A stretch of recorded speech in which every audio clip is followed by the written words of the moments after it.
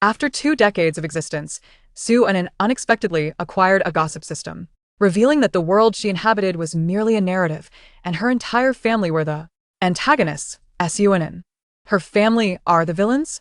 Concurrently, the members of the Su family suddenly found themselves able to hear Su Anin's innermost thoughts. A family of villains. How could that be? They were all law-abiding, upstanding citizens. Thus began their journey of indulgence in gossip and laxity. What? The patriarch of the Shin family is entangled with his housekeeper. But isn't he nearing 80? The Su family collectively turned their gaze towards old Master Shin and the housekeeper, their expressions filled with admiration. Chapter 1. What? My entire family are villains. How could this be? You mean to say that the world I inhabit is a book? This is impossible. Upon hearing the system's proclamation, Su Anin felt as though her reality had morphed into something fantastical. The world she had lived in for 20 years was a narrative, and she was the malicious supporting character, with her entire family cast as antagonists. System. Please, host, come to terms with reality sooner. I have come here to alter your fate. Su Anin. Then, may I inquire what you are capable of? How will you assist me in changing my destiny? At this inquiry, the system fell momentarily silent before responding with a hint of uncertainty. I possess knowledge of every individual's secrets in this world. Whatever you wish to know, I can reveal to you. With these secrets, you can adjust your fate accordingly. Su Anin's eyes brightened instantly. So, I can always indulge in gossip. System. Can't you aspire to something greater? Nevertheless, it continued, that can indeed be said. The effectiveness of this ability depends on how the host chooses to wield it. Su Anin. Excellent. From this day forth, you shall be my gossip system. Together, we shall revel as the merriest creatures in the gossip field. As for the malicious supporting character, let anyone who wishes to embrace that role do so. Who even are these so-called male and female leads? The system was utterly speechless. Is this truly a malicious supporting character? Is there any other such character who is preoccupied with gossip? At that moment, 3 members of the Su family stood frozen outside her door. They had heard every word exchanged within, crystal clear. No. Even if their world was indeed a book, how could their entire family be portrayed as villains? They bore no resemblance to such figures. Although wealthy, the origins of their fortune were entirely legitimate. They were all law-abiding citizens. How could they possibly be villains? This is false. It must be a delusion. They surely had not awakened from slumber, or else how could they hear another's thoughts? Yet, during dinner that evening, as they listened to their daughter-sister express her vivid inner musings, the 3 of them came to a stark realization. Su Anin was presently indulging in the gossip system regarding her own family. Gazing at her dashing elder brother, Su Anin posed a query. System. May I ask you a question? My brother is 26 years old and still has no girlfriend. Is there truly no issue with his health? In their circle, other wealthy heirs found themselves surrounded by women even before reaching adulthood. Yet, her brother, devoid of any female companionship, not even a solitary mosquito, raised concerns. Was there truly no issue at hand? Which villain exhibits such restraint? She harbored significant doubts regarding the villainous characterization of their family. Su Jingyan momentarily halted his chewing, pondering internally. Both Su father and Su mother turned their gaze towards their son, curiosity gleaming in their eyes. Frankly, they were intrigued as to why their son had yet to enter a romantic relationship, or rather, why he had never dated at all. The system, in a state of disbelief, elucidated. Your brother is perfectly normal. His lack of romantic involvement is purely by choice. However, there are individuals who harbor affections for him, male individuals, and not just one. Su Anin exclaimed internally. Is it that thrilling? Su father and Su mother widened their eyes in astonishment. Their son attracted men rather than women. Both parents placed their chopsticks down simultaneously, discreetly observing their son's reaction. Upon hearing the system's revelation, Su Jingyan nearly choked on his own saliva. What nonsense was this? Which man had feelings for him? Su Anin was brimming with excitement, never anticipating such exhilarating news about her brother. She was eager to uncover the identity of this admirer. Quickly, tell me who this man who likes my brother is. Surely, he must be someone close. Tang Jia. The mere mention of this name caused a stir within the Su family of 4. Tang Jia and Su Jingyan had grown up as brothers. Their families maintained a close relationship, making Tang Jia an unofficial member of the Su household. Su Anin discreetly glanced at her brother. He was undeniably handsome, tall, long-legged, broad-shouldered, and slender-waisted. Yet, why was it that he attracted men instead of women? It was truly perplexing. At that moment, Su Jingyan felt his world crumbling. His best friend harbored desires for him. Damn it! Goosebumps erupted across his skin. Su father and Su mother exchanged glances, observing their daughter's expression and then scrutinizing their son's countenance before quietly bowing their heads. The affairs of youth were indeed beyond their comprehension. They were relatively open-minded, considering the liberal nature of contemporary society. As long as love was genuine, they held no objections to a future daughter-in-law, be she male or female. However, they needed time to process this revelation, for it was extraordinarily shocking. As she gazed at her dashing brother, Suinin shook her head inwardly. Surely, her brother remained oblivious to his friend's peculiar affections. Should she find a moment to hint at it, Su Jingyan interjected, "No need, I am already aware." The dinner proceeded in an unusually quiet manner, which could also be described as bustling, given the explosive news they had just absorbed. Tang Zhou was merely one among those who admired him. There were others whom the system indicated might not yet be encountered, but preparation was essential. The preservation of a man's chastity is paramount. She vowed to fiercely protect her brother's virtue. They were a family of sharp minds, with each member, apart from the well-guarded Suinin, possessing an average of 800 vigilant instincts. Thus, at the dining table, they were acutely aware of the various subtle movements of the other party. "You must be able to hear Nin's innermost thoughts as well," Su's father stated bluntly. Su's mother and Su Jing nodded in agreement. "Moreover, we understand that the world we inhabit is akin to a narrative, and we, as a family, are the antagonists." "Jingyan, what are your thoughts on the events that transpired at the dining table?" At the mere recollection of the incidents, a frigid expression nearly cracked across Su Jingyan's face. He genuinely had not anticipated that his closest friend harbored such peculiar feelings towards him. "My mind is currently in turmoil," Su Jingyan remarked, rubbing his temples, his tone tinged with irritation. Su's father and mother exchanged a glance, simultaneously exhaling a sigh. "This matter must be resolved by you alone. We cannot intervene. However, we are quite open-minded, and indifferent to whether your future partner is male or female, we will support whatever you choose." Initially, Su Jingyan believed his parents were jesting, but upon witnessing their earnest expressions, he was rendered speechless. No, surely, their capacity for acceptance is rather extraordinary. Chapter 2. The driver's scheme driving their family's luxurious car to deceive others. "How about this mace? It seems a bit too large and cumbersome to carry around. This telescopic baton is somewhat acceptable, but if I accidentally press this button, it could be dangerous. Never mind, I'll search for something else." Su Ainin perused the various self-defense gadgets online, finding them rather ineffective and inconvenient for everyday carry. Observing her enthusiasm, the system could not help but remark, "You humans certainly possess a plethora of chaotic items, but are any of them genuinely useful?" Su Ainin retorted, "How could they not be useful? It's just that you don't know how to use them. This pepper spray, for instance, seems excellent. Compact and easy to carry.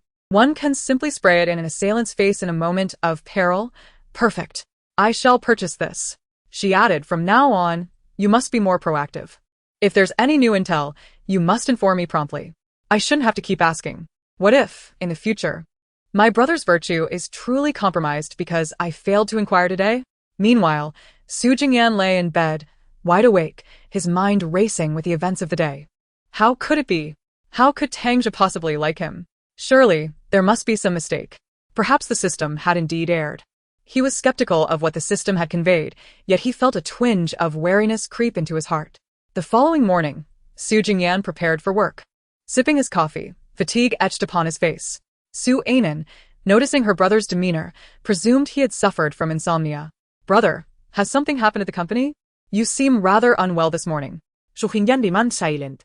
Their mother, unable to bear the tension, interjected with a casual excuse, "Your brother is dealing with personal matters, not company issues." "Oh dear. Why are you so concerned? Aren't you supposed to be out shopping with your friends today?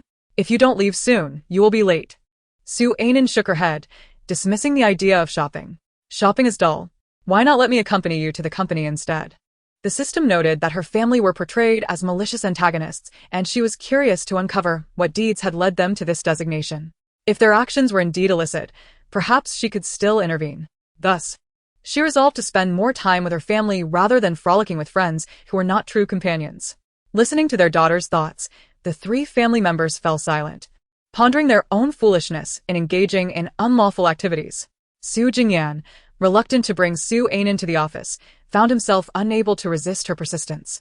The situation had grown considerably complex, primarily revolving around Su Ainin and the system.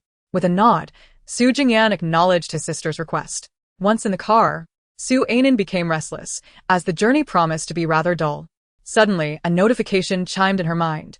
Though the system was dissatisfied with its role as a mere observer, it was nonetheless fulfilling Su Ainin's requests admirably. The driver of your household has quite the scandal. Would you care to hear about it? Su Ainin's eyes immediately sparkled with intrigue. Of course. Why wouldn't I want to know? Su Jingyan also subtly directed his gaze toward the front where the driver sat.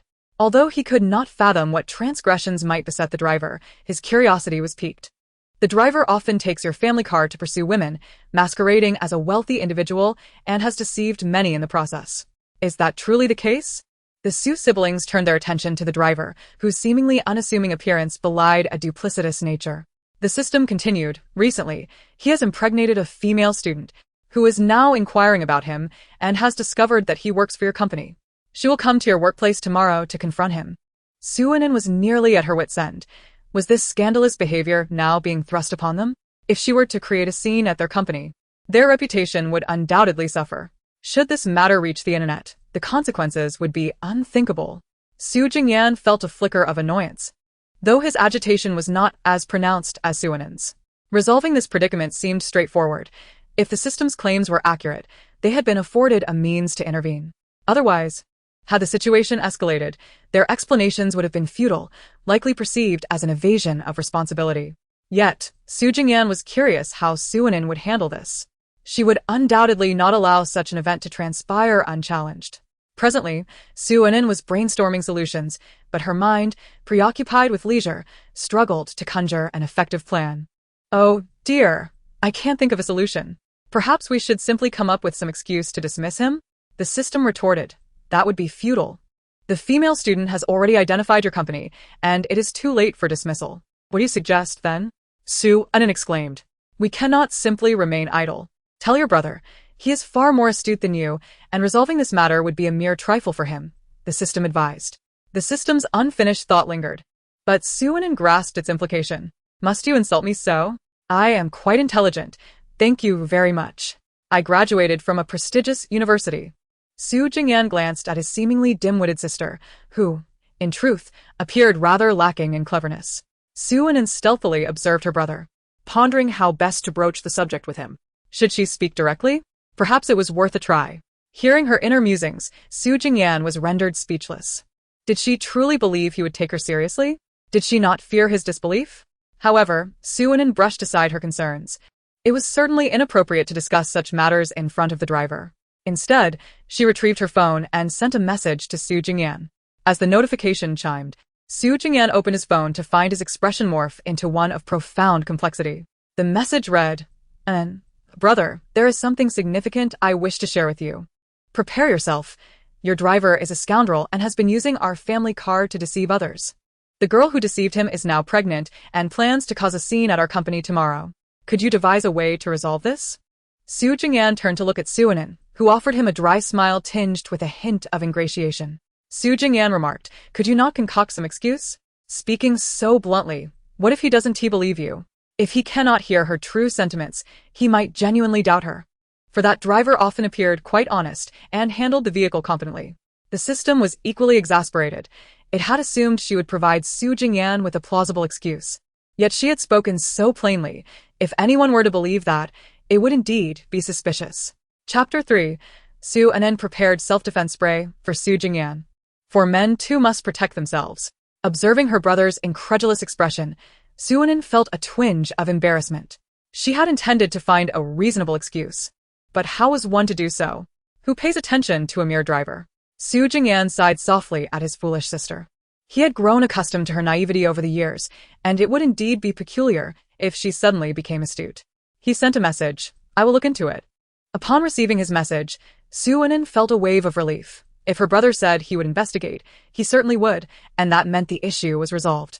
Once at the office, Su Ainin was assigned to entertain herself in the office.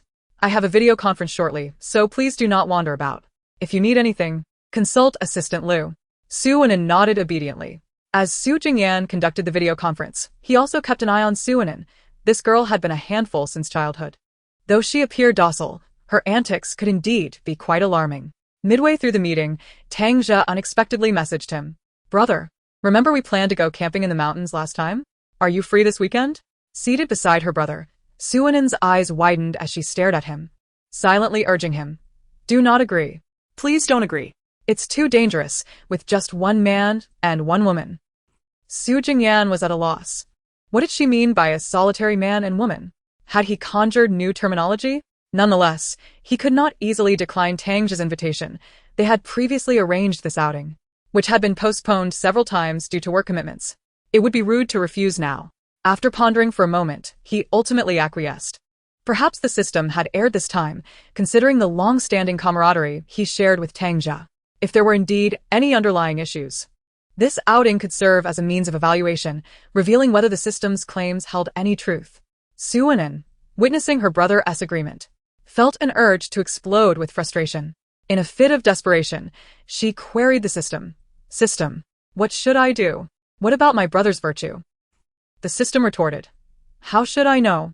However, he will undoubtedly seize the opportunity to take advantage of your brother, perhaps through hand-holding or embraces." Su Wenin gasped. "That's utterly perverse." A chill ran down Su Jingyan's spine. It was indeed rather unsettling, and no wonder that every time they attended a gathering, Tang Jia would be right next to him. Su Wenin immediately opened her phone to check the status of her online shopping delivery. The wolf repellent spray was urgently needed. After the meeting concluded, Su Wenin earnestly grasped her brother's arm and inquired, "Brother, are you truly going hiking with Tang Jia this weekend?"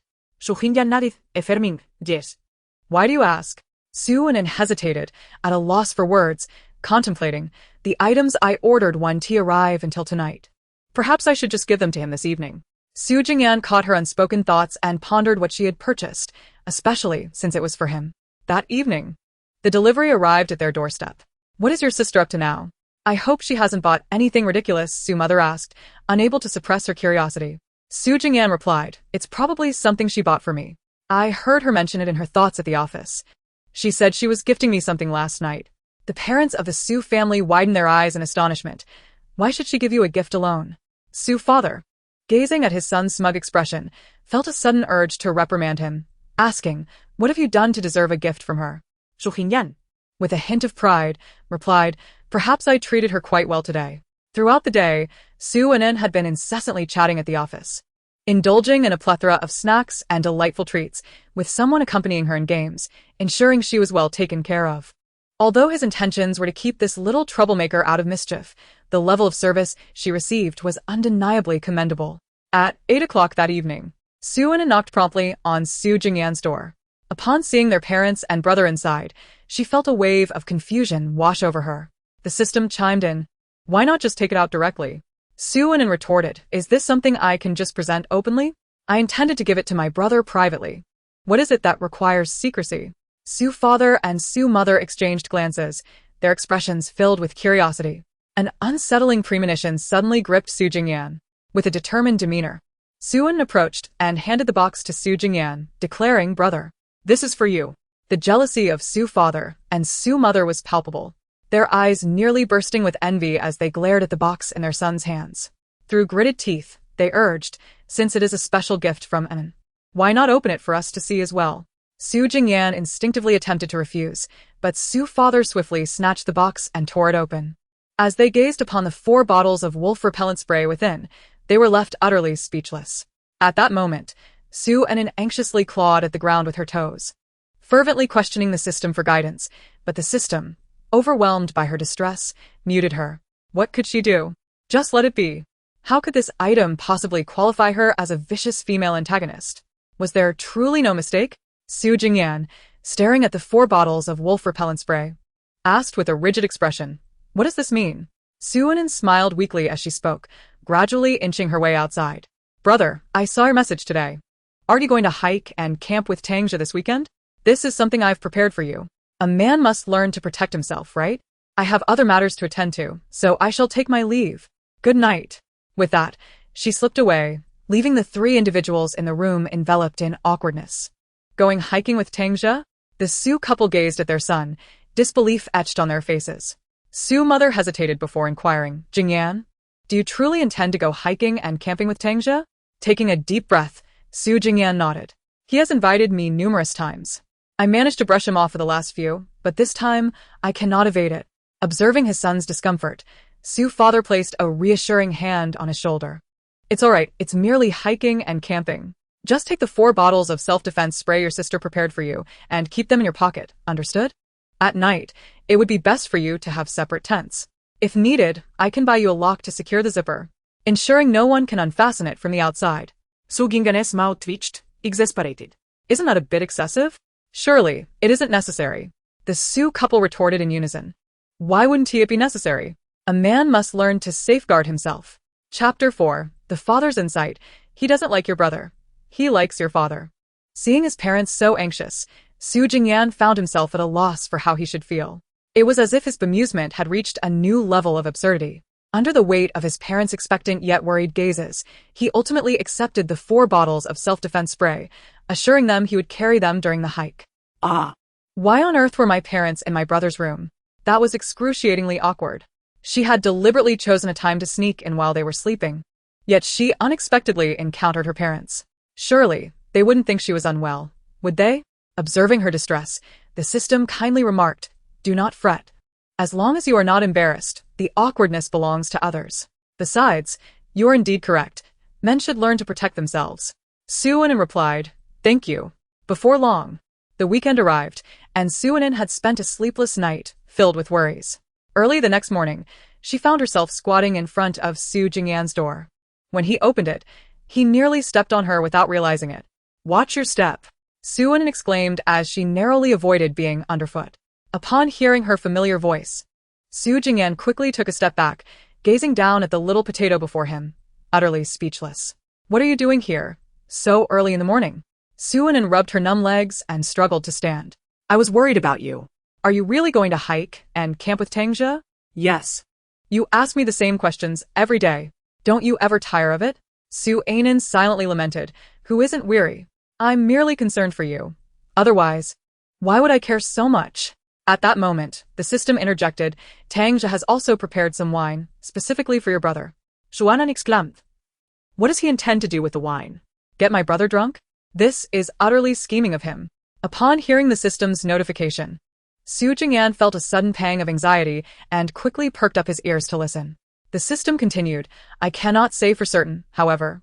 He has indeed prepared the wine, and he only set up 1 tent." Quickly, Su Jingyan took out his phone and discovered that Tangja had indeed messaged him yesterday, stating that he had already taken care of the tent arrangements. This was it.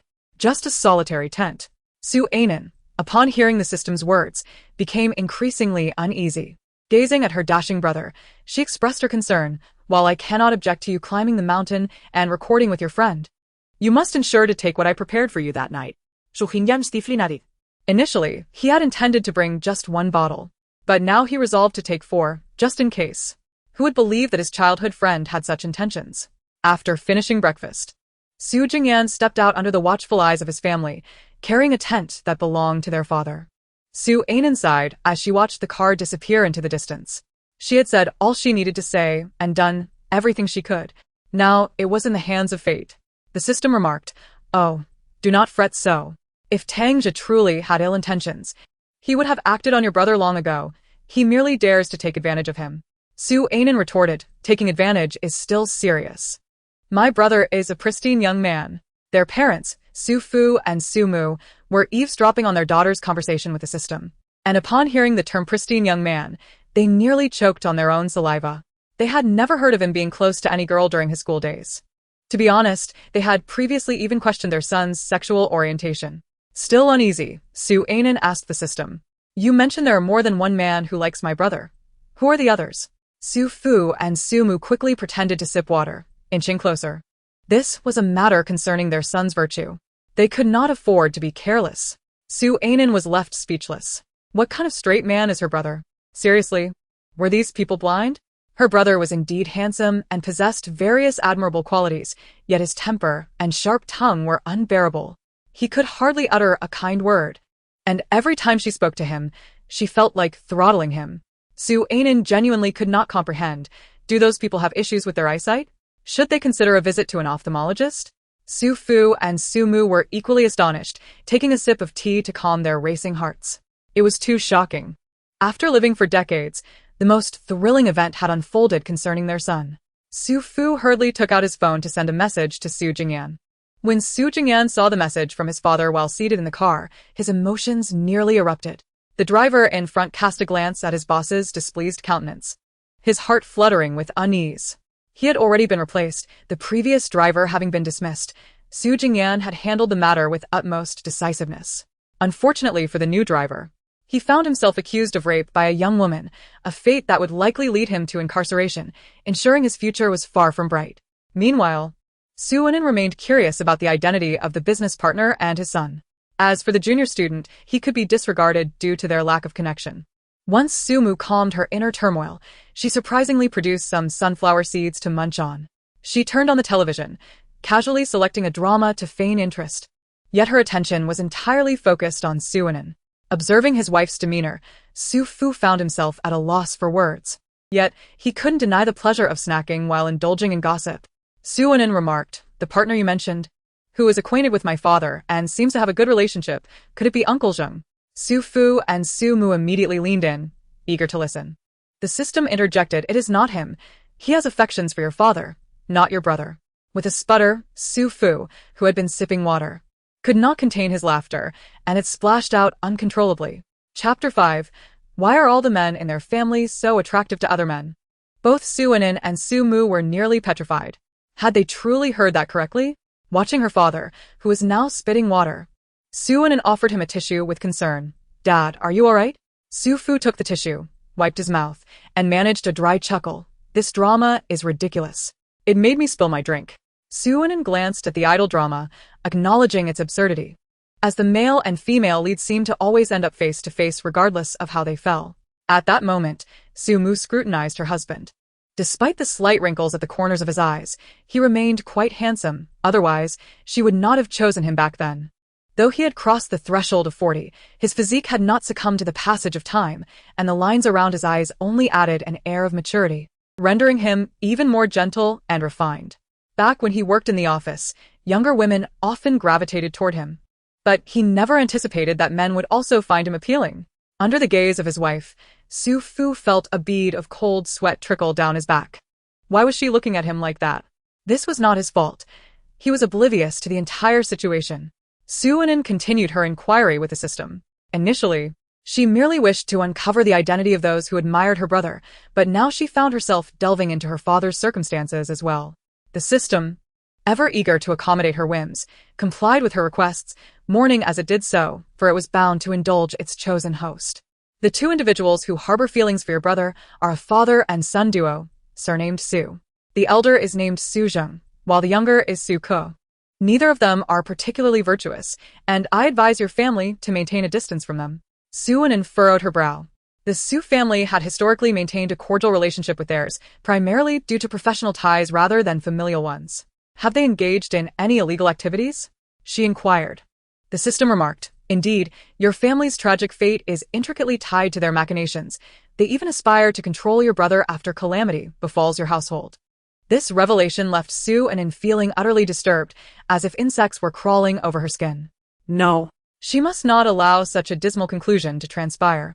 At this moment, Su's father and mother wore solemn expressions, genuinely taken aback by the sinister intentions harbored by their once trusted partners. Not only did they covet their son, but they also played a part in the family's impending doom, despite believing they had treated the Su family with kindness. The couple exchanged a glance and simultaneously picked up their phones. Su's mother informed Su Jingyan of the recent developments, while Su's father instructed someone to investigate the Su family. Meanwhile, Su Wenin began to ponder about the Uncle Zheng who had an affection for her father. Does that mean Uncle Zheng, who admires my dad, harbors ill intentions as well? Hastily, Su's parents tuned in to listen. Su's mother cast a meaningful glance at her husband, causing Su's father to feel a shiver run down his spine. The system interjected, "Zheng Bin is a good man. Although he has feelings for your father, he is a gentleman. In the original outcome, after your family's misfortune, he continued to assist you and later managed the affairs of your family. In summary, he is a good person, and perhaps you may extend your affection to him as well." Upon hearing these words, Su Wenin's emotions became quite intricate, and her parents experienced a similar complexity of feelings. Su's mother gazed at her endlessly charming husband, surprised by his unexpected allure. "I never knew you possessed such magnetism. Impressive." Sue's father wiped the cold sweat from his brow. I had no inkling of this. You cannot unjustly place this blame upon me. We have been childhood friends, and you know I have eyes only for you. The two had been classmates since middle school, dating in high school and marrying upon reaching adulthood. They could indeed be considered childhood sweethearts, and throughout the years, their affection remained unwavering. Sue's father had never diverted his attention to others. His heart was wholly devoted to his wife and their children. Sue's mother let out a slight hum, acknowledging his perceptiveness. However, poor Zhengbin did appear to be in a rather unfortunate situation, choosing to love a married man instead of someone else. Su Wenin felt a twinge of sympathy. Yet upon learning that Zhengbin would not cause them harm, she felt a considerable sense of relief. Zhengbin had previously been married, but after his wife passed away in her youth, he never remarried. Many believed his devotion to her was profound, but who could have foreseen his current sentiments? The morning had indeed been filled with captivating revelations, albeit of a rather personal nature. Upon discovering Zhengbin's feelings for him, Sue's father found himself largely indifferent. He currently enjoyed a blissful and harmonious family life. Others' affections for him were their concern, bearing no relevance to his own existence. Nevertheless, he remained grateful for Zhengbin's assistance during their family's tribulations and intended to maintain their present relationship without any further entanglements. Sue's mother recounted the entire incident to Su Jingyan, including the matter concerning Zhengbin. As Su Jingyan sat in the car, staring at his phone, he was utterly astonished. What was it about the men in their family that drew in other men? His father was like this, and so was he. Nevertheless, the repugnant Su family needed to be dealt with. Like his father, Su Jingyan promptly dispatched someone to investigate the Su family. Upon arriving at the foot of the mountain, Tang Zhe was already waiting with supplies in hand. Observing his childhood friend before him, Su Jingyan felt a swirl of complex emotions. Tang Zhe approached with a smile, embracing him and saying, "You've finally come out after all this time. You've been quite busy lately." Su Jingyan took a slight step back, smiling as he replied, "Indeed. Things at the company have been rather challenging." The two engaged in casual pleasantries before embarking on their hike. They had sent their camping gear ahead, as carrying heavy loads while climbing was impractical. Watching Tang Zhe confidently stride ahead, showing no signs of his affections, Su Jingyan found himself questioning the system's assertions. Still, he tucked the self-defense spray given by Su Wenin into his pocket. The atmosphere between them remained harmonious, with only Tang Zhe's attempts at physical contact avoided. Meanwhile, Su Wenin and Su's parents were restless at home upon hearing news of their meeting. Though anxious inside, Su's parents maintained a calm exterior, resorting to texting each other for private communication. Su's father messaged, "I'm a bit nervous too. Perhaps we should find something to occupy ourselves and distract our minds?" Chapter 6. Tang Zhe's midnight moves. Su Jingyan's frantic descent after reaching the summit. Su Jingyan and Tang Zhe set up a barbecue. Observing the tent prepared by Su Jingyan, Tang Zhe chuckled. "Didn't I tell you not to bring anything? I've got everything covered." He glanced at the tent but refrained from further comment. As they discussed work and life, the atmosphere appeared quite pleasant. Su Jingyan sighed softly while looking at Tang Zhe. If only he were free of those convoluted thoughts. Their interests and temperaments were quite similar, which explained their enduring friendship. As the sky darkened, Tang Zhe began to pack up, saying, "It's getting late. We should rest early. We need to wake up early for sunrise photos. It would be a shame not to capture the moment, since we rarely come here." Su Jingyan nodded and began to set up the tent, an automatic one that was both convenient and quick to assemble.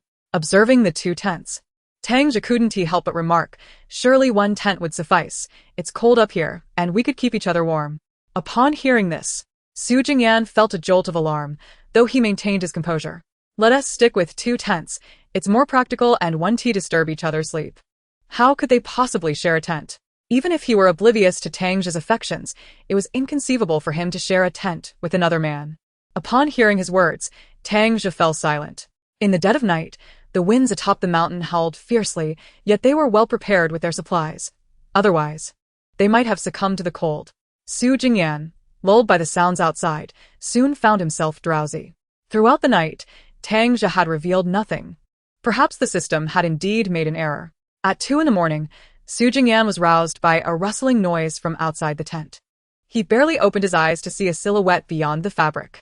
Recognizing the figure as Tang Zhe, he lay still within his sleeping bag, observing the other's actions. Following his father's advice, he had brought a lock to secure the zipper, ensuring that no matter how much effort was exerted from outside, the tent would remain impenetrable. It was a rare opportunity for them to be together. Who knew when they would have another chance? In the tent, Su Jingyan quietly gripped the canister of pepper spray in his palm. He was now certain that the system's warnings were genuine. Who else would venture to tamper with someone else's tent in the dead of night? A wave of incredulity washed over him. Why was such a ludicrous situation befalling him? Moreover, both he and his father had found themselves entangled in this absurdity. It was quite an eye-opener. He had already resolved that if Tangja managed to breach the tent, he would spray him without hesitation, concocting an excuse that he had merely been startled, thus mistaking the repellent for a defense mechanism. Meanwhile, at home, the three family members were equally anxious, pondering whether anything untoward had occurred. Su Anan tossed and turned in her bed, frequently inquiring with the system. Although the system was privy to their situation, the incessant questioning was quite vexing. You've already asked 4 or 5 times. Have I not told you there has been no success? Your brother is rather cautious. He even locked the tent. Tangja cannot access it from outside, so rest assured. He cannot take advantage of your brother.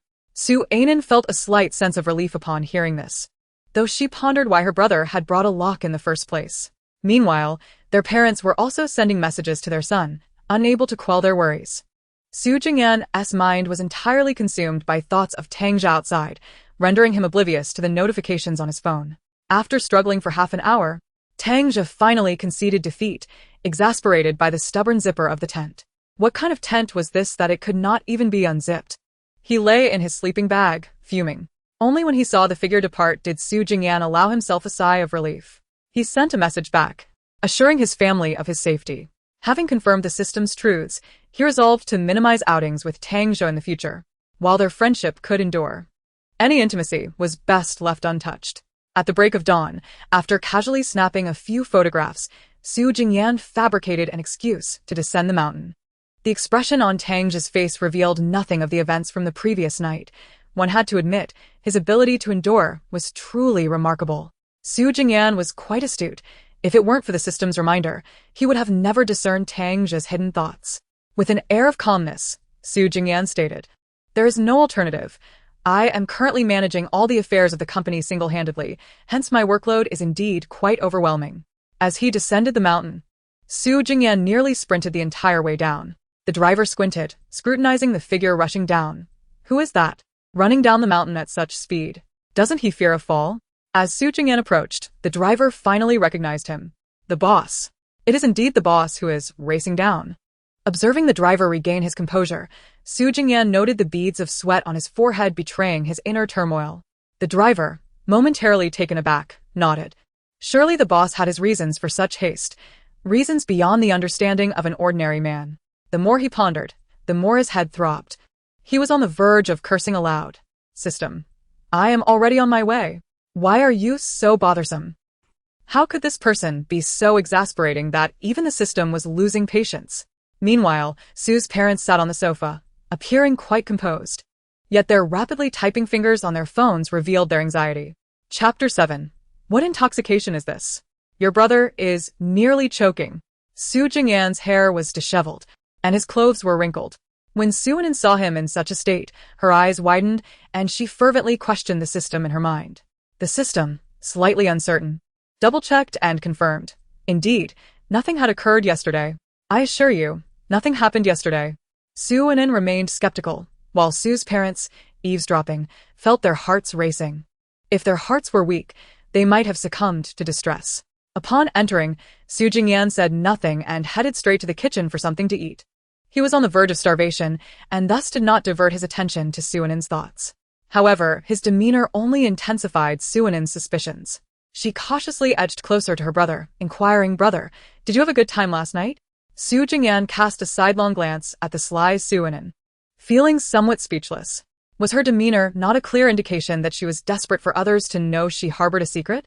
It was quite enjoyable, though the wind was strong last night, making sleep a bit restless. Restless sleep. This provided yet another piece of evidence for her wild speculations. Upon hearing Su Anan's thoughts, Su Jingyan nearly choked on a piece of bread. What on earth was she thinking? Could she not entertain any normal thoughts for a single day? As Su Jingyan's face reddened further, Su Anan assumed he was contemplating the events of the previous night. If he were not pondering those events, then why was his face so flushed? Su Anan. Oh system, Why does my brother's expression suggest he is rather entranced? Sue's parents nearly fainted upon hearing this.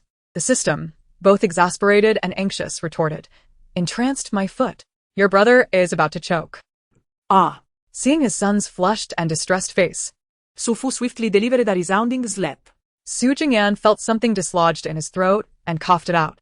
Observing his dazed sister nearby, he felt an urge to take action. Was she truly lacking in common sense?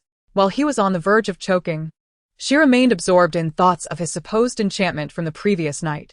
Su Mu, noticing her son's clenched fists, quickly pulled her foolish daughter aside. "Your brother is tired. Do not disturb him. Go play by yourself for a while." Suanin was unceremoniously ushered out of the kitchen, and as she stared at the closed door, a sense of isolation washed over her. System. Am I being isolated? Weren't my parents always partial to me? Why do I feel they are now favoring my brother? System. Could you refrain from calling me that? Such a clumsy name doesn't suit me. Suanin. Isn't it to show our close rapport? Given our intimate relationship, I think system is quite fitting. Are you certain nothing transpired with my brother last night? System. How many times must I reiterate? Nothing happened. I just checked again. Your brother's current state is due to his frantic descent down the mountain. A vivid image flashed in Suanin's mind of a gorilla pounding its chest as it descended. In the kitchen, Su Jingyan was recounting the previous night's events in detail to his parents. Su Mu adeptly retrieved a bag of sunflower seeds from the cupboard, munching while coughing, appearing quite engrossed. So, what should happen with your relationship moving forward? After all, you've grown up together. It would be illogical to sever ties so abruptly. Su Fu felt a pang of nostalgia. After all, he had watched that child grow up, unaware of the turmoil within his heart. Su Jingyan was also troubled, thinking it best to maintain a friendship while minimizing one-on-one interactions. For now, that was the only viable option. He awoke to the sound of his parents in a heated discussion. "What does Zhengbin want by inviting you out?" "You must be cautious," Su Mu insisted. Though she trusted her husband and Zheng Bin's character, the thought of her husband being pursued by another man unsettled her. Su Fu, equally torn, replied, "What do you expect me to do? He invited me fishing. It would be rude to decline. We often fish together, and his demeanor is always respectful." Su Mu, "I'm not against you going, just be careful." Su Jingyan thought to himself, nearly forgetting that his father had an admirer as well. However, Zheng uncle was different from Tangjia. He always visited their home with politeness and warmth, treating their mother with respect and maintaining decorum with their father.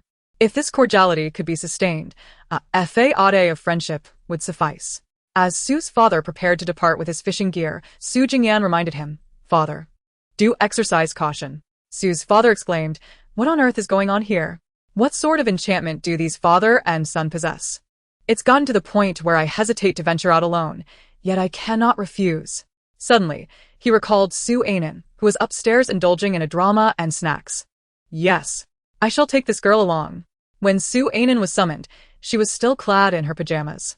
Glancing at her father, whose eyes sparkled with excitement, she nervously retracted her neck and murmured, "I don't believe I've done anything wrong lately." She pondered her recent activities and confirmed that she had not erred, and had even distanced herself from her superficial friends. Seeing her father grinning widely, revealing wrinkles of joy, Su Ainen instinctively took a couple of steps back and could not help but ask her older brother, "Brother, does Dad intend to sell me off?" Could our family not act normally for once? Chapter 8. The New Scoop.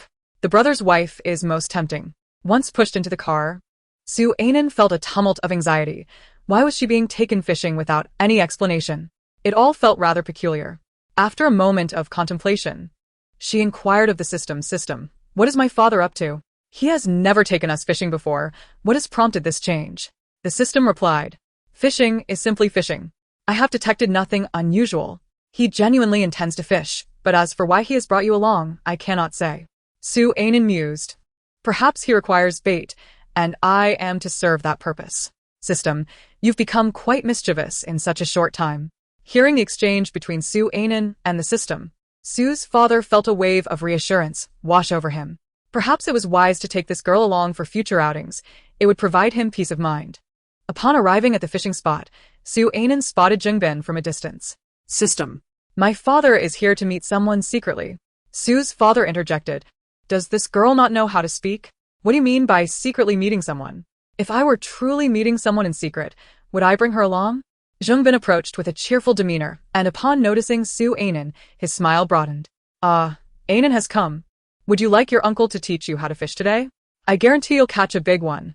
With Zhongbin's warm smile, Su Anan felt her anxieties dissipate. Uncle Zheng was genuinely different. Without the system's prompts, one would hardly discern whom he favored. Su's father had already begun unpacking his fishing equipment and handed Su Anan a small fishing rod. Here you go. Holding the diminutive rod, Su Anan protested. This is rather dismissive, don't you think? At the very least, provide me with a more suitable tool. Am I really expected to fish for screws here? The most amusing part was that Father Su hadn't even provided her with bait. He merely set a small chair between himself and Zhongbin for her to sit on. Su Anan thought, system. Is my father attempting to make me play the role of Jiang Taigong, fishing and waiting for the willing to bite? Where is the bait? The system replied. I've heard that fishing has a beginner-s phase. You're likely still in that stage, so the absence of bait should not be a concern. Just give it your best shot. Father Su nearly burst into laughter upon hearing the system's words. It had become increasingly entertaining and amusing. Noticing that she lacked bait, Zhongbin kindly prepared some for her. And I've placed the bait here for you. Just attach a little bit to the hook each time. Don't use too much or too little. When you catch a big fish, Uncle will grill it for you. Su Anan nodded vigorously, thinking how reliable Uncle Zheng was. She wondered what kind of charm such a dependable person saw in her father. Father Su mused, what of it if someone finds him attractive? He is, after all, quite dashing. Perhaps the novice phase truly afforded some protection, for while Father Su and Zhongbin had yet to catch anything, Su Anan was reeling in fish as if she were restocking her inventory, one after another. Su Anan's smile was so wide it seemed she might split her face in two. Abunti fularbast. It appears I possess a modicum of talent for fishing. Watching the fish accumulate in his daughter's bucket, Father Su felt a twinge of jealousy. Why were all the fish drawn to her when they were all fishing in the same area? It hardly seemed fair. This fishing spot attracted quite a crowd, and the patrons appeared to be of no ordinary ilk. It seemed the place operated on a membership basis. After an hour of fishing, the number of anglers nearby grew, and Su Anan's rate of success began to dwindle. Growing slightly bored from sitting for too long, she decided to chat with the system again. System. Do you have any juicy gossip about this place? Please share to alleviate my boredom. The system replied, there is indeed some gossip. But which tale would you like to hear? I must say, the antics within your circle are quite chaotic. As Su Anan scanned the area, she suddenly spotted a familiar face not far off. Wasn't he that the renowned model husband from high society? His love story with his wife was legendary. She was of humble origins, marrying him in a classic Cinderella tale, and their affection had endured throughout the years. However, who was the woman beside him? She certainly did not resemble his wife. System, who is the woman next to that man? He is famously known as a model husband in our circle. Why is he out with someone else? Upon hearing this, Father Su swiftly turned his head, the speed so sudden that Zhongbin nearly believed he had experienced a twitch. Brother Su, are you alright? Father Su awkwardly chuckled. I'm fine, just stretching my neck a bit. What a surprise. Who would have thought that a simple fishing trip would serve up such fresh gossip? He is far from being a model husband. The affection between them over the years is merely a fade. He married his wife solely because she is easily manageable, stemming from an ordinary family background. Their portrayal as a perfect couple is merely for the sake of public image. Su Anan furrowed her brow in distaste. Having previously believed in the authenticity of their love, only to discover it was all an act. Truly, life mimics art and art reflects life. Su Anan. Then, who is the woman by his side? Is she just his mistress? System. Not a mistress, she is the wife of his brother. Su Anan and Su father. What an astonishing revelation. Su father quickly shifted his chair closer, thinking Zhongbin was merely trying to avoid the sun. Not suspecting anything amiss. Su Anan. Does his brother know about their affair? Surely he isn't in the dark about it. System. He is aware. His brother is right there. The plump figure sitting beside him is indeed his sibling. Goodness. Their worldviews have been utterly shattered. Both Su Anan and Su father's eyes widened in disbelief, struggling to conceal their astonishment from Zhongbin while simultaneously yearning for more gossip. Their eyes nearly rolled in exasperation. This is precisely why I say the circles you frequent are rife with chaos. Is it that wealth drives the pursuit of thrill, making the wives of others more alluring than one's own? Su father yearned to counter the system's assertions, but held his tongue to avoid revealing his own capabilities. He prided himself on being a devoted husband and had never transgressed against his family. It would be unjust to be lumped together with those men. Observing the close-knit family across the way, Su's father felt an undeniable itch to share this juicy tidbit with his wife. The so-called model husband is named Li Yun, while his wife is Chen Shuhua. Su's mother and Chen Shuhua occasionally maintain contact, going out shopping together or engaging in social gatherings. It remains uncertain whether Chen Shuhua is aware of the tumultuous affairs surrounding Li Yun. Chapter 9. The male and female protagonists who have caused turmoil for their family are about to make their appearance. After indulging in this bit of gossip, Su Anin continued to pester the system for more. This small fishing spot is teeming with juicy tidbits, many of which are truly mind-boggling. These individuals appear respectable on the surface, yet their behind-the-scenes actions are utterly revolting. Upon learning of these scandals, Su's father felt an overwhelming urge to share them with others. So he created a group chat titled The Gossiping Family, excluding Su Anin, as she was the source of all this gossip. He shared everything he had learned in the chat, narrating the details and expressing his astonishment. Here, he truly witnessed the diversity of human nature. Some individuals could scarcely be deemed human. Fortunately, those involved only exhibited moral shortcomings, with no criminal activities involved. Otherwise, he would have felt compelled to report them to the authorities. Meanwhile, Su's mother was currently socializing with the other ladies, including Chen Shuhua. Gazing at the messages sent by Father Su, she was utterly astonished. She glanced at the gentle and smiling Chen Shuhua. On the surface, one could hardly discern whether she was aware of her husband's indiscretions. Yet, these two had indeed excelled at maintaining the faade of an exemplary couple for decades. Were it not for the system's reminder, they might have believed their relationship was genuinely harmonious. At the company, Su Jingyan noticed that his father had unexpectedly created a group chat, prompting him to take a closer look. What he discovered shattered his worldview. The seemingly respectable individuals were engaged in such scandalous behavior behind closed doors. Most of the attendees at the fishing venue were middle-aged businessmen, many of whom had sons that Su Jingyan recognized. He couldn't help but wonder if those young men were aware of their father's romantic escapades. At the fishing spot, Su Anin had caught more fish than both Zheng Bin and Father Su combined, and each catch was substantial. Zheng Bin had fulfilled his promise by treating Su Anin to a grand feast of barbecued fish. Observing the amiable Zheng Bin, Su Anin mused to herself. Uncle Zheng is genuinely kind, but his taste is truly lacking.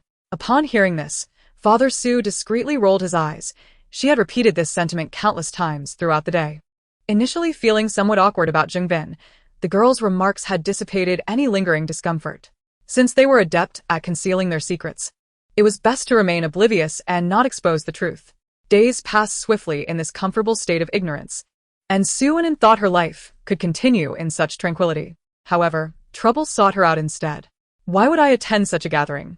Isn't it merely a disguised matchmaking event? Su Anin had received an invitation to a soiree, primarily attended by the elite sons and daughters of the social circle, which she viewed as a veiled opportunity for matchmaking. She detested such events. The women adorned themselves flamboyantly, while the men strutted like peacocks. Just consider it a bit of fun. There's no obligation to find a partner there, her mother urged, holding up various dresses to assess their fit on Su Anin. Avoiding the event would inevitably lead to gossip about her being unsociable, akin to those cliques formed in school where someone's absence became a topic of discussion, leading to a plethora of rumors. Su's mother wished to shield Su Anin from potential slander. Your brother will accompany you, if you truly dislike it. Think of it merely as a chance to enjoy a meal. Su Anin sighed, recognizing that everyone had their own struggles. The system chimed in, go. Something significant will occur tonight. The legendary protagonists are set to appear. The Su family gasped in unison. The protagonists are appearing. The fabled figures are coming to our family. With a sudden burst of determination, Su Anin grabbed a dress and dashed into the fitting room. If I must go, then I shall. She was eager to catch a glimpse of the fabled protagonists, curious about the individuals capable of bringing her family to ruin. Surely, they were not ordinary people. While Su Anin changed her attire, her father, mother, and Su Jingyan exchanged glances, their expressions reflecting a shared sentiment. They harbored no fondness for those who had wrought havoc upon their family. Though they had yet to meet, the initial impression had already been tarnished. Observing the spirited Su Anin, the system could not resist interjecting. Remember, do not be the first to instigate trouble. If you provoke them, you will be treading the path of the malicious supporting character. Your task is to obediently remain at a distance from the protagonists. I did not send you to this gathering to instigate conflict, but rather to observe and familiarize yourself with their appearances, so you may steer clear of them in the future. Upon hearing this, Suwon scoffed. Why should I be the one to keep my distance? I have done nothing wrong. Why can't they be the ones to avoid me? The system replied, stop right there. You must dismiss that notion immediately. When I say to keep your distance, it is not out of fear of them. Rather, I wish to spare you from potential troubles. As the events surrounding the protagonists are often perplexing, given their status in this world. Just because you have awakened the world's consciousness does not mean others have as well. You must remember this. Reluctantly, Suwon nodded. For now, nothing had transpired, and the system's advice was not without merit. Meanwhile, the three outside had overheard the system's comments, as they were merely separated by a thin wall. They busily exchanged messages on their phones. Su's father suggested, perhaps we should reconsider attending. If we cannot confront them, we might as well avoid them. Soo-jin countered. We must go. As the system advised, we need to at least recognize the protagonists to avoid future confusion about their identities. As for any interaction, we shall address that when the time comes. He believed their family would never descend to the depths the system had described. After Suwon emerged from her change of clothes, Su's mother embraced her daughter, showering her with praise. How could any protagonist compare to her precious daughter? Her looks were beyond compare, not only in this circle but even within the entertainment industry or among all those they encountered. None could rival her daughter's beauty. Indeed, Suwon possessed the perfect combination of appearance, stature, and lineage. Otherwise, she would not hold the title of the primary antagonist. Chapter 10. There were only 2 pieces of meat left to eat before leaving home. The couple bid farewell to the siblings until their vehicle was out of sight. Su's father gently rubbed the sweat from his wife's palm, offering reassurance. Do not worry, we shall face challenges as they come. Moreover, we are no longer in the dark. Have faith in our children's abilities. Su's mother replied, I trust in our son's abilities, but as for our daughter, this is not merely about eating and sleeping. How can I be certain? To be frank, when he first heard that their family was a notorious one, with the daughter being the primary antagonist, he was incredulous. That girl? What else could she possibly do besides eating, drinking, and sleeping? Throwing tantrums? Crafting inedible dishes? He could believe that her nefarious deeds amounted to concocting disastrous meals intended to poison the protagonists, as she indeed had a knack for creating culinary horrors. He recalled the day their family had to undergo gastric lavage. Su's father had been feeling rather unwell since then. To transform edible vegetables into such a state was certainly a peculiar talent. Sitting in the car, Suwon was so anxious that she could hear her own heartbeat. With unease, she queried the system. Are you certain that I won't be subjected to any plot control? Upon hearing this, Su Jingyan felt a twinge of anxiety as well. Suwon had read numerous novels, many of which depicted vile supporting characters being forcibly manipulated by the storyline, leading them to commit nonsensical acts. The system reassured her, no, it has been stated that you have awakened your consciousness. While others might be somewhat influenced, the impact on you is negligible. Suwon pressed further. What about my brother and my parents? They won't be controlled, will they? The system replied, their fates are intricately linked to yours. In short, as long as you avoid self-sabotage, they will encounter no issues. That was a relief. Suwon finally felt a weight lift from her heart. Su Jingyan glanced at his silly sister, struggling to envision her engaging in any wrongdoing. Throughout their lives, the only mischief she had committed involved placing firecrackers in his backpack and their parents' bed. Back when he was in high school, she had purchased some firecrackers and, for reasons unknown, decided to hide them in his bag and their parents' bedding. That day, when he arrived at class and set his bag down, a fellow student inadvertently pressed on it. The ensuing cacophony silenced the entire classroom, and for the first time, Su Jingyan felt the urge to sink into the ground. That evening, after their parents finished bathing and prepared for bed, when his father lifted the blanket without looking, he was met with a loud bang that sent him leaping into the air. Later, the girl faced punishment. According to their father, she suffered from a sore bottom for 3 full days. The mere thought of this made Su Jingyan's lips curl into a smile. Upon reflection, some of those past incidents were indeed rather amusing. Seated beside him, Suwon observed her brother's peculiar grin.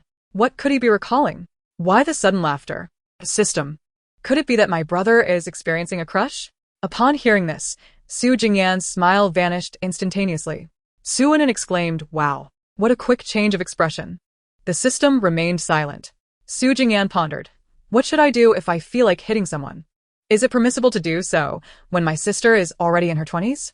The banquet was hosted by the Liu family, an esteemed and affluent lineage, slightly surpassing their own Su family in stature. The interactions between the two families were infrequent, primarily revolving around business dealings.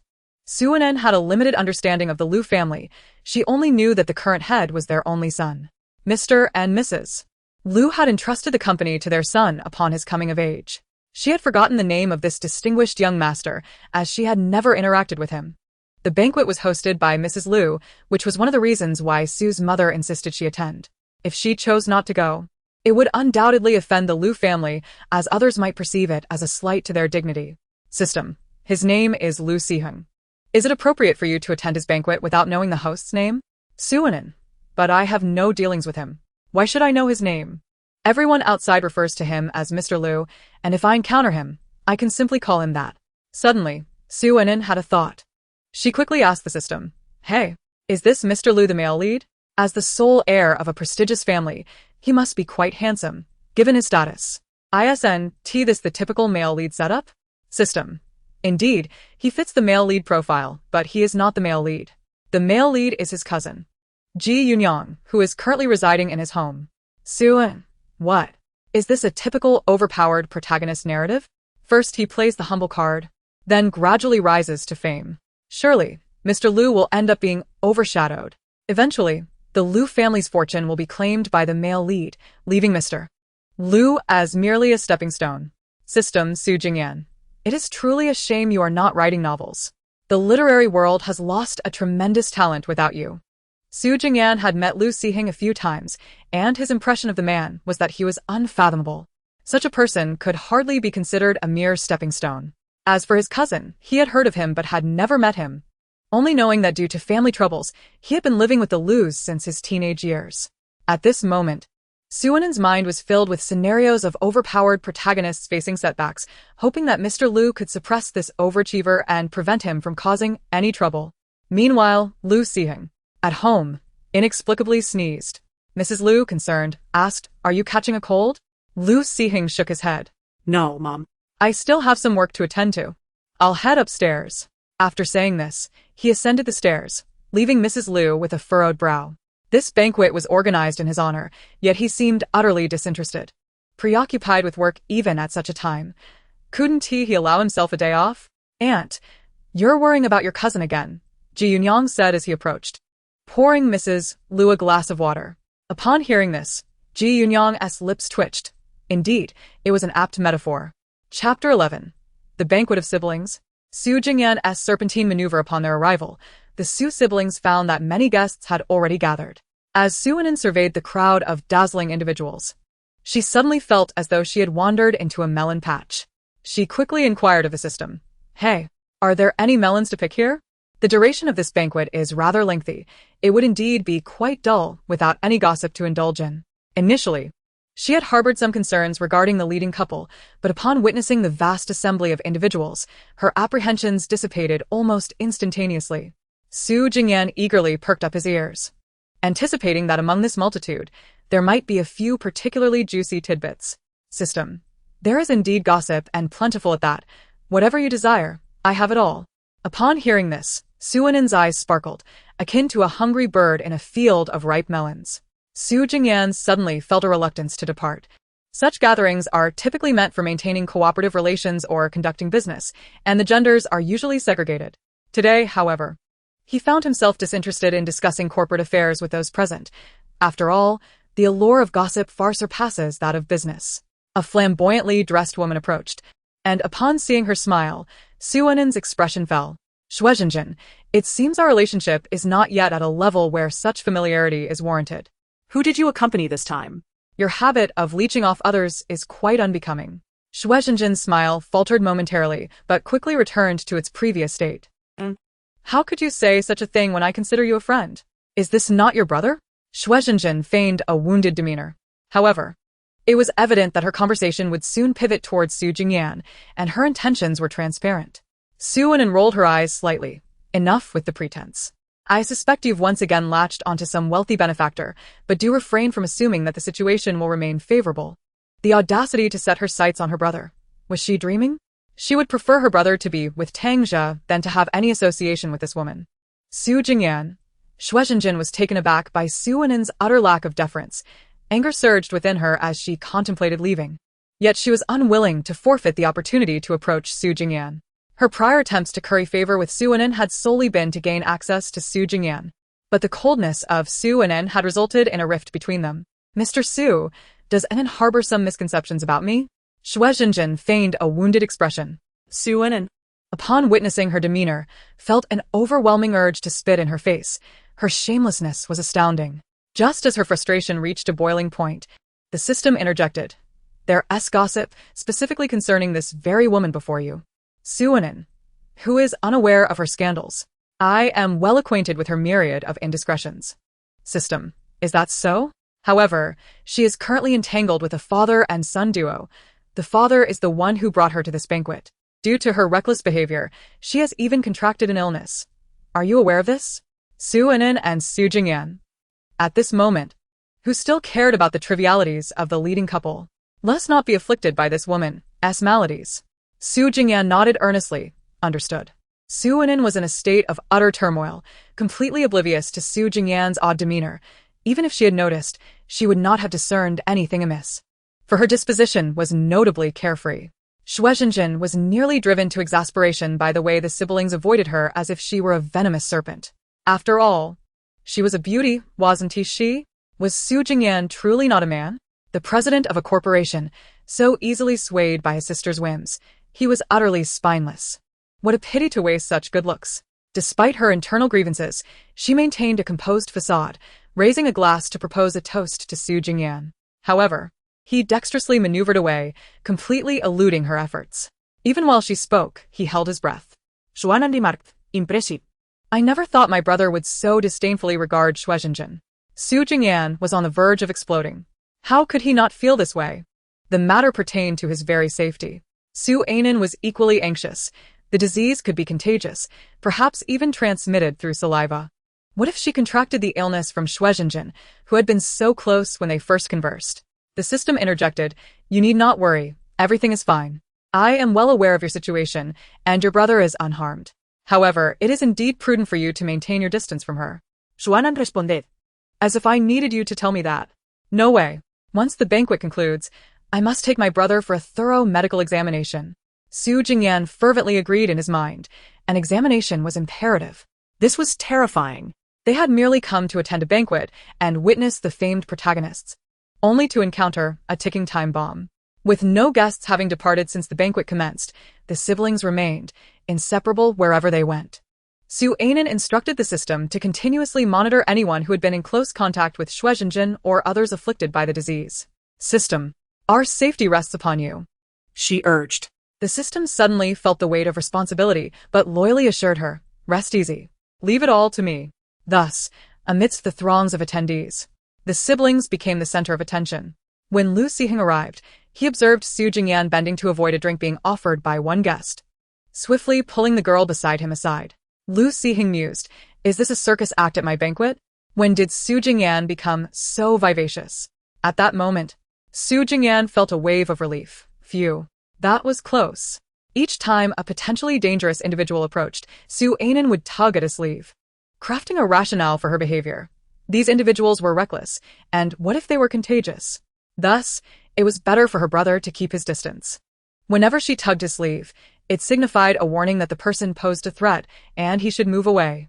Su Jingyan had initially sought excuses for avoiding these people, but Su Ainen had provided the perfect justification. Consequently, he became the dutiful brother, obediently heeding his sister's advice. This deeply touched Su Ainen. Her brother had never been so compliant with her wishes throughout their lives. He had always regarded her as a child, yet now he was so willing to listen. What a significant gesture. Upon hearing Su Ainen's thoughts, Su Jingyan felt a twinge of guilt. It was not merely a matter of obedience, but a matter of survival. Chapter 12. Lu Siheng can also read minds. The siblings stood out distinctly at the banquet, yet they remained blissfully unaware of their conspicuousness. Lu Siheng observed as they maneuvered through the hall, adopting an array of peculiar postures to reach the exit. Keep going. Just one more step, and we can escape. The siblings seemed to glimpse the dawn of hope, Even the system grew tense in anticipation. Just as they were about to step outside, a voice halted Su Jingyan in his tracks. "Mr. Su, long time no see," Lu Sihing approached, holding a wine glass. The crowd turned their attention to them, as most attendees sought to curry favor with the Lu family, making Lu Sihing's overture towards Su Jingyan particularly striking. Just a little bit more. Just one step. Su Anan quietly released her brother's hand, whispering, "Brother, soar bravely. I shall follow your heart. Go forth with courage." Listening to Su Anan's heartfelt words, Su Jingyan remarked, "You truly are an extraordinary sister." Lu Sihing suddenly frowned, as if he had detected an odd sound, wondering if someone was speaking in his ear. "Mr. Lu, it's been a while." Su Jingyan managed to force a smile. Lu Sihing held a favorable impression of him, believing they could forge a deeper connection. They engaged in conversation about business matters, which Su Anan found incomprehensible, leaving her to chat with the system. "System. Are you certain he isn't the male lead? If he looks like this and isn't, then how handsome must the male lead be? The truth is, Lu Sihing is inherently more exceptional than the male lead. As for the male lead, haven't you already said he follows the overpowered protagonist trope? In the early stages, there are many who surpass him." As Lu Sihing discussed business, he suddenly heard voices in his head. He glanced at Su Anan, realizing the voice belonged to a girl, accompanied by a sound reminiscent of machinery. Unbeknownst to Su Anan, another person had joined the ranks of those who could read her thoughts. Observing the guests at the banquet, she mused aloud, "Does Lu Sihing realize he's hosting a gathering of monsters? It's quite impressive that he can unite such a motley crew. Is he truly unafraid of the consequences?" Lu Sihing. Su Jingyan. Clearing his throat gently, Su Jingyan found the term gathering of monsters rather vivid. Pondering how Lu Sihing had established connections with such a chaotic group, the two men, once engrossed in business discussions, now found their attentions subtly drawn to Su Anan. Oblivious to the gravity of the situation, she continued her banter with the system. "System, do you think Lu Sihing has been exposed to any infectious diseases? What a pity it would be if such a handsome man were afflicted with a contagious disease." Lu Sihing, upon hearing this, nearly crushed the wine glass in his hand. Su Jingyan, on the other hand, perked up his ears to listen intently. Surely, Lu Sihing could not possibly have any communicable ailments, but one could never be too certain. The system's comment struck hard. What did it mean by born to be a solitary king? They simply maintained their integrity. Su Anan nodded in agreement within her mind. As long as there are no contagious diseases, it is well. However, such gatherings should be minimized. Of the 10 individuals present, at least 5 must be unwell, and their private lives are exceedingly chaotic, with some even sharing lovers. They may outwardly project an image of being part of high society, yet behind the scenes, it is a veritable mess. At least 5 of them must be ill. Lu Sihing's hand trembled slightly as he held the wine glass. No wonder these siblings had just been so vigilant, disregarding their image as they moved towards the door. He felt an overwhelming urge to regurgitate the wine he had just consumed, especially upon recalling that he had conversed with some of these individuals. Who knows if they were afflicted with any diseases? Hearing Su Anan's inner thoughts, Su Jingyan suddenly felt a twinge of sympathy for Lu Sihing. They could leave. But as the host, Lu Sihing had to endure the company of these toxic individuals, likely having to share a few more drinks in a show of social nicety. Merely contemplating it was disheartening. Just as the 3 of them were lost in their thoughts and silence, the system's voice abruptly shattered the tranquility. "Attention! The male and female leads have arrived." Su Anan and Su Jingyan both swiftly raised their heads to look in that direction, and indeed, they spotted Ji Yunyang accompanied by a delicate and innocent-looking girl not far off. The male and female leads? Lu Sihing directed his gaze towards Ji Yunyang and the woman beside him. Upon seeing the appearance of the leads, Su Anan's anticipation plummeted. "I thought the male lead would be exceedingly handsome. Is this all? My brother is far more attractive than him. How does this male lead dare to compare himself to Lu Sihing? Ji Yunyang doesn't even come close to Lu Sihing's little toe. Though I must admit I have no idea how Lu Sihing's toes look." Lu Sihing coughed, somewhat bewildered by the girl's erratic train of thought, which had bizarrely veered into a discussion about his toes. "Lu Sihing, are you alright?" Though his actions subtly revealed his intent to step back a couple of paces, pulling Su Anan behind him. After all, personal safety took precedence. The bacteria expelled through a cough could number in the hundreds of millions, and one's own well-being was paramount. Observing the siblings retreating, Lu Sihing felt a profound sense of exasperation. "Must you both so blatantly express your disdain through your actions in my presence?" Su Anan looked at this extraordinarily well-equipped supporting character with pity and remarked to the system, will he truly be defeated by his male lead cousin in the future, leading to his family fortune being entirely usurped by others? During his lifetime, it seemed impossible for him. This individual was evidently extraordinary. His cousin, the male protagonist, stood beside him like a mere tender cabbage, utterly incomparable. System, while living it is impossible, but in death, it is feasible. Thus, this remarkably equipped supporting character met his demise 2 years later. Su-an died. Was he harmed by the male protagonist? System. No, it was an accidental death. Yet it bears a resemblance to being harmed by the protagonist. Did you not previously entertain wild thoughts? In fact, it is not far removed from your speculations. For the protagonist to ascend to the pinnacle of life, a fitting identity must be established, hence the narrative orchestrated an accident for Lu Siheng. One of the protagonist's traits is gratitude, so he could never intentionally harm this cousin. Thus, the story arranged for an accident. Su Jingyan and Lu Siheng were equally astonished. Su Jingyan gazed at the formidable figure beside him and suddenly felt a pang of sympathy. His fate seemed even more tragic than theirs. At least their family bore a name as infamous villains, while Lu Siheng appeared merely to be a harbinger of legacy and identity, only to vanish posthumously. How lamentable. Lu Siheng gently stroked his sleeve, a tumult of emotions swirling within him. Yet, he was now consumed by curiosity regarding the circumstances of his demise. After all, he had always been diligent about his safety. As the sole heir in his family, he had enjoyed the highest security since childhood, making accidental death implausible. Chapter 13 regarding Lu Siheng's cause of death, Su Anan inquired. Was he wearing pants at the time of his death? Indeed, Su Anan posed this question to the system, pondering how such an exceptional individual could meet an untimely end through mere accident. System. He died from accidental food poisoning, experiencing severe vomiting and diarrhea, and was later discovered in the restroom. By the time he was found, it was too late. He arrived at the hospital in multi-organ failure, and subsequently, he passed away. Su Anan gasped, her focus veering off course. Did anyone find him in the restroom without pants? Could it be that he collapsed mid-episode? If he truly lost consciousness in such a state, it would amount to not only death, but social demise as well. Coughing, Su Jingyan suddenly choked on his own saliva, his face flushing crimson. He furtively glanced at Lu Siheng, whose expression appeared composed. At that moment, Su Jingyan felt an immense relief that Lu Siheng could not hear the inner musings of his quirky sister. Otherwise, he might well explode on the spot. Though Lu Siheng maintained an outward demeanor of calm, internally, he was on the verge of an explosion. The thought of being discovered in the restroom, suffering such indignity, and potentially without pants, sent a chill through him. He suddenly felt a throbbing headache and struggled to catch his breath.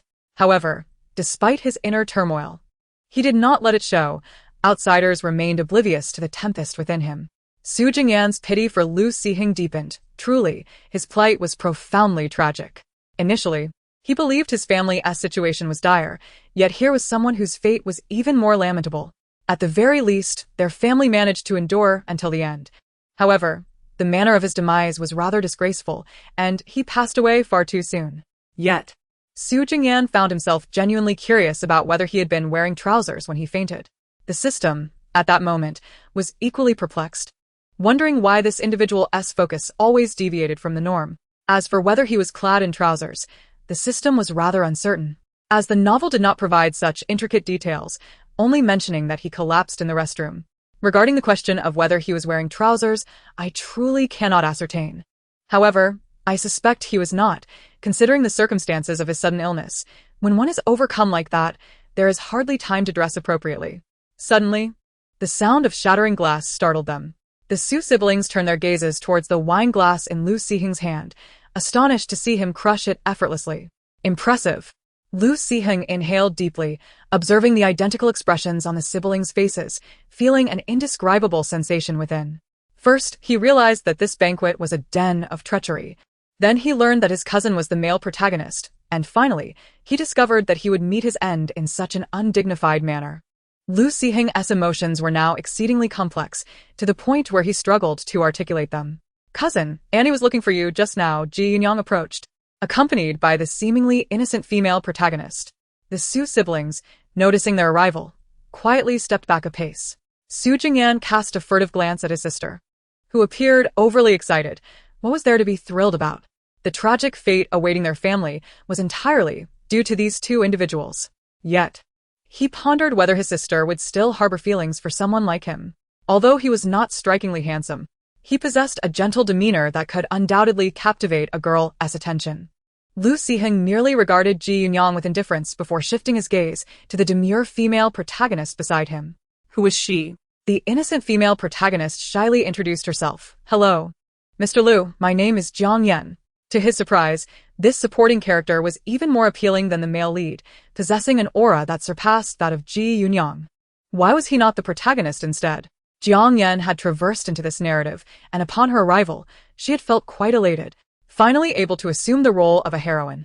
However, when Ji Yunyang introduced Lu Siheng, she was instantly captivated by him, insisting that Ji Yunyang bring her over to meet him. The closer she observed, the more she found Lu Siheng to be exceptional. His stature, appearance, demeanor, and lineage were all superior to Ji Yunyang's. Had he not met with an untimely demise, the male lead would unequivocally have been him, not Ji Yunyang. Seeing Jiang Yan's bashful demeanor and lingering gaze, Lu Siheng frowned, feeling a twinge of discomfort. He offered a casual nod to acknowledge her, remarking that if he had a girlfriend, he should inform his mother promptly to avoid her future matchmaking endeavors. Harbored a certain aversion towards Ji Yunyang's girlfriend. Observing their demeanor, it was evident that they were indeed a couple. However, the way she looked at him made him quite uncomfortable, as if she had spotted fresh prey. The Su siblings also noted Jiang Yan's gaze, one laden with unspoken words and a bashful expression. Was she truly the heroine? How could a leading lady act so brazenly in front of the male lead with another? Su Jingyan frowned, a hint of disdain flickering in his eyes. What did this woman possess that could compare to an? Even if Anan genuinely harbored feelings for Ji Yunyang, choosing this woman would indicate his lack of discernment. Su Anan whispered to her brother, "Brother, you should keep your distance from those two. I cannot disclose the reasons, but it's best if you stay away." Su Jingyan was at a loss for words. Could she not fabricate a plausible reason? Did she not fear that he might disregard her advice? With a resigned nod, he acknowledged her words, even though he would have taken precautions regardless. However, if those two were to provoke him, he would not hold back. He was not the oblivious Su Jingyan of the novels. Ji Yunyang noticed that his cousin's expression was somewhat off. He glanced at Jiang Yan, his eyes reflecting a tinge of complexity. "Cousin, I will discuss Jiang Yan with aunt. If everything is fine, I will take her home." His time with Jiang Yan had been brief, and she had approached him first. Initially, he thought her to be an innocent girl, yet it seemed she was not as simple as she appeared. Chapter 14. Su Jingyan and Lu Siheng danced the tango. After witnessing the main couple, the Su siblings sought an excuse to leave, but Lu Siheng had no intention of letting them go. If he allowed them to depart, how could he ensure his own safety? After all, his gathering was akin to a large-scale breeding ground for hidden dangers. He was unaware of any ailments that might afflict the guests. Su Anan seized her brother and pulled him closer, speaking with utmost seriousness. "Perfect response," she exclaimed, giving her brother a thumbs up. Lu Siheng, observing the flustered siblings, was almost amused by their predicament. Must you truly go on a blind date? Surely a brief delay wouldn't hurt. Allow me to speak with Mr. Su and Mrs. Su about possibly postponing the timing. With that, he retrieved his phone. Su An's face paled as she shoved her brother forward. "Go on, brother." Caught off guard, Su Jingyan stumbled straight into Lu Siheng's embrace. The nearby guests were taken aback. Lu Siheng and Su Jingyan exchanged glances, while the system chimed in. "Oh ho, what a spectacle. What a disaster. I've landed myself in trouble." Su Anan felt utterly distraught. I apologize. "I truly did not mean for this to happen. Perhaps you two could let go of each other?" The two remained entangled in one another's arms. Upon hearing Su An's words, Su Jingyan and Lu Siheng took a significant step back, effectively separating themselves. "Mr. Su, let us depart. You should bring your sister along as well. Did we not have an agreement regarding our previous business? I have several excellent candidates to discuss with the other proprietors." Given the circumstances, Su Jingyan now finds it difficult to refuse. To do so would reflect poorly on him, especially since they are facilitating business connections for him. Disregarding their goodwill would be an unwise affront. At this moment, Su Anan shrank her neck, hesitant to utter a word, having just caused a disturbance. It was prudent to remain silent. However, observing that retreat was no longer an option, she promptly communicated with the system. "System, maintain vigilance. Should we encounter any danger, please alert us immediately." Our safety relies on you. The system responded. Understood. Rest assured. Listening to this exchange, Su Jingyan and Lu Siheng felt a slight sense of relief. Having a reminder should prove beneficial. Then, an intriguing scene unfolded as several individuals approached the two young gentlemen for a greeting, only to witness them recoiling as if evading a contagion. They executed a synchronized maneuver, bending backwards and sidestepping in perfect harmony. Su Ainen dutifully tugged at her brother's sleeve, now joined by Lu Siheng, as their future business endeavors necessitated cooperation. Thus, she considered saving him as well. Not far off, Mrs. Lu observed her son's peculiar antics while conversing with a group of ladies. When did he become so animated? Is he dancing the tango with the man? Yet. The young lady beside him is rather charming. She must be the Su family's renowned beauty. Indeed, she lives up to her reputation. Attention! A significant threat approaches. The hefty individual ahead is infected with HIV and other diseases. The system's voice nearly pierced the air, its mechanical tone betraying an undeniable tension. Su Ainen gasped in shock, while Su Jingyan and Lu Siheng shared her alarm. The trio regarded the approaching figure with trepidation. Su Ainen urgently tugged at Su Jingyan's sleeve, who, prioritizing the urgency of the situation over business matters, pulled her closer and swiftly sidestepped. He then turned to Lu Siheng, stating, Mr. Lu, it seems Mr. Wang is seeking you. We shall not intrude further. Farewell. The two fled the gathering in a frantic dash, exhaling a collective sigh of relief once outside. Meanwhile, Lu Siheng stood aghast, watching their retreating figures. Really? Are you too unwilling to feign decorum? Must your intentions be so glaringly evident? After Su Ainen emerged, she began explaining to her brother that Mr. Wang is quite reckless. I've conversed with my former superficial friends about various individuals and matters within our circle. Brother, when you conduct business outside, it would be prudent to avoid any form of intimate interactions with them. Intimate interactions? The phrase sounded rather peculiar to him. Su Jingyan's lips twitched. Unable to refrain from correcting her, that is not referred to as intimate interaction, it is termed business communication. How could a perfectly sensible statement sound so off when it emanated from her lips? Su Ainen casually acquiesced. All right, business communication. Just ensure you steer clear of those who lead chaotic lives. Some ailments have incubation periods, and certain conditions remain undetectable by hospitals during that time. They may feel perfectly healthy now, but once the incubation period lapses, they will surely suffer. Upon hearing her words, Su Jingyan found them quite reasonable. Thus, the siblings resolved to undergo a thorough medical examination at the hospital and promptly called their parents. At home, Su father and Su mother were bewildered, questioning why they were being summoned for a health checkup at night. What had transpired? In their private family group chat, Su Jingyan recounted the evening's events in meticulous detail, leaving their parents thoroughly alarmed. Su father could not help but say to his wife, I told you not to let the children attend such gatherings. They are fraught with danger. We must refrain from attending such events in the future. Su mother felt equally distressed, never imagining that those who appeared so refined could harbor such sordid secrets. Thankfully, their son and daughter maintained their integrity. They hurriedly packed their belongings and headed to the hospital, even granting their domestic staff a 2-day leave for their own health checks, with all expenses covered. The household staff were taken aback, wondering if the family was preparing for an early celebration of the new year, as full-body checkups were typically reserved for such occasions.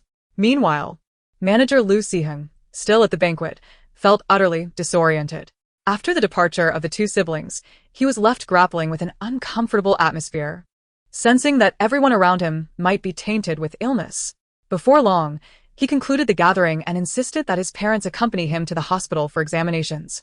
Mom, in the future, if you plan to host a banquet, please ensure that attendees undergo comprehensive health checks beforehand. We cannot allow anyone with ailments to enter. Mr. and Mrs. Lu were taken aback, and so was Ji Yunyang, who had been inadvertently swept along. The two families coincidentally encountered one another at the hospital. The Su family of four stood together, while Lu Siheng found himself in their midst. Sometimes, fate has a peculiar way of intertwining lives, doesn't it? Chapter 15. Su Ainen. Let's do our utmost to prevent him from meeting his end in the restroom. Oh, what a delightful coincidence. I never expected to run into you here. Mrs. Lu greeted Su mother with a bright smile. The two occasionally participated in social gatherings among ladies, and while they were not particularly close, their relationship was amicable. Mother Su forced a smile and remarked, What a coincidence. Are you here for a checkup as well? Upon hearing this, Mrs. Lu's mood soured. Indeed, it was unexpected that this banquet would lead to such complications. Certain individuals with their disordered private lives bore a plethora of ailments. If you were to host a gathering in the future, you must exercise caution and ensure that such troublesome characters are not admitted. Mother Sue nodded, her heart fluttering with anxiety. She hoped fervently that her family was in good health. Otherwise, it would truly be a calamity. Lu Siheng turned to Su Jingyan, asking, "Did your sister request that you all come for a checkup?" Su Jingyan nodded.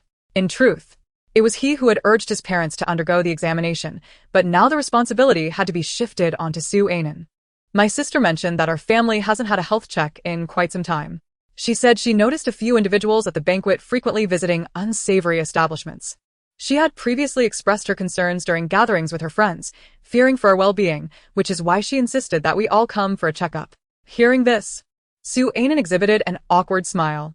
Subsequently, the two families began their respective health examinations at the private hospital, where the Lu family held significant shares, resulting in a rather expedited process. Upon receiving their health reports, both families sighed in relief.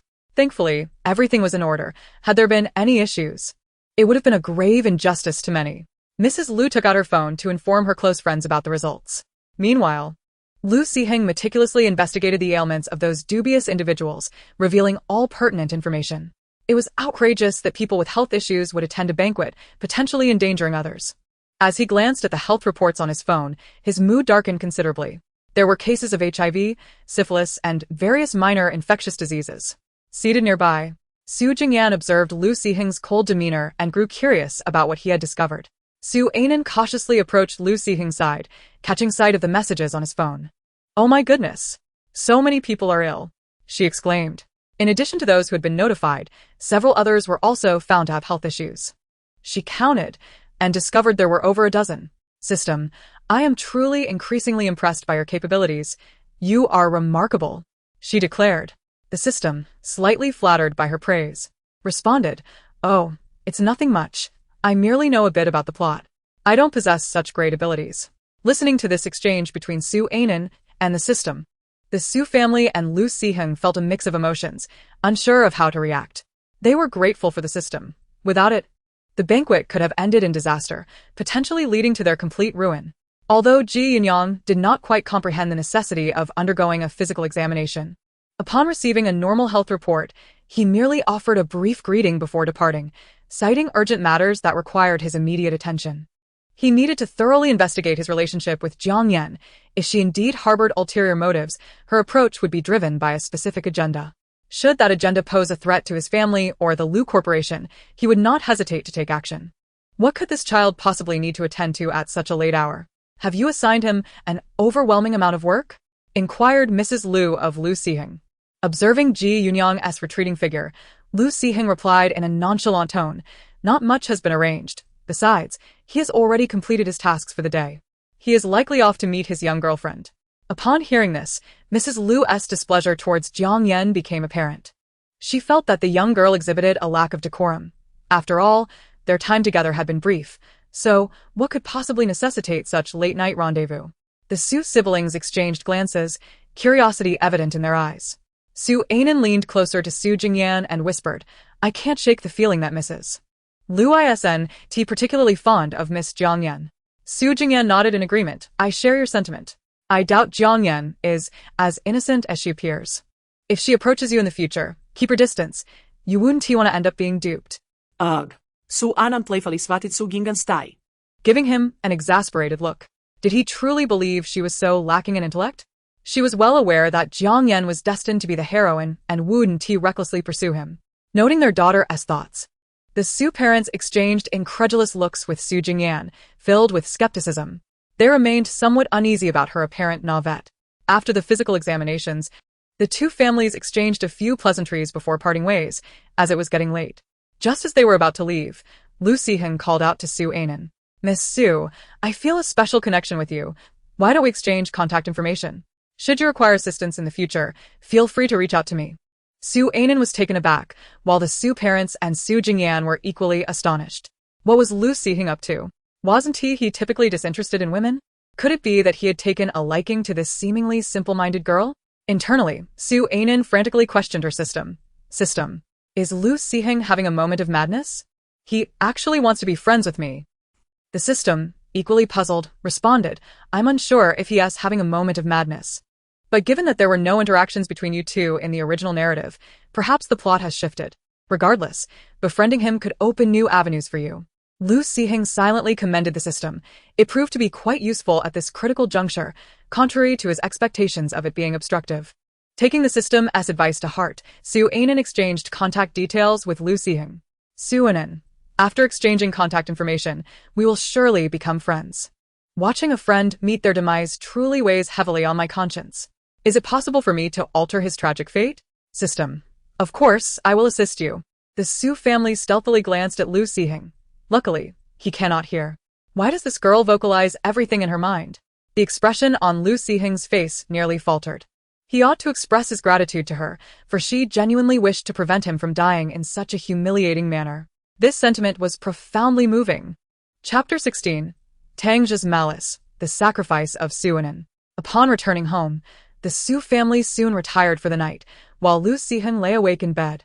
Unable to find slumber, he recalled the admonition from the hospital urging him to avoid dying in such an undignified way, and he could hardly contain his laughter and exasperation. Should he commend this girl for her benevolence or deride her naivete? Nonetheless, it was evident that he needed to forge a closer connection with her to ascertain the timing of his demise. He was aware that 2 years hence, he would meet his fate due to food poisoning, but the specifics remained elusive. At this moment, a clandestine scheme was unfolding. Tang Xiao. Why do you wish to collaborate with me? As far as I know, your relationship with the eldest son of the Su family is rather amicable, Jiang Yan remarked. Scrutinizing Tang Jia, her skepticism palpable. In the narrative, Tang Jia had maintained a consistently favorable rapport with Su Jingyan, even assisting the Su family during their financial downturn. Tang Jia regarded Jiang Yan, adorned in her innocent attire, with a flicker of disdain. Were it not for his desire to approach Su Jingyan, he would have little interest in partnering with her. This predicament was far from advantageous for him, and he pondered whether he had inadvertently revealed his intentions. Aside from that instance of hiking and camping, he believed he had concealed his feelings quite effectively, leading him to suspect that it was that very outing that had exposed him. Perhaps Su Jingyan had not truly slept that night. Thus, his objective now was to target Su Anan. Jiang Yan, I prefer conversing with intelligent individuals. It is best not to inquire into matters that do not concern you. Your goal is to enter high society, and I can facilitate your marriage into a wealthy family. Although Ji Yunyang was merely the nephew of Madame Lu, she held him in considerable esteem. If you wish to wed him, you must first win over Madame Lu. Your current status would undoubtedly displease her, so I will craft you into a star. Jiang Yan furrowed her brow, skeptical of his assertions. However, did not affluent families typically disdain celebrities? Are you certain that if I become a star, Madame Lu will not look down upon me? Tang Jia cast a sidelong glance at Jiang Yan, speaking with derision. You are not marrying Lu Siheng. A star marrying a mere nephew, no matter her discontent, it will not extend far. Surely, a man of such humble means cannot expect to match a wealthy heiress. Listening to the scornful words, Jiang Yan bit her lip until her nails nearly pierced her skin. Since attending the evening banquet, she had noticed a marked chill in Ji Yunyang's demeanor toward her. She was uncertain how Tang Jia had managed to find her, but collaborating with him was indeed the only viable option. Moreover, her current target was not Ji Yunyang, but Lu Siheng, a supporting character even more remarkable than the male lead. Why not choose the more exceptional one? If she could alter Lu Siheng's fate, he could easily rise to the status of the male protagonist. Tang Jia observed the shifts in Jiang Yan's expression with keen clarity, taking a sip of his drink, his eyes laced with derision. It appeared that this woman had rather lofty ambitions. She seemed to hold Ji Yunyang in contempt. Nonetheless, whether or not she valued Ji Yunyang was irrelevant.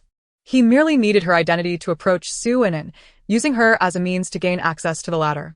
Su Anan, whom he had watched grow up, was overly sheltered by her family, harboring unrealistic fantasies about the world. If he were to approach her recklessly, it could yield counterproductive results. Thus, he needed a woman who was easier to manipulate to get close to Su Anan. Jiang Yan, though vain and duplicitous, possessed a face that could potentially garner affection. She was ambitious, yet her aspirations did not align with her intellect. Once Jiang Yan and Su Anan became friends, he would orchestrate a rift between them, presenting himself as a compassionate figure in Su Anan's time of need. A sheltered young lady, akin to a blank canvas, is at her most vulnerable when friendship crumbles. Thus, He could seize the opportunity then. once he married Suanin, he need not fear the proximity to Su Jingyan. The corners of Tang's mouth curled slightly, as if envisioning a future filled with promise. As for Suanin, if she remained compliant, all would be well. If not, once wed, he could easily dispose of this young lady under various pretexts. Madness, illness, and countless other justifications could be employed, which would allow him to market his perceived devotion. He could then fulfill his filial duties in front of the Su family as her late husband's stand-in, thereby drawing ever closer to Su Jingyan.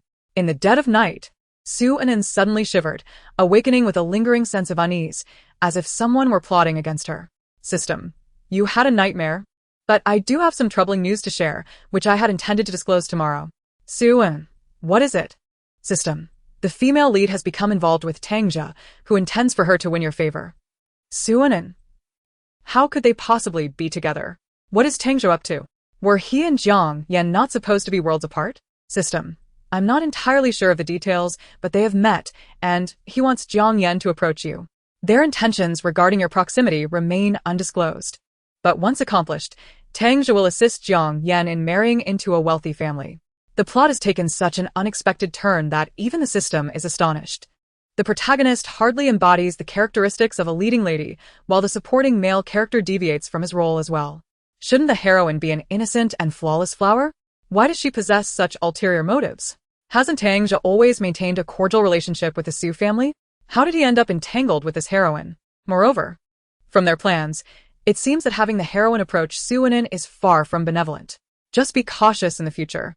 It would be wise to find an opportunity to remind your brother to keep his distance from Tangja. I suspect he is getting close to you because of your brother. Suanin's eyes widened in realization as an idea struck her. So, he intends for Jiang Yan to get close to me, thereby using me to ensure Jiang Yan marries my brother. Jiang Yan is merely his pawn.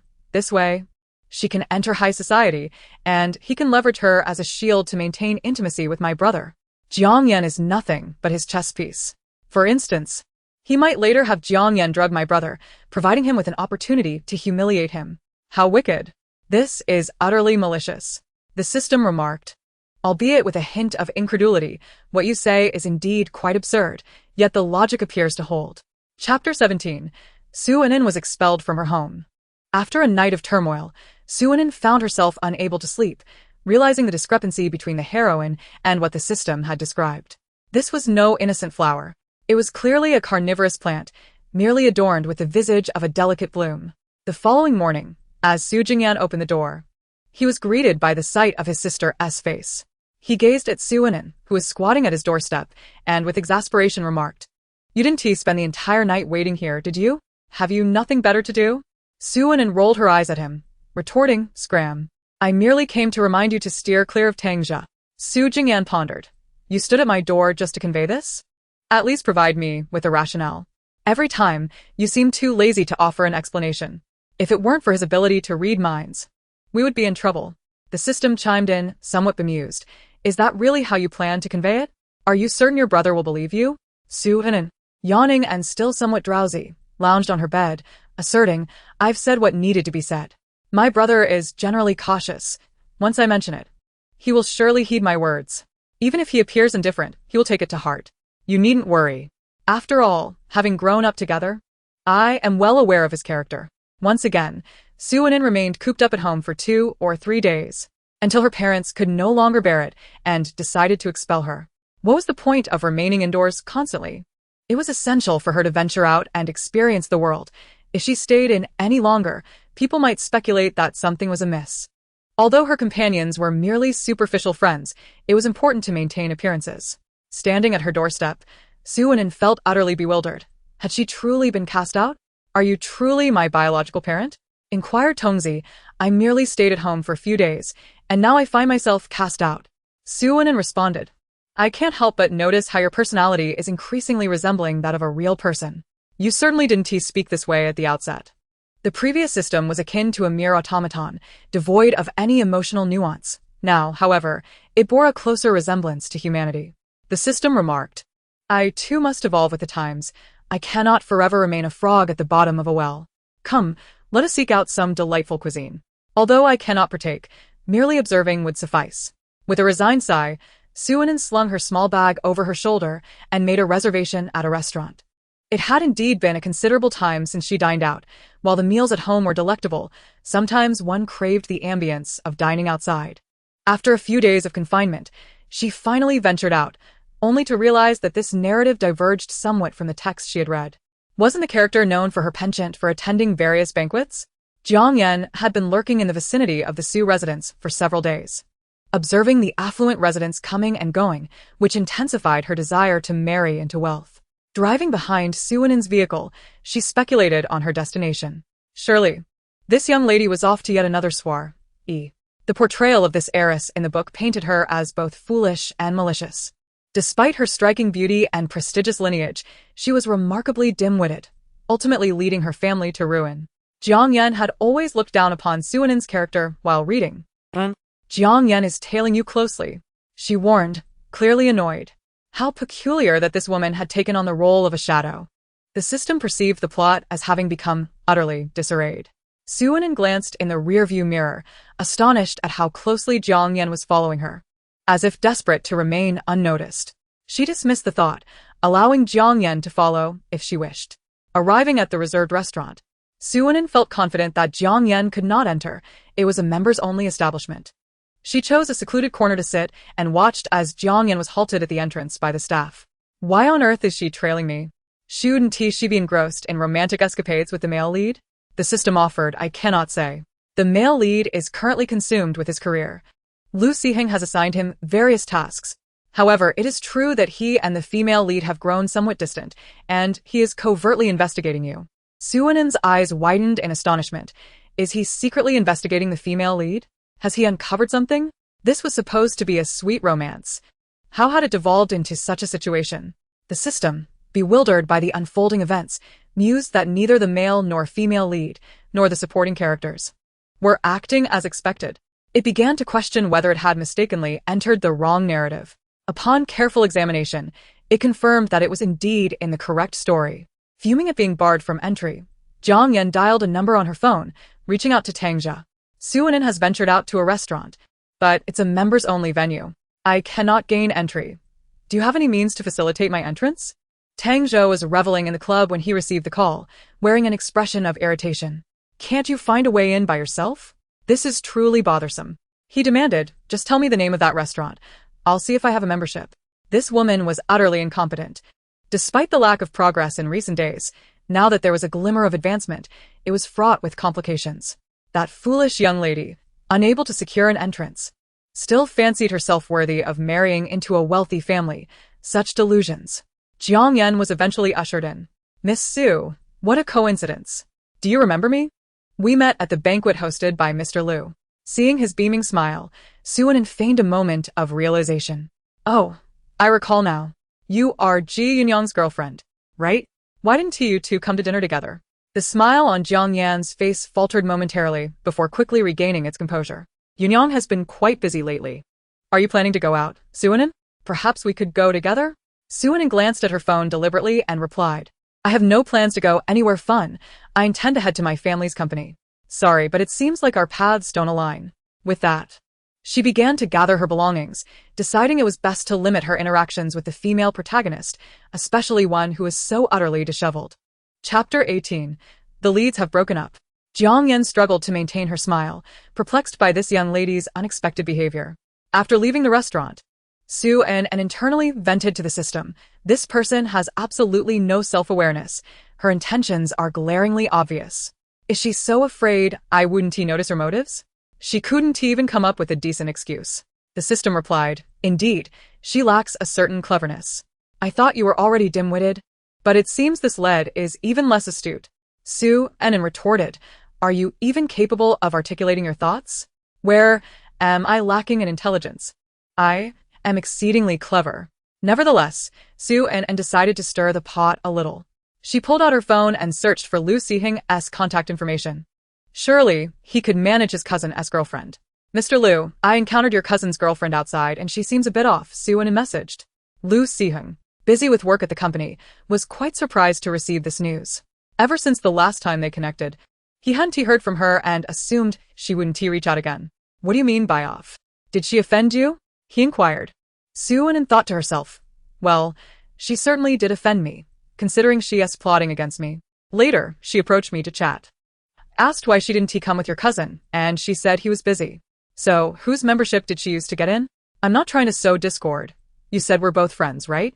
Therefore, I can be concerned about your cousin as a friend, can I? Seeing her use of the word friend, Lu Sihing couldn't help but chuckle. This time, she has indeed learned to make excuses, although the rationale seems rather unwise. Nonetheless, at least the logic is coherent. She is merely a young girl, and this matter is exceedingly burdensome for her to navigate. Thus, it is better left to others. Lu Siheng promptly initiated an investigation, and as he reviewed the findings, the expression on his face gradually turned cold. How did Jiang Yan and Tang Zhe end up together? To his knowledge, Tang Zhe seemed to have a cordial relationship with Su Jingyan. What on earth were these two scheming? Concerning matters related to Tang Zhe, Lu Siheng decided to inform Su Jingyan, even though he might already possess more information than he did. At the very least, it was a warning. Mr. Su, how did your friend Tang Zhe end up with Yun Yang and that girlfriend of his? Today, they even encountered your sister at a restaurant. When Su Jingyan received this message, he was momentarily baffled by its content. Lu Siheng sent another message. That restaurant operates on a membership basis.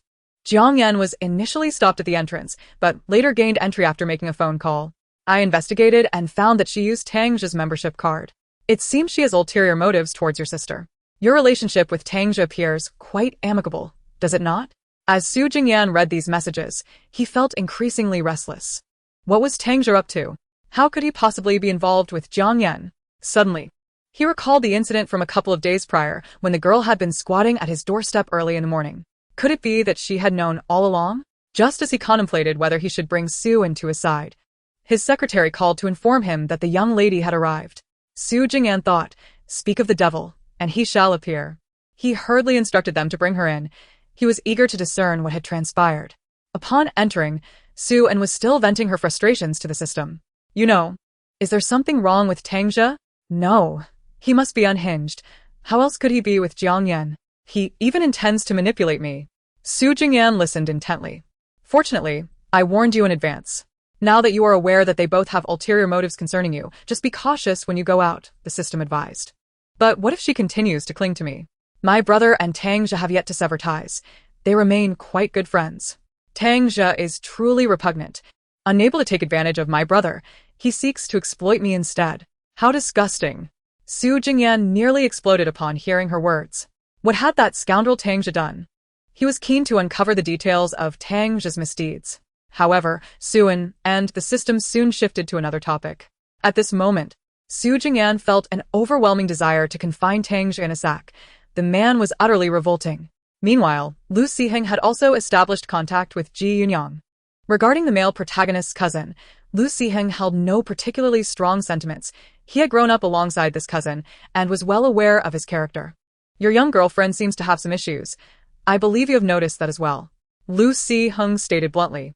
She is now entangled with Tang Zhe from the Tang family, and she is plotting against that little girl from the Su family. Su Jingyan is already aware of it. Brother, I know how to handle this, so you need not worry. Lu Siheng nodded, and thereafter, he remained silent. The brothers shared an unspoken understanding. On the other hand, Jiang Yan was on the verge of collapse upon receiving the news of the breakup. Why must we part ways? Have I done anything wrong? Although her current objective was Lu Siheng, she never intended to sever ties with Ji Yunyang at this moment. Listening to her sharp voice, Ji Yunyang retorted derisively, Are you truly unaware of your own actions?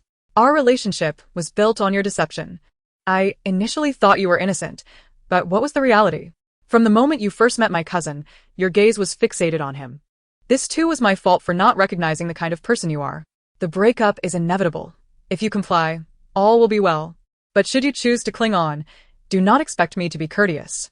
Jiang Yan nearly bit her lip until it bled, exclaiming, Why is this happening? All she did was glance at Lu Siheng a moment too long at the banquet. After making his point, Ji Yunyang departed, leaving Jiang Yan alone in her despair. Chapter 19. So, it's a matter of same-sex attraction, is it? Then let us arrange a heterosexual matchmaking. Jiang Yan, weeping, took out her phone to call Tang Zhe. When Tang Zhe received her call, he was nearly exasperated. Why is she calling again? What does she want? Tang Shao. What should I do? Ji Yunyang wants to break up with me. What am I to do? Tangja paused, thinking he must have misheard. What did you say? Jiang Yan repeated her earlier statement. I said Ji Yunyang wants to break up with me. Does he know something? What should I do now? Her voice trembled with tears, tinged with a hint of desperation. Calm down. It's just a breakup. It's not the end of the world. Your priority should be to complete the tasks I assigned you, and everything else can wait. Once you've fulfilled your responsibilities, I will assist you. Ji Yunyang is nothing. I will find you another affluent partner who will not let you suffer. Tangja's words were resolute, and gradually, Jiang Yan's emotions began to stabilize. Do you have a way for me to marry Lu Siheng? Her true aim was always Lu Siheng. While Ji Yunyang was indeed outstanding, he could not compare to Lu Siheng in her eyes.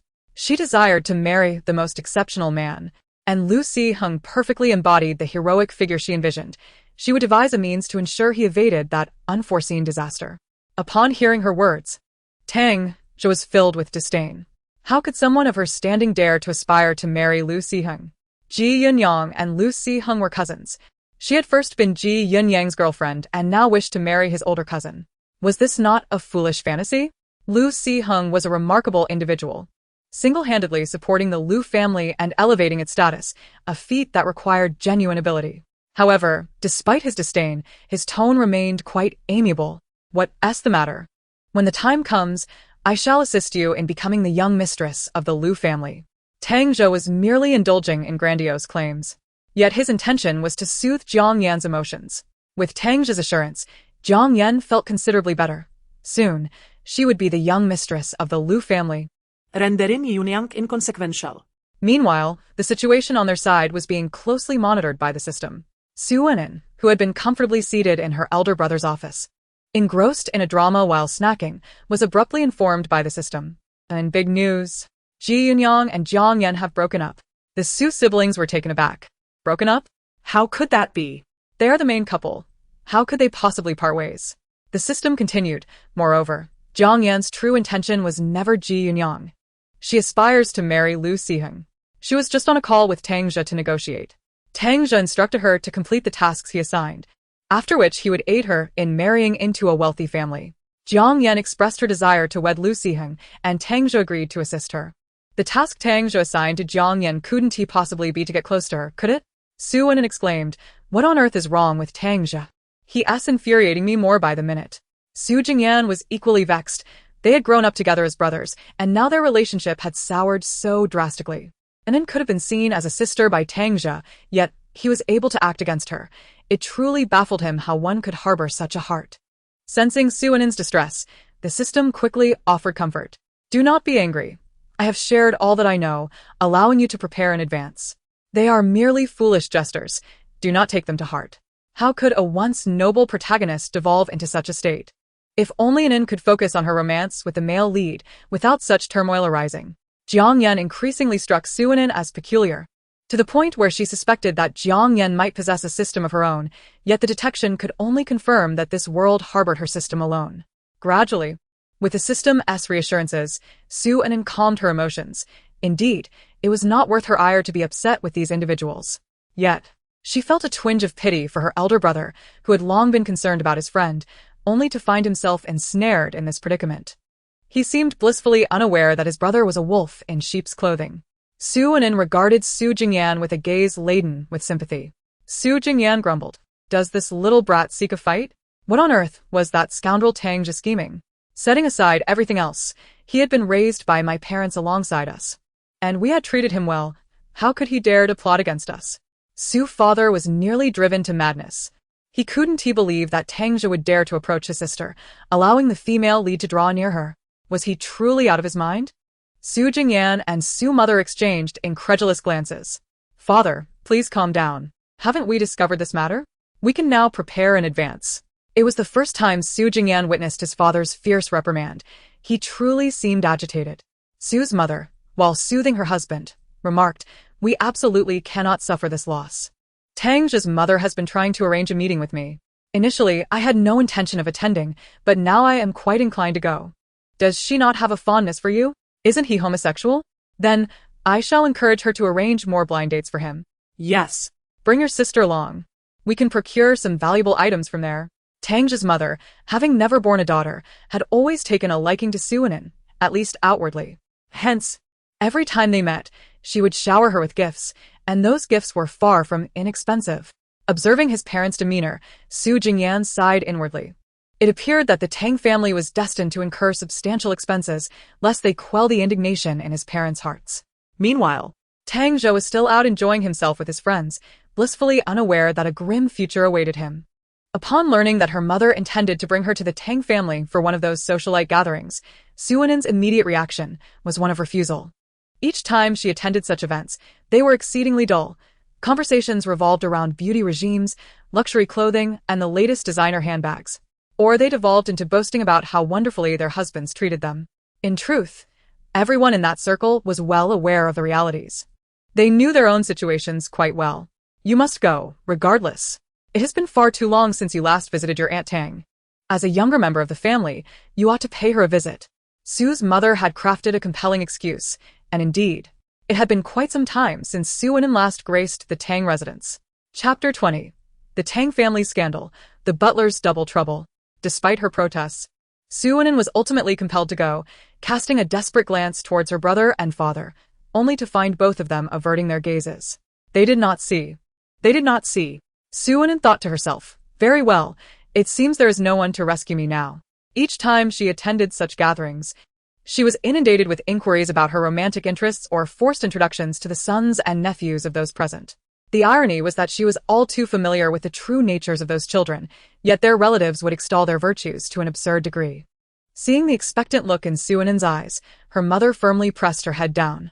Do not look at me like that. Regardless, you must go. Be obedient. The mother and daughter were locked in a battle of wills, one rebelling fiercely while the other suppressed her with determination, and Su Wenen's rebellion was never successful. All right. Quickly let me out of the car. We have arrived at someone else's home, so stop your antics. Reluctantly, Su Wenen stepped out of the vehicle, her expression transforming into a smile the moment she exited, as if she were genuinely pleased to be there. System. Wow. Your ability to change expressions is remarkable. We have finally arrived. When Tang's mother laid eyes on the mother-daughter duo, her joy was palpable. Su's mother greeted them with a warm smile, exclaiming, "Of course. You must come. You even brought in along. This little girl is so oblivious, completely unaware of how much you care for her." Standing beside them, Su Wenen forced a smile, affirming, yes, she truly is the most naive person in the world. Tang's mother, observing Su Wenen's obedient demeanor, felt an increasing sense of satisfaction. It's enough that you've come. Why dwell on the child? Come inside quickly. Everyone else has already arrived.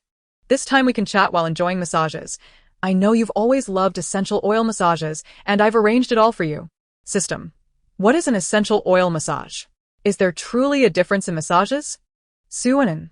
Little ones shouldn't overthink. System. Upon entering, they found 5 or 6 ladies already seated, seemingly engaged in lively conversation. Their smiles widened upon seeing the Su family, as both the Su and Tang families held a superior status to theirs. Their continued association with Tang's and Su's mothers was undoubtedly aimed at maintaining relationships that could benefit their businesses. It's been ages since you brought in and out. You've been hiding her away. Such an exceptional daughter deserves to be seen more often, one lady remarked, her expression warm yet harboring ulterior motives. She had long desired for Su Wenen to marry her son, envisioning a golden phoenix gracing their family and ushering in prosperity.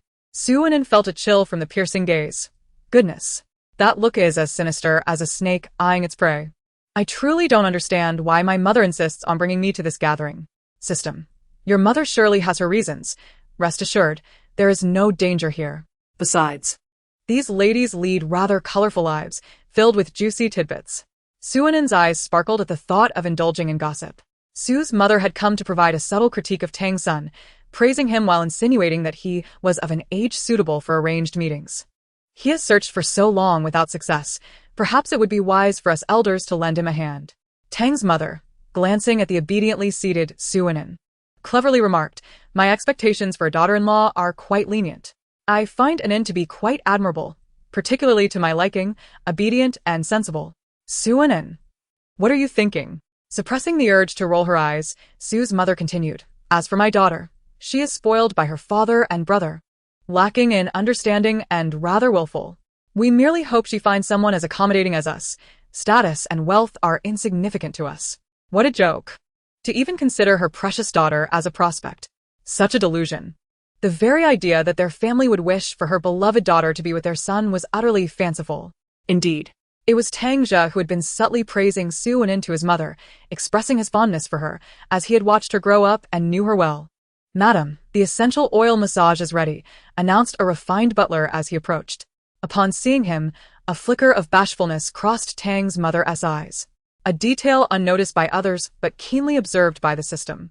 This was one of the significant revelations she had hinted at. Attention, attention. There is an affair between this butler and Madame Tang. Su Anin and her mother, Su Mu, immediately turned their gazes towards the butler and Madame Tang upon hearing the system's words. Initially oblivious to the subtlety of their interaction, they now perceived the charged glances exchanged between the two. Su Anin, brimming with excitement, implored the system. "Hurry and elaborate on this. I demand every detail."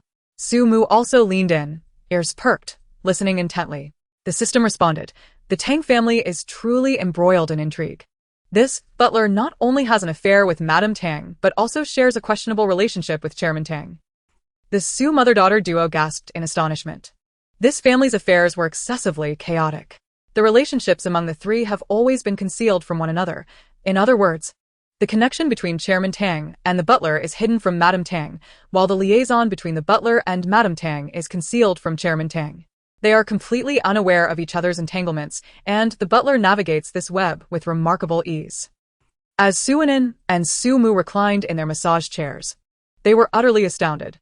Indeed, Tang Jia had inherited his father's disposition. Chapter 21. Eating melons with family. Su Anin exclaimed, "Ah, they are secretly holding hands. To dare do so in front of us is quite audacious." In her mind, she was frantically screaming, and upon hearing this, Su Mu quickly glanced at the two, confirming that, indeed, they had discreetly intertwined their fingers under the pretense of retrieving something, with Madame Tang even playfully grazing the butler's palm with her finger. How surprising it was that after all these years, she had not discerned their affair. Evidently, their concealment had not been particularly adept. Why had she not noticed it before? The Su mother-daughter duo was utterly astounded. How could the butler maintain such a fade?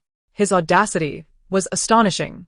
In this household, he had not only captured the lady of the house but also ensnared the master. It was unclear whether Tang Jia had any relationship with him.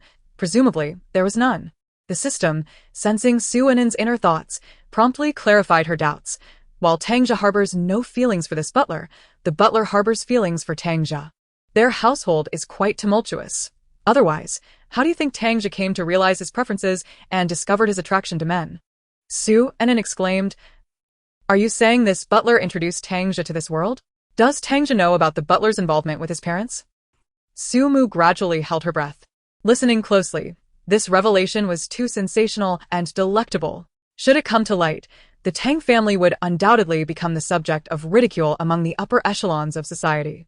Su Anin fervently nodded in agreement with the system's assertions. The Su mother and daughter hastily turned their gaze towards Mr. Tang. Astonished that the butler was even assisting him with his tie, the intensity of their glances was nearly palpable. Su Anin felt an inexplicable sense of revulsion as she observed the dynamics between the two middle-aged men. Were they truly in love and genuinely together? She might have felt a measure of respect for them, considering how society often scorns a romantic relationship between two men. However, these two were far from her idealized notion. The butler was hardly respectable, as evidenced by his indiscretions within the workplace, entangled with both the male and female heads of the household. Noticing her daughter's disdainful expression, which was becoming increasingly difficult to conceal, Su's mother quickly interjected, "It's getting late. We should take our leave. Let us gather again sometime. Today was quite enjoyable." As Mrs. Tang noticed their impending departure, she hurriedly summoned someone to retrieve a box. "Since Anin seldom visits, I'm uncertain about what to gift her. So, I shall present this set of jade jewelry." Su Anin maintained a polite smile, feigning reluctance, yet under Mrs. Tang's insistence, the exquisite jade set was ultimately accepted. At that moment, Su Anin felt an overwhelming desire to share this experience, not through the system, but with a tangible person. Glancing at her mother beside her, she tentatively remarked, "Mom, I just witnessed something astonishing, but I'm uncertain whether I should divulge it." Her mother turned her gaze toward her daughter, wondering if she intended to discuss the recent events. "Do share," she encouraged, lifting the soundproof partition between them and the driver, ensuring their conversation remained private. Taking a deep breath, Soo-in whispered, "I noticed that Aunt Tang and the butler appear to share a peculiar connection." Her hand was subtly caressing his. And he even smiled at her and held her hand. "Is Aunt Tang having an affair?" As she spoke, she braced herself for a reprimand from her mother. Ye was taken aback by her unexpected reaction.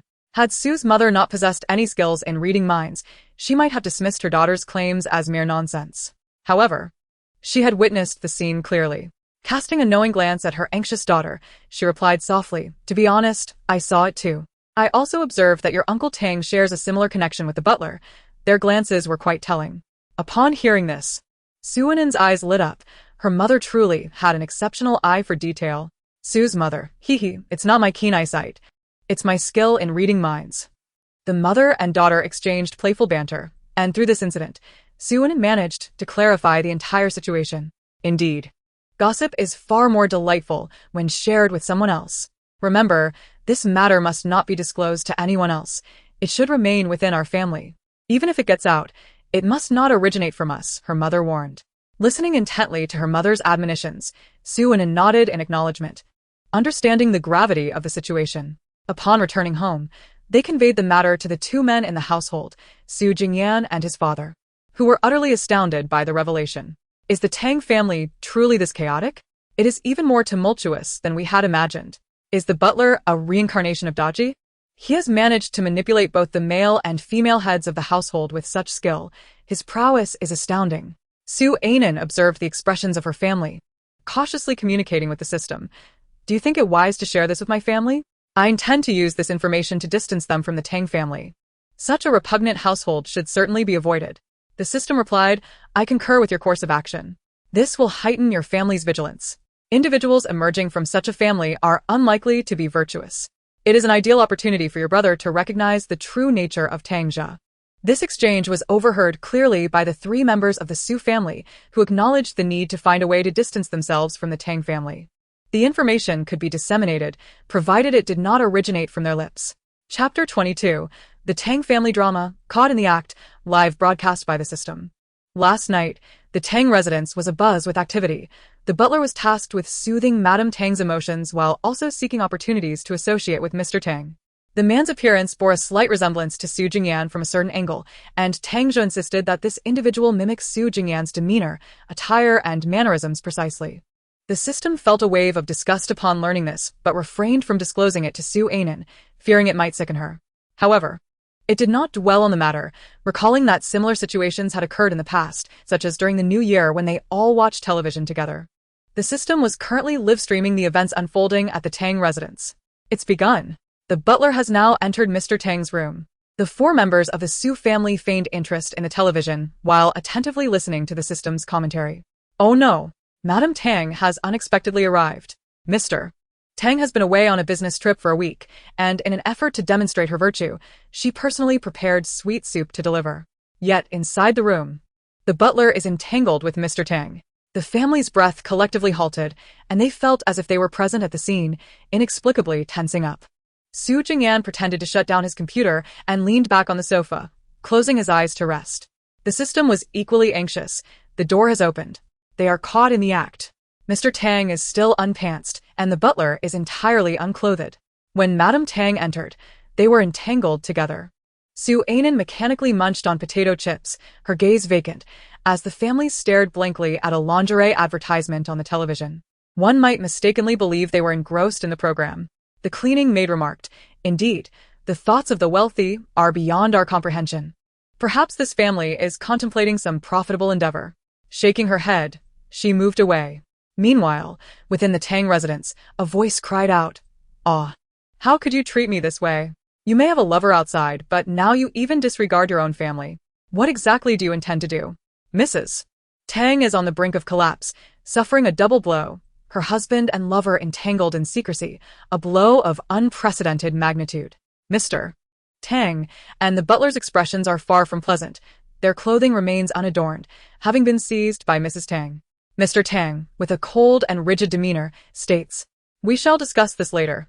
Return our clothes first. Observing his unyielding attitude, Mrs. Tang coldly scoffs, tossing the garments out of the window. then brandishing her phone to capture the moment. You two are shameless, so let me magnify your embarrassment.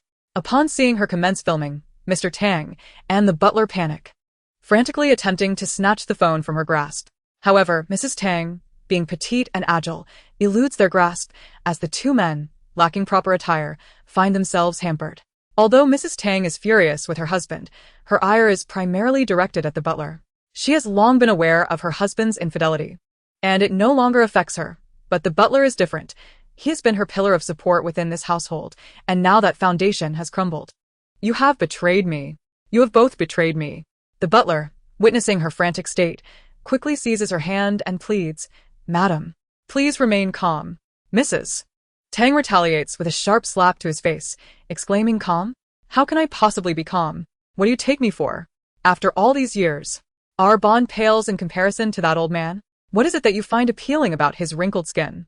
Mr. Tang's eyes widen in shock at the revelation. You two are having an affair? The system observes the unfolding drama within the Tang household as if broadcasting live. Although currently incapable of transmitting visuals, it adeptly mimics the voices of the three individuals, capturing Mrs. Tang's shrieks with remarkable accuracy. The Su family, comprising 4 members, listens with rapt attention. Thoroughly entertained, this is far more riveting than any television drama or celebrity scandal. Suanan and the system exclaim, "Who would have thought that after all this time, everything would come to light tonight? Let us continue the broadcast." "Understood," replies the system.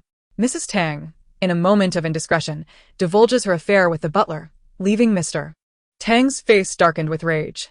His trembling finger points accusingly at them, words failing him, and ultimately he collapses, his eyes rolling back. Mrs. Tang and the butler exchange a glance, both reflecting a glimmer of malice. The events of today must not be allowed to escape. If this old man awakens, they shall face dire consequences. Therefore, he must not regain consciousness. Despite having secretly been together for many years, Madame Tang and the steward displayed an astonishing callousness. Watching as Mr. Tang succumbed to rage, they cunningly enlisted the help of a maid, claiming that Mr. Tang's demise was merely a consequence of his own impulsive actions during a moment of excitement, thus absolving themselves of any blame. As for the maid, her words would carry no weight. Even in her defense, no one would believe her. For she was but a sparrow yearning to ascend and transform into a phoenix. How could anyone lend credence to the words of such a person? "Please tidy up the room. The master has thrown some things in a fit of anger," they instructed. When Madame Tang and the steward emerged, they were impeccably dressed, concealing any signs of the turmoil that had just transpired. The maid, unaware of the specifics of the quarrel, entered the room without a hint of suspicion. Once inside, the two promptly locked the door, biding their time for the old man's demise, which would render the estate theirs. It must be noted that Madame Tang harbored feelings for the steward, still envisioning a future together despite the circumstances. Chapter 23. The Tang family becomes a subject of scorn among the elite. The Su family, upon hearing the system's description, was left dumbfounded. This was an apparent plot to commit murder for financial gain. Should they notify the authorities? Su's father discreetly retrieved his phone, but struggled to determine a suitable justification for calling the police. Su Anen, equally distressed, implored the system for guidance. "System, you must help me devise a plan. We cannot simply stand by and watch them harm Mr. Tang." Though the Tang family was not without faults, the two families maintained some level of commercial interaction, and the old man's death would undoubtedly have repercussions for them as well. The system reassured her, "Do not worry, the maid is not as naive as you think." Madame Tang and the steward overlooked one crucial detail. They failed to check whether the maid had her phone. Thus, upon witnessing the scene, she promptly alerted the authorities. Hearing this, the Su family breathed a sigh of relief. While they harbored disdain for the Tang family, they had never wished for their demise. "Son, this truly has nothing to do with us. Do not heed the words of others." The police had begun reviewing the surveillance footage, a standard practice in affluent households for security and to deter unscrupulous behavior from staff. Madame Tang and the steward had yet to address the surveillance, and as a result, the footage would soon reveal the truth. Had they managed to delay events until the next day, they might have concealed their tracks. Unfortunately, their oversight in failing to check the maid's phone proved to be their undoing. After gathering evidence, the police approached, presenting undeniable proof of the chaos within the household, a testament to the steward's cunning. Madame Tang and the steward were on the brink of despair. repeatedly proclaiming their innocence and blaming the maid, but who would believe them? Before the incident transpired, Mr. Tang was still entangled with the butler, leaving behind traces of evidence. Moreover, within the butler's quarters, some belongings of Mrs. Tang could be found, and the household servants also bore witness. So, You must save us. I am your mother. At this moment, Mrs. Tang bore little resemblance to her former noble self. She could only wish that the old man would never awaken again. Presently, the evidence was insufficient to secure a conviction. Should the old man regain consciousness, the situation would drastically change. As he beheld the disheveled pair before him, Tang Zhe closed his eyes in disgust. How could he assist them? What could he possibly do? To utter such words in the presence of the police was tantamount to courting disaster. Fortunately, the events at the Tang household unfolded in the dead of night. Had they occurred during the day, it would have been a source of ridicule. Nevertheless, they resided in an affluent neighborhood, and the commotion had not gone unnoticed. Some were aware that the police had arrived but lacked the specifics of the situation. It was clear that the Tang family had made quite a spectacle that night. The system diligently reported the unfolding events, and the Su family remained in the living room until the early hours of the morning. The situation has concluded. All members of the Tang family have been taken to the police station. Tang Zhe is being questioned, and both Mrs. Tang and the butler are now in custody, awaiting the old man's awakening. Listening to this captivating narrative, Suanin felt that reality was far more thrilling than any television drama. She glanced at the time, stifled a yawn, and prepared to retire for the night, only to notice her parents and older brother still seated beside her. Why are they still awake? Her father, Su, her mother, and Su Jingyan were too engrossed in the unfolding drama to consider sleep. However, they needed an excuse to placate their Navi daughter. Su's father, pulling out his phone, exclaimed with excitement, "We just ordered takeout. Do you want to join us?" "Absolutely," Suanin replied, realizing that was why they had lingered so long. She had been hoping for chicken feet, wondering if they had ordered any. Su Jingyan sighed internally. His silly sister was truly oblivious. One merely had to utter a few words to lead her astray. At 1:30, the takeout arrived, and the family of four began their meal. Yet, each harbored a disquieting unease. The events of the day had been monumental, and they could only speculate on the headlines that would emerge the following day. Su Jingyan felt compelled to stoke the flames. Tang Zhe had the audacity to target this foolish girl, and he would have to face the repercussions. Early the next morning, the Tang family's affairs indeed made headlines. As a prominent family, with Mrs. Tang hailing from a distinguished lineage, their situation drew considerable attention. Initially, Tang Zhe claimed that a burglary had occurred, which prompted the police's involvement. However, the household staff vehemently contested this assertion. What did he mean by a burglary?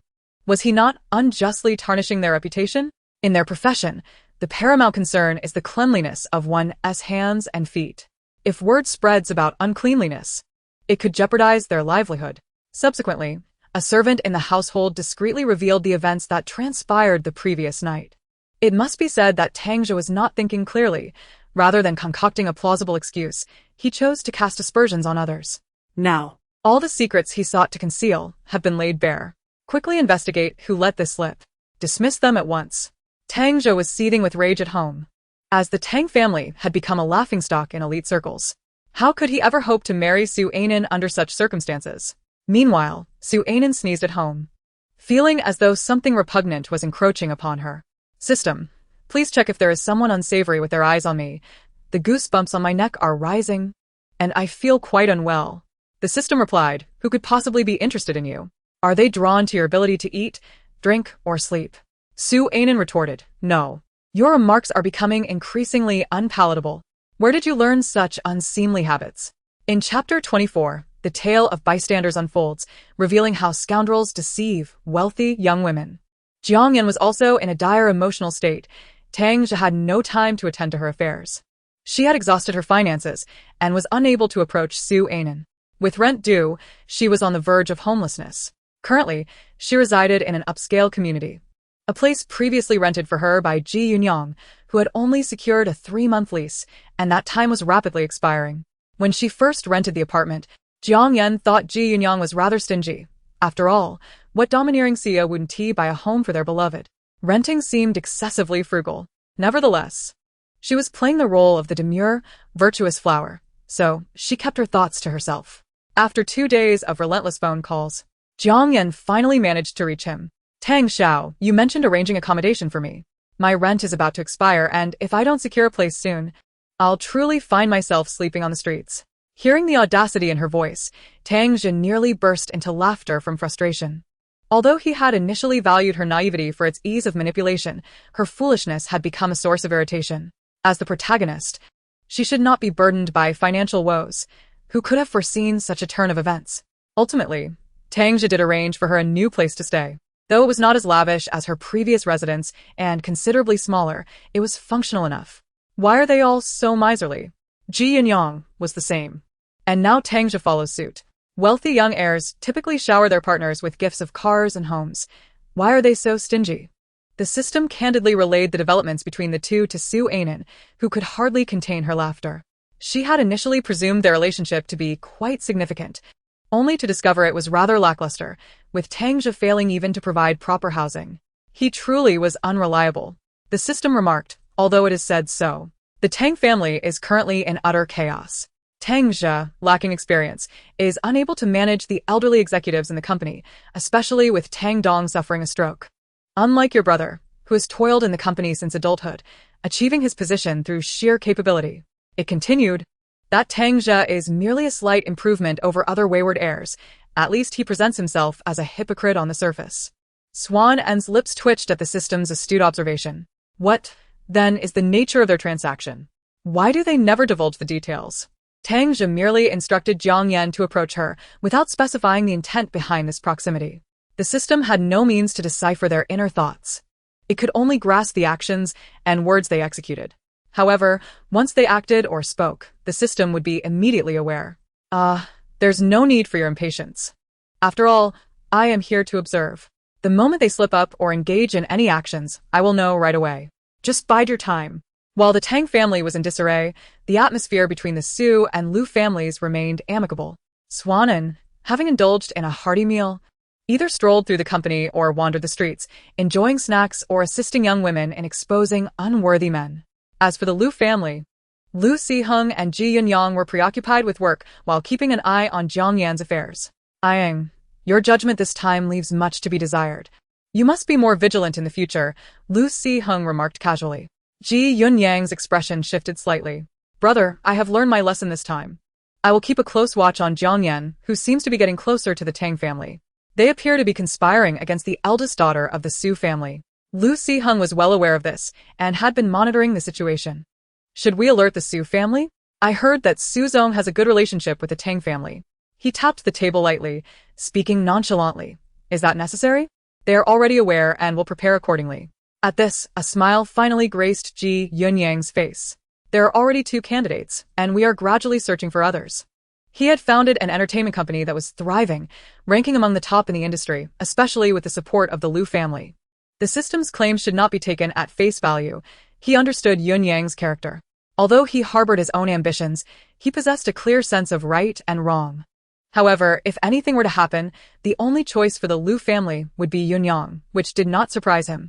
Regarding the system's assertion that the female lead was a delicate flower, Jiang Yan was far from it. She was more akin to a carnivorous plant.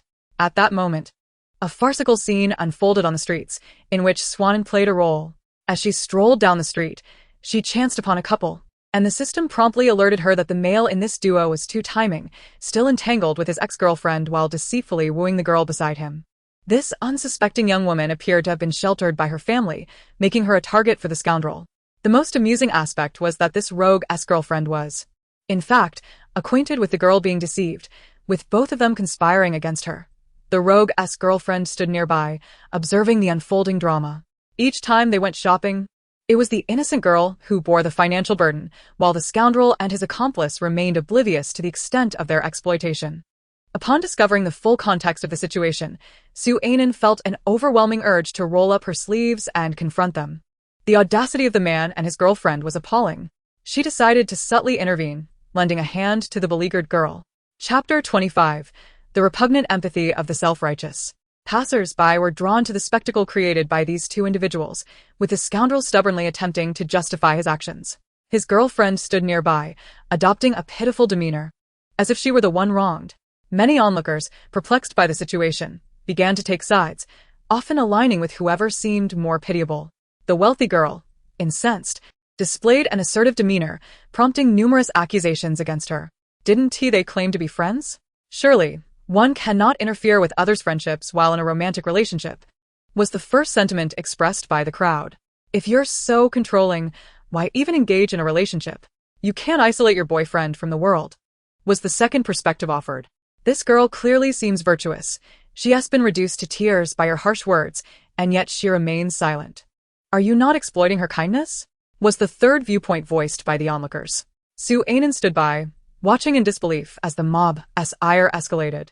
These people are utterly misguided, indiscriminately casting blame without discernment. Do they truly consider themselves paragons of virtue? The system, equally exasperated, remarked, "Isn't this the nature of humanity? They only assess relationships from their own limited perspective. Sometimes, I find it difficult to comprehend you humans. While you may be intelligent, you can also be remarkably foolish. Yet, despite your wisdom, many are still easily led astray. And it is these very individuals who can be perilous." In response to the system's assessment, Sue Anan found herself at a loss for retort. For the reality was indeed as stated. Whether online or in real life, there were far too many critics ready to unleash their vitriol. Engage them in a discussion of morality, and they would counter with notions of human nature. Mention human nature, and they would pivot to legality, invoke legality. And they would revert to the harshness of reality, an infuriating cycle. Observing the girl who had been deceived increasingly besieged by criticism, Sue Anan could no longer remain passive. She deliberately began to scroll through her phone, feigning astonishment as she remarked, "Are that man and woman truly good friends? I seem to have inadvertently captured them kissing while I was taking photos by the roadside. Do you think this is them?" Sue intentionally illuminated her phone screen and maximized the volume. The voices of the couple immediately resonated from the device. The woman remarked, "You have taken her shopping again. This time, be sure to purchase a bit more. There are new handbags and lipsticks available. Have her buy as much as possible. The pricier, the better. When the time comes, we can sell it for cash." The man replied, "I know. Every time you accompany her shopping, you feel the need to remind me. Do you think I'm unaware of how to handle this?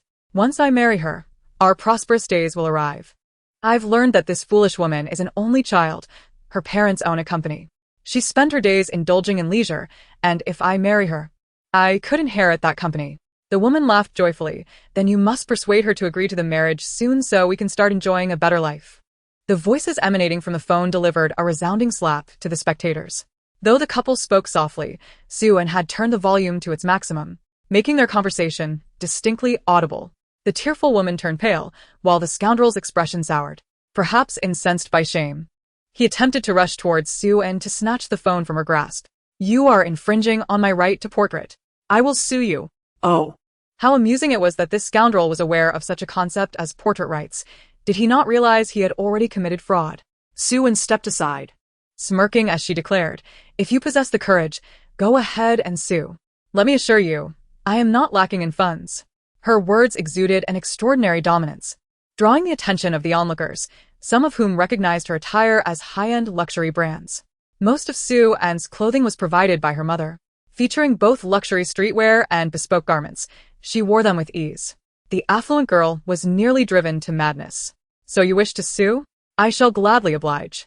You two have deceived me for far too long, and must pay the price. In these 2 months, I have spent no less than $1 million on you. This is fraud. You two, prepare yourselves. Scoundrels deserve each other. I will not accept a private settlement." Upon hearing this, the pair of scoundrels appeared genuinely frightened, and each began to speak in their defense. The woman claimed she had merely acted impulsively, attributing her actions to the man's persuasion, stating that no one would willingly share their boyfriend with another.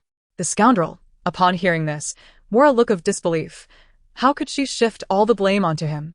Was it not she who had devised the scheme? Moreover, the money he deceitfully acquired was all spent on luxury goods for this woman. Her entire ensemble is a product of his fraudulent gains.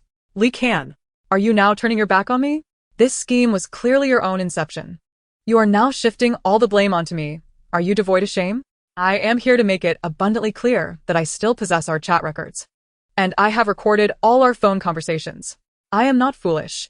After 2 or 3 years together, I know precisely what kind of person you are.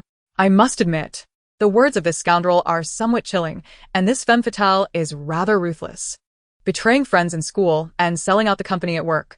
What kind of person does that make one? The onlookers have begun to cast their judgments upon this couple, their criticisms echoing the same sentiments they previously directed at the woman. Suonin gazes at this crowd, feeling both disgusted and speechless.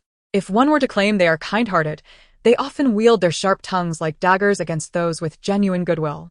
Conversely, if one were to argue they lack kindness, they would vehemently assert their own benevolence, positioning themselves as moral arbiters, relishing in their high ground from which to condemn others. System. Should we withdraw now? It seems the matter has been resolved. Suonin. Let us retreat, let us retreat.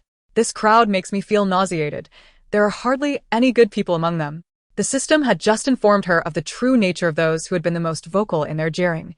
They are the ones who stand on their moral high ground to criticize others, a veritable congregation of self-righteousness, reveling in the misfortunes of others. Cousin. This eldest daughter of the Su family possesses quite an amusing personality. Instead of joining her friends for a gathering, she is taken to the streets to uphold justice. In a car parked by the roadside, Ji Yunyang and Lu Siheng witnessed the entire scene unfold, grasping the ins and outs of the situation. A glimmer of amusement flickered in Lu Siheng's eyes. He was close enough to Suonin to discern her thoughts and the system's comments. This girl is rather blunt in her demeanor, which is not entirely a negative trait. Her character is indeed quite entertaining, and she has a penchant for drama. Listening to his cousin's words and observing the way he gazed at the eldest daughter of the Su family, Ji Yunyang seemed to grasp something significant. Is it possible that the ancient iron tree has suddenly bloomed? However, this flower's emergence is rather peculiar. Typically, he hasn't seen his cousin have any connection with this young lady, aside from their encounter at the last banquet. Could it be a case of love at first sight? Chapter 26. The system forces Suonin to eat stewed beef tendon, only to be caught by Lu Siheng. Suonin remained utterly oblivious to the car parked by the roadside. Though the system noted it, it did not pay it much heed. After all, Suonin was intent on taking it to a buffet. Perhaps due to her increasingly divergent path from the original narrative, the system has likely upgraded, for it now possesses the ability to discern the flavors of food through Suonin's taste buds. This was a recent discovery just moments ago. Suonin had purchased a cup of milk tea, enjoying a performance while sipping on it, when it suddenly dawned upon her that she could actually taste the milk tea. What a delightful surprise. Hurry, hurry, time is running out. The buffet lasts only 2 hours. Make sure to select a variety of dishes. I want you to savor them all. The system proclaimed this was an exhilarating experience, as it could only taste the flavors without actually consuming the food. Thus, it paid no heed to whether Suonin could manage such a plethora of dishes. Suonin, exasperated, replied, "My stomach is only so large. A buffet is meant for taking as much as one can eat without waste. How can I possibly consume all these varieties?" The system countered.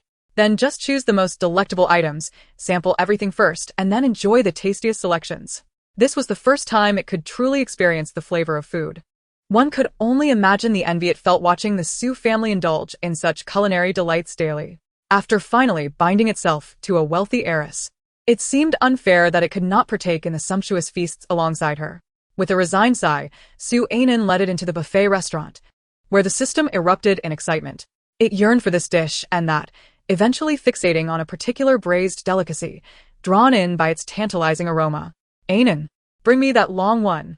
It looks utterly delicious." Suonin glanced at the long item, her expression one of utter disbelief, rendered speechless. "My ancestor. That is beef tendon. Is that something I can eat? As a girl, I must maintain a certain image, you know." The system, however, was unfazed. It had no physical form and thus no image to uphold. Suonin's image was its own. "I want it. I want it. Everyone else is eating. No one will pay you any mind. Just try it." System. He. I learned this from watching television. Lu Siheng had sent Ji Yunyang away and followed Suonin here, initially intending to orchestrate a chance encounter. However, upon entering, he overheard her conversation with the system. His gaze fell upon the braised beef tendon, his expression a mixture of complexity. The system certainly had a bold palate, yet surely Suonin would not dare to eat that tendon.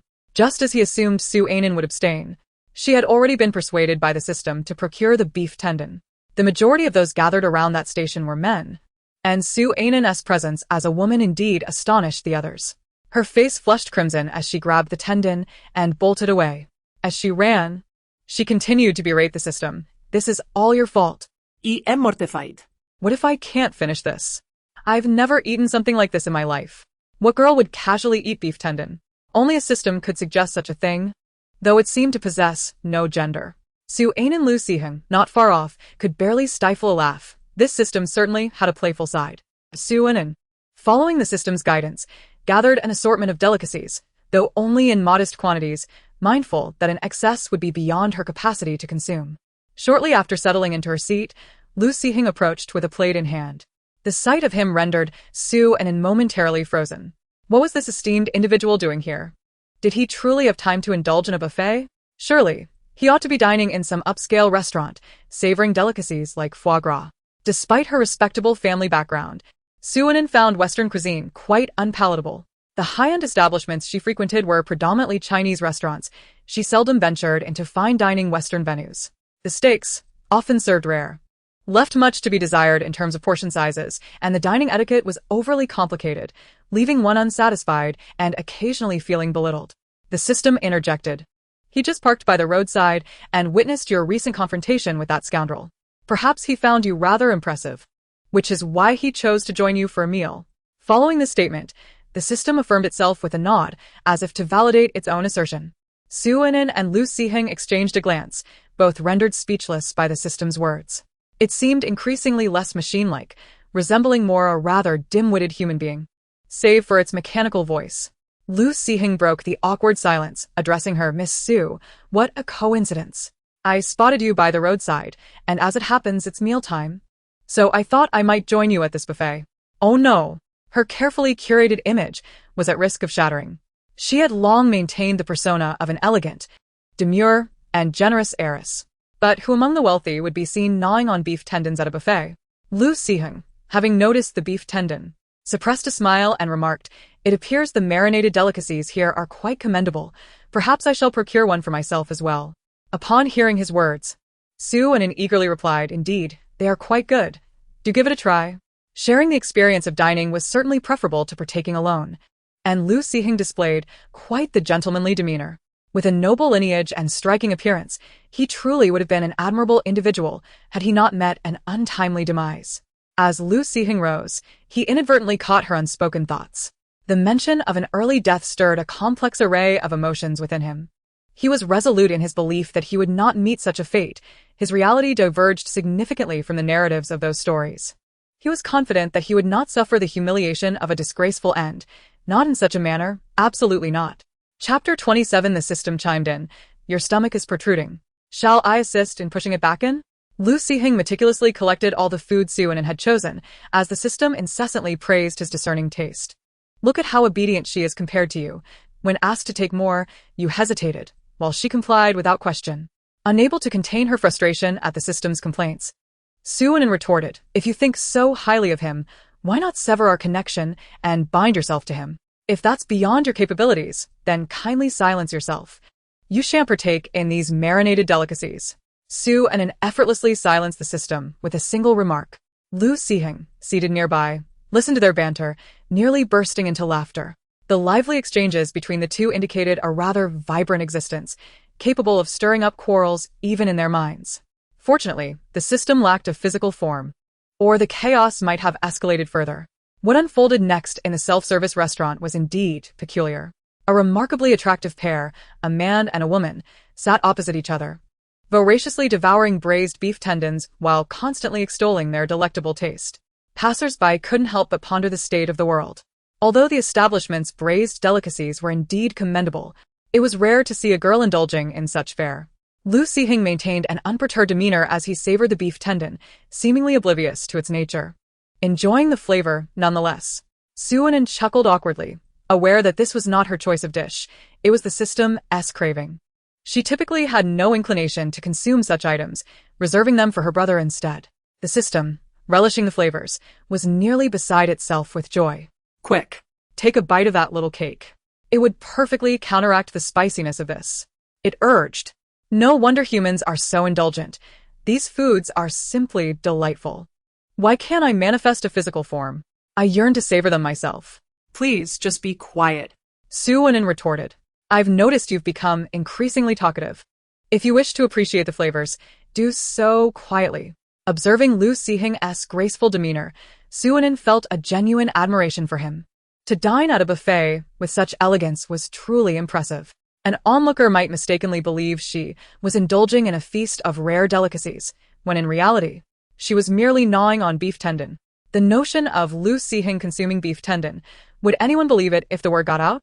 Suonin's imagination began to soar, contemplating the improbability of such a rumor being believed. The idea of Lu Sihing feasting on beef tendon would surely be dismissed as a fabrication. Not necessarily. The system chimed in. You could snap a couple of photos of him and post them online. With evidence, no one would think it a lie.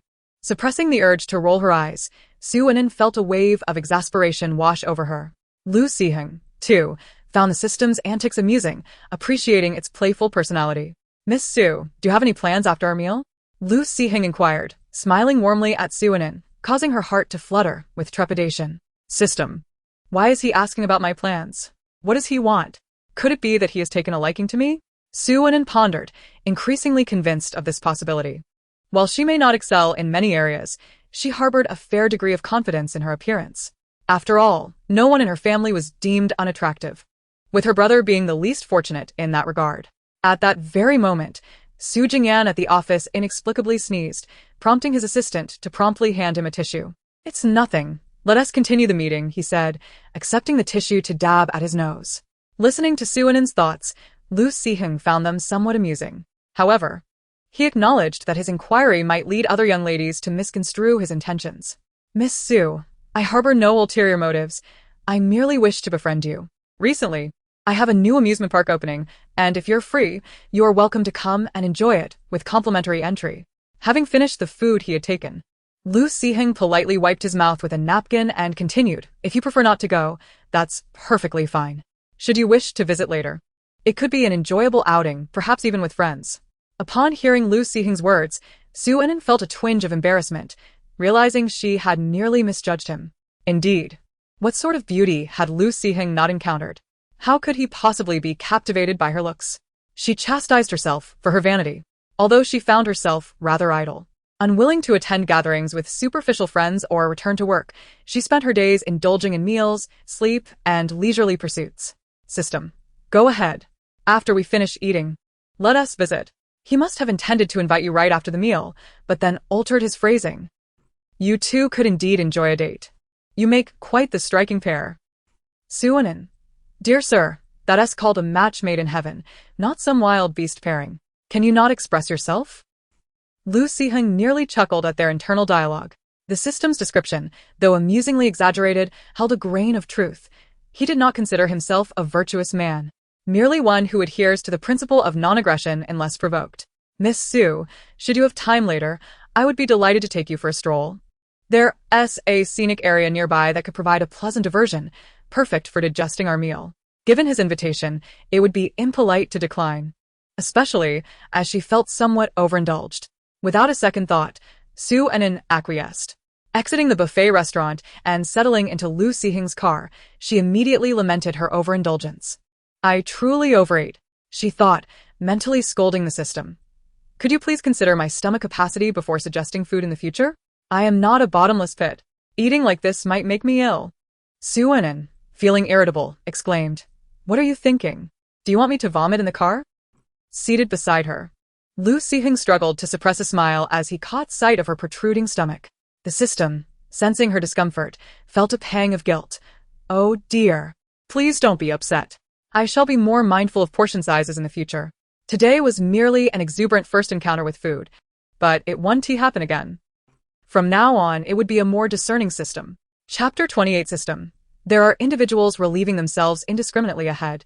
Charge forth. Upon arriving at the scenic area, the driver parked the car in a different location, and the two of them began to stroll leisurely. The beauty of this locale was undeniable. Properties developed by the Lu family have always been known for their excellence. Suonin curiously glanced at the flowers lining the roadside, unable to discern their species, yet finding them undeniably beautiful. What kind of rose is this? I've never seen it before, she mused, gently touching the petals. Her mother often cultivated various blooms, but this particular variety was unfamiliar to her. Suonin pondered, this hardly resembles a mere patch of wildflowers. It seems this esteemed individual has certain shortcomings, particularly in the realm of botany. The system interjected, Attention! A significant event is unfolding ahead. Both Su Anin and Lu Sihing's eyes brightened in unison. The sunlight here is quite strong. Let us proceed further, suggested Su Anin. I concur. Let us hasten our pace, Lu Sihing replied. They walked briskly forward, striving to conceal their competitive spirit from one another. The system observed their peculiar behavior and mused. What are these two up to? There's someone relieving themselves nearby, and they seem eager to witness it? Nevertheless, it refrained from offering a reminder, adhering to its newly acquired lesson on respecting unique preferences. Perhaps some individuals find amusement in such sights. In the thicket ahead, the person engaged in their private business was simultaneously on a phone call with his girlfriend. I'm on my way, just a moment longer. I'll buy you ice cream when I arrive. Please wait for me at the amusement park. As Su Anin and Lu Sihing approached, they overheard this conversation. In such a concealed location, was he not just another deceitful rogue? They exchanged glances, deciding to remain where they were. The system, puzzled by their sudden halt, remarked, If you wish to see, merely take a few steps forward. This spot offers nothing of interest. Upon hearing the system's comment, Su Anin concluded that if there were indeed rogues engaged in illicit activities, it was imperative to ascertain the truth. She turned to Lu Sihing and whispered, I suspect there is something significant happening inside. It could be related to what I just observed. Would you care to join me in investigating? Without a moment's hesitation, Lu Sihing agreed, absolutely. Together, they stealthily advanced, with Lu Sihing leading slightly ahead. As they parted the final layer of brush, Lu Sihing's eyes widened in shock at the scene before him, and he swiftly turned to cover Su Anin's eyes. The individual, caught in a compromising position, was equally startled, exclaiming, How can there be people here? Are they also here to relieve themselves? Su Anin tugged at Lu Sihing's hand insistently. What are you doing? Why are you suddenly covering my eyes? Is there something I shouldn't see? Could it be that there are indeed rogues engaging in unsavory deeds? Lu Sihing's ears flushed crimson, rendering him at a loss for words. It's not what you think. It's merely someone's private affair. Let's leave this place quickly. Why hadn't the system offered a warning? The embarrassment of the situation was palpable. Just moments ago, their eyes met, and he found himself at a loss to articulate the feelings that surged within him. Fortunately, he was not facing her directly. The mere thought of that scene was almost too daunting to contemplate. Once they had reached the main road, Lu Sihing finally released Su Anin from his gaze. Observing the flush of embarrassment on Lu Sihing's face, Su Anin's curiosity piqued. What on earth had transpired? She promptly inquired of the system. What did he see just now that elicited such a profound reaction? The system replied, Nothing much, just someone using the restroom, and coincidentally, he locked eyes with that person. Su Anin exclaimed, Using the restroom? How could it possibly be that? Wasn't there supposed to be something significant happening ahead? Is that significant event merely someone relieving themselves? She continued, I never anticipated that you all held such peculiar interests. Upon hearing of a major occurrence, you rushed over so eagerly. I assumed you were genuinely interested in witnessing it. Exasperated, Su Anin felt on the verge of exploding. Who would want to see that? Who would take pleasure in watching someone relieve themselves in public? Thankfully, Lu Sihing had swiftly covered her eyes, preventing her from witnessing such a disgraceful scene. Otherwise, she would have felt an urgent need to cleanse her eyes. Yet, had Lu Sihing actually seen it? They had locked eyes after all. Surely he must have seen something.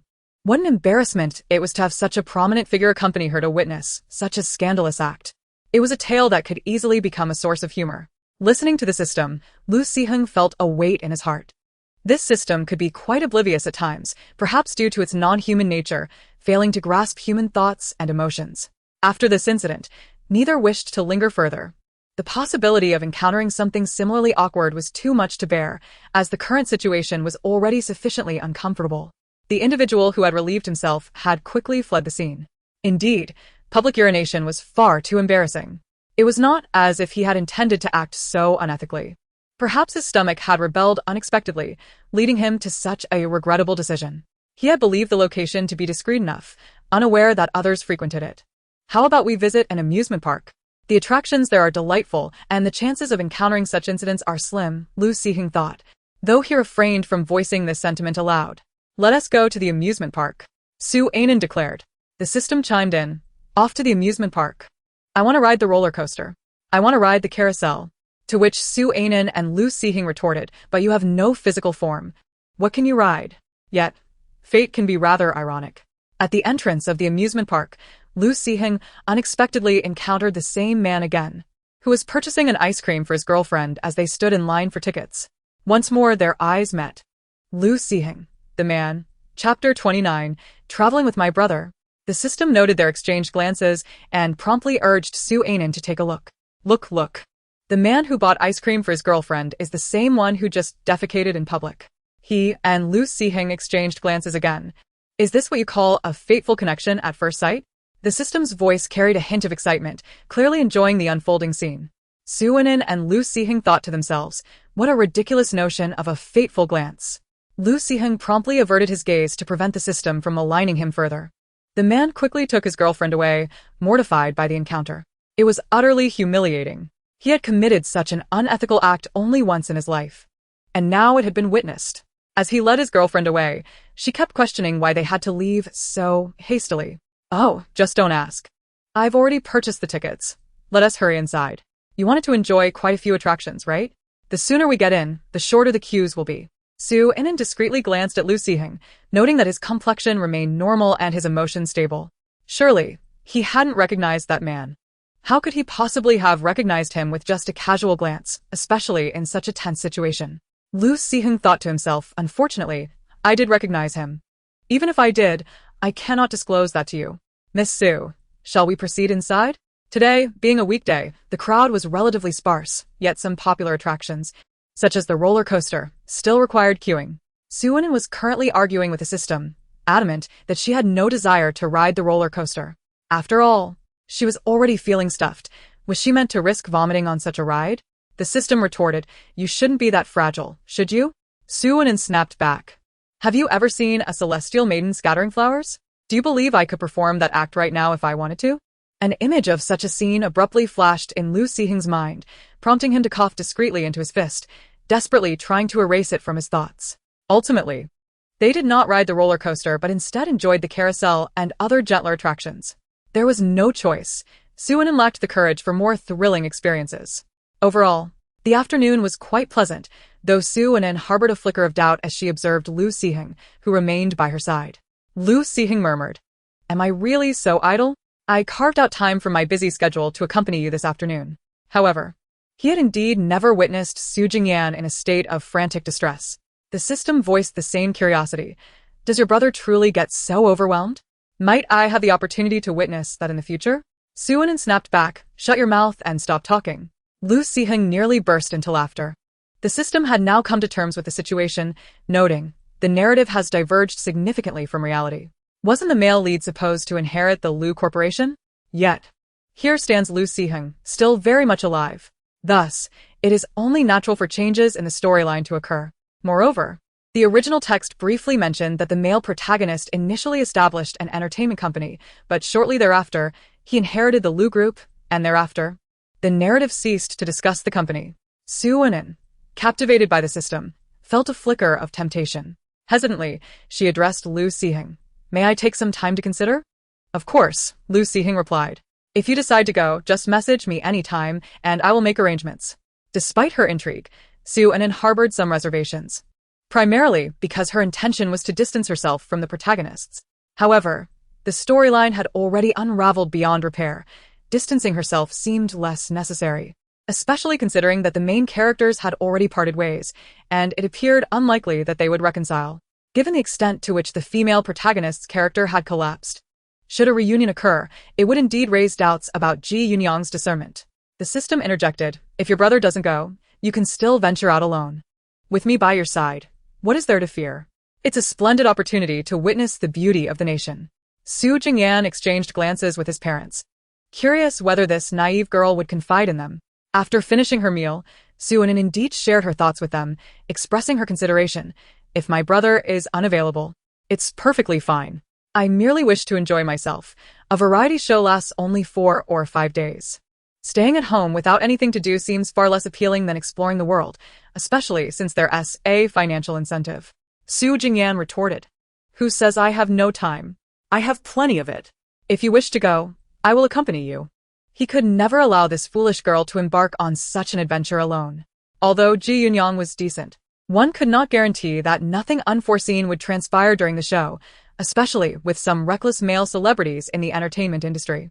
Sue's parents chimed in eagerly. Indeed. If you wish to go, we wholeheartedly agree, but your brother must accompany you. Observing the serious expressions on her parents' and brother's faces, Soo-in raised an eyebrow. She initially believed they would disapprove, yet they consented almost immediately. The Soo family collectively thought, while they would have preferred to deny her request, it was evident that she had little to do at home, and it was better for her to go out and explore. It was unreasonable to confine her indoors out of fear of potential dangers, especially with a system in place to alert them of any threats. Chapter 30. A madman born from an unconventional family. Once Su Jingyan agreed, Soo-in promptly contacted Lu Siheng. Lu Siheng anticipated that Su Jingyan would agree. Yet he was taken aback by the swiftness of his consent. It seemed Su Jingyan held greater regard for his sister than he had initially perceived. Having decided on a travel-themed variety show, it was imperative that he carefully select guests who were amiable and not arrogant or difficult to engage with. Parents. What do you think Lu Siheng truly intends? Surely, he must have some feelings for Nin. He is, after all, a man with a short lifespan. What if he doesn't survive the next 2 years?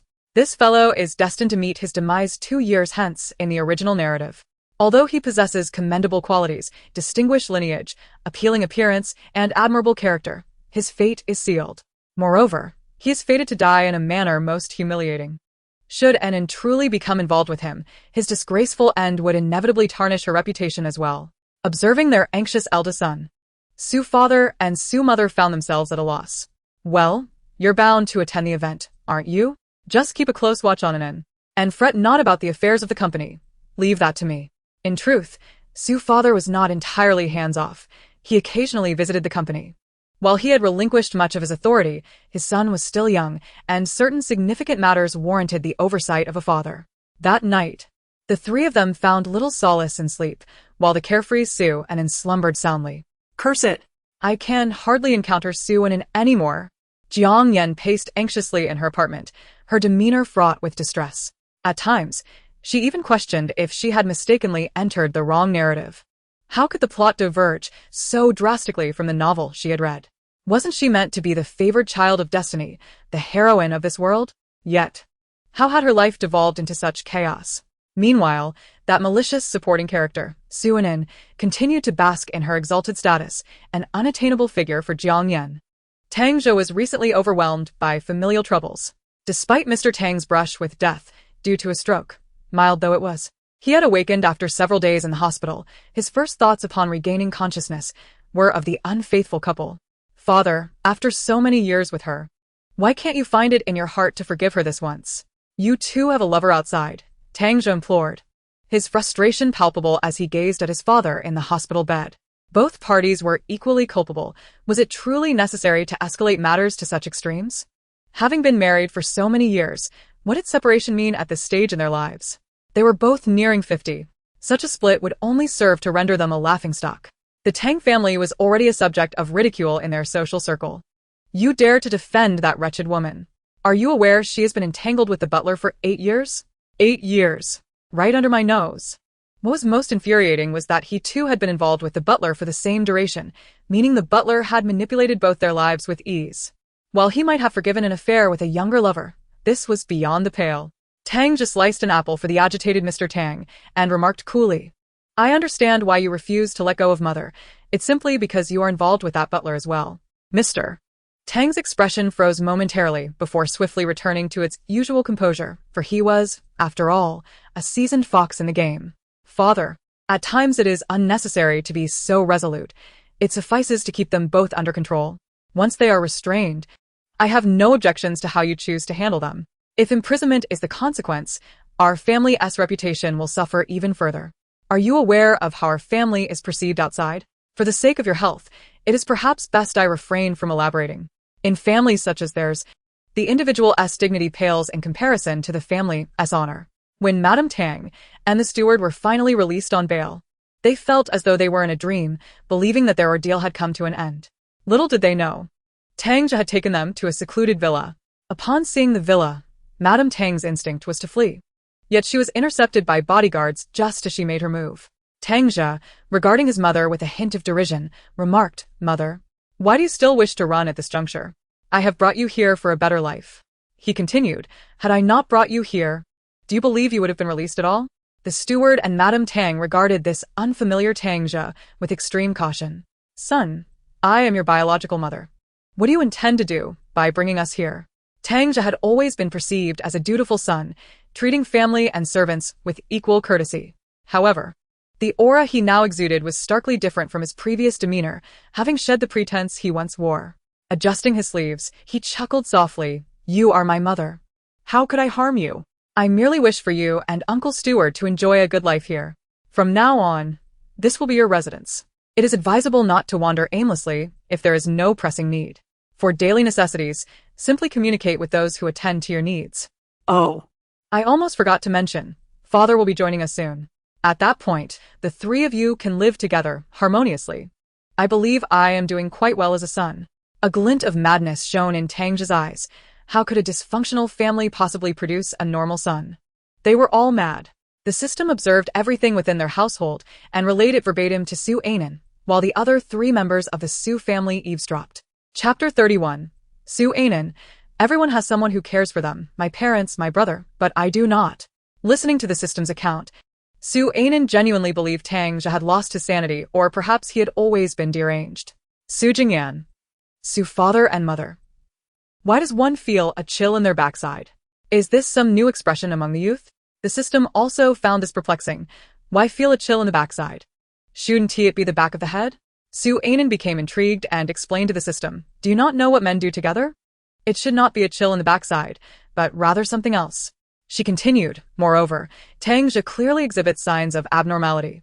If he were truly to be with my brother, I fear for my brother's safety." The system. Shuhinyan. Su father and mother.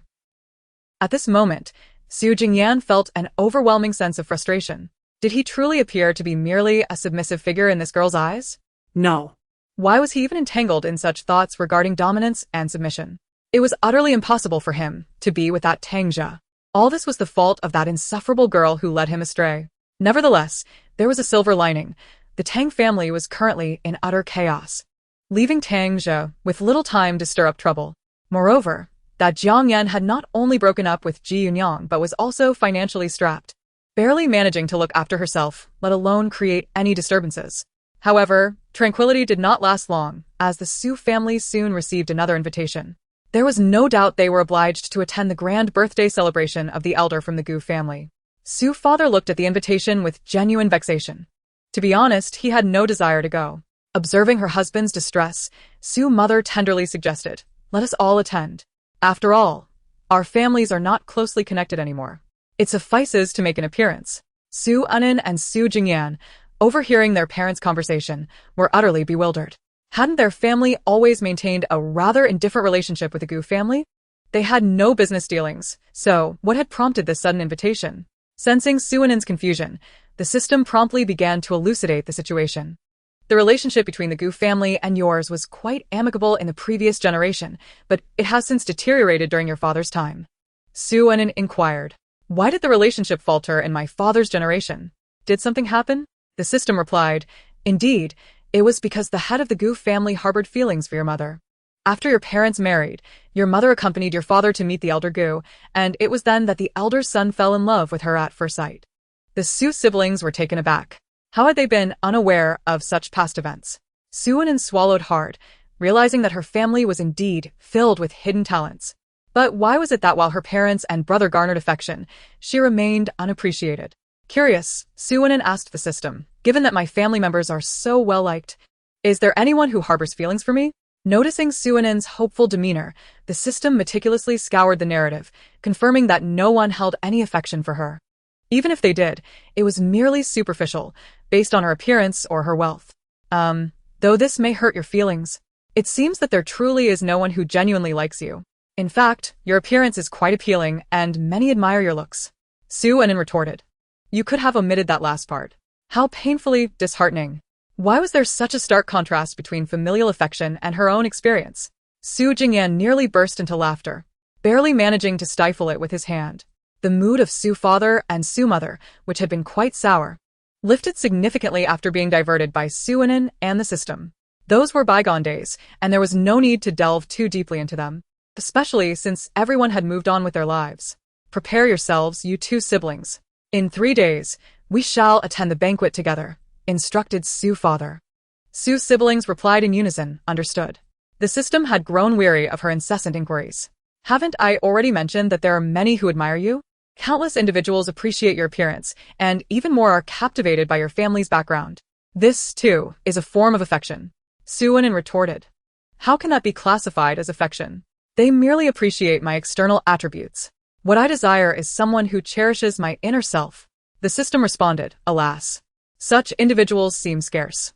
However, you might glean some wisdom from your parents or your elder brother. By emulating their admirable qualities, perhaps you shall attract someone. After a moment's contemplation, Suwon earnestly replied, what if the ones drawn to me are either of the same sex or insincere suitors?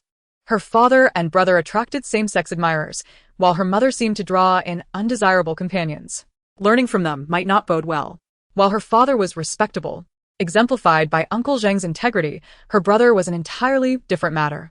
Tang Zhe was rather peculiar, and the thought of her brother needing to safeguard his dignity left her feeling exasperated. Yet, why did she subconsciously perceive her brother as the more vulnerable one? Perhaps it was due to Tang Zhe's eccentricity, as most characters in novels who are odd tend to assume the dominant role. The system responded, you leave me speechless. Su Jingyan, this sister of mine is not suitable for me. To convey their respect for the patriarch of the Gu family, the Su household had spent the past 3 days pondering what gifts to present and what attire to don for the banquet. The men had it easy. A tailored suit sufficed. Sue's mother merely needed to exude elegance. Given her age and status, she could hardly compete with the youthful exuberance of young ladies. However, Suwon faced a different challenge. Such gatherings were traditionally arenas for young women to showcase their allure, and an ill-chosen outfit could lead to ridicule. Conversely, an overly ostentatious ensemble could overshadow the event, thus necessitating careful consideration in her selection. Su Jingyan swiftly selected a pink gown, exclaiming, this one suits you perfectly. Pink is simply delightful. Suwon scrutinized the fluorescent pink dress and earnestly questioned her brother. Do you truly believe this shade is appealing? What grudge do you harbor against me? Surely, you do not wish to make me the laughingstock of the circle. Moreover, how had such a garish gown found its way into her wardrobe? Perceiving her internal thoughts, Su Jingyan, somewhat disheartened, replied, I spent considerable time selecting this dress. I genuinely believe this color would suit you beautifully. Suwon retorted, no wonder. I knew my wardrobe could not possibly harbor such an unsightly garment. Unsightly? Su Jingyan protested. I find it quite lovely. The system chimed in. I think it looks splendid. Pink is so charming. If I had a physical form, I would wear pink every day. How lovely that would be. Su Jingyan wholeheartedly endorsed the system's sentiment, affirming its discernment. Suwon snapped silence. Speak only when you possess a physical form. Ultimately, Suwon opted for a blue gown, which radiated elegance and sophistication, its mermaid design lending a touch of playfulness. Suwon gracefully wore the gown, embodying the essence of a petite mermaid, beautiful, elegant, and playful. She eagerly glanced at her elder brother, curious about his opinion on her exquisite dress. Su Jingyan scrutinized her attire. Hesitated for a moment and remarked, this dress makes your backside appear rather large. Are you truly not going to wear the pink one I selected? I invested considerable thought in choosing that. Chapter 32. Brother, I never imagined that someone of the opposite gender would be fond of you. As Suwon descended in her gown, she inevitably received accolades from her parents. She cast a triumphant glance at her brother, affirming her discerning taste. Clearly, the fluorescent pink was unflattering on anyone who dared to wear it. Su Jingyan turned his head away, convinced of his refined aesthetic. How lovely was that pink princess gown indeed. Hurry up. If you delay any longer, we shall be late. You two siblings, stop glaring at each other and get into the car. The family conversed about the forthcoming banquet as they traveled. Suwon felt somewhat unfamiliar with the Gu family, recalling little interaction between them. The Gu family's business had largely relocated overseas over a decade ago. At that moment, the Gu ancestral home was bustling with guests. Given that it was the grand celebration of the elder Mr. Gu's birthday, even if one were not to pay heed to the monk, one must respect the Buddha. Mr. Gu entertained the guests, occasionally glancing outside. Mrs. Gu, observing his demeanor, let out a cold laugh and inquired, What? Waiting for your old flame? Mrs. Gu had learned of Mr. Gu's past shortly after marrying into the family, including his affection for Sue's mother. To harbor feelings for a married woman, how disgraceful. Regrettably, She was already bound to the Gu family, their union solidified. Otherwise, she could never have married a man of such dubious character. The mere thought of coveting another spouse was nauseating. Noticing Mrs. Gu's disdainful gaze, Mr. Gu averted his eyes nonchalantly. These were bygone events. Why dwell on them now? Mrs. Gu scoffed and turned away. Indeed, those were past matters, yet it was evident from his demeanor that he had not moved on. With their children now grown, his affections remained blatantly apparent.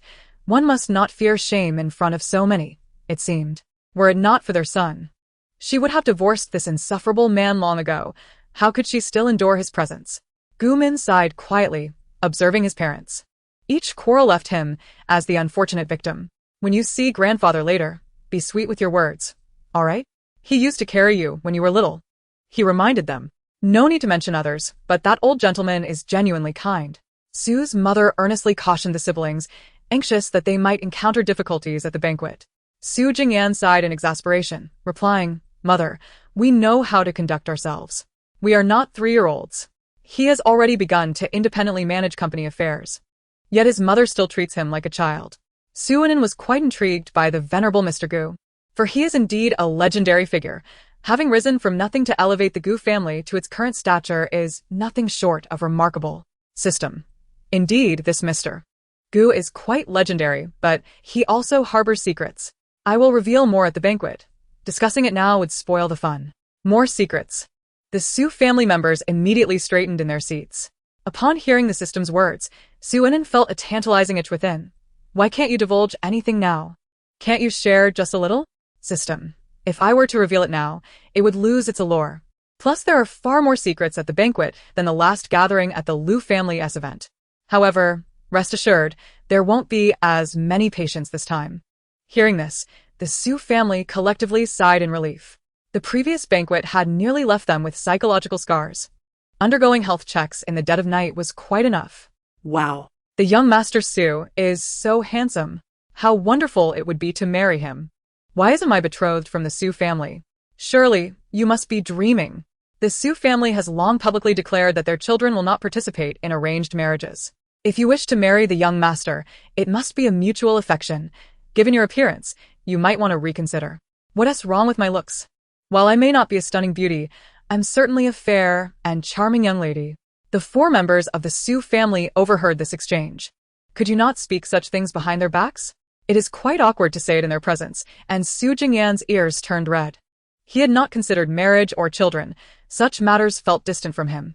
With the family affairs keeping him so occupied, he truly could not afford to think of anything else. Moreover, there was still that peculiar novel weighing upon them. And his greatest wish was for their family not to suffer the same fate as those depicted in the story.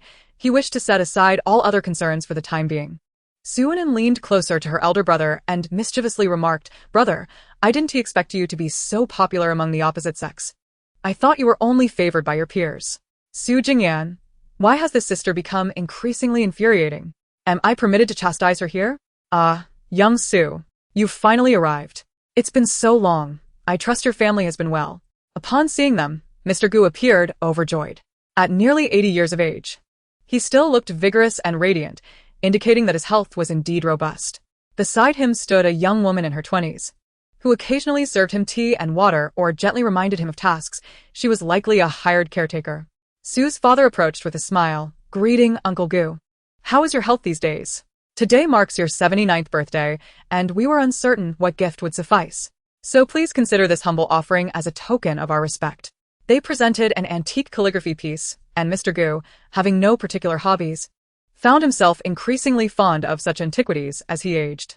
Delighted by this thoughtful gift, Mr. Gu beamed, exclaiming, Su, you have always known how to please me. While Mr. Su and Mr. Gu exchanged pleasantries, Mr. Gu's gaze was fixated on Mrs. Su, occasionally darting toward Su Wen, his eyes betraying a rather unsettling intent. Chapter 33 System. Fear not. Your brother's health is impeccable, truly consistent in both body and spirit. Su Jingyan noticed this distasteful behavior and discreetly shielded Mr. Gu's gaze.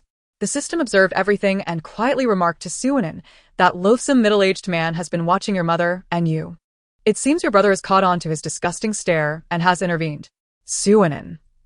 Didn't they say Mr. Gu was fond of my mother? Why does he cast such a repugnant look at me? System. You bear a striking resemblance to your mother in her youth. Just be cautious. A chill ran down Soo-in's spine, and Mrs. Soo nearly exploded upon hearing the system's words. How dare he set his sights on her daughter? Was he courting death? Su Jingyan had already contemplated how to dispose of this revolting middle-aged man. Were it not for the constraints of a lawful society, he would have acted decisively. It is indeed true that they were a family of antagonists, their thoughts often quite villainous, with Su-in being their Achilles heel. Old master, after such an extensive conversation, do have a sip of water. A young woman by Mr. Gu's side kindly poured him a cup of tea. Others remained oblivious until the system's revelation left Su's family utterly astonished. Beware, this old man and the maid are entangled. They have been secretly involved, and she has siphoned considerable wealth from him. Su-in.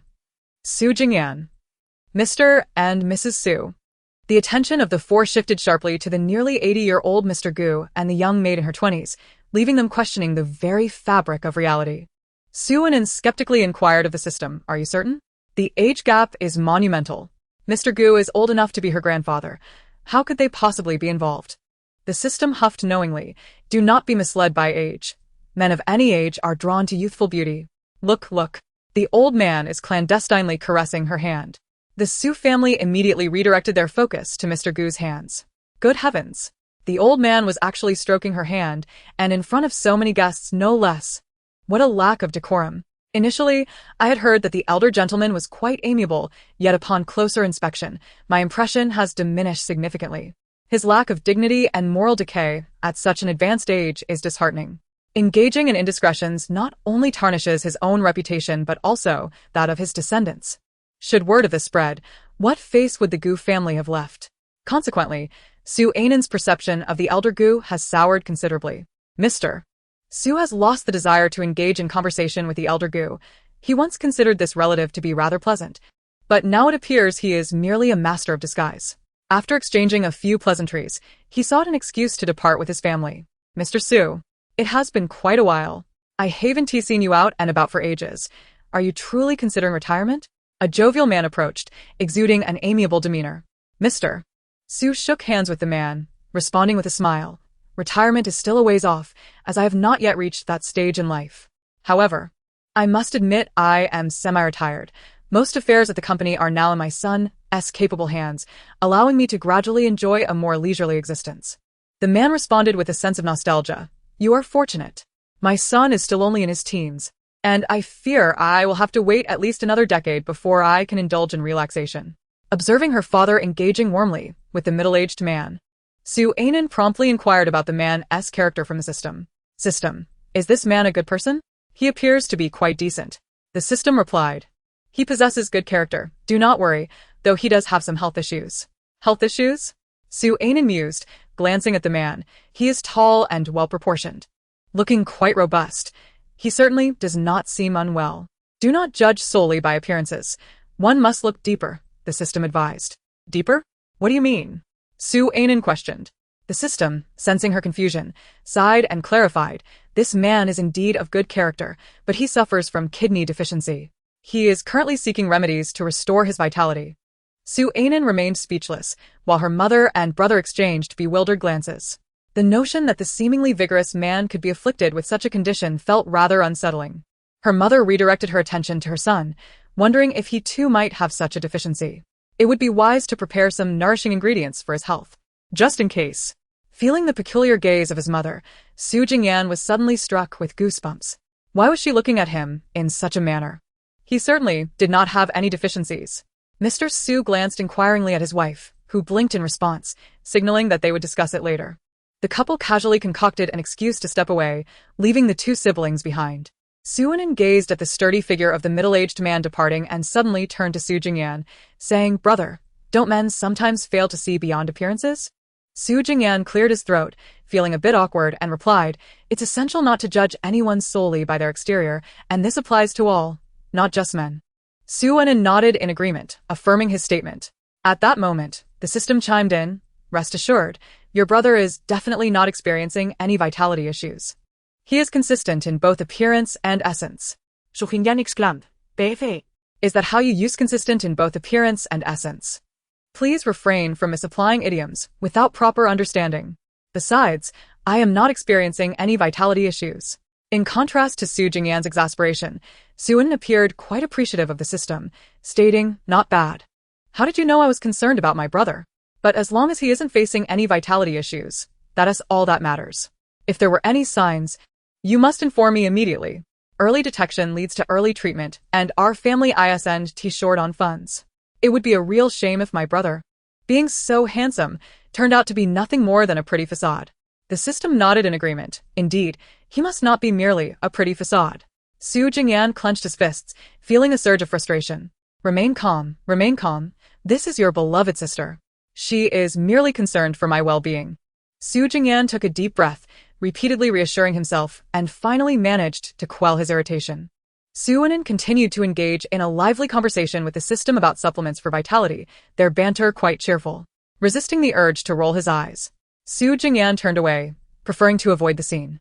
"Mr. Su, I didn't expect to see you here. It's rare for a busy person like you to make an appearance." A young, handsome man approached, holding a glass of wine, emanating an impressive aura, albeit with a slightly awkward gait. Su Jingyan, setting aside any thoughts of this man, politely greeted him. "Mr. Xue, it's been a while." Indeed. "The company has kept me rather occupied recently, but you're quite the busy individual yourself, surrounded by such beauty. When do you find time to socialize with us?" Xue Qian's smile faltered, clearly taken aback by the bluntness of Su Jingyan's remark, which showed little regard for social niceties. Standing beside her brother, Su Enen appraised Xue Qian, reflecting, his physique and height are quite commendable, and he is indeed more attractive than that scoundrel Tang Jie. Though he still falls short of my brother. She mentally rated Xue Qian, completely absorbed in her thoughts. Su Jingyan made a concerted effort to ignore Su Enen's inner musings, bemused by how noisy her thoughts were, even going so far as to rate someone else. The system interjected, "Enen, what are you doing? It feels as though you're assessing potential sisters-in-law, comparing him to Tang Jie. Does Tang Jie even measure up? Xue Qian's character far exceeds that of Tang Jie. And if you genuinely fancy this potential sister-in-law, I must advise you, he has a preference for women, and your brother is quite straight. Please refrain from matchmaking on a whim." Su Jingyan clenched his fist once more, realizing that the girl was not merely comparing herself to Tang Jie in her heart, but was actually fixated on this notion. How infuriating! Had he not reprimanded her since she grew up? Had she developed a craving for it? Meanwhile, Su Enen remained oblivious to her older brother's tension. Continuing her conversation with the system, "Are you certain that the person in question does not harbor feelings for my brother? With such charm, it is inconceivable that he does not like him." The system replied with a hint of exasperation. "Why would he have feelings for your brother? It is entirely normal for a man to be attracted to women, especially given his particular condition. He is unlikely to be interested in men." This revelation piqued not only Su Enen's curiosity, but also that of Su Jingyan. What ailment could Xue Qian possibly have? The man exuded vitality daily, surrounded by an array of beautiful women. Could it be that these ladies were merely hired for show? That seemed implausible.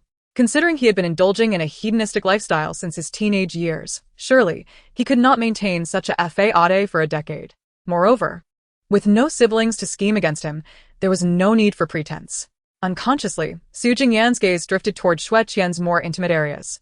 Xue Qian, who had been boasting about himself, suddenly felt a chill in his lower half. Upon lifting his gaze, he was met with Su Jingyan's complex stare. Goodness! What was that penetrating gaze aimed at? Chapter 34. The Overbearing CEO with Hemorrhoids. Although Su Jingyan's expression was somewhat ambiguous, it was strikingly unabashed. Xue Qian felt a surge of discomfort under that scrutiny. Where was he looking? Had this man truly remained without a woman for so many years that his sexual orientation was in question? He considered himself fairly attractive. Was it possible that this seemingly aloof character secretly harbored feelings for him? Lost in thought, Xue Qian's gaze towards Su Jingyan shifted, now tinged with wariness and suspicion, even causing him to retreat a couple of steps. Su Jingyan cleared his throat awkwardly. Alas, he had been discovered. Surely, his gaze had not been so overt. Observing Xue Qian's reaction, he mustered the courage to speak. "I was merely glancing. Why are you so anxious?" Meanwhile, Su Enen remained oblivious to the exchange between the two, her mind fully engaged in her dialogue with the system. "Just tell me what his ailment is. My curiosity is killing me." Although the system lacked a physical form, it was on the verge of exploding from her incessant inquiries. "Fine, I'll tell you. Xue Qian has hemorrhoids. Therefore, he could never be interested in men. Despite being surrounded by beautiful women, he is undoubtedly attracted to women. Su Jingyan was taken aback, his previously unrestrained gaze diverted once more. It was unexpected that Xue Qian, who presented himself as a domineering CEO, had such a condition. Hemorrhoids. No wonder his gait appeared somewhat peculiar today. Could it be that his ailment was acting up? A hint of disdain flickered in Su Jingyan's eyes. How utterly unimaginable. Xue Qian. What is with that look? No. Is Su Jingyan experiencing some sort of trouble today? Not only is he gazing around indiscriminately, but that peculiar expression in his eyes is quite disconcerting. He hasn't been provoking this seemingly gentle yet cunning individual recently, has he? Had I known, I wouldn't have approached him to exchange pleasantries today. Su Ainin gently nudged her older brother and whispered, "Your friend seems to have a good relationship with you. Perhaps you should remind him to take better care of his health." Su Jingyan retorted, "What makes you think we share a close bond? Did you not see how he immediately sought to pick a fight upon arriving?" Looking at his younger sister, he feigned curiosity. Why the sudden concern for his well-being? You wouldn't be harboring feelings for him, would you? Upon hearing this, Su Ainin's eyes widened in disbelief. What are you talking about? He is your friend. My concern for you both is entirely reasonable. Plus, given his standing in the circle, you must admit he is quite clever. With all those beautiful women surrounding him, it is only natural to remind him to be mindful of his health. A cold sweat nearly broke out on Su Ainin's forehead. Why was her brother suddenly questioning her motives? He had never been this inquisitive before regarding her various topics of interest. In a panic, she internally consulted the system. What should I do? I can't possibly be exposed now. The system quickly reassured her. Calm down, there's no way you can be exposed. I exist without a physical form. Surely he cannot possess mind-reading abilities. The system was indeed correct. Not only did he lack such abilities, but within the Su family, aside from Su Ainin, all others possessed the peculiar gift of reading her thoughts, and exclusively her thoughts. Listening to the exchange between Su Ainin and the system, Su Jingyan couldn't help but smile faintly, feeling his spirits lift considerably. Indeed, teasing his sister during idle moments was the most delightful pastime. Very well, if there is nothing else, you may amuse yourself. I shall convey your words to him. Though he truly ought to take better care of himself, indulging every day without concern for his health. Not far away, hiding from Su Jingyan, Xue Qian suddenly sneezed. Su Ainin felt a bit relieved. Thankfully, her brother remained unconvinced. However, a question lingered in her mind. Why on earth did he suffer from hemorrhoids? She posed this query to the system, which surely possessed the answers, as it was all-knowing in this realm. The system replied, I cannot speak for others. But Xue Qian's condition is simply a result of spending too long in the restroom. Don't you all tend to take your phones with you when you visit the lavatory? He does the same. You ought to be cautious. I would not want a host with hemorrhoids. How embarrassing. Xuanan, silence. Su Jingyan involuntarily tightened his posture. He too had a habit of bringing his phone to the restroom, whether to catch up on news or to attend to work and review reports. It seemed he would need to alter this habit. The prospect of developing hemorrhoids was indeed somewhat humiliating. Su Ainin was swiftly dismissed by Su Jingyan, who then set off directly to find Xue Qian. Upon seeing Su Jingyan approach, Xue Qian's heart raced, rising to his throat. No. Why was he coming over all of a sudden? Their relationship wasn't that close, was it? Surely, he couldn't have developed feelings for him. Although Su Jingyan is indeed quite handsome, he has no interest in men. Moreover, this body of his is incapable of harboring such inclinations. No, that thought seems to have strayed. Even if he were attracted to men, it wouldn't necessarily pertain to the lower half. He could very well assume the dominant role. The presence or absence of hemorrhoids in that case would be inconsequential. Xue Qian's imagination ran wild, crafting an entire television drama within his mind. The plot was so riveting that it could undoubtedly become a sensational hit if produced. Hey. What are you daydreaming about? As soon as Su Jingyan approached, he noticed Xue Qian's dazed expression, instantly discerning that he was up to no good. Startled, Xue Qian turned to the nearby white cut-black figure, exclaiming, Why did you come over without making a sound? Our relationship isn't quite at that level yet, is it? Su Jingyan cast a disdainful glance at him, thinking he hadn't intended to come over, but was merely drawn by the awkwardness of his gait. Out of concern for their superficial partnership, their relationship was not that close, yet maintaining a faade of professionalism was necessary. Your peculiar walking posture, could it be that you are suffering from hemorrhoids? Xue Qian's pupils widened in shock. How did he know? A strange gait doesn't necessarily imply hemorrhoids. How could he guess so accurately? Could it be that he shares the same affliction? Realizing this, Xue Qian suddenly found Su Jingyan much more agreeable. He clapped a hand on Su Jingyan's shoulder, somewhat wistfully stating, "If you can discern it at a glance, you must be experiencing similar troubles. It has indeed been quite uncomfortable lately, all due to my lack of dietary restraint." In an instant, Su Jingyan swatted Xue Qian's hand away. "Who shares your troubles? Don't slander me. Get lost."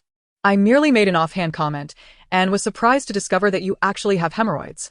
Noticing the disdain in his expression, Xue Qian's knowing gaze was laden with meaning. He understood that appearances must be maintained in public. "Bro, from now on you're my brother. Let us forget our past grievances. You'll be my confidant. Having a minor ailment is no big deal. It doesn't threaten one's life. Just brings a bit of discomfort during flare-ups." Seeing that Su Jingyan was about to become irate again, Xue Qian quickly added, all right, I won't mention it anymore. Let us just drink to our understanding." Su Jingyan thought to himself that he should never have approached this rascal. Although he bore an aloof visage, his inner nature was that of a rogue. "Who has hemorrhoids?" Just because you do doesn't mean everyone else does. Xue Qian paid no heed to Su Jingyan's near-murderous glare. He was quite pleased to have found a fellow sufferer. In a corner unnoticed by the two, Tang Zhe observed them with a gloomy expression. Especially when Xue Qian placed his hand on Su Jingyan's shoulder, his eyes glinted with a murderous intent that was almost palpable.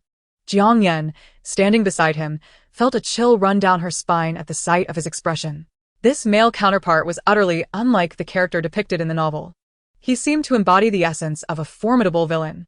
Wasn't the true antagonist supposed to be the entire Su family? Chapter 35, joining the Lu family as the eldest daughter of the Tang family. Tang Zhe watched with a mixture of jealousy as Su Jingyan interacted so amicably with others. Yet he found himself powerless to act. "Tang Xiao, are you alright?" Jiang Yan asked, her complexion ashen with fright. She felt as if she had unwittingly made a pact with a demon, and now there was no escape. Tang Zhe turned to Jiang Yan, offering a gentle smile, though the distortion of his features rendered it rather unsettling. "Miss Jiang, do make haste to find Suanan. I hope you won't disappoint me." Jiang Yan longed to flee, terrified in the presence of such a twisted individual. As she hastily departed, Tang Zhe lightly tapped his wine glass, hoping that this foolish creature would exhibit a modicum of cleverness at this juncture. Lu Siheng and Ji Yunyang were also in attendance at the banquet, though they were on a different floor. Arriving early, they had spoken with old Master Gu before finding a place to sit. They happened to spot Jiang Yan searching for Suanan. Ji Yunyang's gaze shifted to Jiang Yan, his expression revealing an inscrutable complexity. "Cousin, Jiang Yan has also arrived." The banquet celebrating old Master Gu's longevity was not an assembly for the ordinary. Attendees were typically invited by formal invitation. Jiang Yan would never have received a card from the Gu family, so, as whom was she attending? Lu Siheng watched as Jiang Yan approached Suanan, pursing his lips slightly before descending the stairs. Suanan was blissfully sampling an array of juices, having lined up various flavors in anticipation of a delightful tasting. Suddenly, she received a system notification. "Attention! A battlefield has emerged. Tang Zhe and Jiang Yan have arrived at the banquet, and Jiang Yan is on her way to find you." Lu Siheng and Ji Yunyang are also approaching, along with their brother. The smile on Suanan's lips faltered abruptly. Were these individuals merely idling about, seeking her out for no reason? According to the original plot, she was merely a supporting character. Surely, such attention was unwarranted for someone of her standing. "Misu." "It's been a while."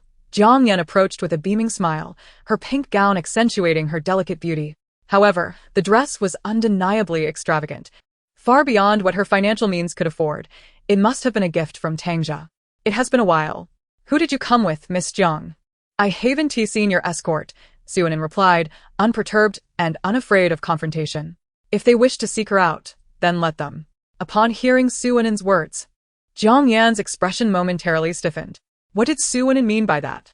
Was she insinuating that Jiang Yan relied on men? "Miss Su, you just," Jiang Yan replied. "From the very first time I met you, I felt an uncanny familiarity. We should certainly spend some time together. I know many delightful places that I trust will meet your approval." Jiang Yan believed she could easily navigate the navette of this sheltered young lady. Even if she were a malevolent supporting character, what did it matter? After all, she was merely a foolishly spiteful presence. As she gazed at Jiang Yan's beaming smile, Suanan felt a wave of tedium wash over her. Did Jiang Yan truly have designs on her brother? They were already aware that she was Ji Yunyang's ex-girlfriend. If Jiang Yan were indeed pursuing her brother, that would be rather naive, wouldn't it? Just as Su Anin contemplated a means of escape, Lu Siheng approached. Miss Su, your parents are looking for you over there. Would you like to go and see them? With that straightforward remark, Lu Siheng provided her with a timely reprieve. Su Anin cast a grateful glance in his direction and promptly rose to her feet. I apologize, but my parents are searching for me. I must take my leave. Goodbye. Miss Jiang. Jiang Yan nodded blankly, her attention now entirely fixated on Ji Yunyang, who stood beside Lu Siheng. How is it that Ji Yunyang seemed to thrive even more post-breakup, radiating a brilliance even greater than when they were together? Ji Yunyang refused to spare Jiang Yan even a glance. It had been his folly to fall for such a superficial woman, utterly deceived by the illusion he had crafted. Thankfully, he had awakened in time. Otherwise, he would have been unaware of the wolf he had harbored at his side. Lu Siheng cast a sidelong glance at Jiang Yan, his eyes brimming with disdain. This woman truly seemed oblivious to the gravity of her own shortcomings. Was the system's assertion that she was the protagonist genuine? She bore no semblance of a leading lady. Aside from possessing a modicum of beauty, she had little else to offer. No intellect, no discernible wit. As he pondered this, his gaze shifted to his foolish cousin, feeling a sense of embarrassment for having been duped by such a woman. Ji Yunyang discerned the implication in his cousin's gaze. Fine. I concede. This is indeed the reality. Just as the two were about to depart, Jiang Yan called out to Ji Yunyang. Yunyang, I truly apologize for my past actions. Her demeanor suggested sincerity, her eyes glistening with unshed tears, a visage of remorse and shame. Yet whether her feelings were genuine was known only to her. Ji Yunyang slightly curled his lips into a smile, though it bore no warmth. As for your apology, I shall overlook it. Being deceived by you was my own folly. However, I cannot fathom how you ended up with Tangja. Jiang Yan's complexion turned ashen as she struggled to formulate an explanation, acutely aware of the reality that she was indeed bound to Tangja. To outsiders, they appeared to be a couple. Yet now, following her estrangement from Su Jingyan, he seemed to have lost his senses, especially after the turmoil that had arisen within his family. For individuals of this nature, proximity inevitably leads to betrayal. Watching Lu Siheng and Ji Yunyang depart, Jiang Yan slumped onto the sofa, utterly at a loss for what to do. So, she had truly entered a den of wolves, hadn't she? Yet, Tangja had promised to devise a way for her to marry Lu Siheng. He had assured her that he would acknowledge her as a sister, allowing her to genuinely become the young miss of the Tang family. After all, it was quite commonplace for wealthy families to have an illegitimate daughter. Jiang Yan recalled Lu Siheng's radiant and dignified presence just moments ago, and her heart fluttered. If she were to unite with Lu Siheng under the esteemed title of the Tang family's young miss, surely he would acquiesce. Such an arrangement was beneficial for both the Tang and Lu families. Ji Yunyang was indeed commendable, but in terms of status and standing, he could never rival Lu Siheng. Humans are inherently selfish. She was merely contemplating her own future. Chapter 36. Su Anin. I am actually a part of their scheme. After leaving, Su Anin immediately sought out her elder brother. Upon seeing her rush in, Su Jingyan initially feared she was in some sort of trouble. After learning the details, he scoffed, advising her to keep her distance from that woman. Tangja had truly risen, associating with such a person. It seemed he had misjudged him in the past. Hearing her brother's disparaging remarks about Tangja, Su Anin fervently nodded in agreement, affirming that the man's character was indeed lacking. Birds of a feather flocked together, and he was truly unworthy of her company. In truth, Su Jingyan spoke thus deliberately, to publicly convey his stance and prevent his naive sister from harboring doubts. Though she likely wouldn't question it, as she had yet to develop such discernment. Tangja, seated in a corner, observed Su Jingyan with a manic glint in his eyes. He refrained from appearing with Jiang Yan to avoid misunderstandings, uncertain if that foolish girl had spoken out of turn. Every time he encountered the young miss, her demeanor was excessively cordial, almost as if she were ready to worship at his feet. Tangja rubbed his temples in agitation, exclaiming, "Can't you think of a solution on your own? You are utterly useless. Why do I even bother with you? I don't provide you with such lavish support for you to merely enjoy life at my expense." Jiang Yan bit her lip, feeling an overwhelming sense of distress. It was not her who sought him out. He had approached her first, yet now he blamed her for not achieving his goals. By the way, you haven't said anything indiscreet to Su Anin, have you? Did she inquire about why you were here? Tangzhou was on the verge of losing his temper. He had been exceedingly cautious in his dealings with Jiang Yan. How could anyone possibly know? Furthermore, even at the banquet, after bringing Jiang Yan inside, he had remained hidden in a corner, fearful of being discovered. If word reached Su Jingyan's ears, how could he ever hope to marry Su Anan? Watching Tang Zhe's ever-changing expressions, Jiang Yan instinctively scooted back in fear. She always had an unsettling feeling that this man might resort to violence. Despite his appealing appearance and commendable aura, there was an unmistakable wildness about him. Their initial meeting was somewhat tolerable, but his increasingly erratic behavior left her in constant doubt of his temper. Noticing the fear etched on Jiang Yan's face, Tang Zhe suppressed the anger brewing within him. It appeared that a different approach was now necessary. Since they were both aware of their connection, it was time to alter their course. Do you not wish to become the young lady of the Tang family and transform your identity? I shall grant you that opportunity now. Jiang Yan's eyes sparkled at his words. Could she truly become the Tang family's young lady? Was it not said that this title would only be conferred upon her once matters were settled? Tang Zhe's expression darkened, his eyes betraying an inscrutable emotion. First and foremost, he could not allow Su Jingyan to misconstrue his relationship with Jiang Yan. Other matters paled in comparison. After all, the Tang family was now entirely under his control, and all dissenters had been expelled. In truth, she would merely be an honorary sister, and there was little cost involved. The system, eavesdropping on their conversation, was utterly flabbergasted. Why is the female protagonist suddenly aspiring to become the Tang family's young lady again? This plot is straying further from its original course. It recalled that in the original narrative, Tang Zhe was the sole heir of the Tang family. Though Mr. Tang had numerous lovers outside, he maintained a certain decorum, ensuring no illegitimate children emerged from his affairs. The system hastily relayed all this information to Su, who listened intently while munching on nuts. And Su Jingyan also paid close attention. What was Tang Zhe up to now? Could he not take a moment to be still? Furrowing his brow, Su Jingyan genuinely regretted having once enjoyed a close relationship with such a person. Not only had he imprisoned his own parents, but he was also fabricating an illegitimate daughter out of thin air, insisting that this girl, with no blood ties to him, be recognized as family. What kind of absurdity was this? Jiang Yan was someone entirely unrelated to him, yet she was inexplicably being declared his sister. What on earth was that scoundrel plotting? Su Anan remarked, System, why do I feel as though their lives are so remarkably eventful? They concoct so many schemes yet achieve nothing substantial. I was quite wary of the two of them, but it seems they are rather ineffectual. The system replied, Indeed, it seems you have a point. Despite their lengthy association, they have truly failed to stir up any notable commotion. The system added, Regardless of their efficacy, you should remain vigilant. It is best to limit your interactions with them. I will notify you in advance of any troubling developments, so ensure you are adequately prepared. I have gleaned some insight from my prolonged surveillance. It seems that Tang Zhe harbors some ulterior motive concerning you. Su Anan. Su Jingyan. The system remarked, I have overheard some information.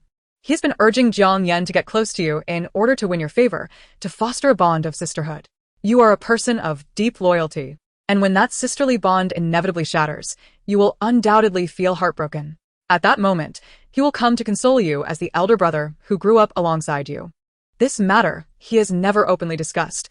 I only learned of it while he was talking in his sleep. Thankfully, I remained vigilant and kept an eye on his side. Otherwise, I would have been oblivious to his true intentions. Ultimately, his aim is to approach you, marry you, and thereby connect with your family and draw closer to your brother. This scoundrel's schemes are indeed meticulous and utterly shameless. The system, initially uncertain, gradually pieced together the clues to form a complete picture. Su Jingyan was on the verge of crushing the cup in his hand, enraged by Tang Zhe's despicable thoughts. Su Anan felt a wave of goosebumps rising on her skin. She never imagined that she would be someone who attracted the attention of others, especially as the most pivotal link in this scheme. So I am merely a pawn in his game. How revolting. To pursue such a stunning beauty merely for the sake of her brother. What a lack of discernment. Su Jingyan was initially filled with indignation, but upon hearing the girl's self-assessment, his fury dissipated entirely. It seemed this wild girl was truly unconcerned about the situation, still finding time to champion herself in her mind. Did she not harbor even a trace of worry? The system praised its host's nonchalance, exclaiming, In the midst of being schemed against, you still compare yourself to your brother. What is there to compare between a man and a woman? Moreover, the one who truly holds his affection is your brother. Su Anan retorted, Why shouldn't I compare?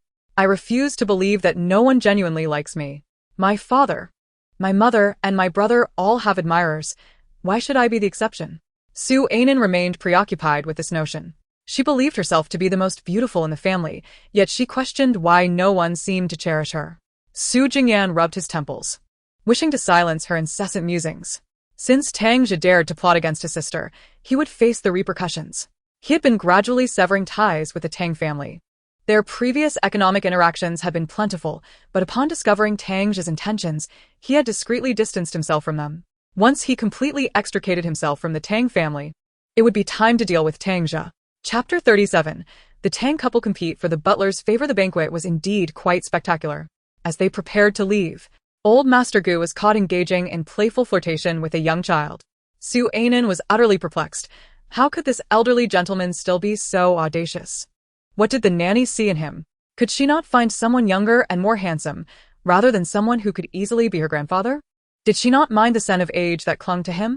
In private, Mr. Gu and his wife engage in a fierce battle, their animosity palpable through Mr. Gu's gaze towards Su's mother, revealing that he is yet to relinquish his feelings. Furthermore, his look at Su Ainin lacks any semblance of innocence. Mrs. Gu, perceptive as ever, quickly discerns his intentions. Were it not for their son, she would have sought divorce long ago. Su Ainin muses. I truly cannot fathom it. Does that young maid harbor no disdain whatsoever? With her youth and beauty, why must she serve an elderly man? The system responds.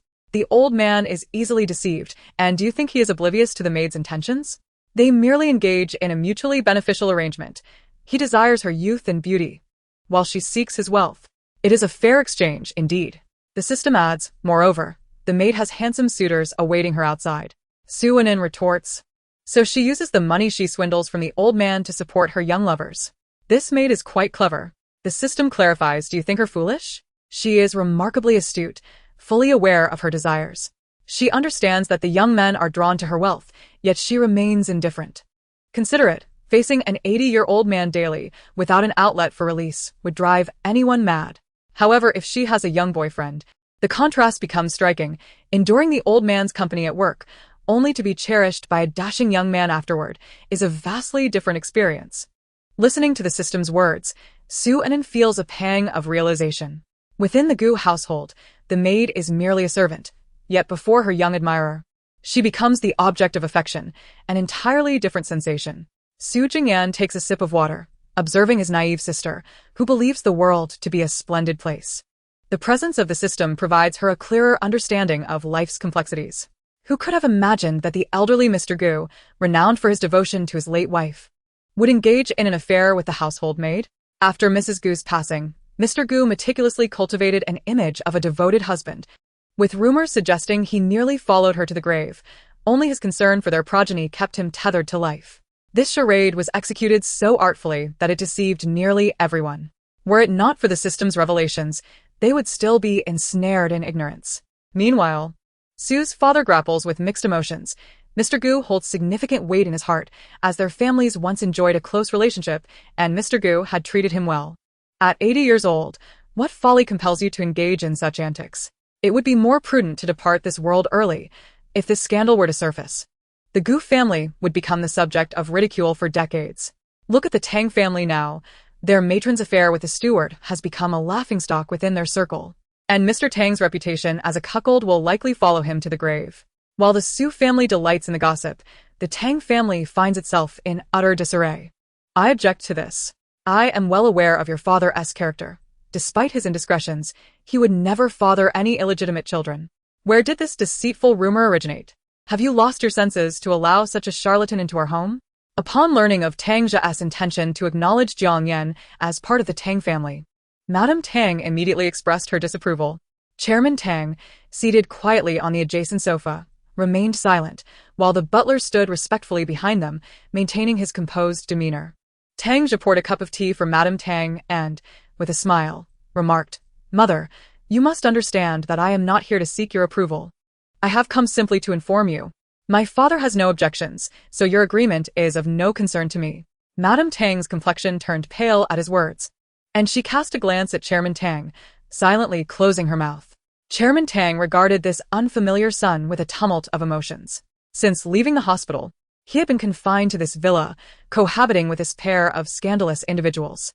Here, they were prohibited from engaging with electronic devices and could only meander within the confines of the villa, as this rebellious son had severed their ties to the outside world. He had never anticipated that the son he had nurtured for over 20 years would turn out to be so ungrateful, exhibiting such cruelty towards his own flesh and blood. I have no objections to your acknowledging that woman as your sister, but it must not be under the pretense of her being an illegitimate daughter. My reputation cannot be tarnished by your actions. Chairman Tang did not wish to face the prospect of being publicly accused of fathering an illegitimate child at his age. Despite his past indiscretions, he had managed to maintain his reputation, and he could not allow this son to obliterate it in an instant. Upon hearing the mention of reputation, Tang Zhe laughed. Father, do we still possess any semblance of a reputation? The Tang family has become the laughingstock of our circle. You will likely wear that green hat even in your grave. However, the three of you can continue residing here. After all, it has been the three of you together for years. I merely provide a venue for your escapades. This place is splendid, devoid of any interruptions. You may indulge in whatever you please. Look at me, your son. The expressions of the Tang couple and the butler grew exceedingly grim. When they were first brought together in this setting, quarrels erupted every few days. Yet, due to the lack of external contact and the absence of electronic devices to occupy their time, the three gradually ceased their disputes. Madame Tang had initially believed she and the butler were united in their sentiments, only to find Chairman Tang monopolizing the butler's attention daily. The couple engaged in a rivalry for affection, transforming their interactions into a courtly power struggle reminiscent of a harem. In truth, the butler rather enjoyed this arrangement. Outside, the Tang couple were his employers, and he served them. Yet here, he found himself the object of their rivalry, a delightful reversal of roles. Glancing at the darkening sky, Tang Zhe rose and declared, "It is getting late. I must take my leave. You three may rest at your leisure." As he approached the doorway, Tang Zhe suddenly turned around and, with a curious expression, inquired of the butler, "Uncle Butler, tonight do you plan to be with my mother or my father?" Tang's father, in a fit of rage, hurled the teacup he had been holding, bellowing furiously, "Ungrateful wretch! Get out of my sight at once." Chapter 38. The Tang family's butler turns out to be a technical expert. Truly, in every profession, there emerges a master. That evening, the butler found himself clutching his pillow, uncertain whether to head to the lady of the house or the lord. "Why are you still standing there? Come here at once," came the furious voice of Mr. Tang. Sighing, the butler lifted his leg and walked toward the source of the command. Mrs. Tang, upon noticing, promptly seized him and pulled him into her room, thinking, "Why would I let him go to that old man's side? I am younger and more charming, and besides, his temper is unbearable. He should come to me tonight." Feigning modesty, the butler nodded, though he preferred the company of the lady and gentleman. Here he was in command, while with Mr. Tang, he felt entirely subordinate. Moreover, Mr. Tang's volatile temperament and heavy-handedness were truly difficult for him to endure. "You shameless adulterers! Even under my nose, you dare to act so brazenly. Have you no sense of decency?" Mr. Tang was nearly beside himself with rage, for it had been he who first recognized the butler's worth, the one who had employed him in the first place. Hearing the furious shouts from outside, Mrs. Tang rolled her eyes dismissively. Let him be angry. What did it matter? They were the real offenders. Yet he was just as guilty. It was a case of the pot calling the kettle black, lacking any sense of irony. Undeniably, the drama within the Tang household was truly captivating. The system observed with great interest, even relaying the details to Suan. Reclining on the sofa, munching on popcorn while watching television, Suan was also absorbed in the unfolding saga of the Tang family. The other three members of the Su family were left astounded. They had known the Tang family was chaotic, but they never anticipated it could be this tumultuous. The notion that the Tang couple and the butler were living together was utterly shocking. Did they possess no moral scruples whatsoever? And then there was Tang Zhe, their biological son. Regardless of the couple's relationship, they had certainly devoted themselves to raising him. Su's mother extracted her phone and began to furiously criticize the trio in their group chat. While Mrs. Tang may not be a commendable person, she consistently lauded Tang Zhe to the outside world, even fighting for the recognition of his status as the sole heir. Otherwise, given Mr. Tang's flirtatious nature, there would undoubtedly be a multitude of illegitimate children scattered about. Su Jingyan, observing his mother's tirade, felt his disdain for Tang Zhe deepen. They had grown up together. Yet how had this person's character shifted so drastically? Or perhaps it had always been this way, merely concealed beneath the faade until now. Su father sighed. Alas. This child was quite well-mannered and sensible in his youth. How has he transformed into this? Su Jingyan calmly typed. Perhaps he has always been this kind of person, merely concealing it more adeptly. Had it not been for the system attached to my little sister, our family might have been deceived by them. Previously, they had indeed thought that the Tang family were good-hearted individuals, given their decades-long relationship. When the system first indicated that there were issues concerning the Tang family, they were quite skeptical. However, they have now placed complete faith in the system. The Su couple sighed inwardly at their son's assessment of Tang Jia. Suanin was entirely unaware of the secret conversation happening between her parents and elder brother behind her back. The system had never focused on their little family of 3. Otherwise, they would have likely revealed themselves from the very beginning. It could be said that they had cleverly exploited the system's trust in them, as it had already determined that, at the very least, their affection for Suanin was genuine and sincere. Thus, its attention was primarily directed elsewhere, entirely overlooking the 3 of them. One could only wonder when it would discover that these 3 possessed the ability of mind-reading, realizing that it, along with Suanin, stood exposed before them. Listening intently to the system's passionate narration, Suanin earnestly posed a question. System, what kind of enchantment does that butler possess? How could he charm a married couple simultaneously? Such an impressive male paramour is indeed rare. She had encountered the butler at the Tang family home and found him undeniably refined, yet there were certainly more handsome men. The other 3 members of the Su family perked up their ears, intrigued. They had all met this butler, having been at the Tang residence for over a decade, and were genuinely curious about the nature of his charm. After all, given the esteemed status of Mr. and Mrs. Tang, finding attractive companions would be a simple task. How could they be so utterly captivated by this middle-aged man? The system pondered for a moment and summarized the butler's various attributes. Well, how should I put this? Speaking candidly might lead to censorship.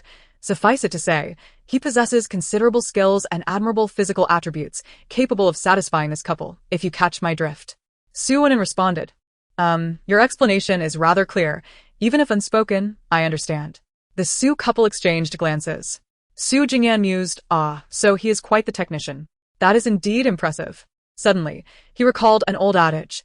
In every profession, there are those who excel. This butler surely qualified as a master in his field. Considering that the Tang couple were so enraptured by him that they even vied for his affection, was this not the hallmark of excellence? Indeed. One should never underestimate individuals in any profession. The system interjected. What is there to question? You are family after all.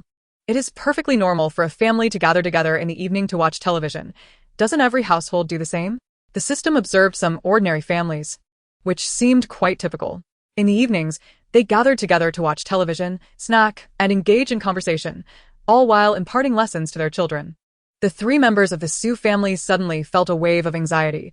Why had the girl become so astute this evening? Yet, it appeared that the system had also become rather dim-witted. After much contemplation, Su Ainin could only arrive at one conclusion. The system affirmed, indeed, that must be it. Su Ainin nodded inwardly. Realizing that her parents truly adored her, she had not anticipated her elder brother's concern for her as well. The other 3 members of the Su family thought to themselves, well, we ought not to hold excessive expectations regarding your intellect. Even in this state, you can still convince yourself. Impressive. Chapter 39. Is my brother about to use the restroom? In the following 2 days, Tang Jia publicly declared that Jiang Yan was his sister. However, he adhered to his mother's wishes and did not disclose that she was his biological sister. Instead, he referred to her as his mother's goddaughter. Upon receiving this news, Jiang Yan felt a twinge of discomfort. How could a goddaughter compare to a biological daughter? Even if she were a love child, once accepted, she would become a legitimate member of the Tang family.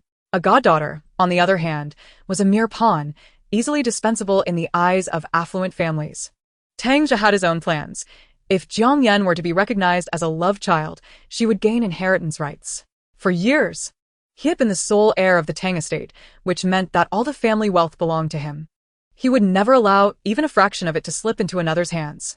Furthermore, although Jiang Yan might be somewhat naive, she possessed grand aspirations, and who could predict her future intentions? Conversely, a goddaughter was merely a nominal sister, lacking any formal ties to his household, And this portrayal seemed more palatable to the public. Tang Xiao, why must you deceive me? Why the sudden change? Jiang Yan confronted Tang Zhe directly. He had initially promised her a position as the genuine daughter of the Tang family, yet she now found herself in the awkward role of a goddaughter. Why had this occurred? Tang Zhe, seated in his office chair, regarded the agitated Jiang Yan with a calm demeanor and suddenly chuckled. Why are you so upset? Being designated as my family's goddaughter is already a significant elevation of your status. For you, a goddaughter and a love child should not differ greatly, should they?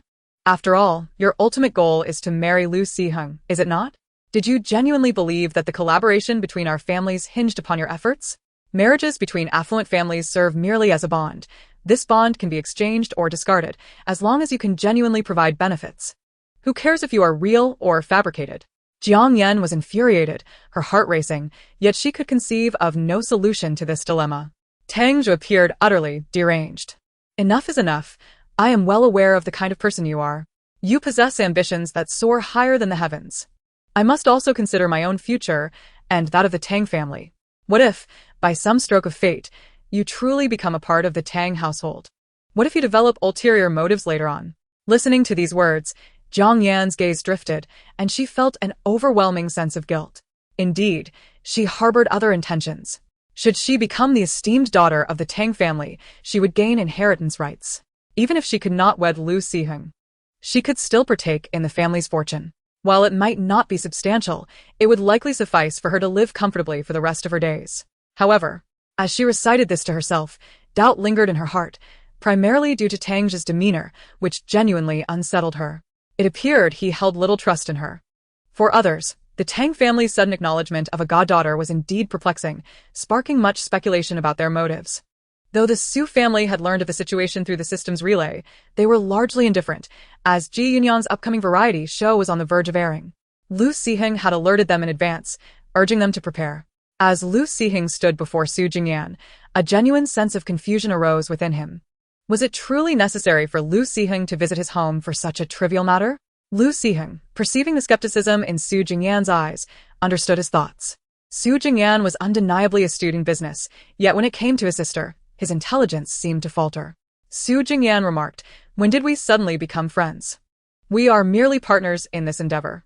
Typically, one should announce their visit beforehand. Your unannounced arrival feels somewhat excessive." Lu Siheng, discerning the implication in Su Jingyan's gaze, brandished his phone before him and stated, "I had previously informed your sister. I am uncertain if she relayed that to you." "What do you mean? You spoke with Suanan? That girl hasn't mentioned anything to us." Su Jingyan's eyes darted toward someone lurking in the corner, his expression menacing. Suanan, sensing her brother's unfriendly gaze, forced a dry smile and waved awkwardly, while internally she frantically implored the system for assistance. Suanan felt utterly overwhelmed. "System, please help me. I saw Lu Siheng's message this morning, but dozed off without realizing it.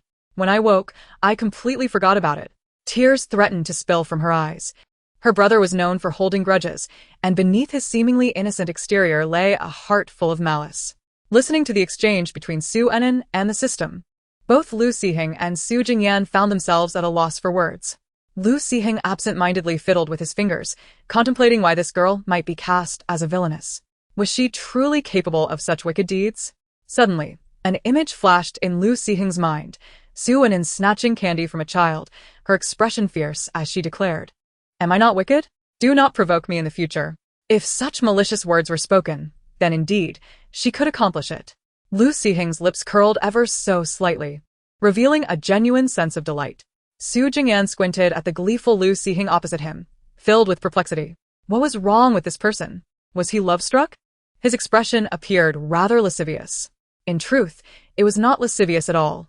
Rather, it was exceedingly handsome. Yet, to Su Jingyan, Lu Siheng's current demeanor seemed distinctly inappropriate. No, wait. Could it be that he was deliberately trying to flirt with Suanan? Although the girl was somewhat foolish, her looks were undeniably exquisite. Could it be that Lu Siheng had genuinely taken a liking to her? Suginganes gaze dar kandamanasli. Not far away, Suanan noticed her brother's expression suddenly turn serious and curiously inquired of the system, "Why did my brother's face change so suddenly? Is he feeling the urge to relieve himself?" Typically, when someone needed to use the restroom, their expression would shift abruptly, just as her brother's had. Having overheard Su Anin's words clearly, both Lu Siheng and Su Jingyan were taken aback.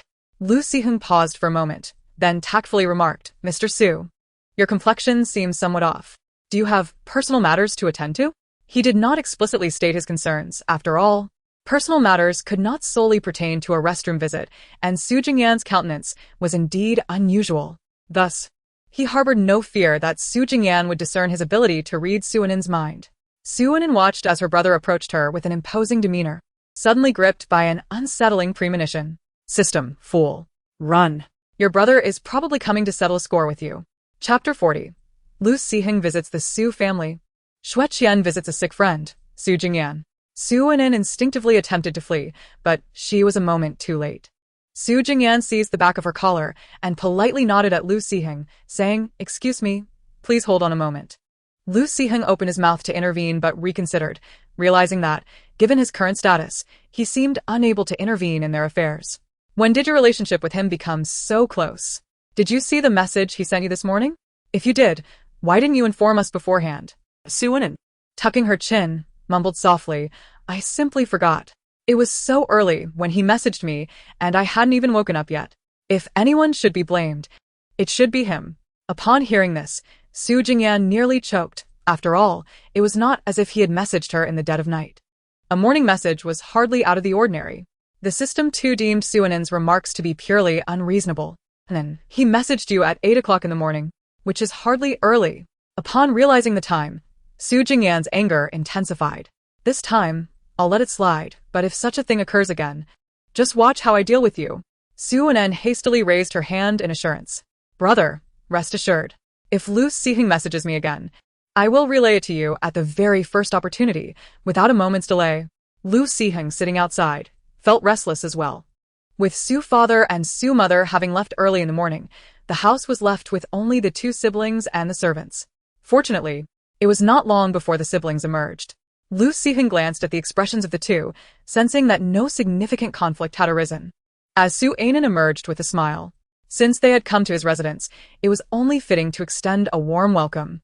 Su Jingyan ushered Lu Siheng into the reception room, where they engaged in business discussions while discreetly observing Su Anin. It must be said that having such an unpredictable sister had indeed sharpened Su Jingyan's ability to multitask. Meanwhile, Su Anin was sprawled on the sofa, scrolling through her phone, where she encountered an array of beautiful women surrounding Xue Qian. Curiously, she inquired of the system, "Has his hemorrhoids healed? How can he endure such a multitude of beauties around him?" "Hemorrhoids." Lu Siheng's eyes widened in surprise. "What hemorrhoids? Who had hemorrhoids?" Upon hearing Su Anin's words, Su Jingyan immediately understood whom she was referring to. What schemes was that rascal Xue Qian concocting now? The system, observing the short video of the besieged Xue Qian, expressed admiration. "He has recently been gathering remedies for hemorrhoids and mentioned wanting to recommend them to your brother." Upon hearing this, Lu Siheng discreetly shifted his gaze to Su Jingyan. To his astonishment, Su Jingyan apparently had hemorrhoids. It was truly unexpected.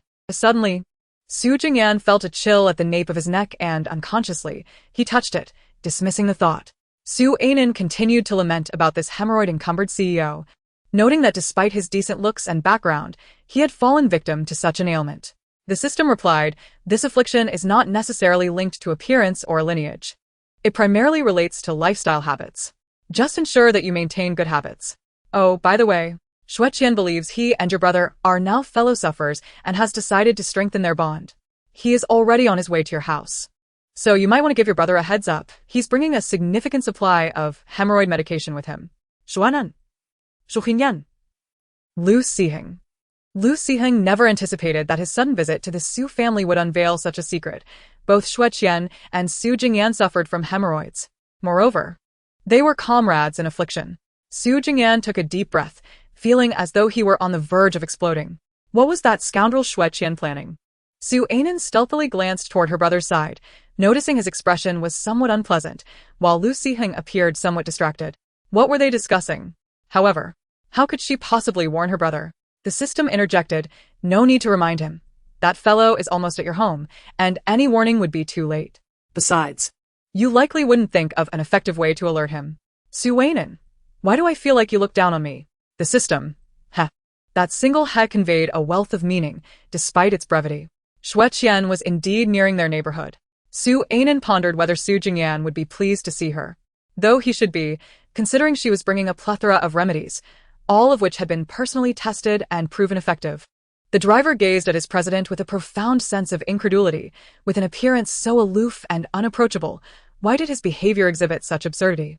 Moreover, was it truly appropriate to bring such a plethora of medications as gifts when visiting someone else's home?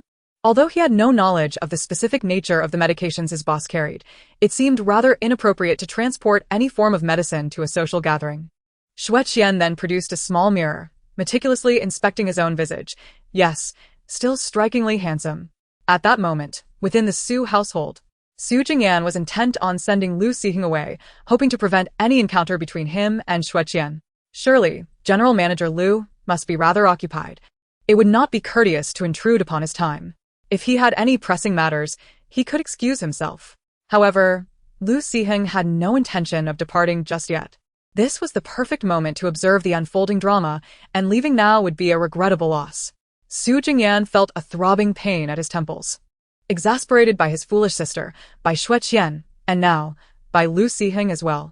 Su Anan began to count down in her mind, her tone laced with anticipation. What on earth was there to be excited about? Was she truly pleased that her brother was being humiliated by Xue Qian in such a manner? Zhuhingyan, I have come to see you, and I've brought many things you might need. Xue Qian's enthusiastic voice echoed from outside. Zhuhingyan ditorti. I don't need anything from you. Yet, Su Anan eagerly opened the door, leaving Su Jingyan no time to intervene. Was this sister of his even worth keeping? She was more of a hindrance than a help. It felt as though she had come solely to ensnare him. Chapter 41. Greetings, hemorrhoid brother. As Xue Qian entered, he immediately spotted Lu Siheng, and his smile vanished in an instant. How could Lu Siheng be here? When had their relationship with the Su family become so amicable?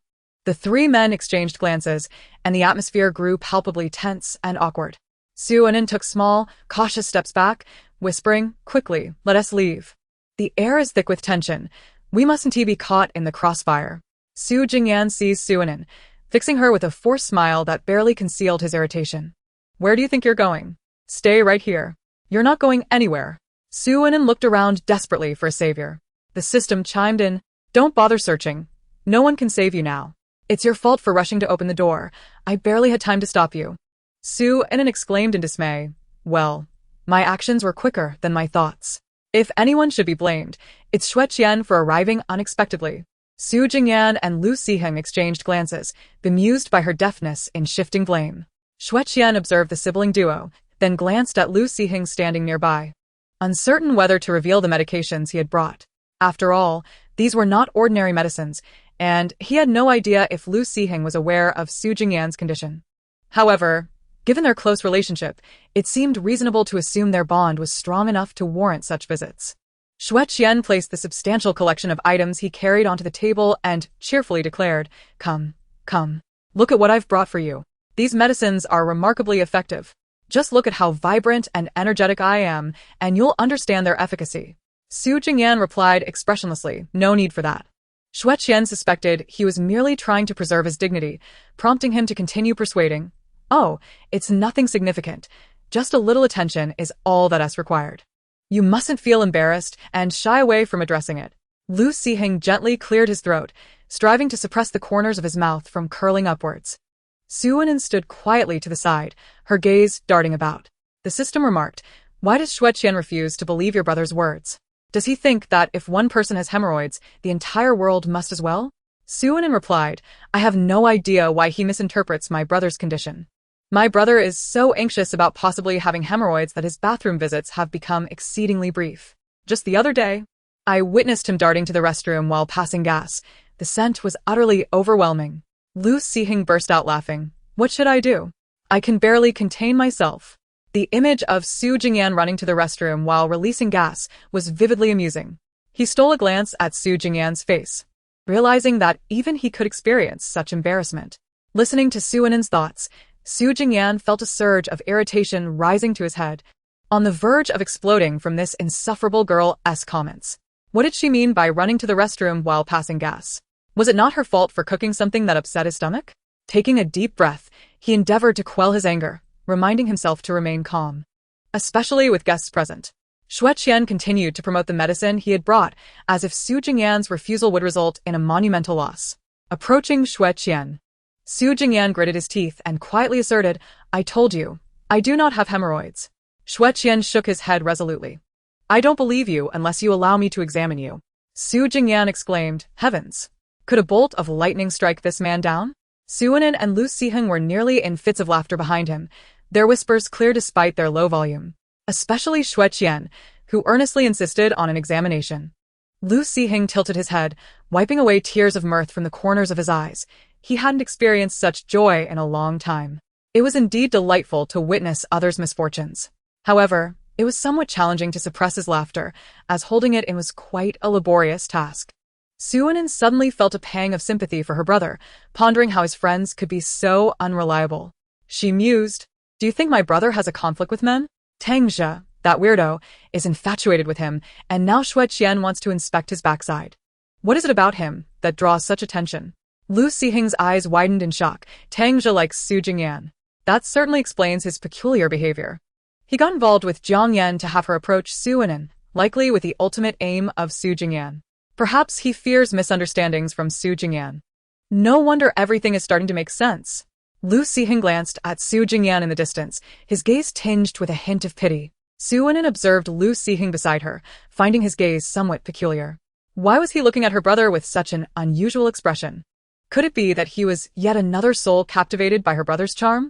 Suanin thought, "System, please, decipher the meaning behind Lu Siheng's gaze.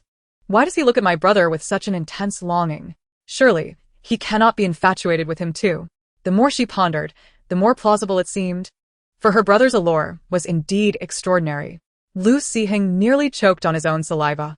How could this girl's imagination run so wild? The system interjected, "Surely not. I have not detected any affection he harbors for your brother. One cannot simply deduce someone's sexual orientation based solely on a gaze." Suanin retorted. "Then who does he fancy? He can't possibly be like my brother, a lifelong singleton." The term lifelong singleton made Su Jingyan and Lu Siheng's lips twitch. They were truly at a loss for words regarding this girl. Xue Qian was still relentlessly pursuing the conversation with Su Jingyan, for this was a rare opportunity to bond with a fellow patient. Driven to desperation, Su Jingyan produced his last health examination report, which had been a thorough checkup encompassing both internal and external examinations. "Come, must I show you the evidence to prove I do not have hemorrhoids? Take a look." He had already declared his lack of affliction, yet Xue Qian persisted. After scrutinizing the report meticulously, Xue Qian exclaimed in disbelief, "Lo and behold, there truly are none." So it appeared he was the only one afflicted. What had initially been his private secret was now known to 3 others, one of whom was a girl. Xue Qian stared blankly at Suanin in the corner, who awkwardly waved at him. "Hello, hemorrhoid guy." All 3 men turned to her simultaneously. Su Jingyan and Lu Siheng bore expressions of shock, while Xue Qian looked wounded. Su Jingyan and Lu Siheng thought, "Did you do that on purpose? Why poke at someone's wound like that?" Realizing their collective gaze, Suanin suddenly understood her blunder. Oh no, her brain had short-circuited. No, y apologiza. "I truly did not mean it. I just momentarily lost my train of thought." She bowed repeatedly in apology, her face nearly in tears. It was all her mouth's fault for carelessly blurting out hemorrhoid guy. The system sighed. "Alas. Your mind." Chapter 42 Suanan lamented, "I feel as if I might sprout athlete's foot on my head." The atmosphere had grown decidedly awkward. Lu Siheng assessed the situation and concluded it was best for him to take his leave. "Mr. Su, I suddenly recall I have some matters to attend to, so I shall take my leave. Let us gather again next time." He politely nodded to both Suanin and Xue Qian as he departed. Suanin was on the verge of tears, lamenting why he chose to leave at such a moment. If everyone left, her brother would surely scold her.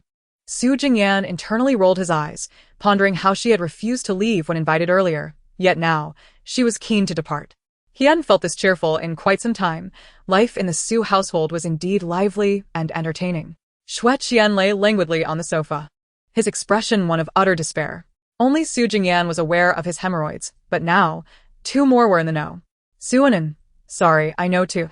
It was 2 people who knew about your condition, not just 1. Observing his dismal demeanor, Su Jingyan made an uncommon effort to console him, saying, "Don't be so glum. My sister speaks her mind. Just consider her comment as a mere slip of the tongue. Besides, didn't you say it's not a serious issue? And look, it hasn't flared up now, so don't dwell on it too much. Xue Qian sighed. While that may comfort others, I cannot seem to reconcile this with myself. Grasping Su Jingyan's hand firmly, he earnestly implored, you both must promise not to divulge this. You must swear. Su Jingyan struggled to free his hand. All right, I swear. Is that sufficient? Xue Qian immediately turned to Su Anin, who quickly raised her hand. I swear too. I absolutely won't say a word. Xue Qian suddenly exhaled deeply, wondering if Lu Siheng would keep his secret. Surely, he couldn't be the type to betray confidences.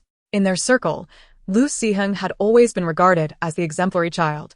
While others were still under parental protection, he had already taken charge of the Lu family affairs. Su Anin, observing his concern, reassured him, rest easy. Lu Siheng is not one to gossip. Leaning back on the sofa, Lu Siheng regarded his younger cousin's naive demeanor and spoke lightly. Do not discuss this matter carelessly with others. I confide in you because you have a slight connection with Xue Qian. In the future, when you go out together, take better care of him. Be mindful of what you eat, avoid overly spicy foods, and consider others' well-being.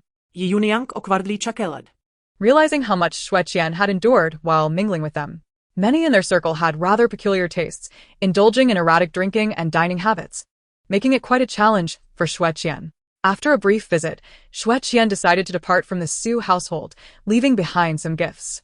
He remarked, since I've brought them, you might as well keep them for future use. The Su siblings replied, apologies, but we truly have no need for these future uses.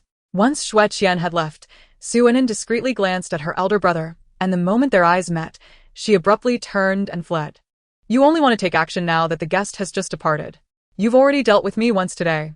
You only dare to bully me because our parents aren't home. Su Hingyan pursued her, holding silip.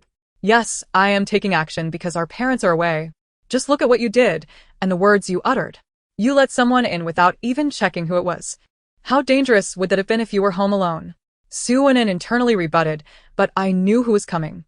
If I had no idea who was at the door, I would never have opened it so readily. Listening to her inner grievances, Su Jingyan felt even more infuriated. Knowing who had arrived and what they had brought, her decision to open the door could only be seen as deliberate. Calling someone brother hemorrhoid. Were you so afraid of offending anyone? Su Jingyan flung the slipper in his hand with a sharp motion, and it landed perfectly atop Su Anin's bun. Su Anin felt a sudden impact on her head, but was oblivious to the source of the attack. The system remarked dryly, it's on your head. Confused, Su Anin looked up, but there was nothing on the ceiling. The system insisted, it's on your head. Feel for it with your hand. As she touched her bun, she was taken aback by the accuracy of the thrown slipper. Su Hingyan. You don't have athlete's foot, do you? What if I end up with it on my head? Su Anin shouted, her face a picture of despair. She recalled that athlete's foot could lead to hair loss, and the thought of becoming bald horrified her. Not to mention, if she had to visit a doctor, how embarrassing would that be? It would seem as if someone had stomped on her head with bare feet. Su Jingyan was utterly speechless. Who has athlete's foot? Who is growing athlete's foot? This little brat is determined to drive me mad. You are the one with athlete's foot. After living together for over 20 years, do you not know whether I have it or not? Stop spouting nonsense. This bothersome child grows more exasperating with age. Stung by his glare, Su Anin lamented to the system. He glared at me. Can you believe it? I'm the one who was hurt. Does he even realize the damage his slipper has caused me? Just because he claims he doesn't have athlete's foot doesn't mean he truly doesn't. What if he just contracted it? The system replied, unimpressed. Rest assured, your brother does not have athlete's foot, but that slipper was indeed deserved. Who told you to speak carelessly? Thankfully, Xue Qian holds no grudge against you. Otherwise, it could have escalated into a true rivalry. Su Anin huffed indignantly. Do I even need to create a rift? My brother and Xue Qian's relationship was already strained. They used to argue every time they met, exchanging veiled insults. I wouldn't need to do anything to ruin their relationship. The system countered, that's called being both enemies and friends. I refuse to listen. I'm simply upset right now.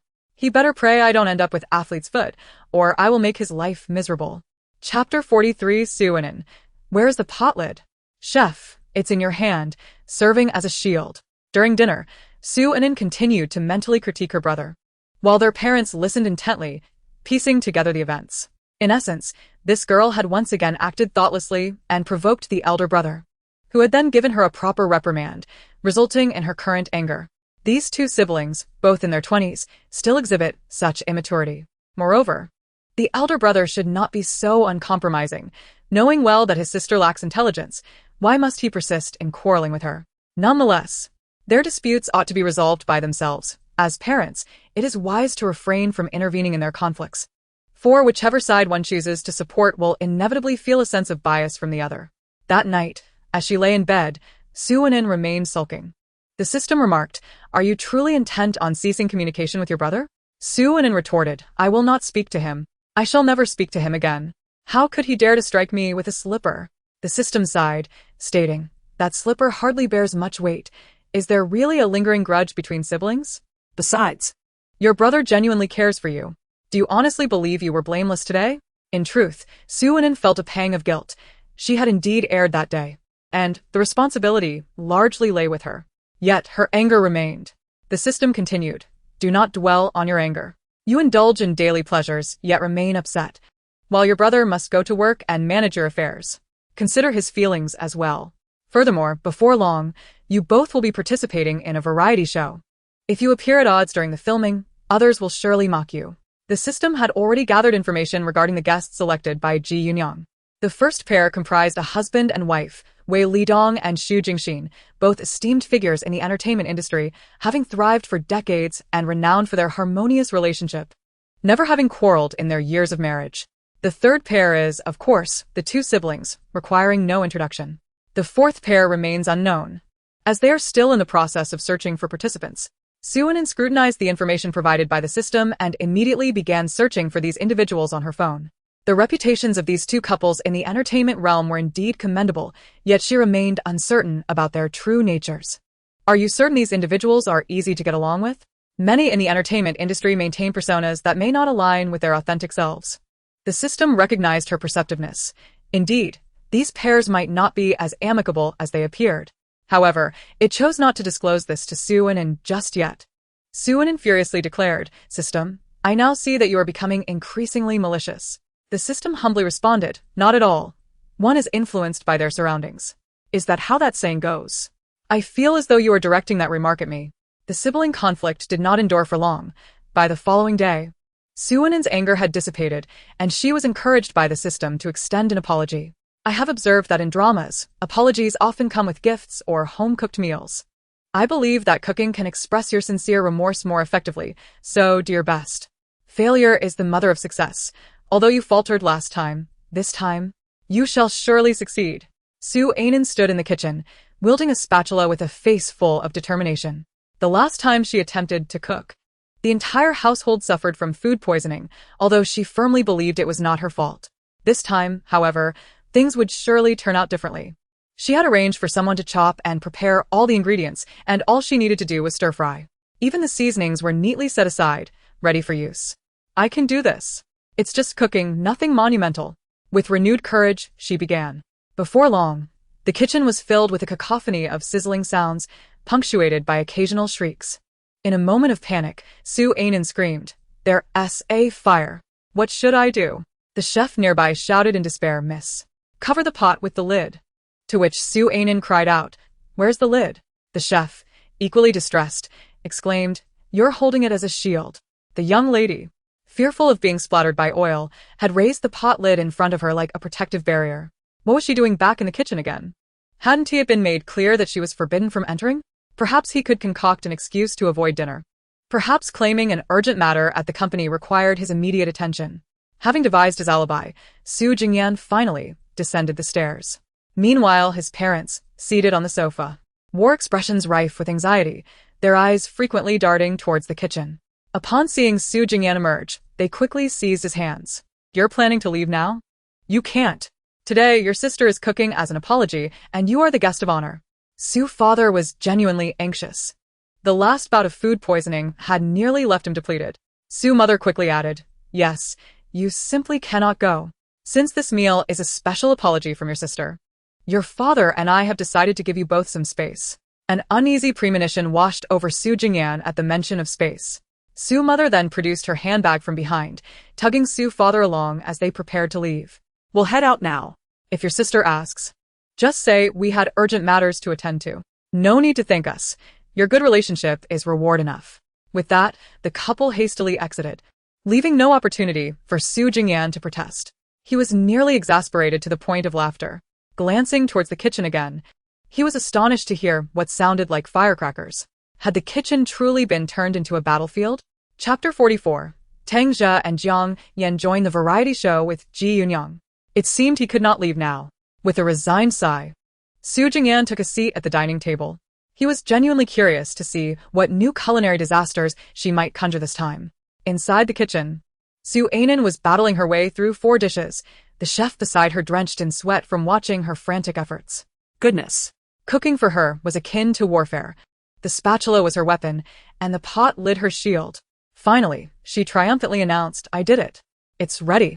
The dishes looked quite presentable, and she beamed with pride at her accomplishment, satisfied with her handiwork. The system was genuinely pleased for her. The dishes she prepared this time were far superior to her initial culinary attempts. Although the ingredients had been prepped and the seasonings thoughtfully arranged for her, she had at least wielded the spatula a couple of times. "Hurry and serve it to your brother. He is already seated at the dining table waiting," came the prompt. Su Ainen nodded internally and signaled for the dishes to be brought out. Meanwhile, Su Jingyan sat outside, his heart racing with anxiety. Should he call the doctor in advance, just in case he needed his stomach pumped after consuming her cooking? The last time he had suffered from a bout of food poisoning after her meal, nearly succumbing to exhaustion. Surely, this time would not mirror that unfortunate experience. Lost in thought, the 4 dishes were elegantly placed on the table. "Brother, I take full responsibility for what happened yesterday. Today, I have specially prepared these dishes to make amends. They are all your favorites, and I began preparing them well in advance. Come, do taste." Su Ainen beamed as she approached with the rice. One could not help but admire her forthrightness. She was unreserved in her apologies. Some individuals, upon realizing their faults, may remain awkward and hesitant, their apologies delivered in a manner that seems forced. Yet, Su Ainen was different. Though she might initially be angry, her ire rarely lasted beyond a night, and once she recognized her mistake, her apologies were straightforward. Su Jingyan leaned back in his chair, arching an eyebrow at her eager demeanor. "The dishes you prepared? The last time you cooked, I was afflicted with a day-long bout of diarrhea. You haven't slipped anything into the food this time, have you?" He genuinely suspected that she might, given her penchant for holding grudges. Su Ainen clicked her tongue playfully. "Brother, how could you think so ill of me? Am I truly that devious? You are my dear brother, after all. We are bound by blood. Just look at how alike we are. Although you might be slightly less handsome than I, you are still my brother. I could never wish you harm, and the last incident was purely accidental. I had no idea that certain ingredients could clash." Su Jingyan interjected. "Even in your apology, you find a way to belittle me, don't you? We do resemble each other, yet I certainly do not fall short in comparison." He closed his eyes, wishing to block her out. It was all too vexing. Noting his closed eyes, Su Ainen felt a surge of irritation.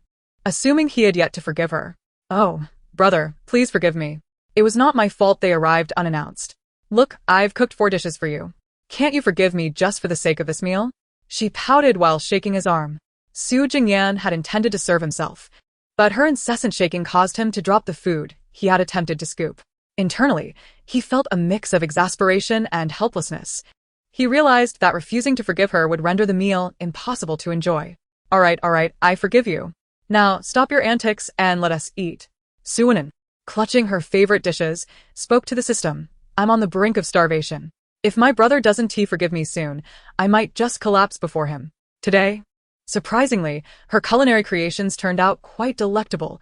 She truly was a culinary prodigy. Internally, Su Ainen commended herself. Hearing herself praise, Su Jingyan could only shake his head in resignation. This girl had absolutely no notion of humility. It was evident from the knife skills that these dishes were not crafted by her hand, and the seasoning was far too exquisite to have been her doing. She likely only waved a spatula around in the kitchen. Meanwhile, the chef in the kitchen gazed in despair at the chaotic scene.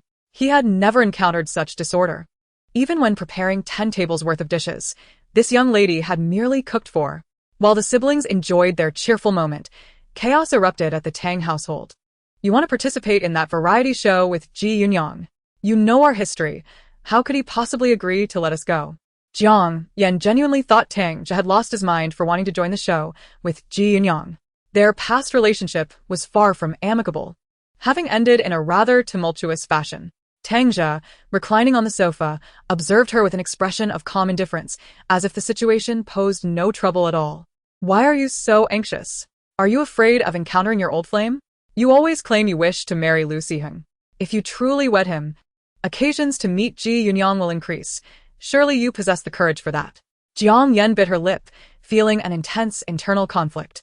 She glanced at the composed Tang Jia and questioned, "First, explain to me why we must participate in this show. And how can you be so certain Ji Yunyang will agree?" Tang Jia's tone carried an authoritative edge, and Jiang Yan felt a pang of discomfort at his commanding demeanor. Yet, what could she do?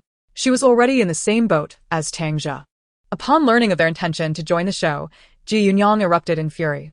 "Who permitted you to agree to this? I tasked you with scouting for candidates, and you bring me these two?" Ji Yunyang, looking at his trusted aide, felt utterly betrayed. He had entrusted Lu Ji with the selection process, having relied on him for many years. But now, it seemed this man had sold him out for mere trifles. Lu Ji stood to the side, trembling with fear. It was the first time he had witnessed his boss this enraged. "Boss, I was wrong. I truly recognize my mistake. But the contract is already signed, and it has been officially announced. What do we do now?" He regretted his decision deeply, unaware of the complex relationship between Jiang Yan and Ji Yunyang. He had merely sought a small profit, never anticipating that it would lead to such a predicament with his boss. Chapter 45. Brother. Face mask. In terms of appearance, you can never be outshone by Tang Jia. What? Tang Jia and Jiang Yan are also participating in that variety show. Su Anin nearly exploded upon hearing this news. Isn't Ji Yunyang supposed to be more cautious? Jiang Yan is his ex-girlfriend. When Su Jingyan learned about this, he was equally speechless. Had he known, he would have signed the contract much earlier. These two are like troublemakers, always appearing everywhere. Lu Siheng, observing Su Anin's shocked expression, felt a twinge of guilt, as this predicament was instigated by his cousin. "If you prefer not to attend, it's perfectly fine. It's not a significant matter." Lu Siheng harbored a strong disdain for those two as well. Tang Jia, who is still trying to grasp the family business, should not be participating in a variety show.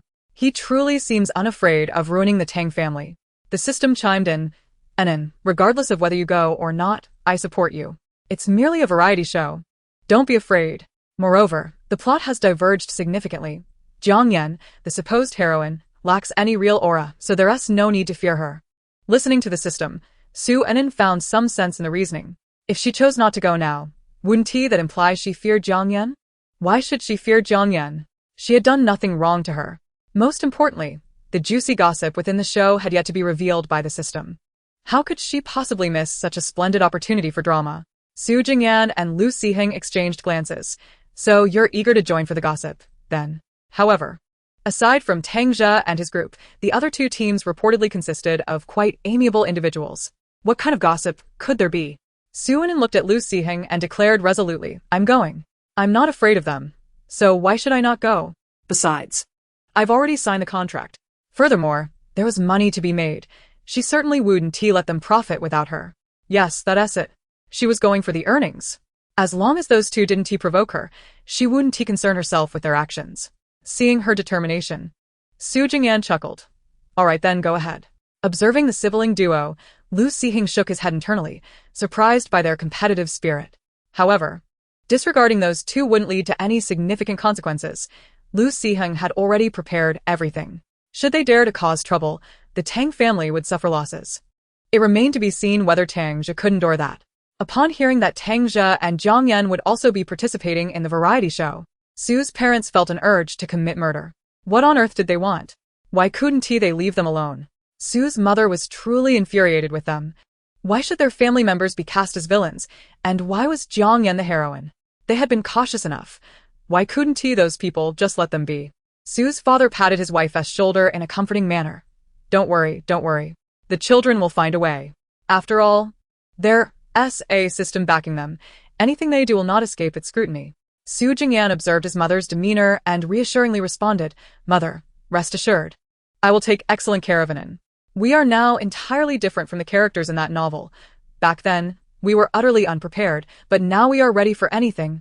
And there's no need to worry about them. Lu Siheng and Ji Yunyang were equally prepared, ensuring that those two would not run amok in the reality show. The announcement of the guests created quite a stir online. The first two groups hailed from the entertainment industry, while the latter two belonged to the affluent elite. Most viewers focused their attention on the latter. The Su family is a prestigious aristocracy. How could they possibly participate in this show? Is this some sort of joke? It has already been officially announced. How could it be a joke? Besides, the Su siblings are stunningly attractive. Su Go embodies the very essence of a domineering CEO. His looks, physique, and charisma are unparalleled. Su Mei is equally beautiful. Why doesn't she enter the entertainment industry? Such divine beauty deserves a spotlight. Why should she? She was born at the pinnacle of the social pyramid. Why would she toil in the entertainment world? Didn't you follow the news? This daughter is an adopted one. I don't understand what the Tang family is doing. Just a few days ago, they acknowledged her as an adopted daughter. And now she is participating in a variety show with them. Is this some sort of publicity stunt? Jiang Yan is quite decent looking too, a quintessential delicate beauty. Even in photographs, she evokes a sense of vulnerability. It can be said that Su Wenin and her companions truly elevated the audience's expectations. This variety show was indeed extravagant, broadcasted entirely live, with Ji Yunyang investing significantly in it. On the eve of the premiere, Su Wenin was joyfully indulging in her skincare routine. Initially nervous, she found herself surprisingly calm as the broadcast approached. One must admit that having a system felt akin to wielding a cheat tool, whatever actions one undertook. The system was willing to observe, although it could not discern one's innermost thoughts.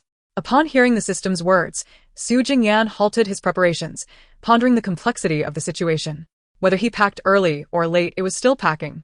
Noticing him pause, Su Wenin seized a sheet mask and affixed it to his face, proclaiming with conviction, "From now on, you must wear a mask to bed every night. I should have supervised you earlier. In terms of looks, you absolutely cannot be outshone by that Tangja fellow." Su Jingyan halted his own attempt to remove the mask, realizing that in every aspect, he could not allow himself to be compared to Tangja, especially not in appearance. Their parents, observing their children seated on the sofa, both applying masks with identical postures and expressions, nearly erupted in laughter. The resemblance between the siblings was already striking, and this mirrored behavior made them appear even more alike, a larger and a smaller version of the same image. Chapter 46. The purpose of the loudspeaker at Su Wenin's door. Su Jingyan, the sarcastic beauty.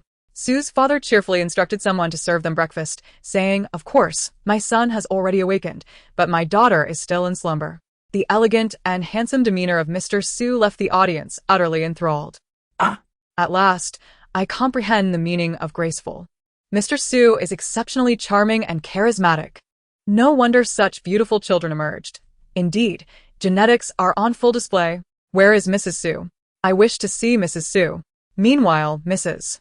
Su was engaged in a discussion with Su Jingyan, emphasizing the importance of self-care and taking good care of Su Wenin, advising him to remain calm and deliberate in any situation. As the camera panned, Su Jingyan was attentively listening to his mother's counsel. "Ha ha ha, Mrs. Su is stunning. Brother Su is so incredibly handsome." "What do you mean, Mrs. Su?" "That us, my future mother-in-law. Mr. Su, I adore you." This is what it means to be a scion of a wealthy family. Their entire family is simply breathtaking. Brother Su appears so obedient. He surely listens to his mother, proving that affluent upbringing indeed shows its merit. Everything portrayed in dramas is mere fiction. After Mrs. Su greeted the audience, she exited the room. As the stars of this reality show were not them, the photographer found himself alone with Su Jingyan, enveloped in a peculiar sense of tension, akin to facing one's own formidable boss. He cautiously inquired, "Mr. Su, may I ask if Miss Su has risen? We should begin filming your packing." Su Jingyan retrieved his suitcase and replied gently, "Not yet. I will go wake her now." Indeed, Su Wenin was still enjoying a deep slumber, unresponsive even to the system's repeated calls. On the other side, Tangja's household was bustling with activity. They had risen early and were now introducing their opulent mansion to the audience. Jiang Yan showcased her jewelry, cosmetics, and walk-in closet from her new room. "These were all prepared by my brother. Some are not very expensive, and if you like them, feel free to acquire them. Some are merely in the few thousand yuan range." With a sweet smile, Jiang Yan appeared incredibly considerate, as if a few thousand yuan were as trivial as mere dollars to her. Observing her from the doorway, Tang's eyes flickered with a hint of mockery, though his outward expression remained one of affable cheer. The audience was left astounded by their luxurious abode, jewelry, and wardrobe. My goodness! I have never encountered such an abundance of luxury goods in my life. This is astonishing wealth. This brother-sister duo is delightful. They exude a completely different vibe compared to the Sue siblings. Yet, I believe the Sue siblings are more attractive. Their looks are truly exceptional, brother handsome and sister enchanting. And they bear a striking resemblance, though their auras are entirely distinct. While the atmosphere here suggests a close bond, I can't shake an odd feeling. What odd feeling? I suspect you are merely envious. The live stream quickly descended into chaos, with some viewers aligning themselves with the Tang family while others supported the Sue family, leading to a heated exchange. Jiang Yan had already discreetly hired an army of online commenters, a fact that Tang was blissfully unaware of. She simply could not allow Su Anan to surpass her. The two celebrity couples appeared quite affectionate, with Wei Lidong and Xu Jingxin sweetly preparing a heartwarming breakfast together, embodying the image of an ideal couple. However, it was unexpected that the online uproar stemmed not from these two celebrity pairs, but rather from the rivalries of the affluent families. While Su Anan remained in slumber, Su Jingyan was preparing to rouse her. After knocking twice on the door with no response, Su Jingyan skillfully grabbed the large loudspeaker hanging by the bed, leaving the audience bewildered. What was the purpose of a loudspeaker? Why was there one affixed to the wall? In the next moment, Su Jingyan stood at the door, bellowing through the loudspeaker. I will count to 3. If you do not rise, you shall face the consequences. 3, 2. Before he could utter the final number, the door swung open, revealing Su Anan with a tousled hairstyle, clad in pink pajamas, her eyes still barely open. The system sighed. I've called you 5 or 6 times. It seems only your brother can wake you. Su Anan, still dazed, looked up at her brother and mumbled, Why are you waking me up so early?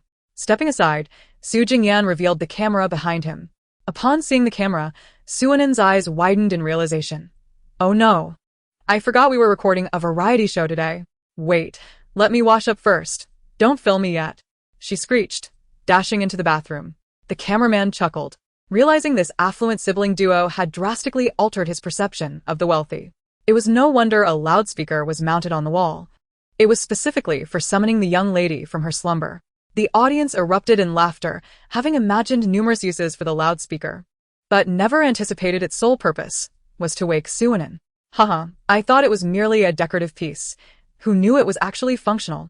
When Su Jingyan picked up the loudspeaker, I wondered what he intended to do, and then he started shouting, What a delightful contrast.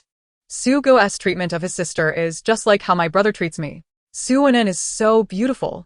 Her skin is absolutely flawless. Even without makeup, she glows. While I wake up looking oily, I can't even begin to compare. Meanwhile, in the bathroom, Su Anan scrubbed her face vigorously, lamenting to the system. Why didn't you wake me up? I've made such a fool of myself in front of the audience. The system, exasperated, replied, I did wake you. Don't blame the system unjustly. I called you every 5 minutes. Did you even respond? Su Anan pondered for a moment and realized that someone had indeed called her to wake up in her dream. However, she dismissed it, thinking it was merely a figment of her imagination. The system, exasperated, urged her, Hurry and tidy up. I have some juicy news to share that will perk you up. Your father's former assistant will be coming over shortly, and there's quite the scoop. Su Anan's eyes sparkled with excitement at the mention of scoop. Su Jingyan was tidying up with remarkable efficiency, and the audience found his demeanor even more captivating. However, Su Anan had yet to emerge from the bathroom despite having organized her belongings. Su Jingyan stood at the bathroom door, calling out, Have you fallen into the toilet? Hurry up and finish packing. The audience erupted in laughter. Huh, the sharp-tongued beauty. We love her even more. Chapter 47. Su's father is sent a woman. And Su Anan takes the audience to enjoy the gossip. After finishing her morning routine, Su Anan dragged her suitcase out, gazing at the vast walk-in closet, utterly at a loss for how to begin. Su Jingyan stood at her door, arms crossed, observing her coldly. The two siblings engaged in a silent stare-down. Are they playing a staring contest? Why aren't they starting to pack? Brother packs so efficiently. Shouldn't the sister be somewhat competent as well? This walk-in closet is magnificent. It's even larger than the one at the Tang family's place. Su Anan rubbed her hands together, internally consulting the system. May I inquire how I should pack? Where are we headed this time, and what should I bring? The system replied. We're going to the seaside. This shoot will last 3 days, and the weather is expected to be pleasant. Remember to bring sunscreen. You needn't bother with any other unnecessary items. The system couldn't help but feel it had devolved into a maternal figure, realizing how increasingly reliant Suinin had become. It was merely a system. It would have been one thing to evolve into a gossip system, but now it also had to play the role of a caretaker. How absurd. Zhu Xingyan. Standing at the door, also felt exasperated. He was aware of his sister's lack of practical skills, but had not anticipated it to be quite this dire. Watching Suinin stuff the plush toy she slept with into her suitcase made his expression nearly fracture. You intend to take that thing along? Can't you pack something useful? He genuinely wished to peek into her mind to see what thoughts resided within. Suinin clutched her toy, murmuring, "But I can't sleep without it, brother. I realize I have quite a few things to bring. Is there any extra space in your suitcase?" Su Jingyan replied, "I am truly astounded by you." Huh? Su Jingyan's expression is utterly speechless. It must be exhausting to have such a sister. Why is Suinin so inept? She seems like a complete mess. What's wrong with you? Why insult her right away? At home, she is the little princess, with everything handed to her. Isn't it normal not to know how to do these things? Even children from ordinary families can struggle with packing. Don't mind those people. They are simply envious and resentful, jealous of her good fortune and supportive family. 3 minutes later, observing Suinin rummaging through her suitcase, Su Jingyan restrained the urge to roll his eyes and spoke with as much patience as he could muster. "You may organize your belongings, but do refrain from extracting my items. Everything I intend to bring is essential for daily life. Do not misplace them." Suinin extracted a seemingly useless small box and nonchalantly set it aside. The system, eyeing the box, hesitated to speak, ultimately opting for silence. With gritted teeth, Su Jingyan insisted, "Put my underwear back in." Suinin widened her eyes in disbelief. What on earth? This is underwear. The audience erupted in laughter. Su Jingyan could no longer endure the scene. He genuinely believed this person could unearth all his private possessions. "All right, enough. Step aside, I'll handle this. Place everything you wish to take on the bed, and I shall organize it for you. Upon my return, I must definitely train this individual in basic survival skills. Can't even tidy up. It's infuriating." Suinin had been waiting for her brother to say this. She quickly made space and, with a charming smile, said, "Brother, you haven't had breakfast yet, right? I'll prepare it for you now. You can eat once I finish tidying up." With that, she hurried out, leaving a chaotic mess behind. Su Jingyan sighed. What a nuisance. Haha, this lazy demeanor is exactly like mine. I'm just as lazy at home. To think she rummaged through my underwear, which were rather well concealed, yet somehow they ended up scattered in the compartment. I must quickly check what brand these underwear are. I must at least acquire a similar pair if I can't get the same as the domineering CEO style. Upon investigation, it seems futile. This brand is beyond our means. 1 month's salary wouldn't suffice. As Su Jingyan mentally berated himself while helping Suinin organize the items, she inquired about when the old assistant from the system would arrive. She was truly eager to witness the unfolding drama. If they didn't arrive soon, they would be departing. The system replied, "What's your hurry? They are almost here, just 5 more minutes." 5 minutes later, indeed, a middle-aged man accompanied by a young woman arrived. However, for safety's sake, they decided against discussing matters outside and opted for the study instead. Su's father led the two into the study, leaving the door slightly ajar. Suinin strategically positioned herself at the door, munching on her breakfast while straining to listen. Onlookers might have thought she simply wished to change her breakfast scenery, given the lovely view of the garden visible from there. The wealthy truly have it good. The scenery here is magnificent. It appears guests have arrived. Lu Jin ran his hand through his hair and then brushed the hand of the woman beside him. Suinin, not far off, found herself almost glued to the scene. The system remarked, "Neither daughter nor wife. One might refer to her as a mistress." Suinin exclaimed, "A mistress? Bringing a mistress to visit my family? This person must be out of their mind." As Suinin was not far away, Su's father also overheard the thoughts in her heart. The system then remarked, "He has brought this mistress with a purpose. The aim is your father. He wishes to solicit an investment for his business from him, thus intending to present this mistress as a gift. Though I cannot fathom his reasoning for bringing this woman into your home, his intentions are undoubtedly malicious, and this woman is already bearing his child." Suinin nearly spat out her coffee, realizing that this man intended to offer his mistress to her father as a third party, while also expecting her father to take the blame. He even envisioned that the child born from this union would inherit her family's fortune. How outrageous. Sue's father also felt an urge to curse. He had initially been pleased to see an old acquaintance, only to discover that the visit was insidious, presenting him with a woman and expecting him to bear the consequences. The timing was rather fortuitous, as Sue's mother had already gone out to socialize with the other ladies. Lu Jin surveyed the surroundings before introducing the woman beside him. Mr. Su, this is my goddaughter. She greatly admires you, and I would like to request your guidance for her. The young woman beside him shyly lowered her head and cast a flirtatious glance at Sue's father. In terms of appearance and stature, Sue's father far surpassed Lu Jin. Outside, Su Anin was the cameraman holding the camera. The eavesdropping audience. Chapter 48. The Su siblings, eager to revel in their father's scandal. Sue's father was on the verge of exploding with anger, particularly as his daughter had witnessed the entire scene unfold. The audience was equally astounded, never expecting that a variety show would showcase someone delivering a woman. Oh my goodness! The show has hit hard right from the start. Is this person truly unhinged, delivering a woman to someone else's home? Has he lost his mind? This woman pales in comparison to Mrs. Su. Her heavily made-up appearance is downright frightening. I initially thought this woman was quite attractive, but now she appears quite repulsive. At that moment, Su Jingyan had just finished tidying up and emerged for breakfast, only to find Su Anin squatting at the study door, eavesdropping. Su Anin exclaimed, "System. I wish to deal with those two. How dare they come to my home to present my father with a woman, and such an unattractive one at that. Zhuhinyan. Delivering a woman. Who has come to deliver a woman to our home?" He hurriedly approached, while the audience felt an inexplicable thrill watching the siblings eavesdrop. Their live stream had reached the highest viewership, as there was indeed a scandal to indulge in. Sue's father, looking at the old subordinate before him, was at a loss for words. This person had truly changed after all these years. He scrutinized the two from head to toe, noticing their furtive gestures. "Do not think I am oblivious to your little antics.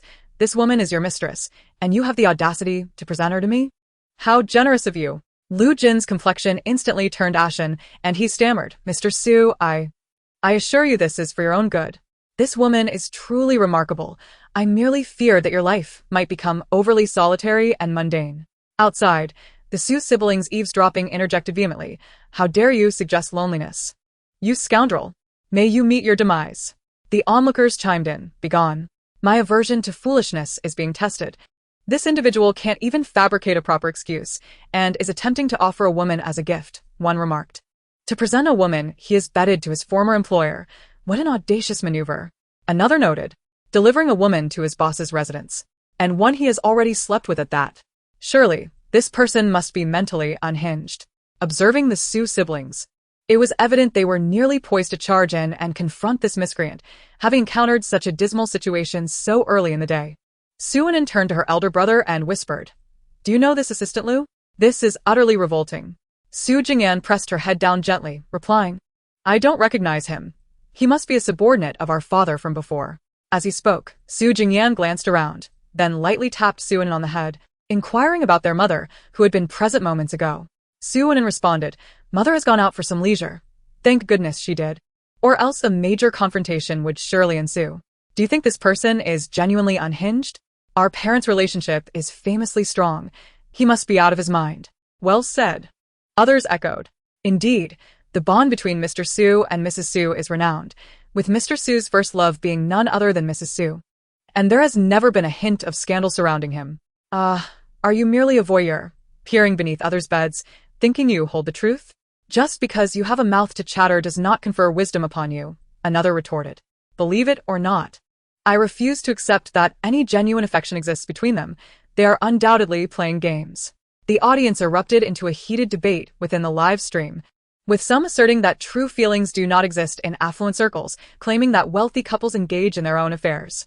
They even fabricated numerous fictitious incidents, alleging to have seen Su's father frequenting dubious venues, while suppressing news of his supposed intimate encounters with younger women, as if conjuring these tales offered them some advantage. The Su Corporation diligently monitored the comments, and upon encountering these slanderous fabrications, the legal department swiftly intervened. "As long as your likes and shares reach a sufficient threshold, brace yourself for a lawsuit." Haha, those who were particularly exuberant in their accusations have already been targeted by Su Corporation. Well done. We must show no mercy to these detractors. Meanwhile, Su Enin and Su Jingyan continued to secretly observe the happenings within the study. Mr. Su berated the two individuals inside with fervor, causing Lu Jin and his young mistress to nearly prostrate themselves in submission. Suddenly, the mistress emitted a couple of dry heaves, and an eerie silence enveloped the air. Su Enin feigned shock, exclaiming, "Goodness! Could she be pregnant?" Her abdomen does appear slightly distended. In truth, the system had already indicated that the woman was indeed expecting. Her proclamation was a deliberate act. Su Jingyan and the audience's gaze shifted to the woman's slightly protruding abdomen, which indeed appeared distinct from the ordinary belly bulge. Sitting in his chair, Su's father cast a cold smirk at the two below, remarking, "Is your mistress with child? What are you planning by presenting me with a pregnant lover?" Lu Jin, terrified, immediately knelt down, exclaiming, "No, no. She is not pregnant. She merely has an upset stomach from something she ate." However, who would believe such a claim? Su's father promptly called for the family doctor, leaving Lu Jin and the woman pale and paralyzed on the floor. If the family doctor arrived, it would spell disaster for them. Lu Jin had indeed harbored ulterior motives, believing that the affection between Su's parents was merely a facade. After all, what man could resist the allure of youth and beauty? Although Mrs. Su was undeniably stunning, years of close companionship must have dulled that initial spark. Lu Jin sought Su's father's assistance for personal matters, but his ambitions extended beyond mere assistance. He crafted this underhanded scheme. If this woman were to be taken in, she could whisper sweet nothings in his ear, and their unborn child might inherit the Su family name and fortune. With such temptations laid before him, he decided to gamble, though reality proved his wager was a losing one. Upon the family doctor's arrival and a swift examination, it was confirmed that the woman was indeed pregnant. Su's father, observing the two on the floor, felt utterly deceived after years of trust. He had once regarded this subordinate as capable and dedicated, yet now it had all crumbled. "Call the police." The three nonchalant words from Su's father cast the pair into despair.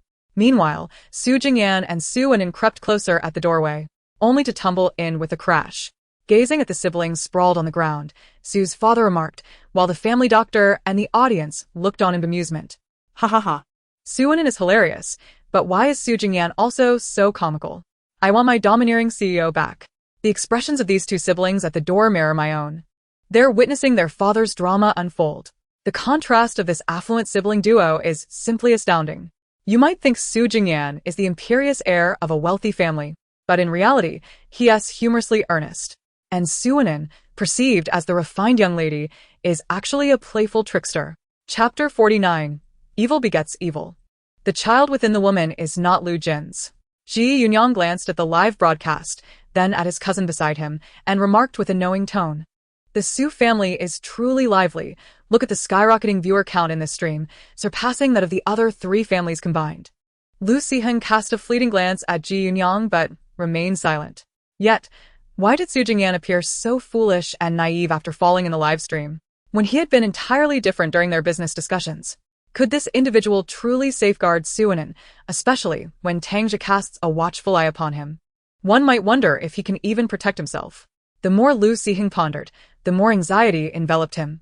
Su Jingyan found himself in an exceedingly awkward position, never anticipating that he would tumble in alongside his foolish sister. Su Enin rubbed her elbow and offered an embarrassed smile to her father. "Haha, Dad. We merely came to ask if you would like breakfast." Su Jingyan, "Su father, the audience, do you genuinely believe the words you utter? Is inquiring about breakfast a reason to fall in?" With a hand pressed to his forehead, Su Jingyan seized his foolish sister, declaring, "Enough, stop embarrassing yourself here." Gazing at the couple sprawled on the ground, Su Jingyan coldly remarked, "My father regarded you as a friend, yet you have subjected him to this disgrace. Today's events will not conclude here. My father is aware that you sought his assistance. He had prepared to help you, but you squandered that opportunity. A person like you does not deserve aid. You ought to languish in the mire." Lu Jin and the woman became increasingly distraught as he spoke.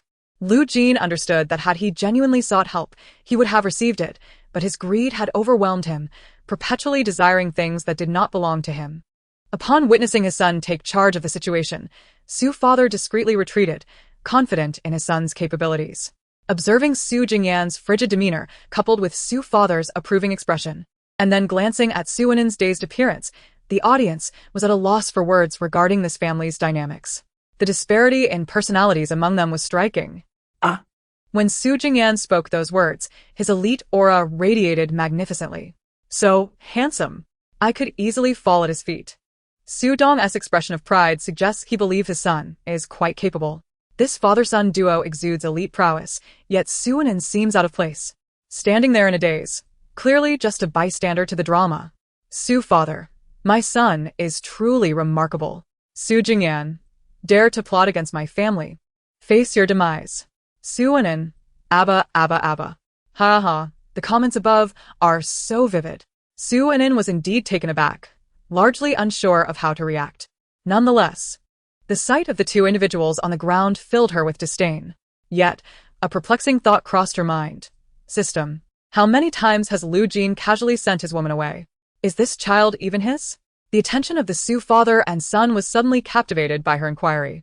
This girl may struggle in various aspects, yet her ability to observe and grasp details was commendable, effortlessly highlighting points they had overlooked. The system also admired Su Anin for identifying the crux of the matter. This woman has been sent away twice, and both times successfully garnered benefits for him, which is why he considers her capable and wishes to present her to your father. As for the child in this woman's womb, it belongs to his previous partner. Unbeknownst to him, as he mistakenly believed the child to be his own. The Su family members exclaimed in surprise, "Oh my! So this child truly isn't his. Who would have thought that this individual could be so naughty?" Su Anin quickly inquired, "Does this woman know whose child it is?" It was noted that Lu Jin, who has a wife and a daughter but no son, now has a boy in her womb, which would certainly work to her advantage. Moreover, since Lu Jin had sent her to their home, and their father had indeed accepted her, this child now belonged to the Su family and could inherit their fortune. What's not to gain? Su Anin remarked, "My fists are already clenching. I thought Lu Jin was shameless enough, yet this woman proves to be equally devoid of dignity, truly deserving of being someone who shares a bed with him." The Su father and son nodded in agreement, their gazes toward the two individuals on the ground growing increasingly frigid. The audience sensed their demeanor becoming more distant, perplexed by the underlying cause. Why do they seem to have turned so cold all of a sudden? They weren't talking just now, were they? Perhaps they're growing angrier the more they think about it. The actions of those two on the ground are truly disgusting. I would also feel increasingly enraged if I were in their shoes. Su Jingyan, observing the pallid-faced Lu Jin, curled his lips into a cold smile. Lu Jin, you seem rather adept at delivering women to my father. I suspect you've engaged in such endeavors before. Who knows if the child in this woman's womb is yours? I have a kind heart. Perhaps I should offer you a complimentary examination? Upon hearing her brother's words, Su Anin couldn't help but feel delighted, thinking, isn't it uncanny how my brother and I are in sync? We truly are siblings. Su Jingyan internally sighed. Indeed, they were siblings. But the notion of being in sync was a stretch, as he could clearly hear her thoughts. The audience found Su Jingyan's suggestion to be quite agreeable. Let us go to the hospital for a checkup. We must see what unfolds next. Witnessing the woman's sudden panic, it was evident that the child could not possibly belong to the man on the ground. Oh my. This seems to be a leisurely variety show, yet it has started with such intensity. This is even more thrilling than a drama. Did no one notice Su Anin beside them? Where did she procure those potato chips? Was she genuinely enjoying the show? After all, this was unfolding in her own home. Su Jingyan, noticing the chips in Su Anin's hand, asked incredulously, "Where did you get that food?" Su Anin rummaged through her pocket and replied, "Do you want some?" Su Jingyan was left speechless. Ha! Su Jingyan's expression of bemusement is truly hilarious. Having such a sister is indeed entertaining. Mr. Su observed the warm interaction between his children with a tender expression. He genuinely adored them. Those who disrupt other families deserve my wrath. Take the two individuals on the ground to the hospital for testing. Lu Jin was indeed swayed by Su Jingyan. He had expressed his desire to undergo a test numerous times before, yet each occasion was met with the woman's coaxing. Observing the wavering expression on Lu Jin's face, the woman panicked. How can you trust their words? Do you not know whose child is in my womb? The child is merely 3 months old. The system interjected. Nonsense. It's already 4 months. The pregnancy is visibly showing and has been bound with a corset. Chapter 50. Lu Jin's fate, Jiang Yan's display of wealth. At the system's remark, the gazes of Su Anin and her companions immediately shifted towards the woman's abdomen. Su's father and Su Jingyan exchanged only a fleeting glance, while Su Anin fixated intently on the woman's belly, her eyes seemingly attempting to pierce right through it. Given the clarity of the situation, it was evident that this individual was merely a spectator, and it would be best to dismiss her. Furthermore, managing these two in her presence was quite challenging, as they seldom displayed cruelty in front of her. Reluctantly, Su Enin was ushered out, and with a resounding bang, the door shut behind her, sealing off the audience's view of the unfolding drama. Why must we be expelled if Su Enin is removed? One protested. I had already prepared instant noodles and snacks, and now being cast out, what is left to behold? Another lamented. I wonder if they will take that woman for a medical examination. She surely has something to hide. Regardless of Su Enin and the audience's grievances, the spectacle inside would remain unseen. However, upon witnessing Su Enin's neatly packed belongings, the audience felt a genuine admiration for Su Jingyan and a sincere envy toward Su Enin. Su Enin glanced briefly, confirming that she had taken everything she needed, including her cherished items. Remarkably, even her doll had been packed, despite previous prohibitions against it. How had this doll found its way into the bag? Did we possess vacuum-sealed bags at home? Where did this vacuum bag come from? Su Enin gazed at the vacuum-sealed doll bag, genuinely perplexed. Never mind, she thought. It must have been arranged by her brother. The system, noticing her indolence, expressed concern. You are undoubtedly the laziest in your household. You struggle even to pack. How will you manage if you live alone in the future?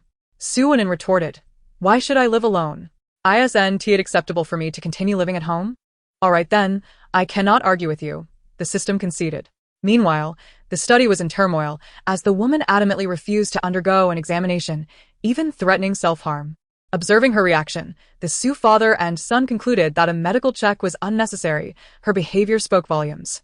Su father looked down at Lu Jin, his tone heavy with gravity. You have witnessed her reaction. It has already confirmed the truth. You must have your own thoughts about whose child resides within her. Initially, I contemplated alerting the authorities, but had I not been interrupted, you would have already found yourselves in the clutches of the police.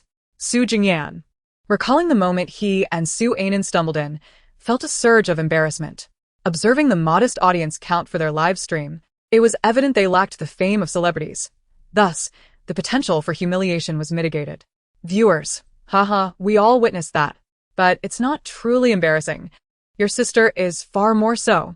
Father, allow me to handle this matter, Su Jingyan implored, wary of his father's inclination towards leniency, particularly considering the long-standing loyalty of his subordinate. Su father often preferred to leave a thread of hope for others, as he would say, money is inexhaustible. Better to extend a courtesy and forge another friendship. Yet, there are times when one may consider another a friend, while the sentiment is not reciprocated. Observing his son's demeanor, Su father let out a soft sigh, stating, I have no further counsel to offer. You may proceed as you see fit, but do not be excessively harsh. His son was adept at psychological torment, gradually wearing down others before casting them into despair. Lu Jin may not have been remarkable, yet during his tenure, he had demonstrated diligence and contributed to the Su Corporation. However, a decade had elapsed, and people invariably change. Recognizing the necessity of preserving his father's dignity. Where exactly are we supposed to gather? Is it a location where everyone will convene? Su Enin was persistently bombarding the photographer with inquiries, who, unable to respond, could only shake his head in exasperation. Observing the photographer's ignorance, Su Enin remarked disdainfully, How can you be so uninformed? The photographer retorted, What should I know? The gathering location is clearly stated on the task card. If you fail to read it, Whose fault is that? Wait, where is that task card? Through the screen, I could sense the photographer's frustration. Miss Su Enin, if you simply moved your suitcase, you would find the answers to your queries. I cannot shake the feeling that Su Enin is quite out of place among the Su family, evidently having been overly sheltered. Although Su Jingyan appears stern towards Su Enin, I have observed that he is gentle in his reprimands. Despite his words, he always lends her assistance. This is what true siblinghood embodies. Compare them to the Tang family next door, where the two siblings share no bond, one constantly flaunting wealth, while the other brags about their supposed closeness to Su Jingyan, though I fail to see any genuine connection, as Su Jingyan has not even mentioned him. At this moment, the system also felt a sense of helplessness, having sensed the photographer's plight. And could you please retrieve the task card pressed beneath your suitcase? It clearly outlines where you are headed and what you are to do. Do not put the others in a difficult position. Look. They are sweating from the pressure of your inquiries. Su Enin, is the task card really under the suitcase? The audience found her demeanor amusing. noting that this young lady was far removed from their preconceptions of a wealthy heiress. In stark contrast to the poised Jiang Yan next door, Su-in appeared refreshingly down-to-earth, resembling the ordinary individuals they encountered in their daily lives. Meanwhile, Jiang Yan, despite her graceful comportment, exuded an air of pretentiousness. Will 3 suitcases suffice? I still have many items yet to pack. Are we flying on a private jet? Jiang Yan feigned confusion as she queried the photographer. The audience, observing her 3 oversized suitcases, had little left to say. 3 such large suitcases aren't enough? The Su siblings next door each have just 1 suitcase. I don't know why, but I sense something peculiar about Jiang Yan. Compared to Su and En, there seems to be an underlying discord. Let me summarize. Jiang Yan gives off a sense of pettiness, while Su and En's demeanor is genuinely comforting. Jiang Yan constantly seeks to showcase her elegance and wealth. Seriously?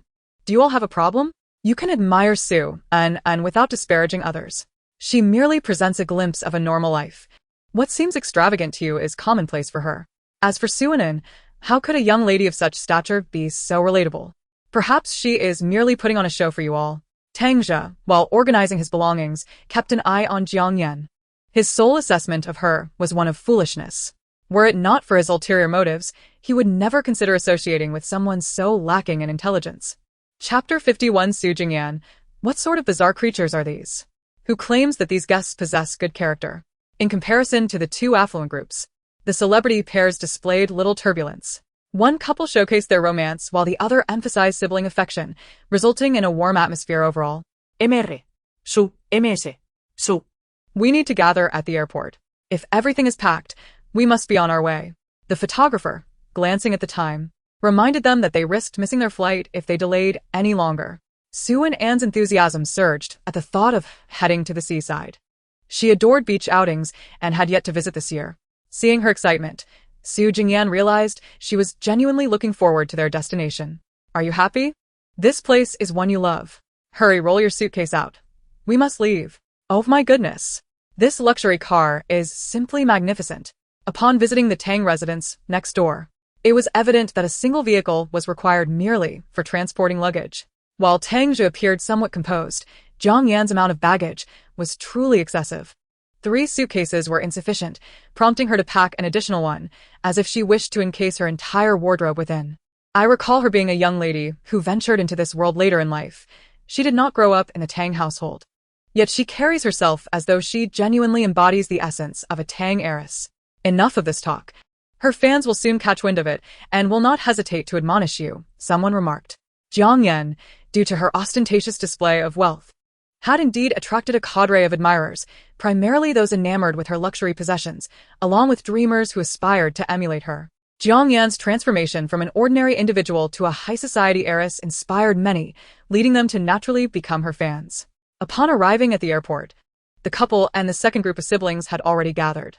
These individuals appeared amicable at first glance, though appearances can often be deceiving. Greetings, MR. Su. Misu. Wei Lidong approached with a gentle demeanor, while Xu Jingxin offered a friendly smile in return. The Duan siblings seemed slightly awkward, but still conveyed their friendliness. Hello. I am Su Anan and this is my brother Su Jingyan. You may call me Anan. She cheerfully greeted them, effortlessly rolling her suitcase towards her elder brother. This fluid sequence of actions left the others momentarily astonished. Su Jingyan remarked, "Are you truly greeting others? Or does it seem to me that you are merely pushing your suitcase towards me?" The system, with admiration, commented, "Your movements are remarkable. In ancient times, one might have even trained to become a martial arts master." Su Anan replied with a chuckle, "Hee. It is simply that the contents of this suitcase are rather heavy. And I possess little strength. Pushing it is indeed quite a challenge." Su Jingyan, upon hearing her thoughts, was nearly amused to the point of exasperation. "Shall we assist you? There remains another group yet to arrive." Duan Xian, deliberately positioning himself closer to Su Anan, sought the most flattering angle to converse with her. "And? May I call you that?" he inquired, to which she nodded in affirmation. With a warm smile, he continued, "We are heading to the seaside, where the weather can be rather unpredictable. If you require any assistance, do not hesitate to ask. We will be spending considerable time together, and mutual support is only fitting." While his words seemed amiable, an uncanny sensation lingered. Meanwhile, Duan Xin remained close to Su Jingyan, showcasing her charm. Her voice was soft and sweet, and her gaze towards him radiated admiration. She understood that men often relish being regarded in such a manner, as it invokes a sense of protectiveness and caters to their vanity. Observing the Duan siblings fawning over the Su family, the couple exchanged knowing glances, their mutual understanding evident in their eyes. They both wished to curry favor with these two prominent families, as their influence symbolized a wealth of resources within the entertainment industry. Particularly, the Su family, whose current trajectory was akin to a rising star, had diversified interests across various sectors. And it was rumored that their collaboration with the Liu family had deepened significantly. If they could ingratiate themselves with the Su siblings, they would scarcely have to worry about resources. However, given their somewhat advanced age, it was less feasible for them to engage in flattery as effortlessly as the younger generation. The system was keenly observing the unfolding drama, for none of the four guests were to be underestimated. Eventually, Su Anan, exasperated, inquired of the system, "What on earth do these siblings intend? One is clinging to me, while the other is attached to my brother. I initially thought they were merely being enthusiastic, but surely there must be limits to such enthusiasm." The system, relishing the spectacle, replied, "Is it not evident? They aim to win you both over. Did I not mention that this variety show harbors significant revelations? Each of these four guests has their own scandal, and they are monumental." Su Anan exclaimed in shock. Monumental scandals. How significant could they possibly be? Surely they are not illegal. Su Jingyan felt a surge of indignation, contemplating the absurdity of it all. Was this indeed the amiable and mild-mannered guest that the man surnamed Liu had described? What a cunning old fox. Duan Xian also noted the sudden chill in Su Jingyan's demeanor and feigned innocence as she sweetly asked, "Brother Su, may I call you that?" This was undoubtedly a clumsy attempt at flattery. However, Su Jingyan's comment also indirectly implicated the absent Jiang Yan, as it was said that the Tang and Su families maintained a cordial relationship. It seemed that Tang Zhe and Su Jingyan had grown up together. Yet their bond appeared less amicable than the rumors suggested. The atmosphere in the venue grew awkward, and Su Anan silently gave her brother a thumbs up. Yet, Su Jingyan was far from an ordinary individual. He did not navigate the circle and was not reliant on fans for his livelihood. According to the sentiments of the online community, Su Jingyan held the highest status among all the guests, followed by Tang Zhe and then Su Anan. However, Su Anan's standing was precarious. If she managed to avoid inciting Su Jingyan's ire, she would rank first, but should she provoke him, the situation would be entirely different. Observing Su Jingyan's demeanor, the system remarked to Su Anan it would be wise to maintain a distance from those siblings, including that couple. Su Anan muttered under her breath. "But they haven't committed any crimes, have they?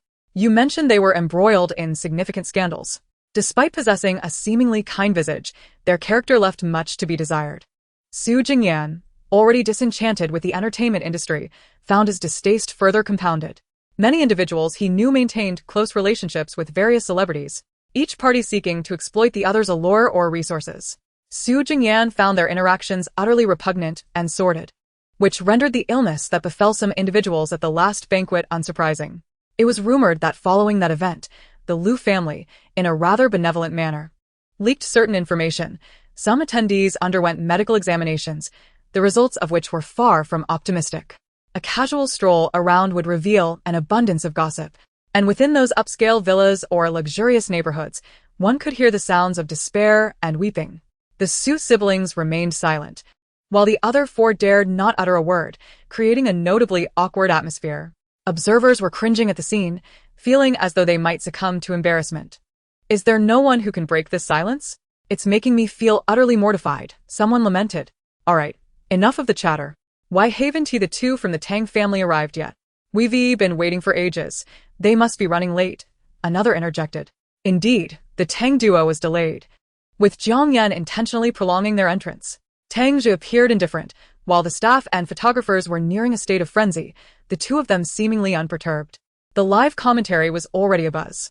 The awkward atmosphere, however, did not affect Su Anan, as she was engrossed in conversation with the system. Furrowing her brow, she felt a wave of nausea. How could their reputation remain so intact within the circle, despite their evident moral decay?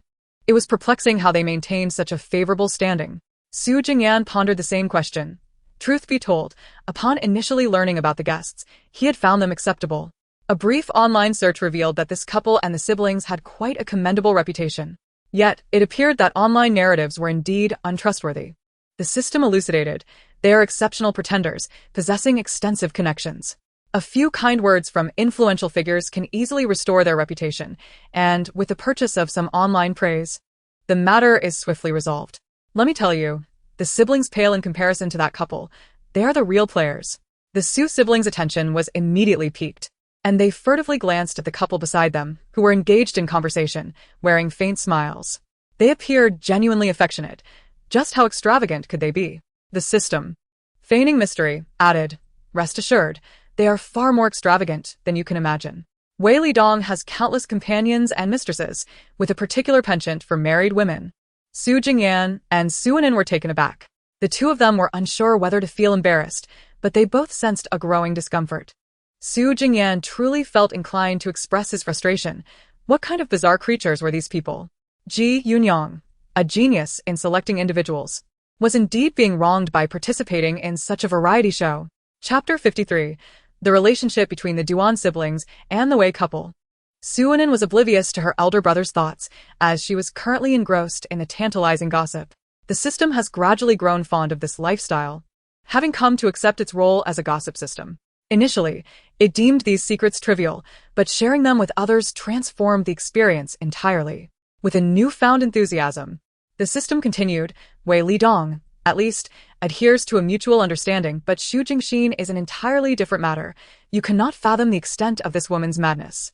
Su Anin found herself increasingly captivated, regretting not having brought along some sunflower seeds, as this was the perfect moment to savor them while indulging in gossip. Su Jingyan, too, was curious about just how insane Xu Jingxin could be. It was not merely a matter of moral ambiguity.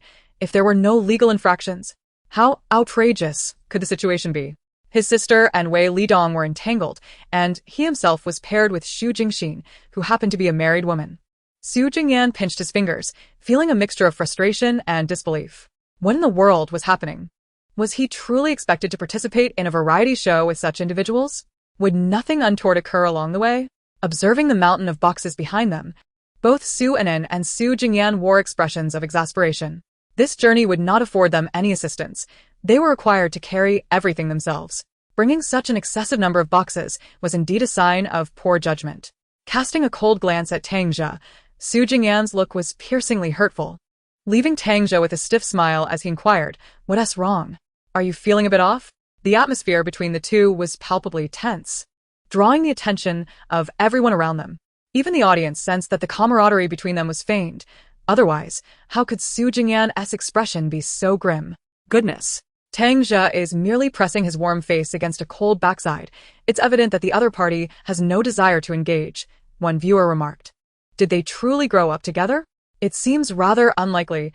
Su Jingyan's expression hardly resembles that of someone greeting a childhood friend. And Su Anin's reaction to Tang Jia was equally lackluster. Ugh. The Su siblings' air of superiority is genuinely off-putting. They come on a variety show to chase after fame and fortune while presenting themselves with such an air of nobility, as if the world owes them something. Exactly. We did not tune in to witness their sour expressions. It's simply nauseating. Wait a minute, do you have a problem? If you find it distasteful, then don't watch. Haven't you heard the saying, "Do not advise others in their suffering"? How can you presume to know the nature of their relationship? Perhaps they are at odds for reasons unknown. As Jiang Yin approached, she clung to Su Anin's side, wrapping her arm around her in a display of false intimacy. Jiang Yan's smile quickly faltered, while others pretended to engage in casual conversation, looking anywhere but at the unfolding drama. Hearing his sister's words, Su Jingyan struggled to maintain his icy demeanor. The system chimed in, "Haraha, this is utterly hilarious.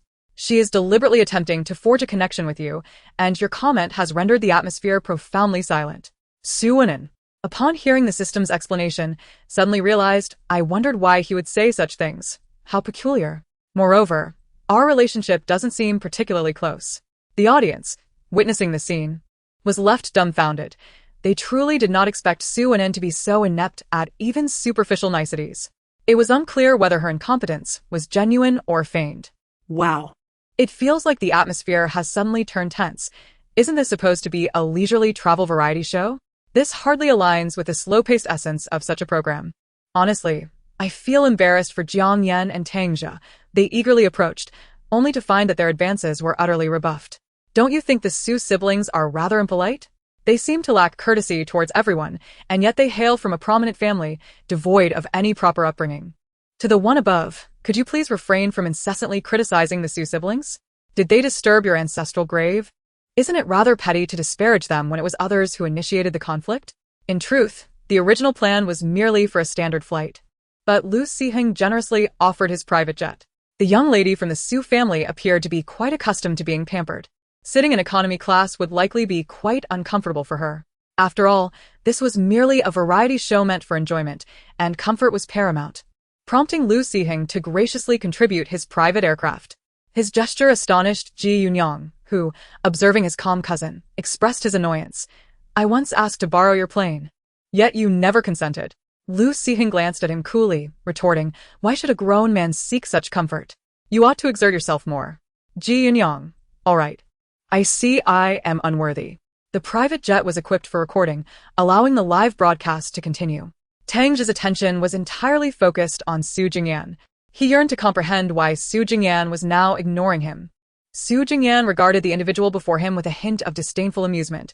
"I am aware of the machinations you have been orchestrating behind my back. Your schemes are evident.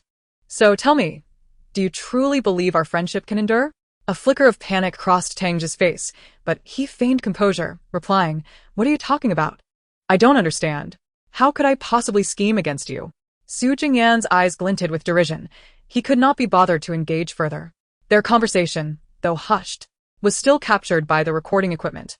The audience was utterly astonished, realizing that the two had indeed quarreled. As expected, there are no genuine emotions among the wealthy. Those who grew up together can easily plot against one another. How ruthless. It appears this scheme is quite significant, as Su Jingyan has turned a cold shoulder towards Tangja. Tangja is truly shameless, having plotted against someone yet still daring to flirt. I have never encountered such audacity. He should just leave. Chapter 54. The Su siblings looked left and right, thoroughly enjoying the spectacle. As the atmosphere threatened to grow tense once more, the staff hurriedly intervened to ease the situation. The moment the announcement was made regarding the surrender of mobile phones, the expressions of the crowd soured instantly.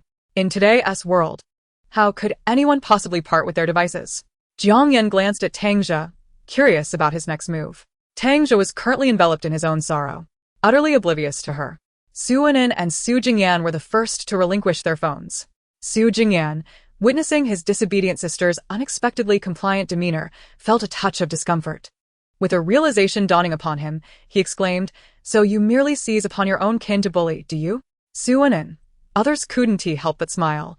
Su Anin's flustered expression was simply too amusing. "I thought the atmosphere was a bit tense just now, but it has suddenly lightened." In simpler terms, Miss Su is a tyrant among her own, specifically targeting her family. Fortunately, she had her system, which could converse and entertain her. Su Anin felt a wave of relief, grateful that the system could accompany her in her daily indulgences. The Su siblings discreetly turned their heads towards two individuals, spotting the corner of a small note clutched in Xu Jingxin's hand. Duan Xian nodded with a smile. "I share your sentiment. After all, we are here to enjoy ourselves. And incessantly fixating on our phones is hardly ideal." The Su siblings exchanged knowing glances, silently observing the charade.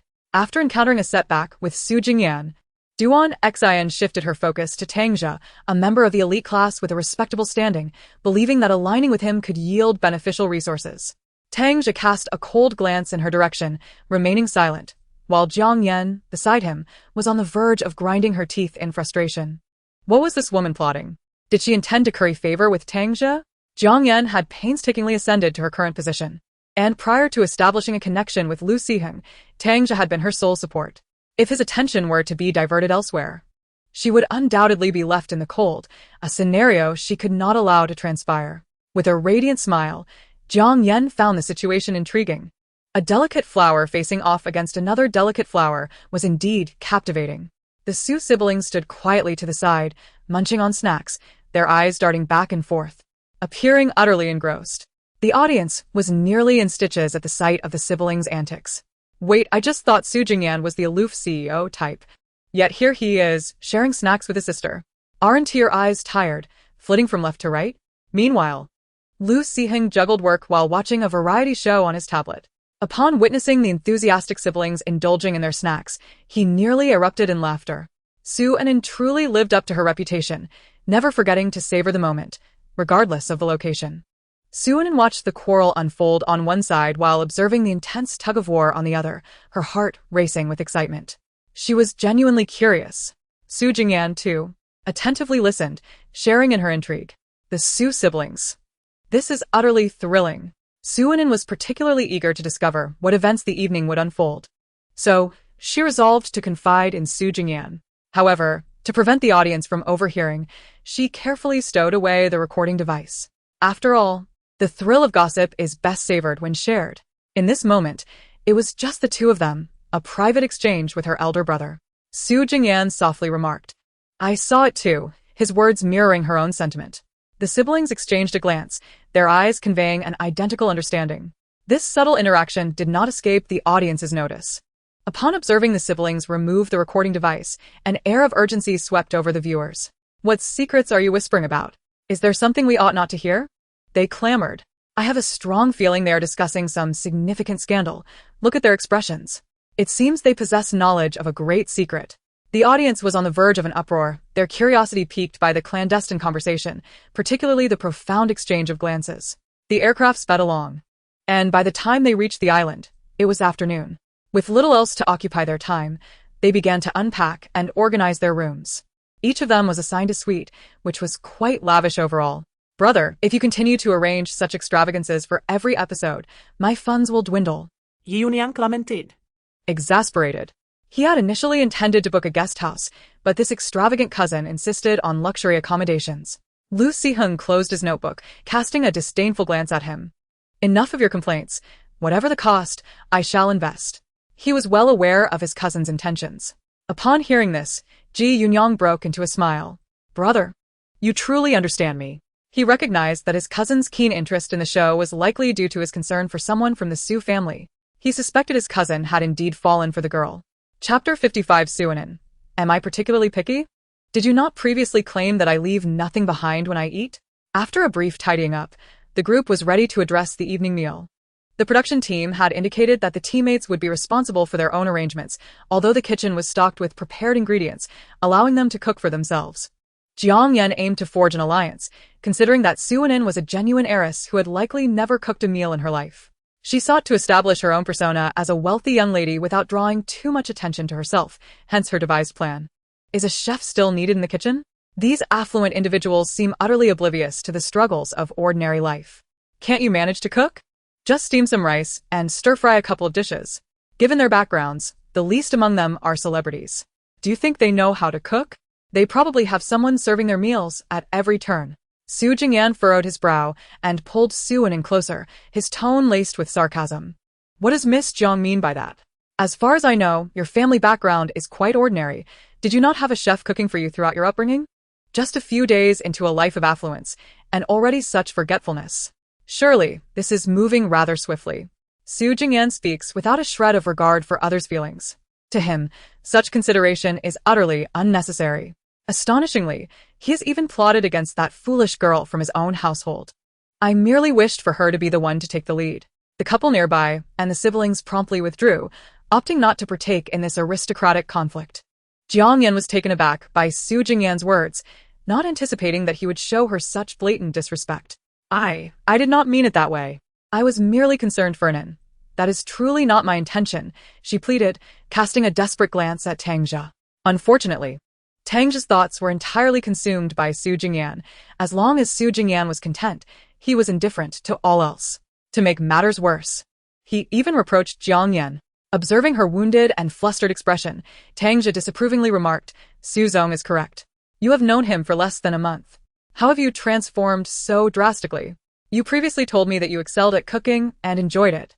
Since you love it so much, why not prepare today's meal? Jiang Yan's eyes widened in disbelief. Not. Brother, are you truly unwell? Whose side are you on? We are the ones who should be united.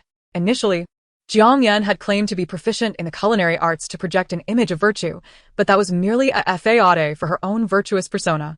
Su Anin could hardly contain her laughter, though she stifled her smile. She muttered to the system, look at Jiang Yan's expression. It is utterly delightful. She surely did not anticipate being backstabbed by Tang Jia. The system replied, it cannot be helped. Tangzhe favors your brother. If your brother had not spoken on your behalf, Tangzhe would have remained indifferent. However, once your brother speaks, be it praise or criticism, he invariably sides with him.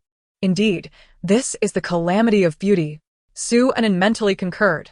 Indeed, the calamity of beauty.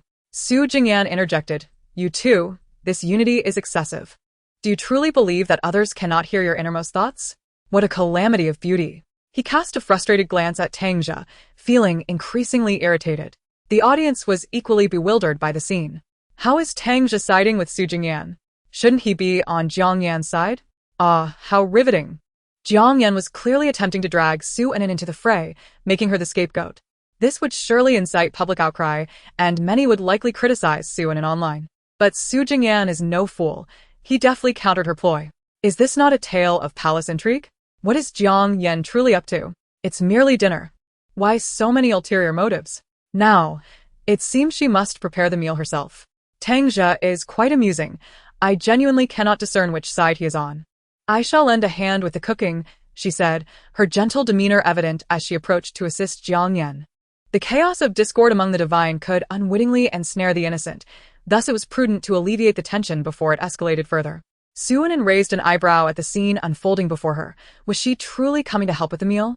Something felt amiss. Su Jingyan cast a cursory glance in their direction and inquired of the host, are there any additional kitchens available? It seems implausible that such a spacious venue would lack multiple cooking areas. The host promptly replied, indeed, there are 2 kitchens on this level, however. The other is somewhat smaller and currently unused, with all ingredients stored in this kitchen. Without hesitation, Su Jingyan took several vegetables from the refrigerator and placed them in Su Anan's hands, while he gathered knives, a cutting board, and various utensils.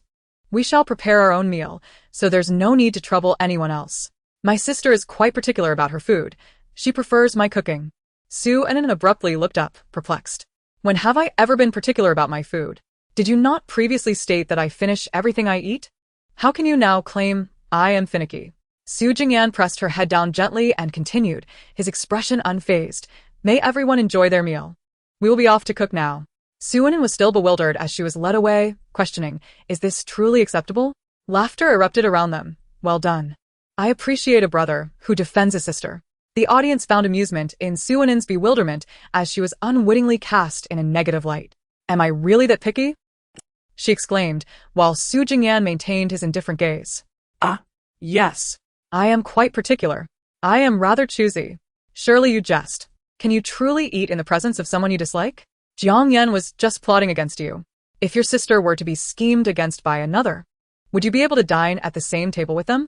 I would not trust them to prepare my meal for fear of being poisoned. Do not always speak of schemes. Perhaps Jiang Yan genuinely cares for Su Anan. Believe me or not, Jiang Yan's words and actions are riddled with inconsistencies. I cannot fathom why so many defend her. Could she possibly be employing a team of supporters? The audience's insight was undeniable. Chapter 56. Her husband was nearby. And these two lacked any sense of propriety. As Su Anan was led to the small kitchen by her brother, she queried, Brother, why must we eat here alone? Shouldn't we dine together with everyone? The prospect of preparing her own meal, cooking, washing dishes, and tidying the kitchen weighed heavily on her mind. And the thought alone was disheartening. Su Jingyan, upon hearing Su Anan's thoughts, was rendered speechless. Are you truly this lazy? Can you genuinely eat in the presence of so many individuals you detest? Nearby, the photographer remarked, I am still here with my camera. Might you consider my presence? The elder brother, are you not aware that the camera is still recording? It seems you have forgotten our presence. Although we understand your disdain for those individuals, openly expressing such sentiments may not be prudent, as it could provide ammunition for certain fans to criticize you. I had previously asserted that Su Jingyan is rather dismissive, and yet you all were unconvinced. Those few individuals have not provoked him in any discernible way, yet he has chosen to target them nonetheless. Is this not provocation? Among the 4 pairs of guests, I genuinely believe that the Su siblings and Wei Lidong and his spouse are the most agreeable. I shall refrain from commenting on the other 2 pairs. Su Jingyan pulled up a chair for Su Anan and cautiously instructed her to remain still, emphasizing that she need not involve herself in the cooking. This fellow's culinary skills are perilous, should she find herself in distress here. It would surely lead to an embarrassing spectacle. Su Anan, feeling quite aggrieved, lamented to the system. Does he truly look down upon me? I am capable of assisting. On my last visit home, did I not perform splendidly? The dishes were flavorful and aromatic, and even the family chef praised my efforts. The system interjected, "Allow me to clarify. On your last occasion at home, the chef had meticulously prepared all the ingredients for you, including the spices and accompaniments. You merely had to sort them together, and the chef would remind you when the dish was ready. Thus, it would be more accurate to say that your previous culinary endeavor was not entirely independent and should not be considered solely your accomplishment." In his heart, Su Jingyan fervently agreed. Indeed, the system had finally spoken a truth. Su Anan huffed in discontent, refusing to engage with the system any further. Convinced that she was not so inept after all, Su Jingyan meticulously gathered all the ingredients required for the meal, displaying impressive knife skills. Clad in a shirt and tailored trousers, he embodied the essence of an elite professional, yet here he was, engaged in the art of cooking. This juxtaposition delighted many. "Oh my goodness! My husband is so handsome. He can grace the halls, master the kitchen, earn a living, and cook. Truly, he is extraordinary." Su Anan felt overwhelmingly fortunate. Her father was handsome, her mother beautiful, her brother exceptional, and she herself was quite pleasing to the eye. She truly felt like a winner in life. One could glance at the neighboring live stream, and it was utter chaos. Each individual vying to showcase themselves, yet their attempts collapsed spectacularly. Jiang Yan's eyes nearly bulged in disbelief. How could this woman be so shameless? Her gaze was practically glued to Tang Jia, having seemingly shifted her affections from Su Jingyan so swiftly. Did she truly believe Tang Jia was oblivious to her intentions? Duan Xin surveyed the unprocessed ingredients with a grimace. Washing and chopping vegetables could be perilous for her hands, which she had invested significantly in maintaining. How could she possibly engage in such labor? However, Duan Xian and Xu Jingxin were collaborating seamlessly nearby, to the extent that one might mistake them for a married couple, while many spectators praised them. Some noticed the peculiar closeness of Wei Lidong standing nearby. Did you not observe that these two individuals are rather too intimate in their gestures? Perhaps I am overthinking, yet I believe a sense of decorum would be prudent. The audience empathized with Wei Lidong, yet he himself remained indifferent. The couple had long been leading separate lives, occasionally introducing each other to their lovers, all while feigning affection in public. Tang Jia, sitting beside them, watched the unfolding drama with little reaction, as his thoughts were entirely consumed by Su Jingyan. He was genuinely perplexed about how she had discovered his scheme against Su Anan, who had leaked such information. This woman had always been rather dim-witted. Even if elevated to the status of the Tang family's eldest daughter, her air of impoverishment remained unchanged. However, now that Su Jingyan had uncovered the truth, his previous strategies were rendered ineffective. His immediate objective was to mend the relationship with Su Jingyan, while other matters could be addressed later. Chapter 57. Are you engaging in such thrilling activities? The meal was indeed a spectacle. On one side, the Su siblings, with Su Jingyan's culinary creations that were a feast for the senses, while on the other, the 6 individuals presented a disarray. Gazing at the meager 4 dishes laid before him, Tang Jia felt disinclined to partake. What was there to eat? Hadn't each of them boasted about their culinary prowess? Was this what they deemed as skillful cooking? The audience was left speechless. During the cooking phase, they had each extolled their culinary talents, only to produce 4 charred vegetable dishes in the end. What a letdown. Did they not brag about their cooking skills? Let us take a look at the neighboring live stream. The sibling duo there truly prepared a meal that tantalized the senses, while here, it's utterly unappetizing. Jiang Yan picked up a piece of food and began eating, harboring her own frustrations. Had that woman not constantly disturbed her? How could the meal have turned out so poorly? When Su Anan approached after finishing her meal, she found the 6 of them sitting there, expressionless and chewing as if on wax. "Oh, how did you manage to ruin the meal like this? Did you not all claim to be good cooks?" Su Anan spoke without a hint of restraint, her disdain unmistakable. Upon hearing her words, the expressions of the 6 turned grim. Jiang Yan set down her chopsticks, smiled, and said, "I'm still getting accustomed to the kitchen tools here, hence my subpar performance. How about you all? Anan, I assume you've never cooked at home. If it proves too difficult, you're welcome to join us for a meal." Tang Jia cast a glance at Jiang Yan but remained silent. He was aware of Su Jingyan's years abroad, and it was likely that Su Anan truly lacked cooking skills, whereas Su Jingyan indeed possessed remarkable culinary talent. The system. She is at it again, causing trouble. This female lead is becoming increasingly insufferable. I can't help but question the quality of this book. Sue An raised an eyebrow. Who could argue otherwise? The author must truly be lacking in judgment to select her as the protagonist. Sue An dismissed the 4 dishes presented to her. No, thank you, I've already dined.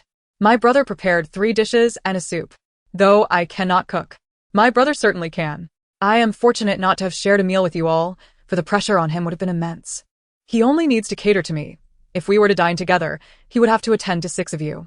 Her tone carried a humorous note, especially given the peculiar expressions on the faces of the 2 individuals she addressed. Yet, her words rang true, leaving others unable to refute her claims.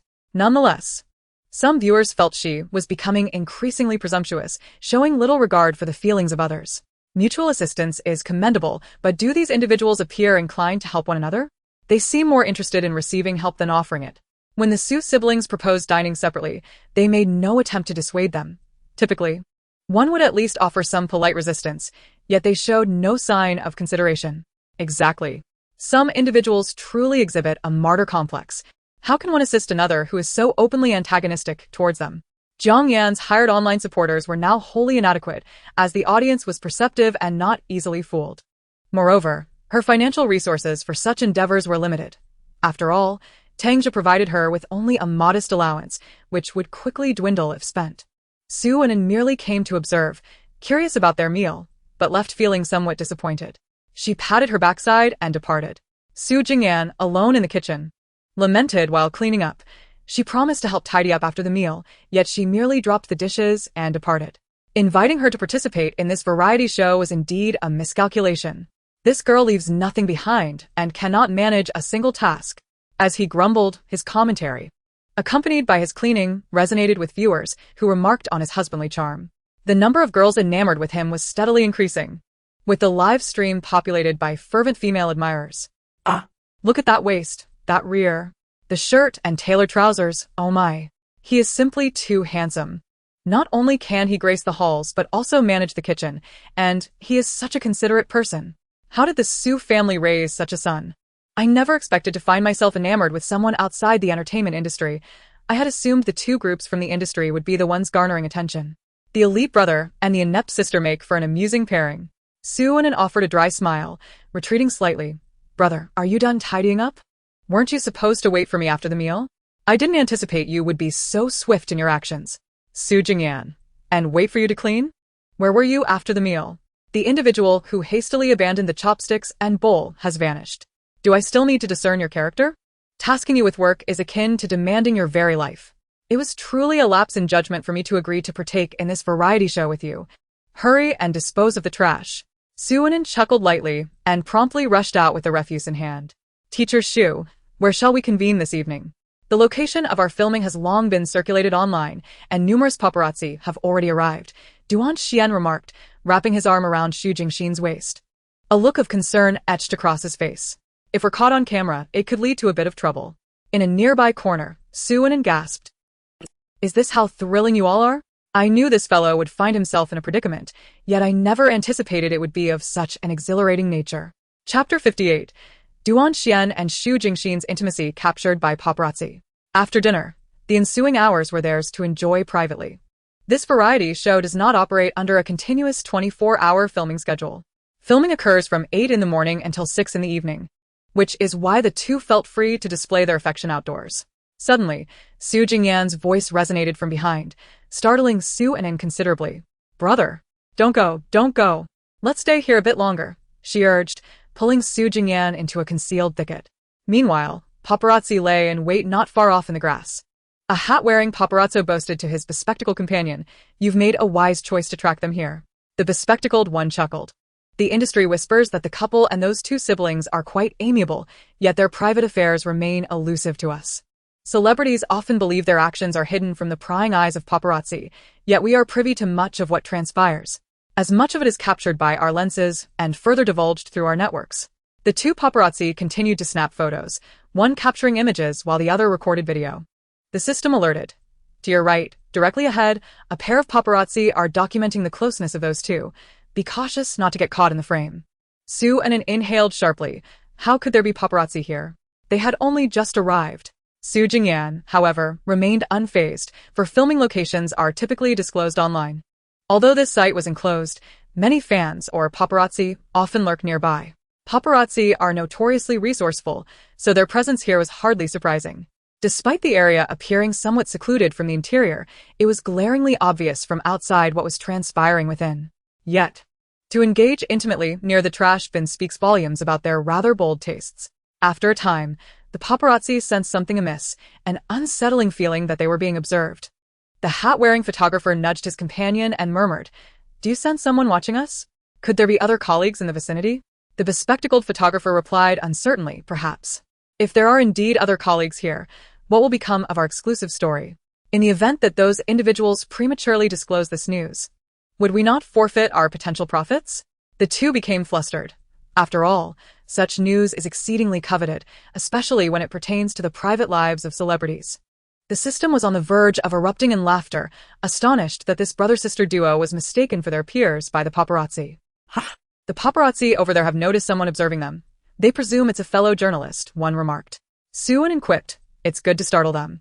They pry into the private lives of others daily." Su Jingyan scrutinized the intimate pair, who, after a moment, managed to regain their composure and departed hand in hand. Once they had vanished, Su Jingyan exhaled a sigh of relief.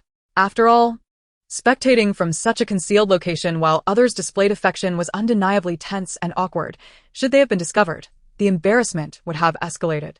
The paparazzi, upon witnessing the couple's departure, resolved to withdraw as well. They had made up their minds. This news must be released ahead of any competitors. It could not be allowed to be preempted. The possibility of selling the story had become irrelevant. With rivals present, the priority was to publish first. They had assumed the paparazzi would remain on the periphery, unaware that someone had infiltrated their midst. With the absence of cameras, the true natures of the two individuals were laid bare as they engaged in a heated argument, nearly coming to blows. "Keep your distance from us. You are merely entertainers," one shouted, her face twisted in disdain. Jiang Yan, filled with contempt, added, "Don't think I'm oblivious to your intentions. You see a man and immediately wish to cling to him." Duan Xian, with a pitiful demeanor, clung to Tang Zhe's arm, her eyes brimming with tears as she pleaded. "Mr. Tang, just look at her. I harbor no such thoughts. I merely wish to coexist harmoniously with everyone." Tang Zhe, growing impatient, withdrew his arm with a vexed expression, declaring, "Handle your own affairs. Do not bother me here." Where could the Su siblings have gone? They vanished shortly after their meal. Wei Lidong, seated comfortably on the sofa, observed the unfolding drama with a persistent smile. Jiang Yan's appearance was precisely to his liking.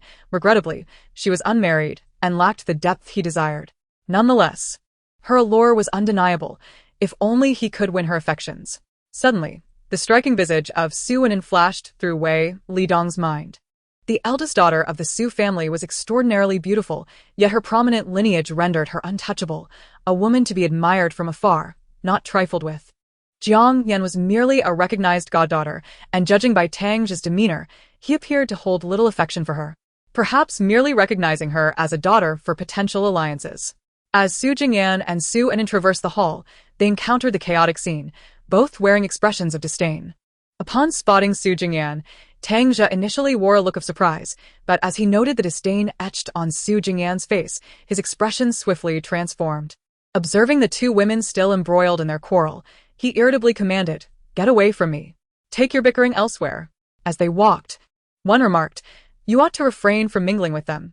Do you not realize that associating with foolish individuals will only render you foolish as well? Your intellect is already rather lacking." Su Anan interjected, "System. Haraha, your brother truly understands you." Chapter 59.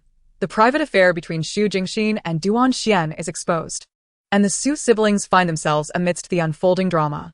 She merely intended to sip water, never anticipating that she would witness them actually switching rooms.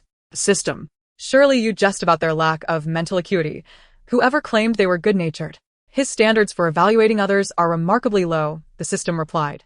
"They merely conceal their true selves quite effectively, and their extensive network allows them to suppress any scandals, thereby maintaining a favorable public image. Those paparazzi intend to release what they captured at dawn. The online scene is bound to become quite lively." Su Anan exclaimed, "What on earth? The paparazzi will publish their findings so swiftly?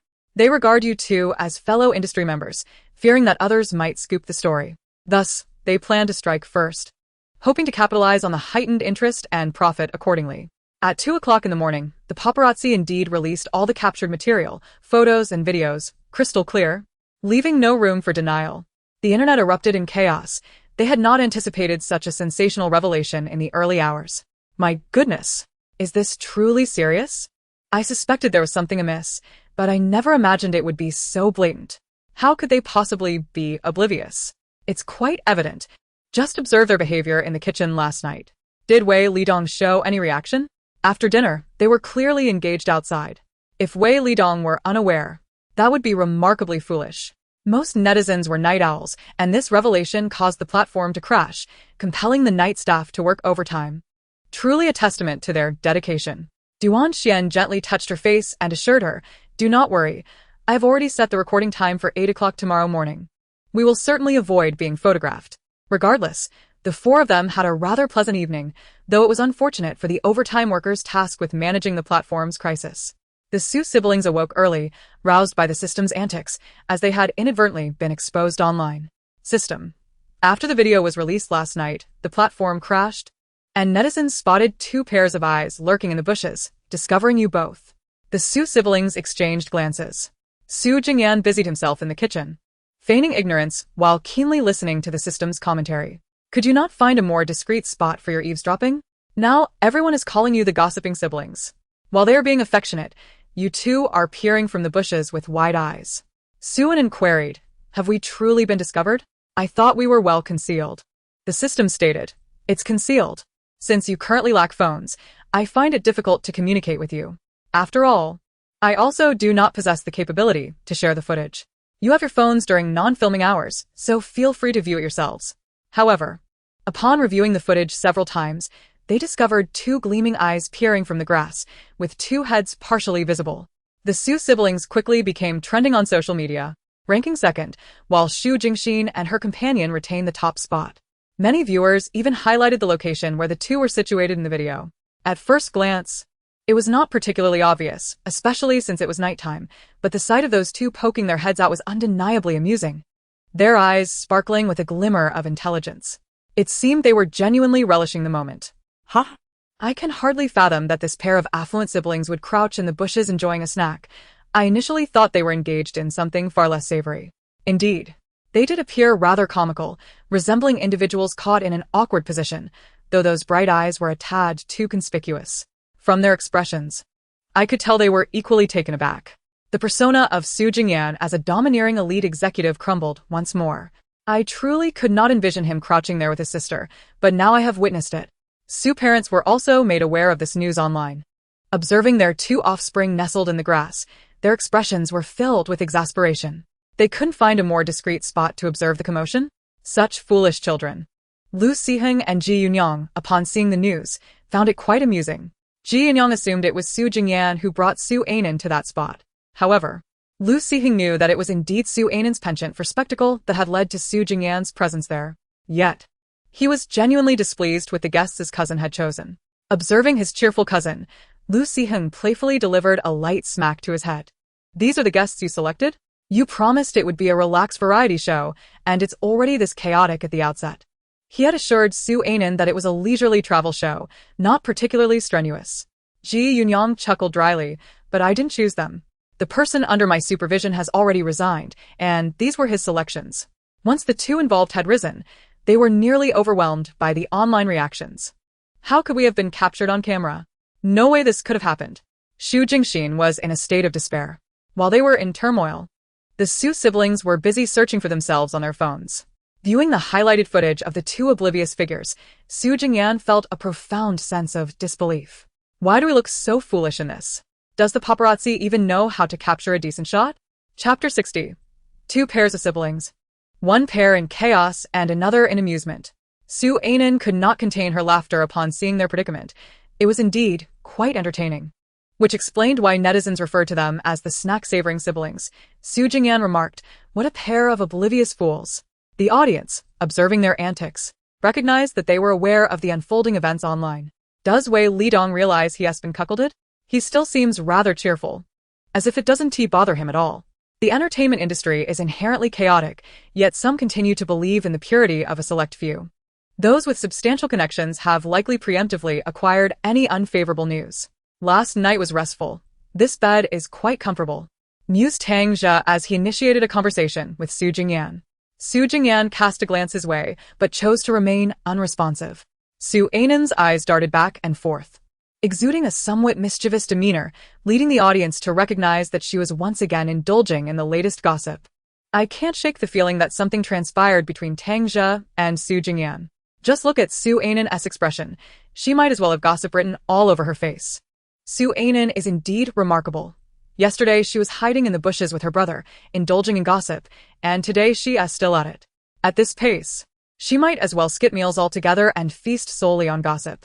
The staff approached to outline the day's activities, seemingly oblivious to any prior incidents. Today, we embark on a seaside excursion.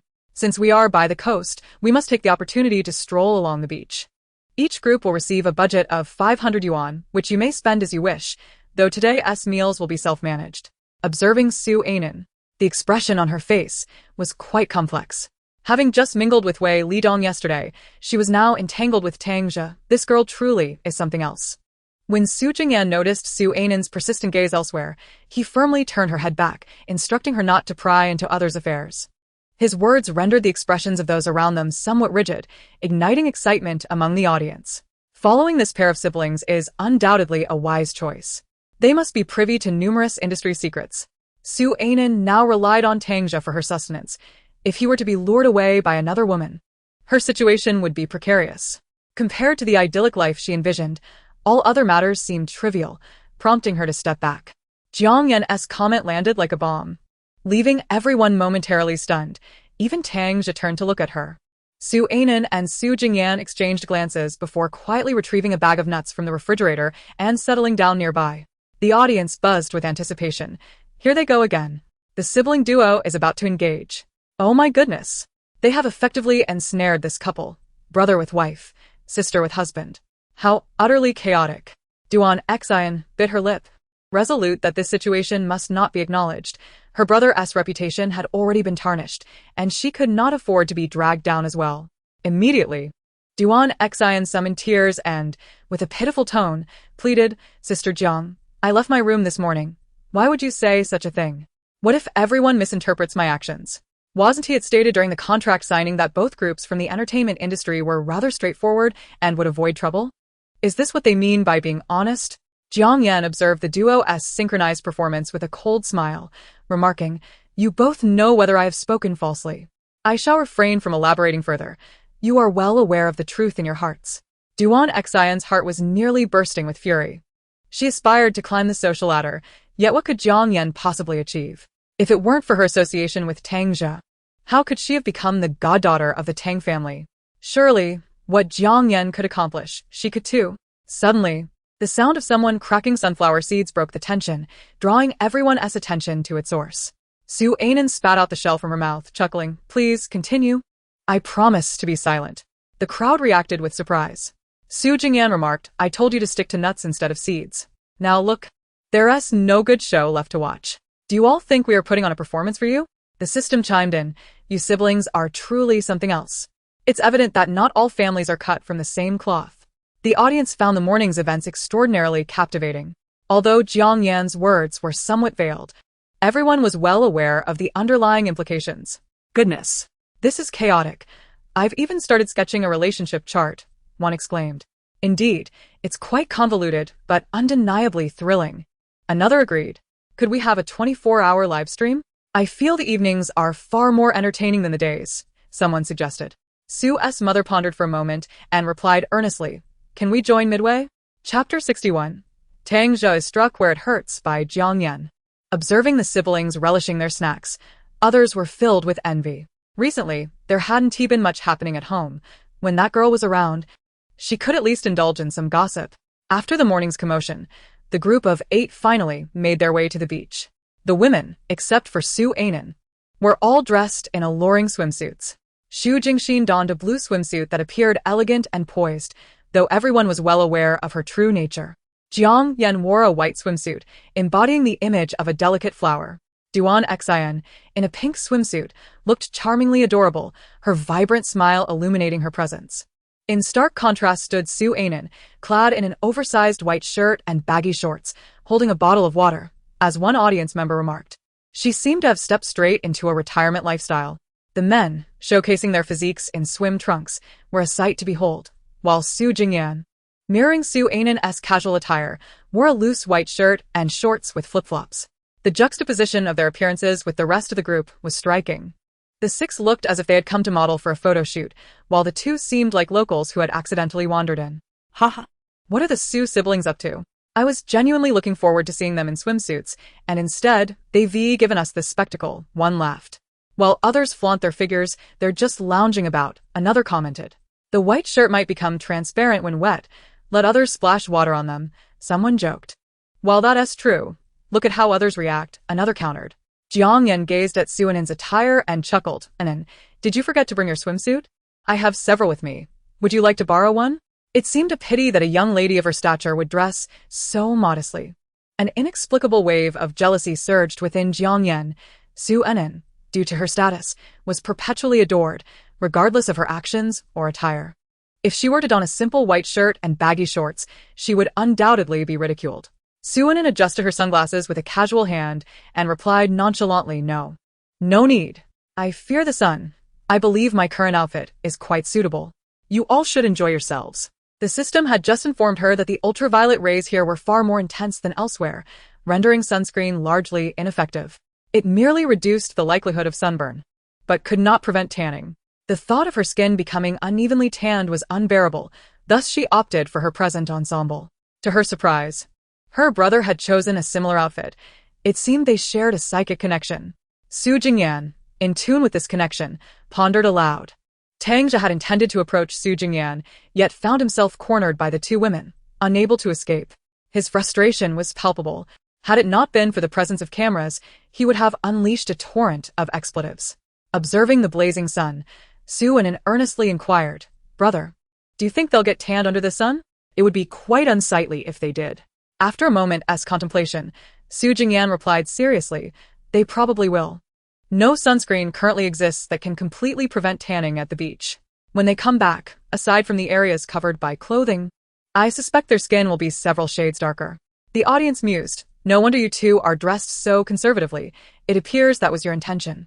However, upon further reflection, being suntanned did indeed seem rather uncomfortable. You know tanning is a risk and yet you don't warn others.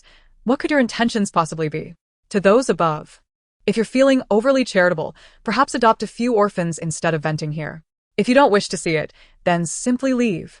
I truly wish to witness how those individuals react to being tanned. I cannot even imagine the transformation of those glamorous stars on screen.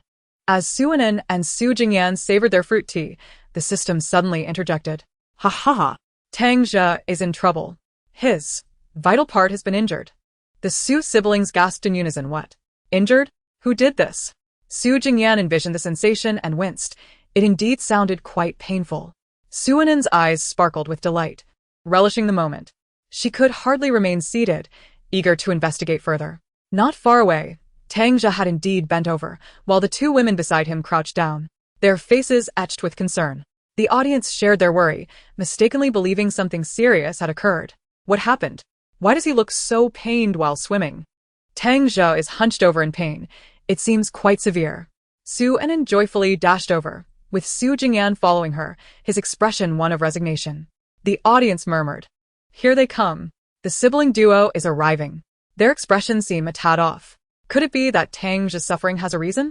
They appear to have been observing those few individuals enjoying themselves. Perhaps they've witnessed something. Su Anin crouched down to look at Tang Jia, sincerely inquiring, Are you alright? Tang Jia forced a faint smile, replying, I'm fine, just a bit of stomach pain. Su Anin glanced at Jiang Yan and then back at Tang Jia, who was clutching his abdomen, before saying, I saw it.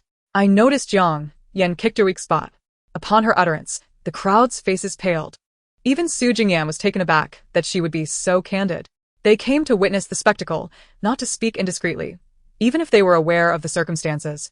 Such revelations should remain unspoken. The live chat exploded. I wondered why his expression was so pained. Turns out he was kicked in the jewels. Huffed. Don't you think Su Anin's earnest demeanor while speaking is amusing? Hit right in the weak spot. It truly is a weak spot, can't argue with that. These two women have been vying for attention, and now it seems there's nothing left to compete over. Chapter 62. The spectators with large eyes resumed their amusement. Tang Zha's complexion, already poor, deteriorated further. He finally understood. Su Inan was merely here to relish the drama. After knowing her for so many years, he had never realized her mischievous nature. She used to be just a naive and silly young lady. Duan Xian was nearly laughing in exasperation. Did this woman expect her to evade a kick? Duan Xian supported his sister, stating, "Miss Jiang is being excessively unreasonable. You struck first." And Xianer merely dodged. How is that wrong? Just as the three were on the verge of arguing, Tang Zha collapsed to the ground, his pallor worsening. Was there truly no one to attend to him? He was genuinely nearing his limit. The couple had long distanced themselves. For anyone entangled in such matters would surely be cursed. Though they had some connection to the siblings, the bond between lovers surely could not compare to their own interests. Stop arguing. He fainted. It seems quite serious. I hope he's all right. The production team had already summoned a doctor at the onset of the incident. Yet it would take time for the doctor to arrive. At last, the doctor has come, and Xu Jingxin noticed their arrival. The Su siblings sat on their chairs, craning their necks to observe the situation. Though Tang Zha had once been a good friend, Su Jingyan felt no affection for him now. The bonds of brotherhood and friendship had utterly dissipated. If he were truly a brother or friend, how could he have plotted against him, and even against Suanan? Tang Zha has indeed watched Inan grow up. I suggested he treat her as a younger sister, but at the very least, she could be considered a friend. Yet, he has plotted against Suanan, which Su Jingyan cannot tolerate. While there is chaos on one side, this brother-sister duo is quite at ease. How ruthless. Didn't Tang Zha grow up with them? They seem utterly indifferent to others. What does it matter that they grew up together? Clearly, these three have had a fallout. If they haven't become enemies, that's already fortunate. Under the gaze of the crowd, Tang Zha was carried away on a stretcher. However, the doctor kindly reassured them. Don't worry, there won't be any major issues. We will conduct thorough examinations to ensure Mr. Tang's health is well taken care of. Ji Yunyang harbored no affection for Tang Zha. Lu Siheng, on the other hand, was not particularly concerned about Tang Zha. His thoughts were entirely occupied with the Su siblings. Is 500 yuan really sufficient for them each day? Why is he so stingy? Couldn't he provide them with a little more funding daily? The expenses at the scenic area are already high. Yunyang? Are you even listening to me? I'm discussing this matter. And you're bringing up something else. Besides, how is 500 yuan insufficient? Even with the high costs at the scenic area, that should be enough for 2 meals. However, seeing his cousin's expression, Ji Yunyang decided it was best to remain silent. This person is completely enchanted by Suanan. Not only has he had little interaction with others, but he has also become so infatuated. Clearly, he is love-struck. Doctor, is there truly nothing wrong with my body? I feel a great deal of pain in my lower half. Not long after arriving at the hospital, Tang Zha regained consciousness, and the doctor conducted a thorough examination. A follow-up in a week should reveal no significant issues. In truth, Tang Zha's injuries were not too severe. After all, the impact was in the water, which mitigated much of the force. Had it occurred on land, that kick could have incapacitated him. After thanking the doctor, Tang Zha lay on the hospital bed, reflecting on the events that transpired. That foolish Jiang Yan is more of a hindrance than a help. She was supposed to approach Su Inan, yet she circles around him daily. Is it possible that this woman has taken a liking to him? The more he thought about it, the more plausible it seemed, as he was not unattractive, and Jiang Yan's ambition was to marry into wealth. Although her primary target was Lu Siheng, someone like her marrying into the Lu family is nothing but a pipe dream. However, his situation differed. Their bond was already quite deep. If she set her sights on him, she would be in a position to gain favor. What a wretched creature. How dare she turn her attention toward me? Tang just slammed his fist against the bed, feeling utterly disgusted. He truly had no fondness for Jiang Yan. Arrogant and foolish, she believed her looks made her exceptional. Oblivious to the many who surpassed her in beauty. Does she not fear that lofty aspirations could lead to a fragile existence?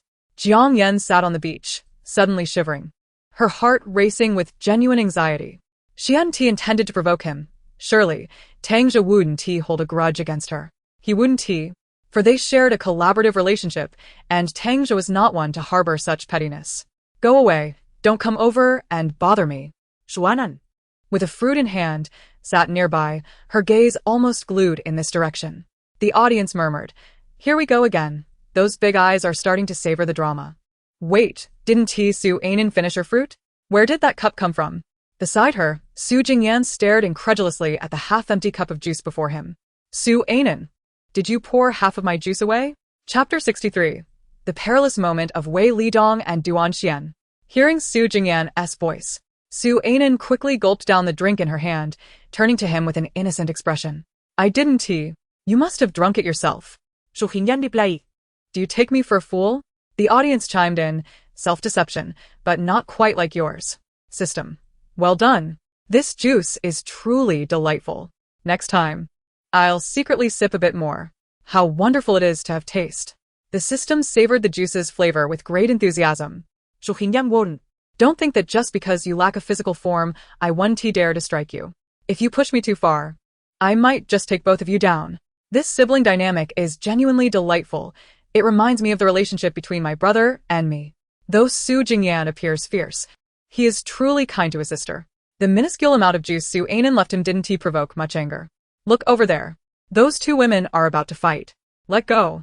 There are cameras here. Don't you fear the backlash from netizens? Duan Xian's hair was firmly grasped in Jiang Yan's hand, her face contorted in pain. How could this woman be so easily provoked? A few exchanged words and she resorts to violence. Did she not fear public opinion? Jiang Yan was nearly beside herself with rage, having already hurt Tangjia. She was under immense psychological pressure, and now this woman was deliberately seeking trouble. Was she asking for a beating? Wow. This is thrilling. How can this be a leisurely travel show? It's clearly a drama-filled spectacle. They're really fighting. And even airing each other's dirty laundry. Is there truly no script? If not, I'm definitely going to follow this. I've never seen such authenticity in a variety show before.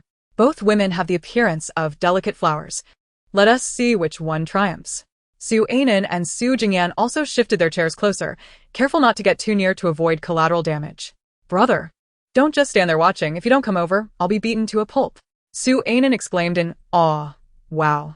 That is truly the 9-in white bone claw. Incredible. Su Jingyan was at a loss for words. Have you read too many martial arts novels? The audience was equally astonished by Jiang Yan's combat prowess. How could this seemingly delicate flower possess such agility? Su Anan was not mistaken. This truly was the 9-in white bone claw. In a 1-against-3 confrontation, he effortlessly rendered his opponents powerless. Impressive indeed. Dear sister, if you possess such prowess, why engage in intrigue? Would it not be better to dedicate yourself to martial arts? You are undoubtedly a prodigy of the craft. Initially, I held a rather unfavorable view of Jiang Yan, yet at this moment, I found myself genuinely admiring her. Su Anan, observing from the sidelines, was utterly electrified. Suddenly, the system interjected, this is not good. Wei Lidong appears to be enraged and intends to strike Jiang Yan. Wei Lidong was no paragon of virtue.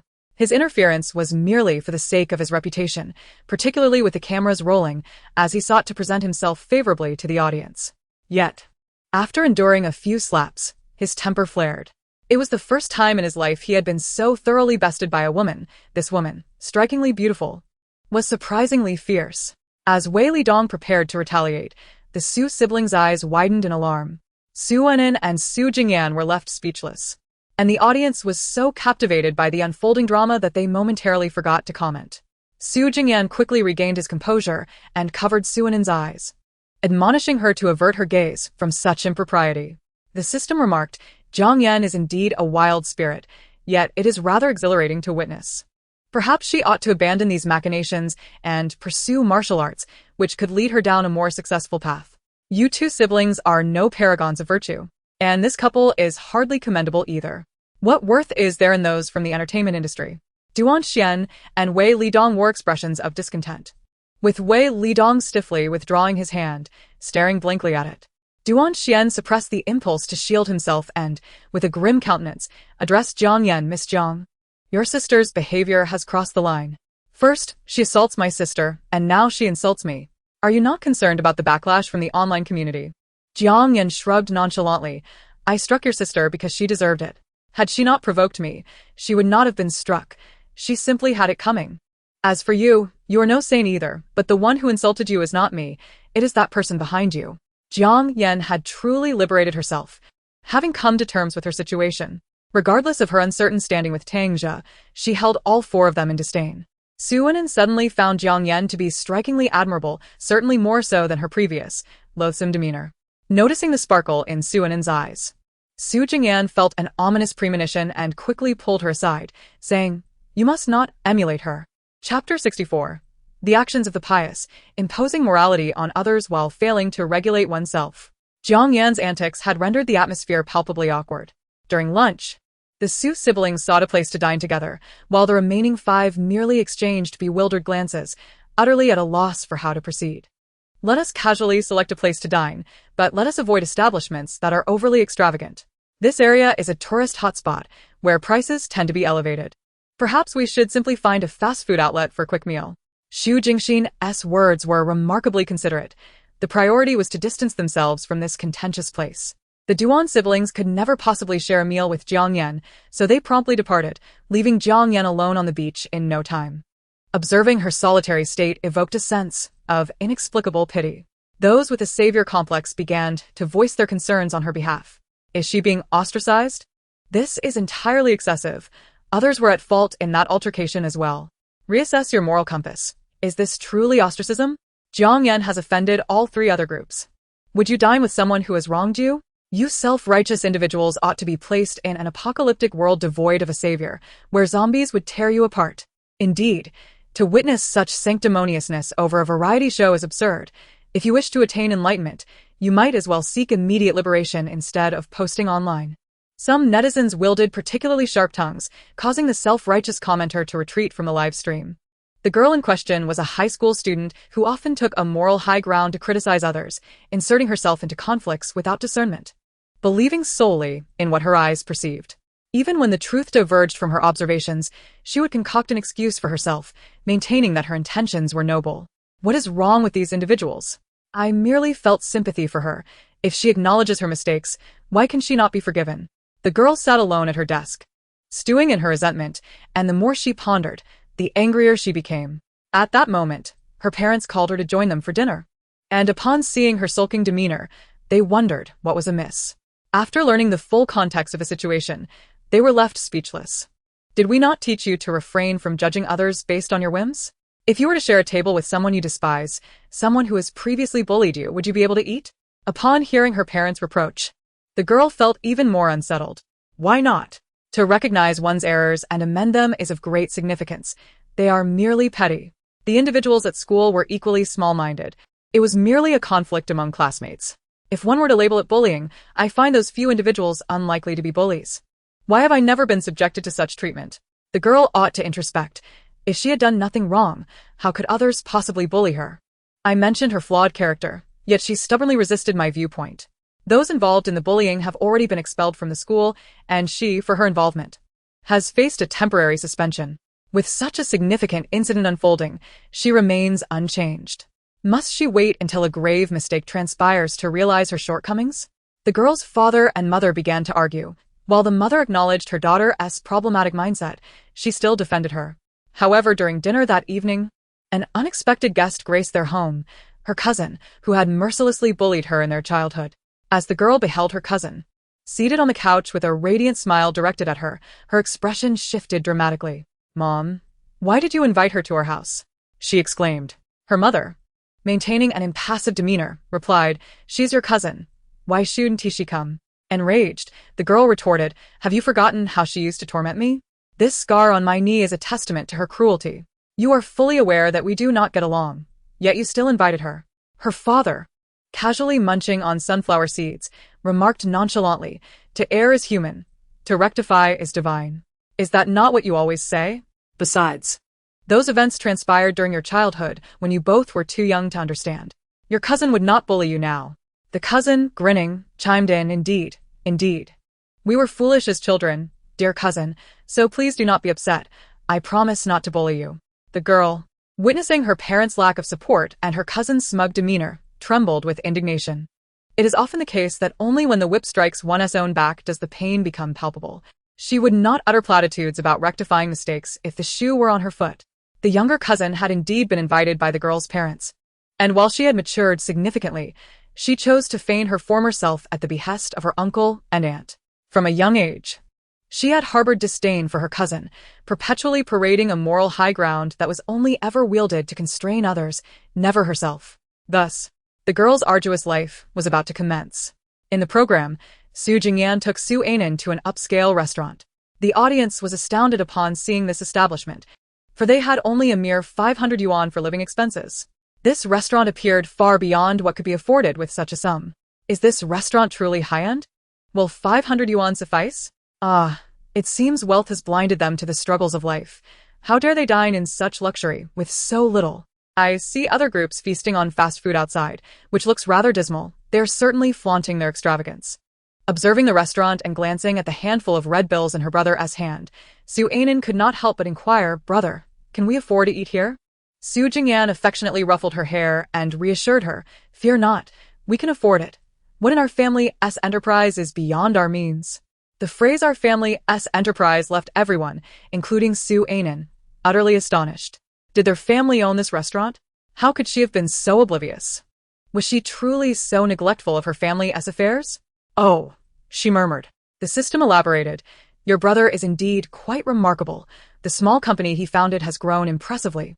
And he owns several high-end restaurants and hotels."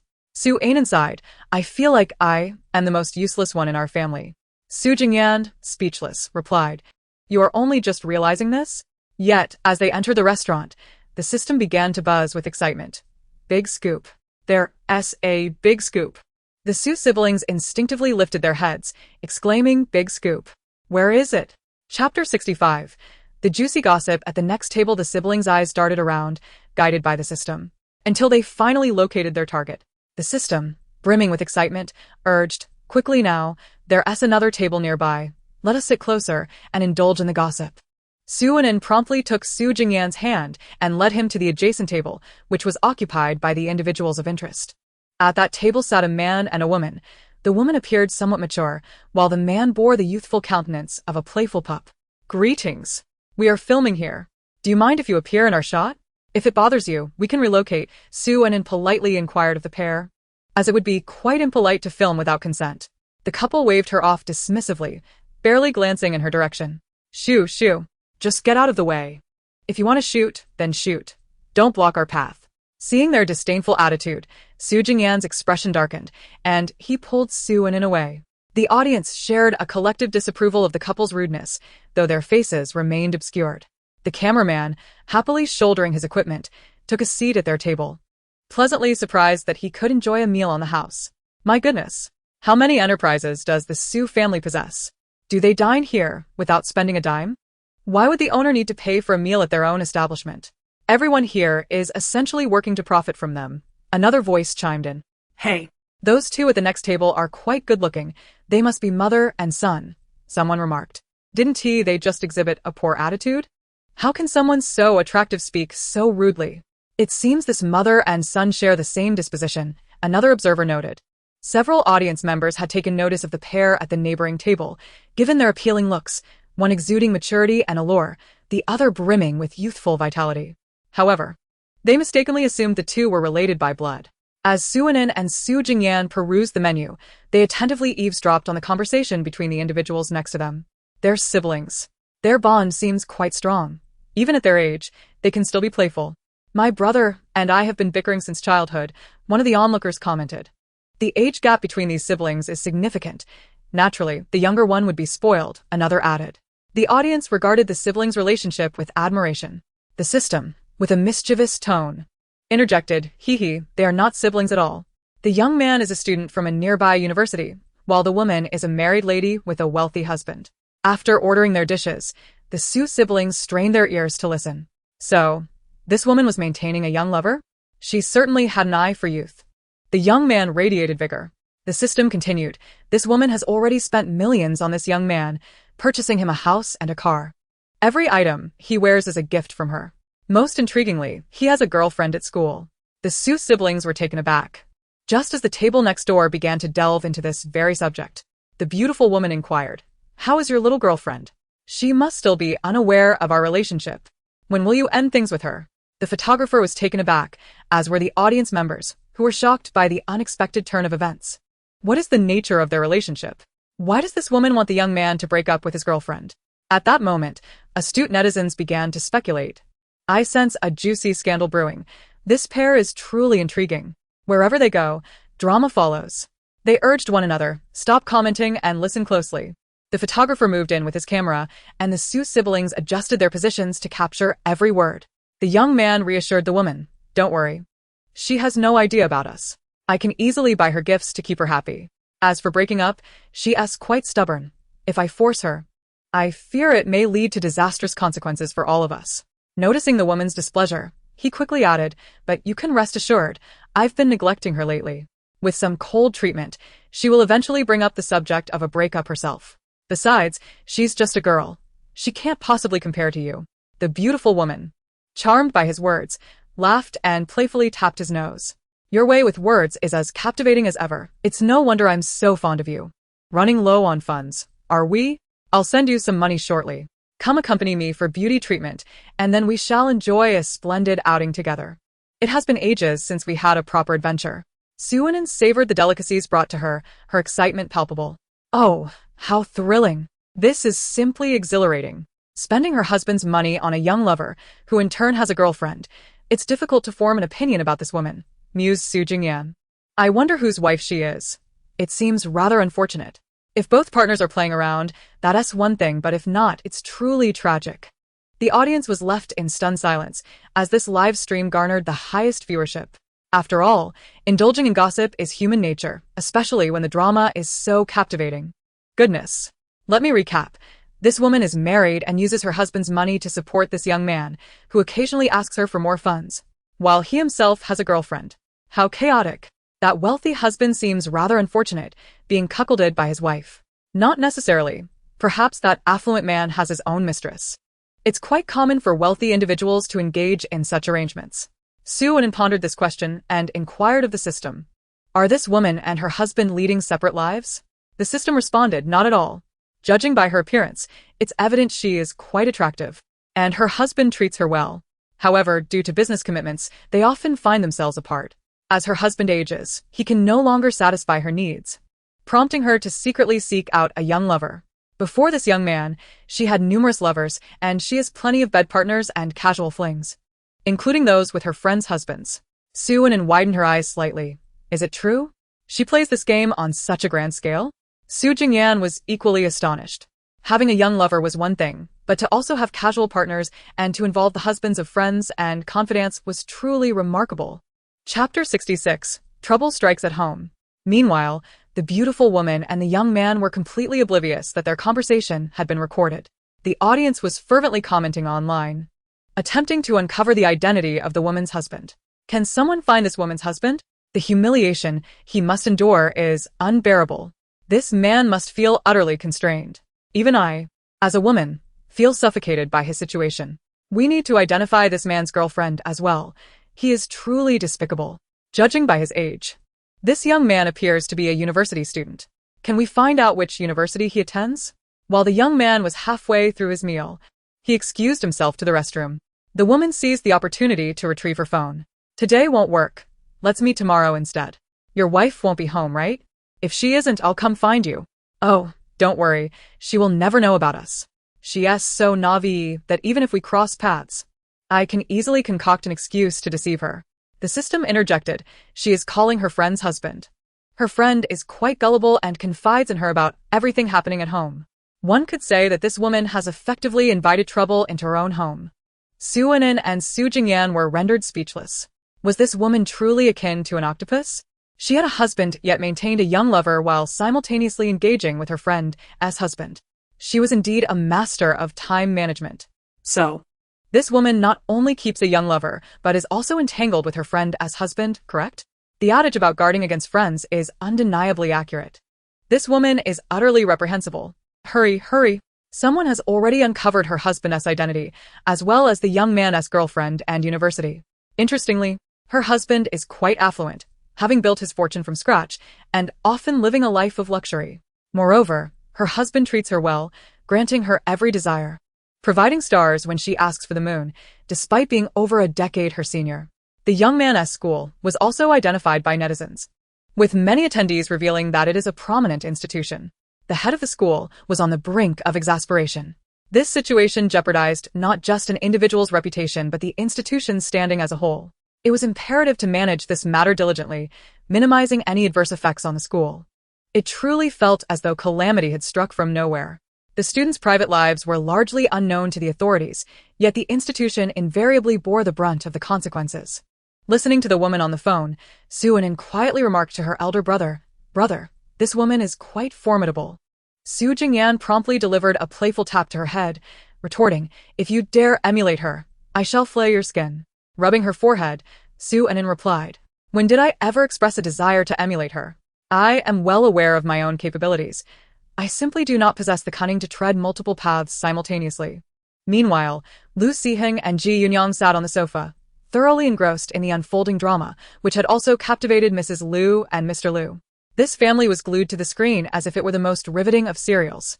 Mrs. Lu, munching on sunflower seeds, sighed, "Alas, I wonder which unfortunate man ended up marrying such a wife. It truly is vexing." Mr. Lu added, "Netizens have uncovered that he is a mid-sized enterprise owner with a decent reputation online. One must pity him. Perhaps we could assist him in his business endeavors amidst his familial troubles." This humiliation is indeed disheartening. Mr. Lu found himself empathizing with the man's plight, his heart growing heavier with each thought. The desire for vengeance began to brew within him, contemplating how one could be so generous to a spouse who betrays such trust. Sue's parents, witnessing the unfolding spectacle, felt an increasing urge to participate. Such a sensational story could only be savored in person. Why should they be excluded? Surely, there could be a reality show for older generations as well. Favoritism towards the youth was simply unfair. The woman waved her hand dismissively, instructing, "Go on. I will transfer your allowance shortly. Focus on your studies at school." The irony of her words struck a chord, given the context. After the young man departed, she sipped a cup of coffee and exited, conversing on the phone, her movements exuding an alluring grace. Once he was gone, Soo-in exhaled deeply. "Goodness, that was quite extravagant. It has truly reshaped my worldview." Su Jingyan cast her a bemused glance, commenting, "Your perspective seems rather fragile. It has likely been reconstructed numerous times." Soo-in conceded, "Perhaps so. Since acquiring the system, I have witnessed so many unbelievable occurrences. Only the most bizarre can capture my attention now." Even the photographer couldn't help but interject, "Will that woman's husband see our show? And her friend? This woman appears to lack any moral compass." Su Jingyan took a sip of tea, responding nonchalantly, "For some, morality is the least valuable commodity. In their quest for excitement, they continually breach ethical boundaries, ultimately leading them down the path of crime.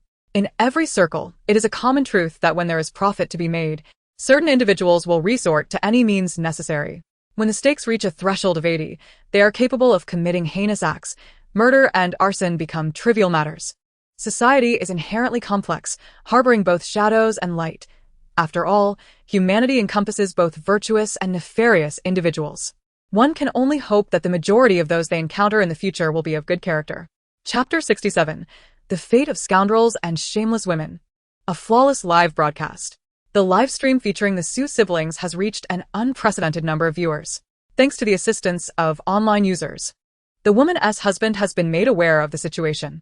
As he gazes at the video provided by concerned netizens, the wealthy man is left in utter disbelief.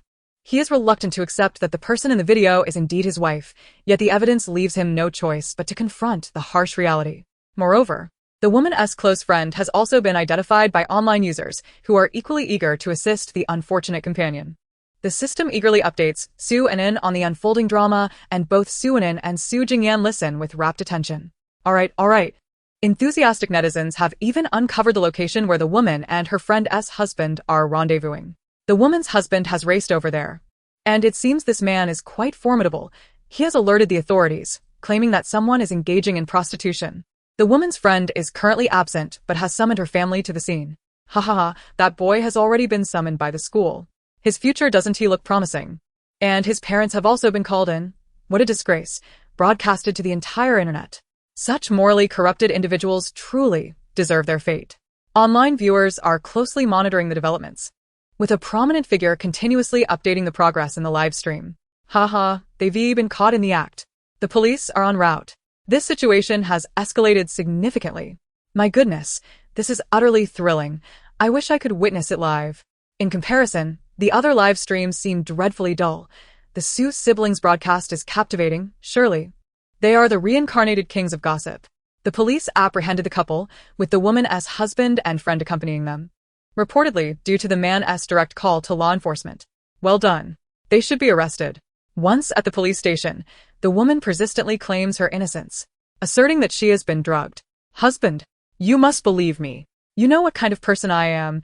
We have been together for so long. She continues to plead with her affluent husband, her expression filled with desperation, yet the makeup that runs down her face due to tears renders her appearance quite unappealing. While other women may appear pitiful when they weep, her cries resemble those of a vengeful specter. Her friend, unable to contain her fury, delivers a sharp slap, seething. Even now, you refuse to speak the truth. Drugged? Who could possibly drug you? Originally, I believed you were merely promiscuous. I never imagined you would involve my husband as well. I once regarded you as a dear sister, always thinking of you whenever fortune smiled upon me. Yet this is the return I receive. After receiving a resounding slap, the woman became unexpectedly subdued. Perhaps before her husband, she might plead for understanding, knowing full well that he harbors genuine feelings for her. Her close friend shot him a fierce glare and then turned to the man beside her, declaring, "Your wife is far from virtuous. Do you truly believe this is her only transgression? She has a multitude of lovers outside, and she has even gone around proclaiming your inadequacies. She often lamented to me, asking for introductions to handsome men. If you doubt my words, simply search her phone. She possesses 2 WeChat accounts, one to deceive you and another to maintain contact with her paramours. She is nothing more than a loose woman, one that anyone can claim." The man beside her was livid, his face flushed and veins bulging in his neck. The police officers present wore expressions of bemusement. They had witnessed scandalous affairs before, but never one of such magnitude. "Wife, she truly seduced me. You know what kind of person she is. I was momentarily bewitched. I swear I shall never falter again." The illicit lover wept profusely, remorse spilling from his lips, yet the sincerity of his contrition remained in question. Gazing at the disheveled woman on the floor, the affluent man was engulfed by a tumult of emotions. He had genuine affection for her, otherwise, he would not have married her. Yet, he found himself regrettably mistaken in his judgment. He believed he had treated her exceptionally well, providing for her every whim without financial restraint. And yet, what was the outcome? He found himself adorned with the shame of countless betrayals. With a fierce glare directed at the woman sprawled on the ground, he declared, "I was the one who reported you. I claimed you two were engaging in prostitution, and surely there has been some monetary exchange between you." Upon hearing this, the officers sprang into action, checking their phones to confirm the existence of financial transactions. It turned out that the man had indeed been sending money to the woman, a mere parasite who had risen to prominence through her naive friend, now reduced to being bullied by him due to the latter's misfortunes. Before long, the affluent man and the friend exited the police station, while the 2 individuals inside faced detention. Outside, the 2 exchanged glances before parting ways. They had no real connection apart from the woman who bound them. One was her confidant, and the other her husband. Moreover, the friend was acutely aware of the woman's misdeeds and had aided her in concealing them for quite some time. At that moment, the Sue siblings, lounging on the sofa and half asleep while listening to the system's announcements, were abruptly roused. The system proclaimed, "Awaken. The matter has concluded. That woman and her friend's husband have been detained on charges of prostitution." The comments flooded in with jubilant exclamations, as the mastermind behind it all recapped the events with remarkable accuracy. Haha, they got what they deserved. Why is it that there seems to be no more crimes of debauchery now, as there were in the past? In earlier times, such matters would have been met with scorn. It would be prudent to expose the paramours hidden within that woman's phone. Surely she has compensated those lovers as well, which could arguably be considered a form of prostitution. One can only assess the situation based on legal standards, which often elude the common man. The photographer, accompanying the Sue siblings, has truly broadened his horizons, having perused the lively comments of netizens, which are nothing short of extraordinary, each one a veritable Sherlock Holmes. Su Jingyan glanced at his naive sister beside him and handed her a pillow, suggesting, "Why not take a nap until noon? We can address the afternoon's affairs later." Meanwhile, others still at the seaside included Duan Xian, who examined her skin, acutely aware of the impending tan. Chapter 68. I have grown weary of your abs. The cuisine at the scenic area is exorbitantly priced, with a mere small portion of meat and vegetables costing a small fortune. Following their meal, they found themselves quite choked. prompting the purchase of drinks, which further escalated their expenses. This meal alone nearly depleted 200 of their currency. Others faced similar financial strains, though Jiang Yan fared slightly better, having spent 500 alone. The crux of the matter remains that these individuals have never truly endured hardship, while they claim to be consuming fast food. Their selected accompaniments are rather lavish, leading to a costly dining experience. I believe it would have been better to forego this fast food altogether. Spending so much money would be better invested in a proper restaurant meal. Sometimes, saving a penny is tantamount to wasting it. Witnessing them act thusly is genuinely frustrating, particularly as the Su siblings seem to be spending nothing at all. The Su duo is cheating. Eating at their own restaurant can hardly be considered fair play. One cannot help but wonder how Mr. Su and his party are faring. They have likely never known hardship, and for them, 500 must be a trifling sum. The thought of them exhausting their finances fills Duan Xin with trepidation, prompting her to display an exaggeratedly worried expression. Upon seeing her feigned concern, Jiang Yan could not suppress a roll of her eyes. What is it? Are you planning to shift your affections once more? Su Jingyan is not one to fall for your antics. Miss Jiang, your words are rather excessive. Xiner is merely expressing concern for her teammates, which you seem to be misinterpreting. Shu Jingxin interjected. Sometimes, the perspective one holds shapes the nature of the situation. Miss Jiang, it would be wiser to temper your sharpness in dealings with others. Wei Lidong remained silent, his gaze betraying a certain hostility. The four seemed to have united in opposition to Jiang Yan. Initially, the couple had no intention of entering this fray. Yet Jiang Yan's antagonism had compelled them to take sides. Observing the quartet, Jiang Yan seethed with indignation. So, you four have decided to band together, have you? Truly, a fitting match of pot and lid. The online discourse surrounding your actions still lingers. If you dare to engage in such behavior, do not fear the judgment of others. What I have previously stated is nothing but the truth. Goodness. This has undoubtedly escalated into a full-blown confrontation. These four individuals have indeed formed a small clique. And while Jiang Yan may be somewhat detestable, their behavior has reached an intolerable level. Jiang Yan's previous remarks were not unfounded. These four are truly of questionable character. No. It would be more accurate to say that all five of them lack integrity. Jiang Yan, though appearing pitiable now, was indeed quite bothersome when she intentionally instigated trouble before. Concern for teammates? Who considers you their ally? The Su siblings have no desire to associate with you. Have you not noticed that they have consistently kept their distance from others? They likely recognized your true nature from the very beginning. Meanwhile, the Su siblings are currently peacefully slumbering on the sofa. Suanin has nestled her head on her brother's abdomen, snoring softly. The audience is nearly beside themselves. How I wish I could inhabit Suanin's body. I also want to sleep atop those abs. The attractiveness of these siblings is undeniably remarkable. I am not particularly concerned about abs. My sole curiosity lies in whether Suanin can truly avoid drooling while sleeping like this. I too wish to drool upon those abs. The audience's inquiry is soon answered when Suanin awakens. Suanin, is your mouth a funnel? Can you not even contain your saliva? Su Jingyan gazes at the damp patch on his abdomen, his expression darkening. He had felt a chill in his stomach during his dreams, only to awaken and discover this little rascal drooling on him. Still drowsy, Suanin wipes her mouth and innocently exclaims, "Huh? I wasn't drooling." Don't slander me. The system quietly remarks, "Open your eyes and see for yourself. The evidence is right before you." The audience chimes in, Yes, you weren't drooling. It was your brother's abs that leaked water. This girl truly has a leaky mouth. With so much saliva, isn't she thirsty?" Finally, Suanin becomes fully awake, glancing at the puddle of saliva she has created. Feeling a bit embarrassed, she smiles sheepishly and reaches out to assist in cleaning it up. Observing her about to lift his shirt, Su Jingyan swiftly restrains her, a look of alarm on his face. "What are you doing?" Holding a tissue, Suanin gazes at him in confusion. "What are you talking about?" "I'm just trying to help you clean up." "Surely you aren't embarrassed? You used to walk around shirtless at home during summer. Was I not allowed to look? I've grown tired of it, honestly. If it weren't for cleaning up the drool, who would care to look?" Su Jingyan's expression darkens further. How can she say such things? What does she mean by saying he used to walk around shirtless? That was during his workouts at the gym, not like her, who claims to go to the gym but instead indulges in snacks while binge-watching shows. Whenever this topic arises, he is tempted to roll his eyes. She constantly complains about gaining weight, yet when encouraged to exercise, she merely finds a spot to huddle up with her snacks and watch her dramas. Suanin feebly retorted, "I've grown weary of this. Whether you wipe off the drool is of no concern to me.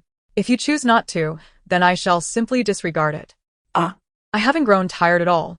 Quickly lift it up, so we can take a look. Sister, I am to be your future sister-in-law. Hurry, and let me see what your brother's physique is like. Can he invite me over when he works out? I want to go too. President Sue. I assure you I'm not coveting your physique. I merely wish to exercise in your home gym. Serious face. Watching the live broadcast, Sue's parents observed, "Are today's children really this audacious?" Sue's mother was genuinely astonished by the barrage of comments. Sue's father chuckled dryly. Young people these days tend to have an open mindset. It's quite normal. Chapter 69. The Brave Warrior Who Can Drink Water with Bare Hands. After the sibling duo finished their banter, the staff led them to the seaside. Upon seeing the 5 individuals over there, Suinen's mouth fell agape. How ruthless.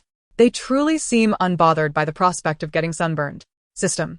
They are all internally cursing you, claiming you lack empathy and show no concern for your friends. Suinen chuckled at this. How could they feel justified thinking that? We were never really friends, were we? Su Jingyan silently nodded in agreement. Truly. Some individuals possess an astonishing thickness of skin. As the radiant siblings approached, Xu Jingxin stiffly forced a smile. How was your midday rest, President Su and Miss Su? Her tone carried a palpable edge. Her words pierced the hearts of the 5 like a dagger. Jiang Yan immediately checked her skin, horrified. The areas shielded from the sun contrasted starkly with those that had been exposed. Ah. How could this happen? I was always under the umbrella. Suinen thoughtfully explained. Just because you're under an umbrella doesn't mean you won't get tanned. The UV rays by the sea are incredibly strong. The umbrella only offers partial protection. Duan Xian, upon observing her sun-kissed skin, could not help but burst into tears. The 2 men remained relatively unscathed, while the 3 women were on the verge of collapse. The audience, witnessing the scene, began to applaud Suinen. I finally understand what it means for a single remark to be lethal. Suinen's words carried an extraordinary impact. Initially, I didn't think they were tanned, but standing next to Suinen, she shines like a beacon while the others, well, let's not mention them. I had wanted to enjoy the seaside, but now I am entirely discouraged. Are the UV rays truly this intense? To be frank, the UV rays by the sea are even stronger than this, and sunscreen is practically ineffective. Physical protection is far superior to any sunscreen. The scene descended into chaos, and Suinen discreetly hid behind her elder brother, concealing both her identity and presence. This was not her concern. They initiated the conversation, and she merely spoke the truth. Su Jingyan nearly succumbed to laughter at her antics. Why had she hidden so far back? Was she afraid of being beaten? Yet she had no qualms speaking out loud. Suinen noticed the glimmer of amusement in her brother's eyes and understood his implication, responding with a dramatic eye roll. The chaotic scene finally settled down with the arrival of the staff. The host nearly burst into laughter upon seeing the 5 individuals who appeared so drastically different from their morning selves, but managed to suppress a smile due to professional decorum. I trust everyone enjoyed their time by the seaside. Given the intensity of the afternoon sun, you are welcome to opt for indoor activities. Dinner, however, remains your responsibility, he announced. To think they even arranged a resting area, I assumed they would leave us to our own devices all day, one participant mused. After all, they do bear some responsibility, and besides, these individuals are rather naive. What's the harm in spending a little money? 500 yuan is more than sufficient for a day, isn't it? Another countered. How can you compare? They spend dozens on fast food while we complain about 20 yuan for a meal. 500 yuan is trivial in their hands, came the retort. The production team had allocated a spacious lounge, devoid of much beyond a few chairs. Perhaps due to the unpredictable seaside weather, a light rain began to fall in the afternoon. Duan Xian gazed out at the gentle drizzle, then glanced at Su Jingyan, who was quietly conversing with Suinen. Biting her lip, she resolved to present herself well. The capricious weather had certainly soured her mood. Feigning nonchalance, she strolled to the window, angling her face for the most flattering view, and opened the window, extending her hand to catch the raindrops. This was the quintessential gesture of a dramatic heroine in a romantic drama, attempting to evoke a poignant, artistic atmosphere while feeling downcast. All eyes were on her, including those of the Su siblings. The system was baffled. What on earth is she doing? Opening the window? Isn't she worried about getting drenched? Look, her bangs are sticking to her face. Her visage is rather large. Duan Xian's meticulously styled bangs clung to her forehead, and her carefully crafted hairstyle was now thoroughly soaked. revealing her less-than-ideal facial structure. Su Anan glanced at her and then at her brother, suddenly realizing something. I just noticed. She is definitely trying to entice my brother. Her eyes have been covertly darting towards him. She exclaimed excitedly to the system. Su Jingyan responded, please refrain from saying such things. I suddenly feel quite uneasy. He mused. Indeed, her face does appear rather large. That previous hairstyle was impressive. It did an admirable job of enhancing her features. Duan Xian caught several glances from Su Jingyan, and her heart nearly soared with joy. Clearly, President Su favored the artistic type. She decided to pivot her approach and embrace a more cultured persona. Oh my goodness! Isn't she supposed to be the pinnacle of sweetness? Is your standard truly so low? That round face, to the elderly, signifies good fortune. Duan Xian stood nearby, observing his foolish sister, her expression dark as a stormy sky. Were it not for the presence of the cameras, he would have been tempted to unleash a tirade of reprimands. The couple beside them appeared to be enjoying the spectacle. Xu Jingxin cast a glance at her husband, her eyes reflecting a hint of confusion. How could you be drawn to someone like this? Her appearance is hardly remarkable. While Duan Xian was indeed handsome, his sister, lacking makeup, appeared rather unremarkable. Just a splash of water revealed her true visage. The system chimed in. Someone upstairs is standing by the window. The Su siblings exchanged bewildered looks. And so? How utterly disgusting. Chapter 70. A chaotic gathering and Xue Qian's great calamity. Duan Xian distinctly felt a large splash of water land in the palm of her hand, causing her smile to freeze in place. Suddenly, a voice from above broke the silence. My apologies. I inadvertently spat on your hand. What were you doing with your hand out in this downpour? The room fell silent before erupting into laughter. Jiang Yan collapsed into her chair, her face flushed with mirth. Xu Jingxin and Wei Lidong shared quiet chuckles, though less exaggerated. The audience, however, had no such reservations. They were on the brink of hysterics. You pretended to be cultured, and now look where that has led you. Did you actually think yourself an artistic young woman? Perhaps you should take a moment to gaze in the mirror. Your round face is quite evident. And after so long masquerading as a sweet girl, your true self has finally been unveiled. Is there no sense of morality in the person upstairs, casually spitting wherever they please? You say they lack morals, yet they have offered a genuine apology. You argue they possess morality, yet they still spit indiscriminately. This man upstairs is quite the contradiction. Did no one notice the Su siblings? When the saliva fell, both of their pupils widened in shock. They must have seen it. I find that nothing escapes the keen eyes of these siblings. What are they, exactly? You up there, have you lost your mind? Do you possess no sense of decency, spitting wherever you please? Duan Xian, infuriated, leaned out to shout at the upstairs intruder, disregarding her image entirely. What did it matter now? The artistic young woman has transformed into a shrew. The man above had not wandered far. Upon hearing the insults directed at him, he peeked down. Oh, miss. Your round face is quite festive. Did you not place your hand out there yourself? Who, on a rainy day, extends their hand to catch water for no reason? Su Anan could not suppress her laughter. This man's words were quite amusing. His voice carried a casual, carefree tone, infused with a languid quality, hinting at his favorable circumstances. Su Jingyan furrowed his brow, finding the voice somewhat familiar, yet unable to recall where he had heard it before. When Duan Xian overheard others refer to him as having a large face, a tremor ran through her, prompting her to hastily touch her own visage. Su Anan, witnessing this action, expressed her disdain. That's so disgusting. She touches her face without even washing her hands. The system chimed in. Anan. I've discovered a unique trait of yours. Your words are truly sharp. Whenever something occurs, your remarks strike right at the heart. How did I not notice this before? Su Anan, with a hint of pride, replied, I simply know how to grasp the crux of the matter. Su Jingyan retorted, yet the points you grasp are rather heavy. Upon descending the stairs, he was greeted by a familiar face. Xue Qian? As he beheld the approaching figure, Su Jingyan was rendered speechless. Brother, what brings you here? I distinctly remember inviting you to the seaside, to which you declined. Xue Qian approached with exuberance, attempting to embrace Su Jingyan. The latter, with evident distaste, stepped back and swiftly pulled Su Anan in front of him as a shield against Xue Qian. The latter came to an abrupt halt. Su Anan. Xue Qian, wait. Are you out of your mind? Using your own sister as a shield?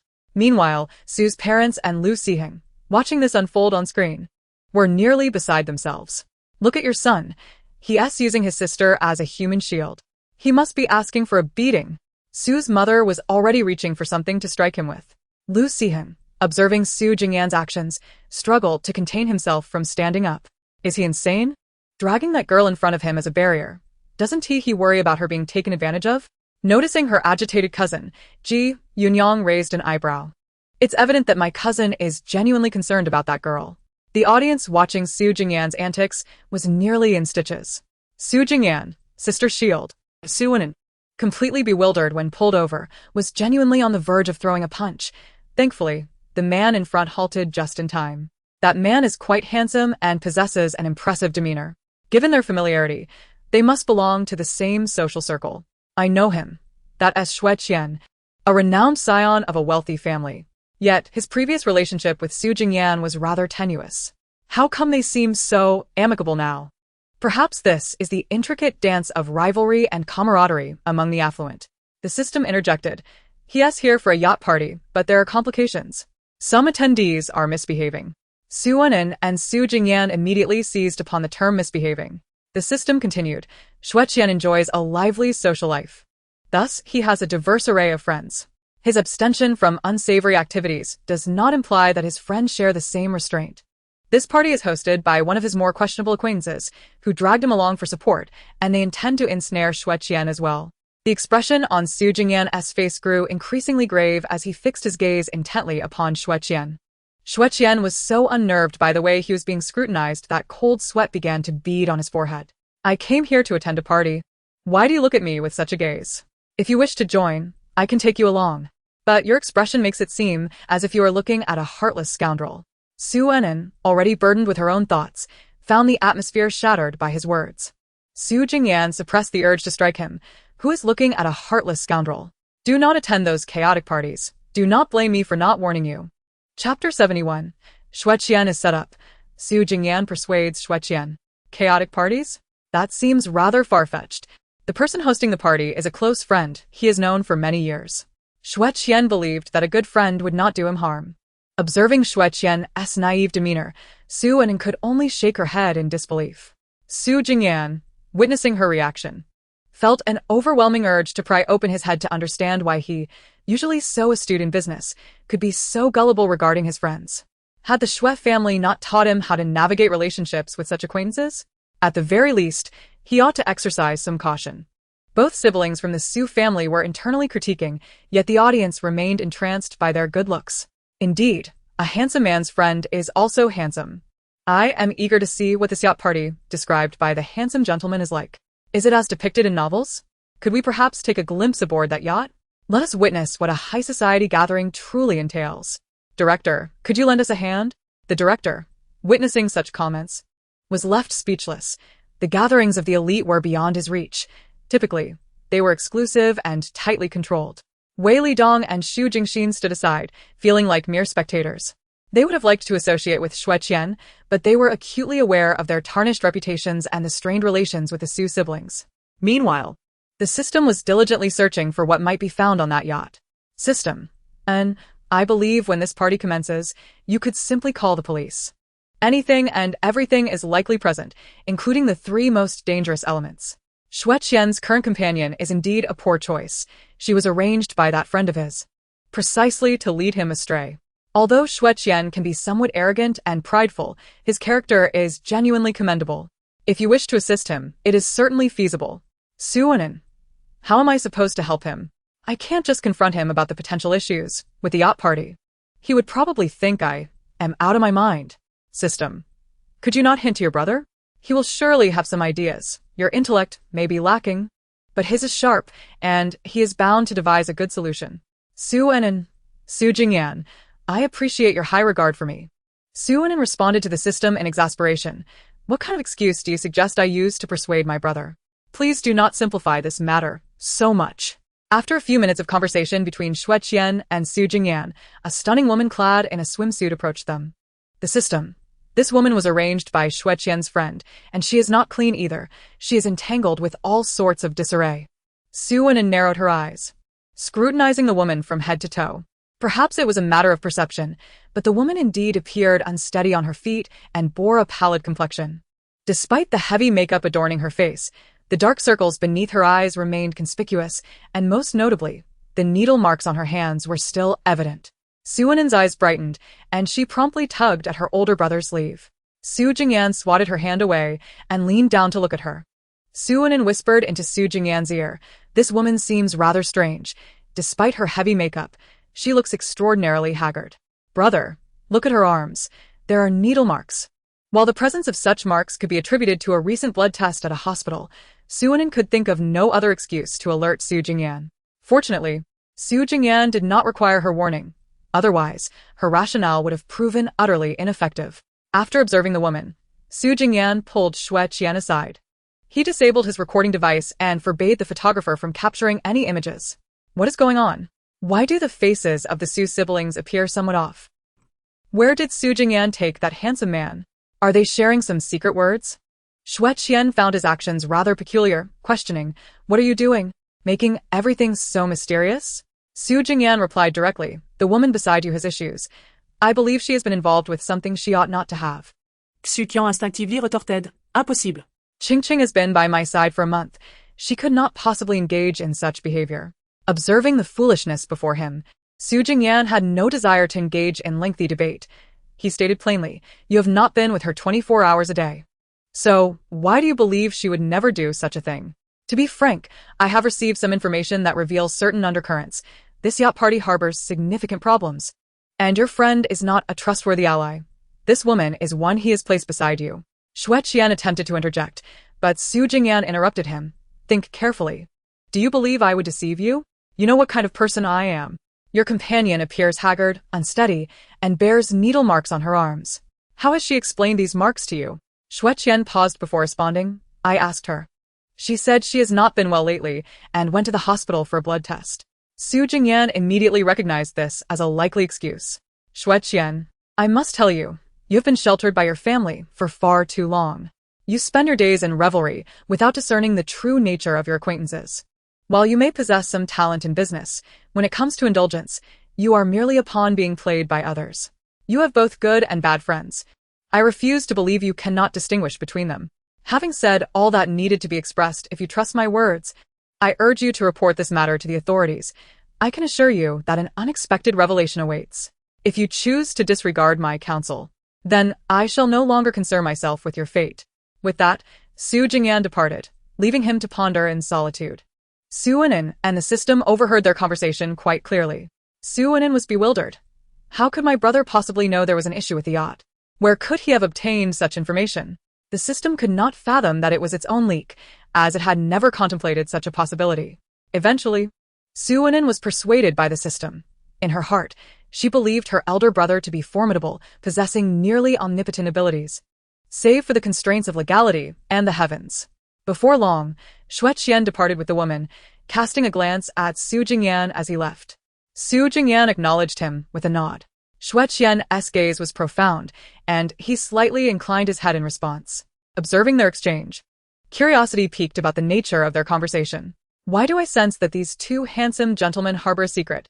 Their glances are laden with meaning. It must be a matter of business. They likely seized the opportunity to discuss a deal. Indeed, but that gentleman's aura shifted dramatically, exuding even greater charm. Chapter 72. Is this a scene from a film? How thrilling! Brother, what were you two discussing? Suwonen inquired, feigning nonchalance as she approached. Su Jingyan gently pushed her head aside, admonishing her little one, "Do not pry." Her makeup was now a mess, and her hair was unkempt. The meticulous grooming she had earlier painstakingly achieved now lay in tatters. Consequently, her fans could no longer boast of her sweet demeanor, and a wave of beauty enthusiasts had fled. How could she dare boast of her looks? A casual visit to any university would yield a girl who could easily outshine her. Duan Xian sat nearby, her expression devoid of the previous sweetness.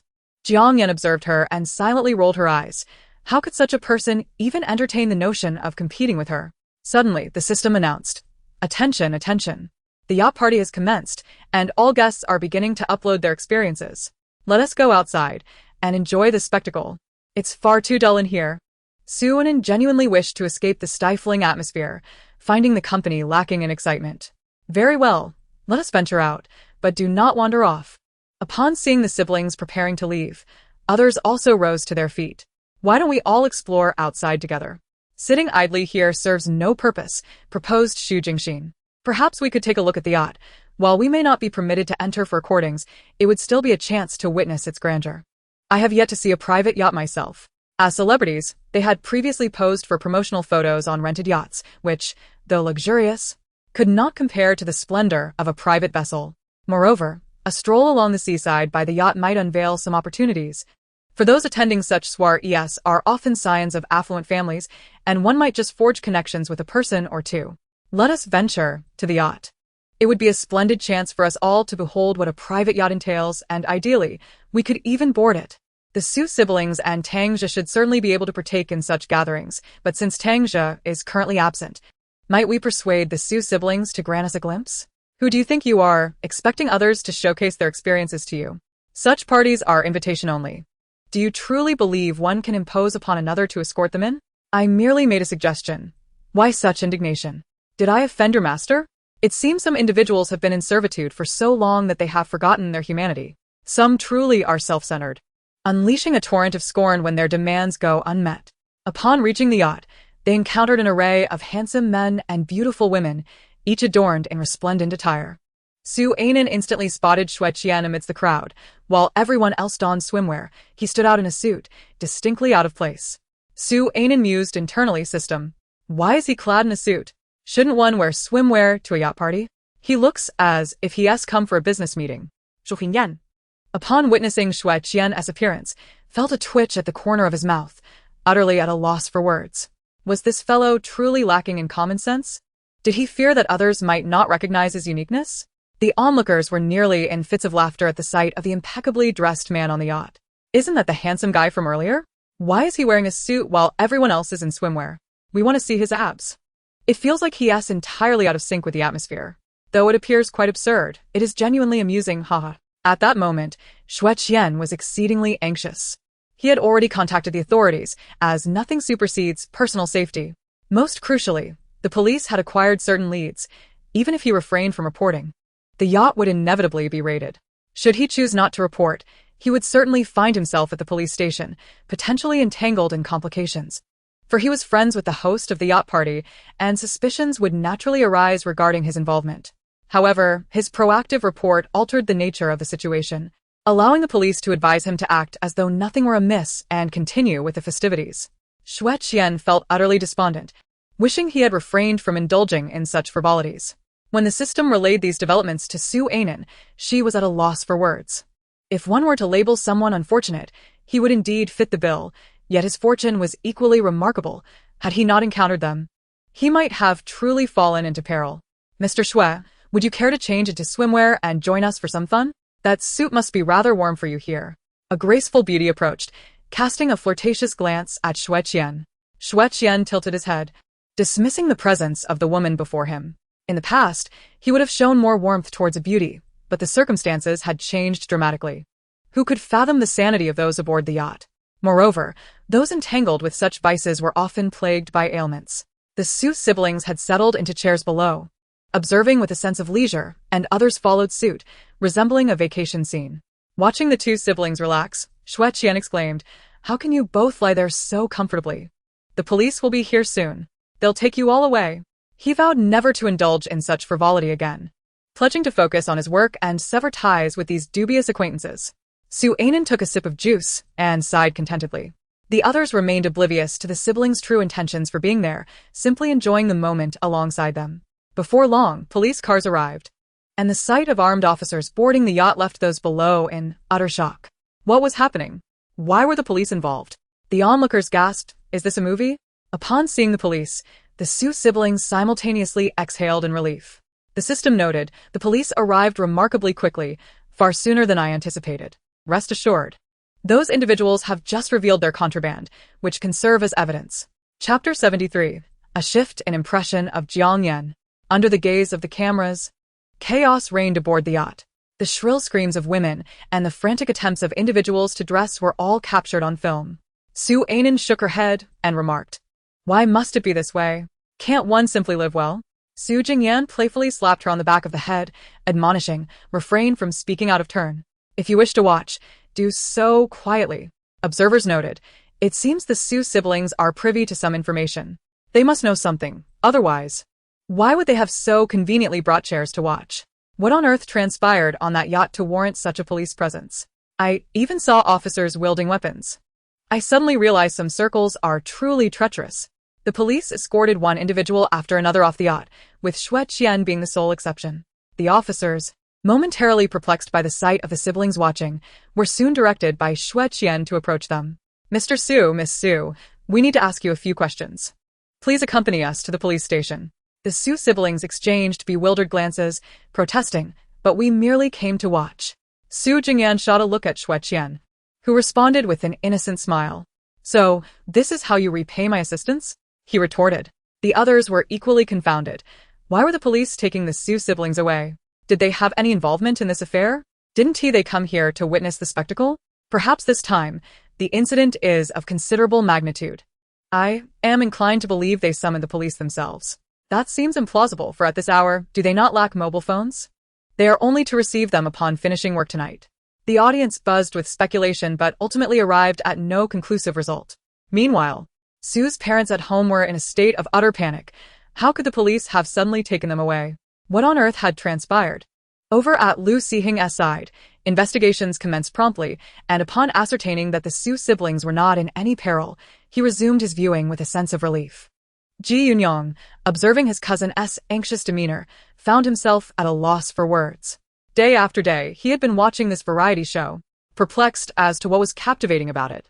And now, it was utter chaos. The participants seemed equally disordered, and one could easily stumble upon a significant revelation with a mere moment's lapse in attention. The filming location was swarming with paparazzi, entrenched and relentless, each eager to capture breaking news. The Su siblings' trip to the police station was off-limits for filming, prompting everyone to redirect their focus to others in the scene. Merely observing the atmosphere among them appeared somewhat agreeable. Thus, that was all they could do.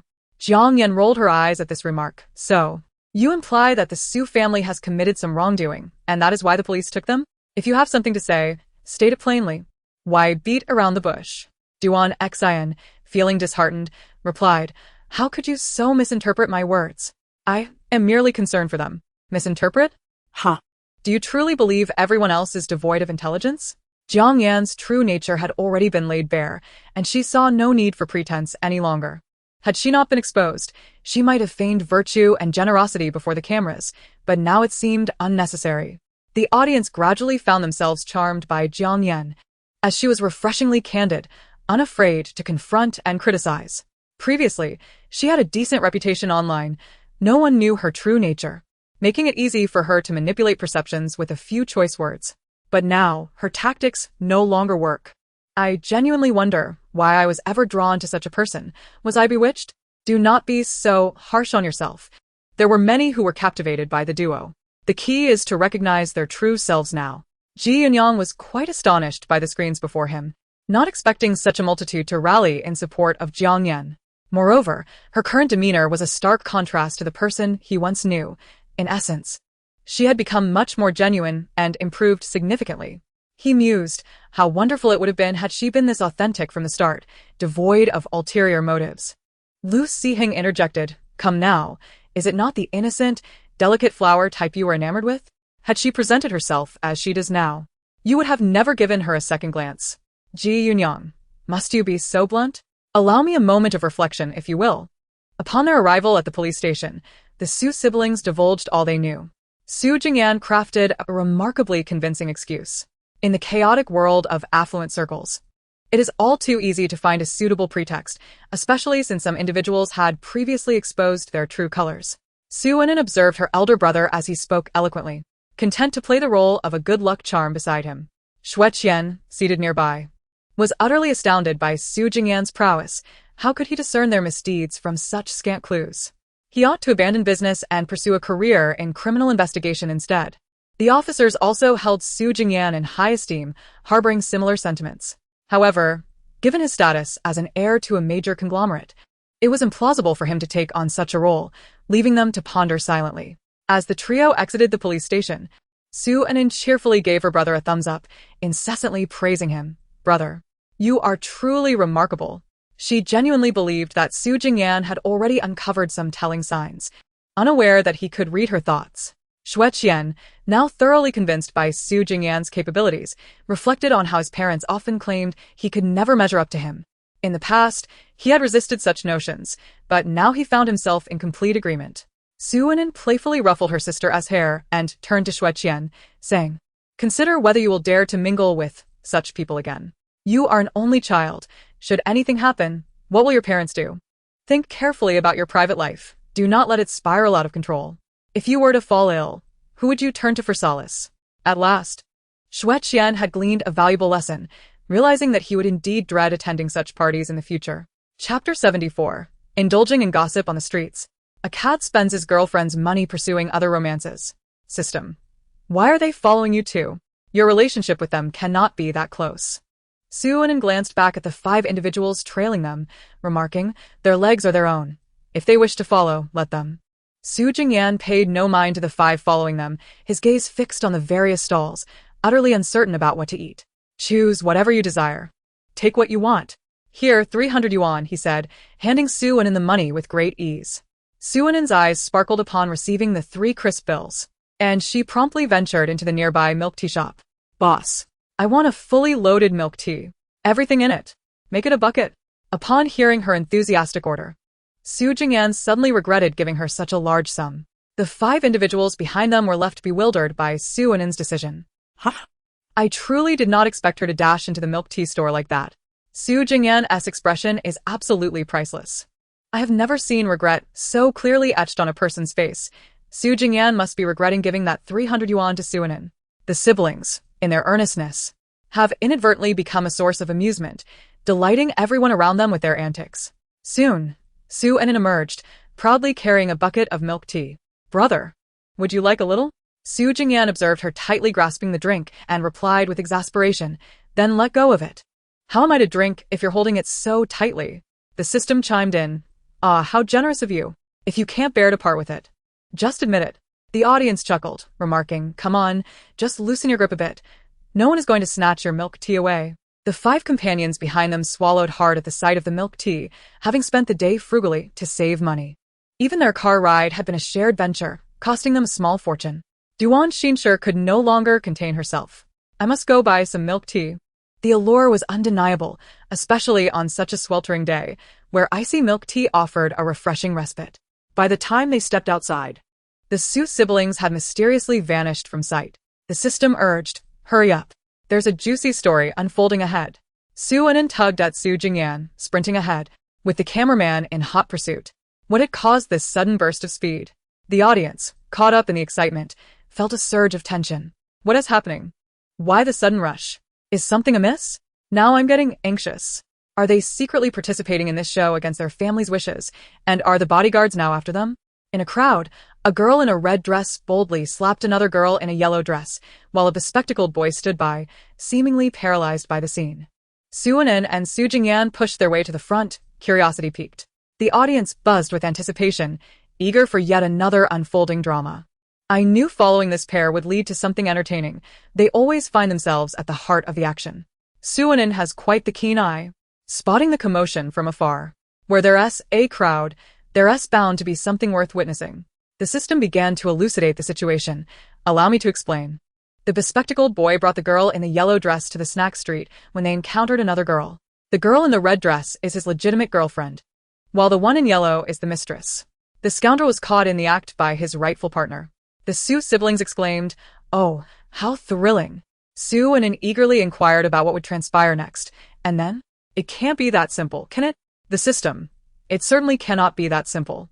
This boy hails from a modest background, hence his tuition, living expenses, and daily needs are all supported by his girlfriend.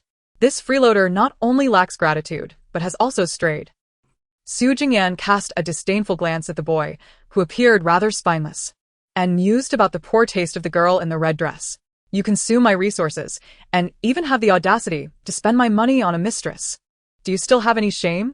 The girl in the red dress flushed with indignation, Her attire did not reflect that of a wealthy heiress, as she bore no expensive adornments.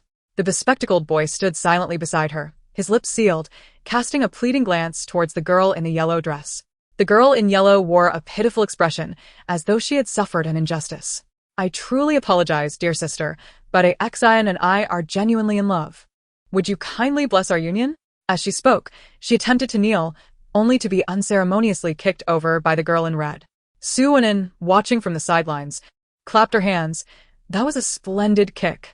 Su Jingyan widened his eyes and quickly restrained her hand. What are you doing? Watching a show is one thing, but applauding? Are you not afraid of getting burned yourself? Haha, having such a troublesome sister is indeed a concern for Su Jingyan, whose eyes had just been wide with alarm. The flustered expression he wore was genuinely amusing. It was evident he was quite distressed.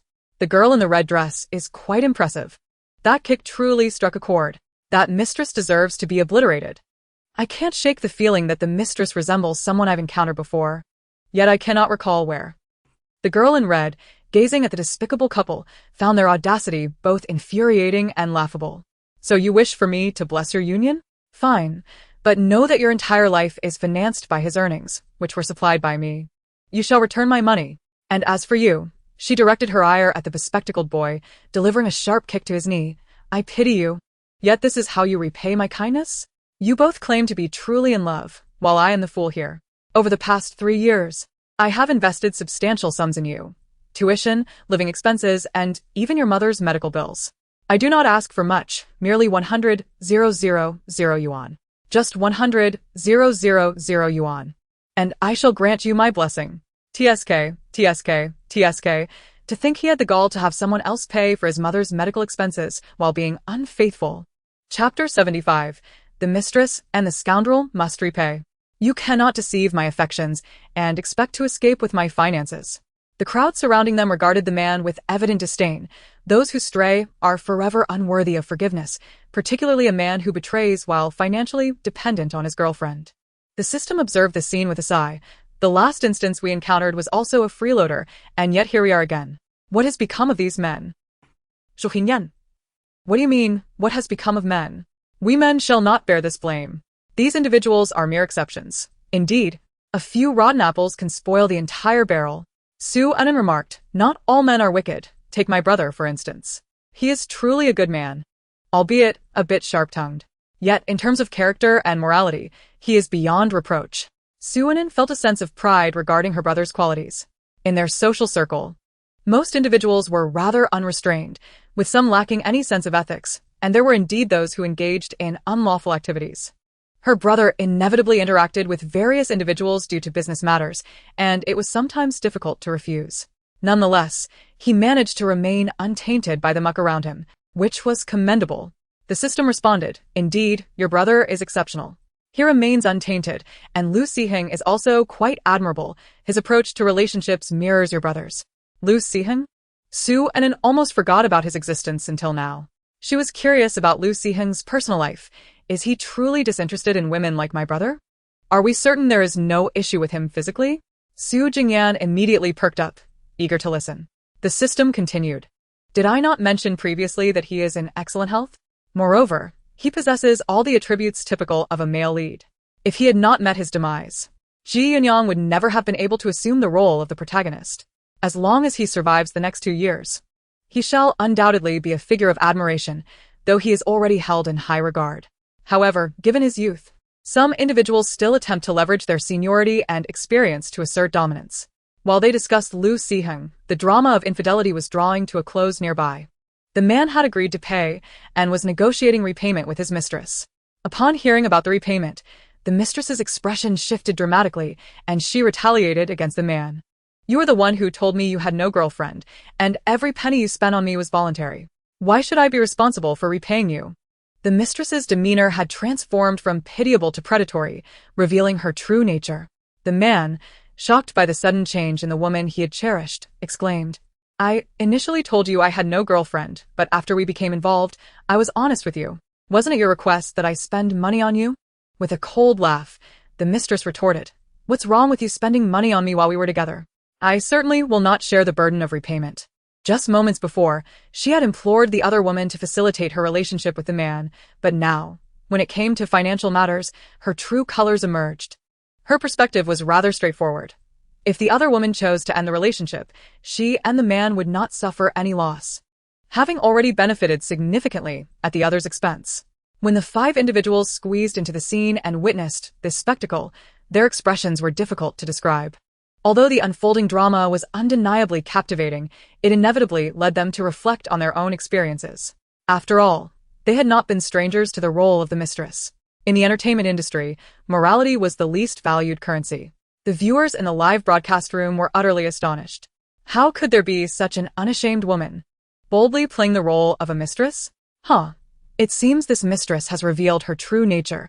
My fists are clenched in anger at her audacity. Be firm. If they refuse to return the money, then report them. I've invested so much in them. This could certainly be classified as fraud. Reporting them might be a delicate matter to navigate, but surely it qualifies as fraud, considering the substantial amount involved.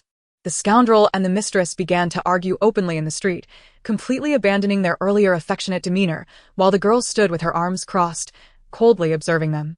Argue all you want. You must return my money.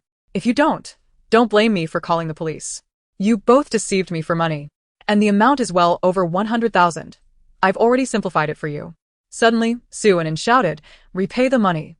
Mistress and scoundrel, return the money. Su Jingyan exclaimed, you've stirred up trouble again. With Su Anin leading the charge, the crowd began to chant in unison. Their outrage was palpable, as many could easily relate to the situation. Just imagining being in a relationship where one's partner is financially dependent on them while using their money to support a mistress was infuriating. Repay the money. Return the money. If you don't, I'll report you. 2 fraudsters, deceiving not only feelings but also finances. Hurry and repay. The barrage of comments in the live stream erupted, filled with requests for repayment. Little ancestor, could you please keep quiet for a moment?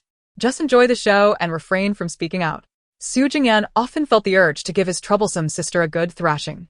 Su Anin retorted, I am not at fault. It is the scoundrel and the mistress who are to blame for deceiving me.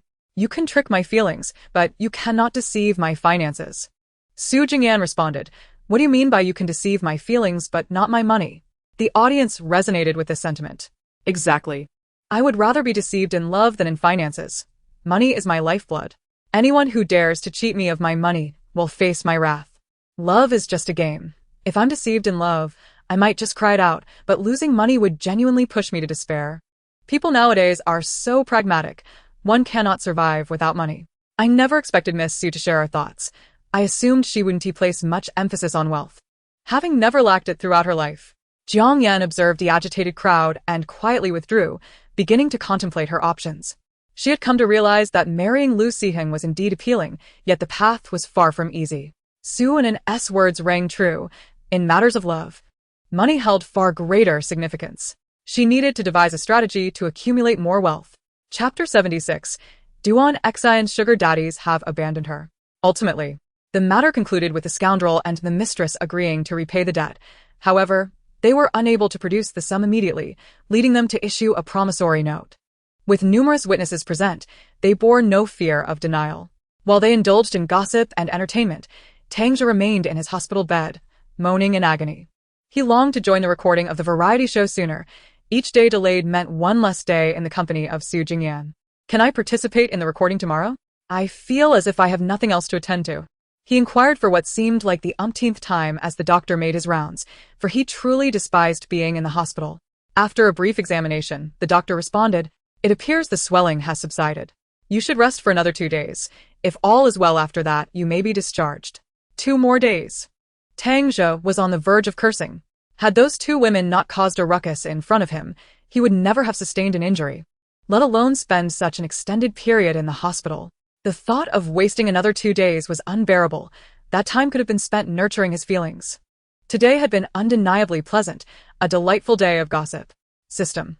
How could there be exciting news every day? Besides, the few individuals you encounter while recording the show are limited. There are merely a handful of stories. Su Anin, but can't you share songs from others? Not just those around my parents? System. I can, but what good is gossip if you can't experience it in person? Eating gossip is far more enjoyable live. Su Anin, That is true.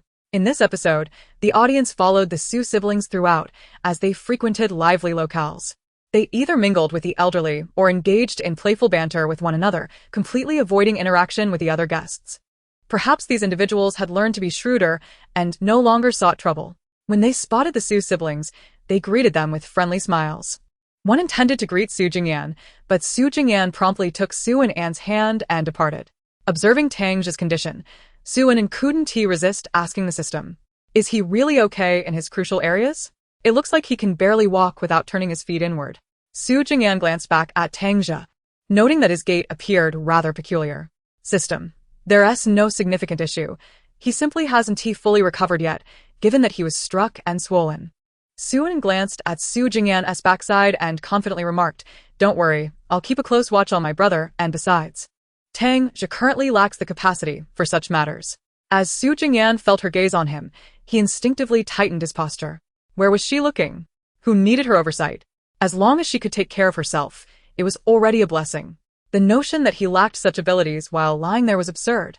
Even if he were unharmed, it would be impossible for anyone to approach him. Su Jingyan's frustration boiled over, his head nearly bursting with indignation. Ever since this girl acquired the system, she had become utterly unrestrained. Indeed, the colors are rather poor, and having sustained an injury in that particular area, one cannot help but wonder if there will be any lingering repercussions. It seems that Tangja remains unmarried, and without a girlfriend, should complications arise. How shall he ensure the continuation of his lineage? The audience is particularly concerned about Tangja's well-being, whether out of curiosity, gossip, or genuine worry. Their interest in his crucial condition is palpable. After all, it would be a tremendous loss if such a handsome figure were to encounter serious issues. Observing Jiang Yan's anxious expression, Tangja forced a smile, assuring her, "There is nothing of great concern. Do not worry." Hearing this, Duan Xian also breathed a sigh of relief. After all, he is a tall, rich, and handsome man, and if he were to face any real problems, whom could she entice thereafter? What was intended to be a travel-themed variety show had devolved into a gossip fest, yet the audience seemed to revel in it. Moreover, several juicy revelations emerged, allowing the guests to reveal their true selves. While others participated to bolster their popularity, they had chosen an entirely opposite path. Duan Xian, upon encountering the chaotic news circulating online, felt her face darken to the point of inking. She contemplated spending money to have these articles retracted. After all, had she not forged connections with several influential figures? Previously, she had relied on her sweet appearance, only to realize that such charm was a mere fade, achieved through makeup and styling. Now, she had become a laughingstock within the industry, and many of her fans had deserted her. "Brother, might we withdraw from this show? I no longer wish to participate." Regardless of whether it is Tangja or Su Jingyan, they are both as unyielding as wood. I cannot entice either of them. With Su Jingyan, I cannot even approach him. Chapter 77. Su's father. I no longer wish to work. Could you perhaps bring the tasks to the program for me to handle? The Duan siblings had found themselves at an impasse, and Xu Jingxin was in a similar predicament. Moreover, most of the circumstances were consensual, and the company was reluctant to intervene in personal matters. "You cannot disregard me. I have been under contract with the company for so long. How much profit have they made for me? Now that I have encountered a minor issue, you wish to abandon me? Absolutely not." Xu Jingxin, observing her manager and the company president attempting to dissuade her, quickly discerned their intentions. It was evident that she had transformed since her initial foray into the entertainment industry. However, as she gained fame, she gradually became a shadow of her former self. "Jingxin, I have treated you well over the years, and the company has also supported you. We have cleaned up countless messes for you. Do you even remember who you were before? You have likely forgotten. When you skyrocketed to fame, we were all elated that you achieved your dreams. However, what followed? You were elevated higher and higher, and your demeanor became increasingly aloof, shutting out all advice. Your previous good reputation in the industry was cultivated by our marketing efforts, and the scandals you faced were also managed by us. This situation has caused significant turmoil online, and the company is at a loss as to how to proceed." The manager genuinely contemplated giving up on her. Managing such an artist was indeed aging her by a decade. In a world where words fall on deaf ears and influence wanes, despite having established herself as a veteran in the entertainment industry, what significance does that hold? The realm of beauty is ever evolving, and we find ourselves in an era overflowing with stunning talents. As Xu Jingxin ages, She cannot compete with the youthful and alluring rising stars. The CEO, seated beside her, has remained silent, having already expressed his thoughts, convinced that he has shown ample concern for her plight. Facing her manager and the CEO, Xu Jingxin feels a sense of panic. Could it be that they truly intend to abandon her? She finds herself in an awkward phase. While the audience criticizes her for being too old to act alongside young heartthrobs, she is equally reluctant to take on maternal roles. I realize my mistakes. I truly do. She implores. Please grant me another chance. I promise to behave and heed your guidance in the future. In a moment of desperation, she deletes every contact of her former lovers from her phone, exclaiming, "Look, I have erased them all. I will never reach out to them again.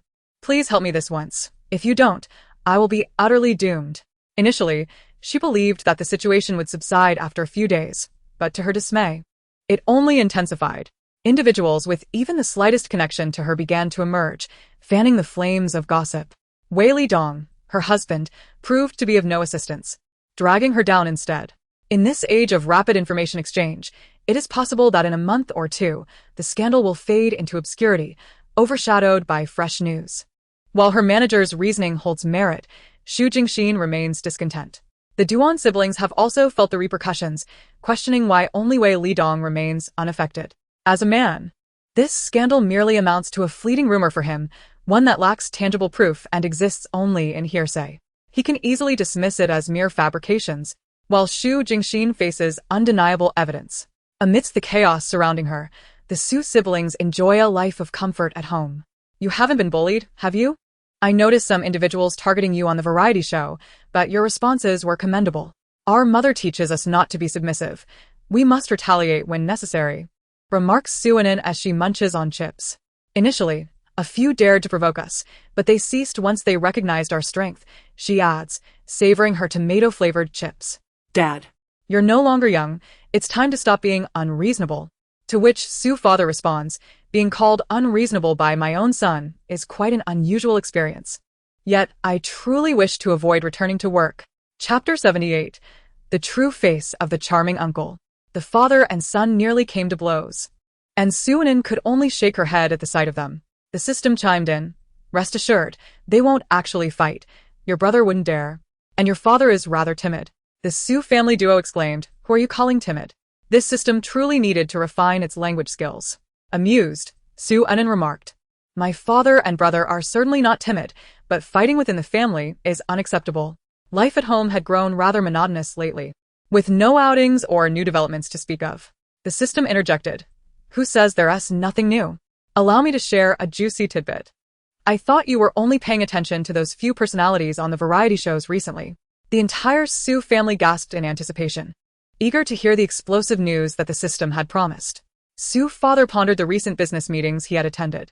He had only met with one boss, a man in his 40s, who appeared cultured and dignified. What scandal could possibly surround him? The system continued. This business partner is of good character, morally upright, devoted to his wife and children, but he does have some peculiar hobbies. Peculiar hobbies? Surely they weren't illegal activities. Suanin couldn't help but ask. Are these peculiar hobbies truly not of a criminal nature? And you still claim he has no moral issues? The system replied, who said anything about illegal matters. His peculiar interests are quite personal. He enjoys wearing women's clothing when he is at home with his wife, and he even dons unusual attire to work. Just imagine him in a suit with a thong underneath. Suanin swallowed hard, envisioning the scene.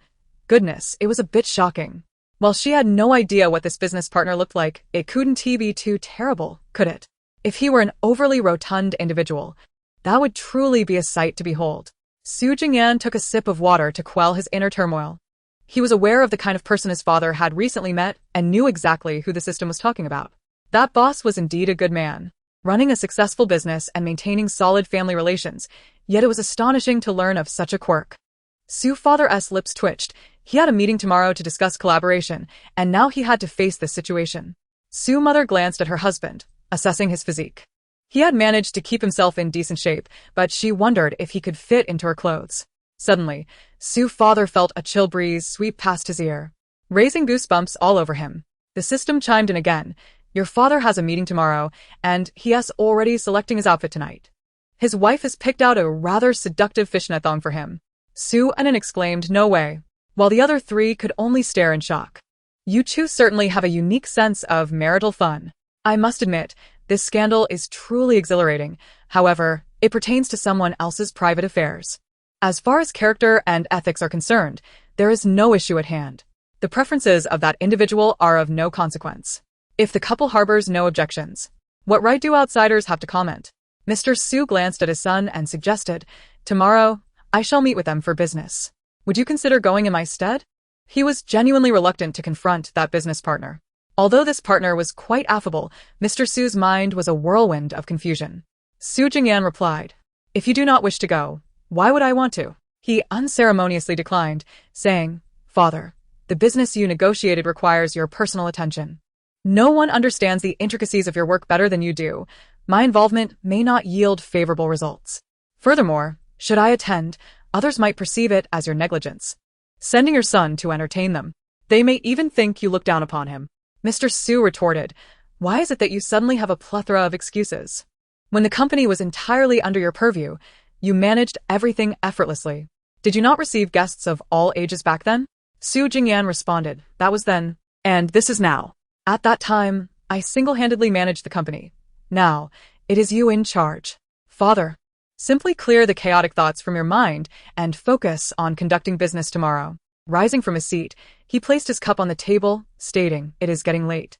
I shall retire for the night. You both should rest early as well. Do not stay up late, dear parents." Su Mother, initially enjoying the banter between the father and son, was taken aback by his remark. "Dear parents, who is an elder here? I am still in my prime. Can this insufferable boy not speak properly? With such a tongue, it would be a wonder if he ever finds a wife." Mr. Sue glanced at the disarray of skirts on the bed, his expression turning sour. "Darling, perhaps we should reconsider." Mrs. Sue shot him a glare. "If others' husbands can wear such attire, why can't you? Hurry up." Mr. Sue mused. Is there truly a price to pay for indulging in this scandal? Although it seems the cost is rather steep.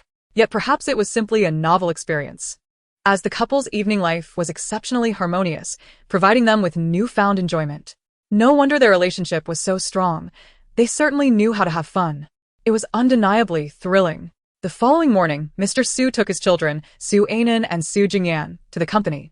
Su Ainin sought out fresh gossip to alleviate her boredom at home, while Su Jingyan was brought along to handle work matters. Su Mother had intended to join them but had prior commitments to attend a beauty appointment with her friends, making her unavailable. Gazing at the refined gentleman before him, Mr. Sue could not suppress his twitches of discomfort. "Mr. Sue, for this collaboration, I hope we can achieve mutual success. Should the opportunity arise, I look forward to further partnerships." The eloquent partner spoke with a melodious and captivating voice, the kind that exudes charm. Su Ainin remarked, "This gentleman's voice is so alluring." The system replied, "Indeed. It is quite charming. However, who would suspect that this charming gentleman is wearing fishnet underwear?" Su Ainin nearly burst into laughter, while Su Jingyan hastily covered his mouth with a file. Only Su Father, unable to find any concealment, trembled at the corners of his mouth. "Mr. Sue, are you all right?" The charming uncle inquired with concern, noticing the peculiar twitch at Su Father's lips. Su Father desperately pinched his thigh, suppressing his emotions. "I'm fine. Let's have a pleasant collaboration." In Chapter 79, Mr. Ming and Su Father lamented their late acquaintance. "I shall present you with some delightful little toys." Su Father was on the verge of bursting with laughter, his mind conjuring images of the collaborating party clad in absurd attire, posing suggestively. He could only wonder how the couple interacted at home. Nonetheless, yesterday had been quite thrilling for him. Observing the refined collaborator, Su Father could not help but inquire, "I've heard that Mr. Ming shares a particularly close bond with his family. Might I seek your wisdom?" Mr. Ming's cultured smile faltered. Indeed, his relationship with his wife was exemplary, steadfast for decades. Yet, such wisdom was not easily shared. However, faced with Su Father's eager expression, he struggled to find an excuse to decline. "Well, there's really no special method," he began. "It's essential for couples to be accommodating to one another. As a man, one should not be overly calculative. As long as it isn't excessive, one should endeavor to fulfill the desires of one's wife." The phrase "as long as it isn't excessive" echoed, and Su Ainin could not help but admire Mr. Ming. In their circle, although many couples appeared affectionate, behind closed doors, most led separate lives. A man who cherishes his wife is, without a doubt, a gem. Glancing at his children sitting at a distance, and then at the somewhat awkward Mr. Ming, Su's father made a swift decision. When the Su siblings were ushered out, they wore bewildered expressions. "Weren't you the one who brought us here? Why are we being sent out now?" The system interjected. "Your father and Mr. Ming are bonding. You've been asked to leave as it's not appropriate for you to listen. Your father has decided to learn from Mr. Ming." The Su siblings reacted with shock. "Is that kind of learning what we think it is?" Su's father was aware that he could not hide this matter from his children, especially with a loose-lipped system around. However, he felt somewhat relieved to send them away. After all, he had tasted the sweetness of such interactions the previous night and wished to engage further with Mr. Ming. "Mr. Ming, when you say to meet your wife's every request, do you mean all of them?" The moment this topic arose, Mr. Ming eagerly opened up. "Mr. Su, you are aware of the affection between you and your wife, so I won't speak in platitudes. My wife and I occasionally indulge in other games, and I would love to elaborate." The two men delved into this topic within the room, while the siblings outside listened in astonishment as the system conveyed the details. Su Jingyan feigned interest in the documents before him, yet his thoughts had long since wandered elsewhere. His father appeared to be genuinely committed to his endeavors. Su Anan remarked, "I can ascertain that my parents are truly in love. However, the Ming couple is quite the playful duo. I am eager to meet Mrs. Ming. She seems to be an extraordinary woman." The system interjected, "It may be quite challenging to meet Mrs. Ming. She is a homebody whose greatest passion lies in amusing her husband, indulging in novels, television dramas, and anime, and exploring new games." Su Anan responded, "Impressive. It's no wonder they manage to keep their relationship fresh. Mrs. Ming is constantly learning." Su Jingyan pondered, how many eccentric incidents exist in this circle. Can someone not disclose them all at once? After perusing the documents, he noticed that the two individuals inside had yet to emerge, while Su Anan had dozed off on the sofa. As the clock struck past midnight, the door finally swung open. Su's father and Mr. Ming emerged, their faces aglow, embracing one another as if they had truly become close brothers through this experience. "Brother Su, if you ever have questions in the future, feel free to call me. I will share everything," the system quietly remarked. "These are splendid gifts, a variety of delightful adult toys, all meticulously collected by Mrs. Ming." Oblivious to the system's comments, Su Anan remained asleep, but the father and son were acutely aware. The smile on Su's father's face instantly faltered. Oh no. He had forgotten about the system's loose tongue. Su Jingyan cast a worried glance at Su Anan, relieved that she remained asleep and did not overhear. The two exchanged a knowing look, deciding to gloss over the matter. Su Jingyan advised, "You and Mom should take care. Do not overexert yourselves." Su's father replied, "Do I need to be told that? Keep this from your mother. If she finds out you both are aware of this, she will be quite embarrassed." Their relationship had always resembled that of brothers. Su Jingyan was precocious, while his father matured later in life. Ever since Su Jingyan's birth, the two often vied for affection in front of Su's mother. However, before they could determine a victor, Su Anan was born, and the competition for love was effectively over. Who could possibly compete with Su Anan? Indeed, after her arrival, Su Anan became the quintessential little princess, cherished and adored by everyone in the household, which nurtured her innocent and fearless disposition. Sitting in the car, Su Anan observed her father and brother, and with a puzzled expression, she inquired of the system, "Why does the atmosphere between my dad and brother feel so peculiar? Did something transpire that I am unaware of?" The system replied, "The two had a quarrel over a contract. That is likely the reason." They indeed quarreled over a contractual matter. Su Jingyan had his eyes set on a project, yet it bore considerable risks. Although Su Jingyan possessed the capability to salvage it, his father believed it unwise to invest so much thought into such a precarious endeavor, deeming it far more prudent to allocate funds towards more stable projects. One cannot deny that these two had inadvertently managed to manipulate the system. That evening, the delivery from President Ming arrived, as the proximity of their residences in the affluent district facilitated swift delivery.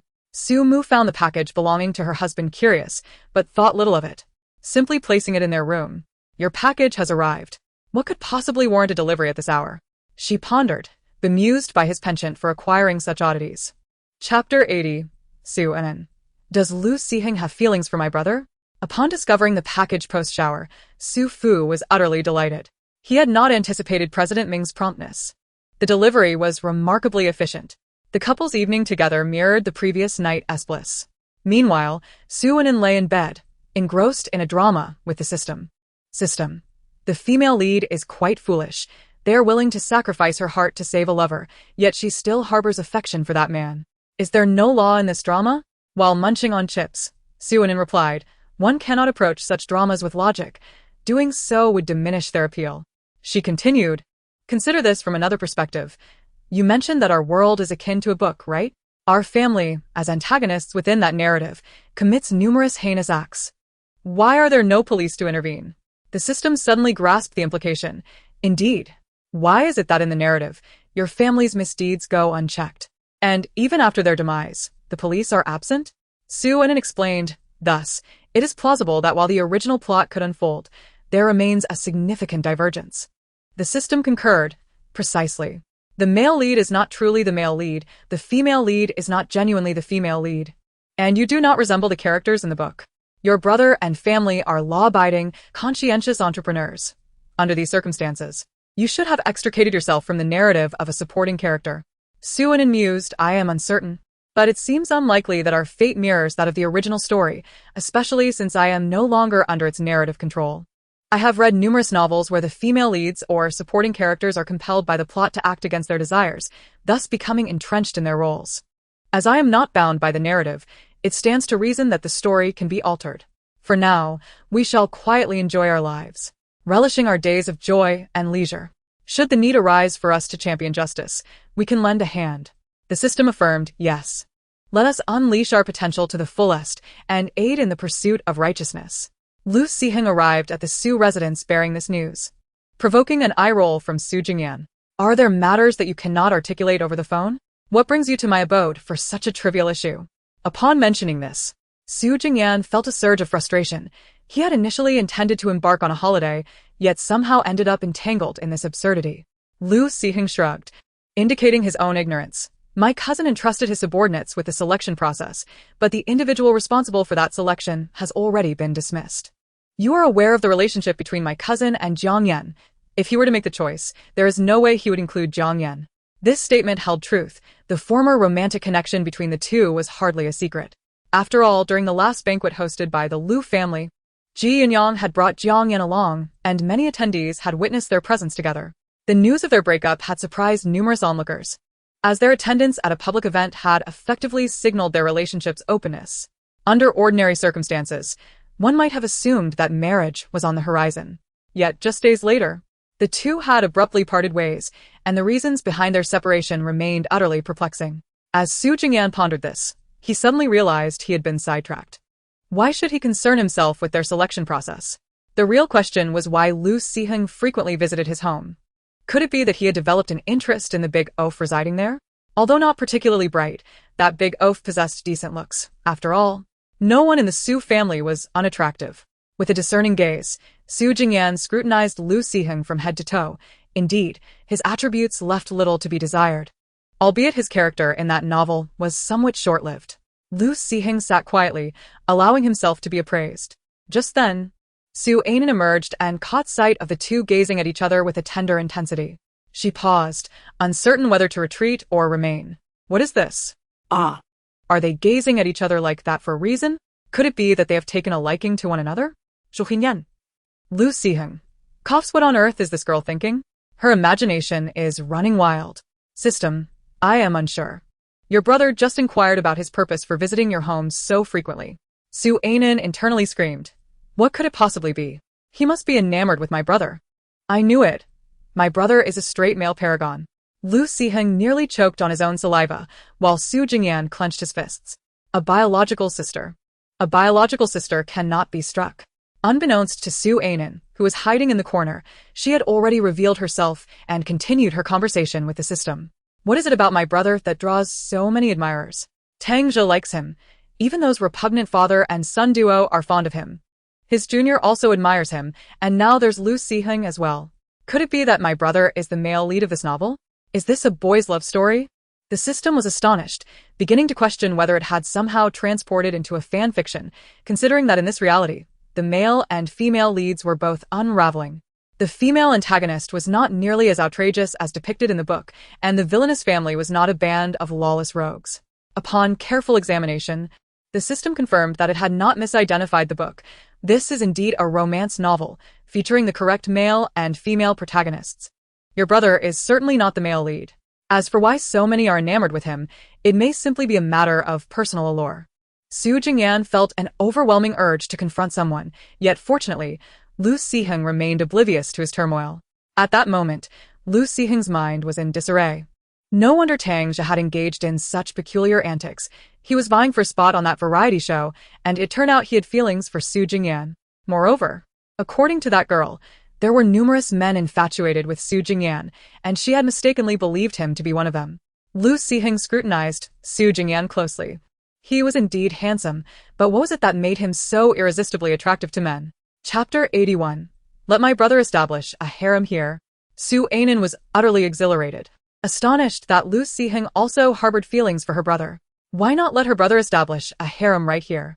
The system, sensing her thoughts, was taken aback, cast aside such notions. This is a romance novel. A romance novel. Even if the plot were to collapse entirely, it remains a romance novel. What do you mean by letting your brother establish a harem? Have you even considered your brother's perspective? Su Jingyan was on the brink of an explosion, fervently contemplating the notion of abandoning this sister of his. Lu Siheng, too, felt a profound sense of frustration. How had he ever conveyed his affection for Su Jingyan? Was that girl truly sane? Su Ainin passionately argued with the system. You don't understand. Many boys' love interests in damé stories don't start off as gay. I wholeheartedly support my brother's deep affection, but I absolutely oppose him being with Tang Jia. The system retorted. Silence. Your brother genuinely does not like men. Lu Siheng could never be attracted to another male. Su Ainin countered. That's impossible. If Lu Siheng didn't like men, why would he frequently visit my home? Especially when our families had little interaction before. The system blurted out. Then why must you assume he is interested in your brother? Why couldn't he be interested in you instead? This statement left the three present in utter shock. Su Ainin had never contemplated such a possibility in her mind. She was still a child, far removed from the intricacies of romance.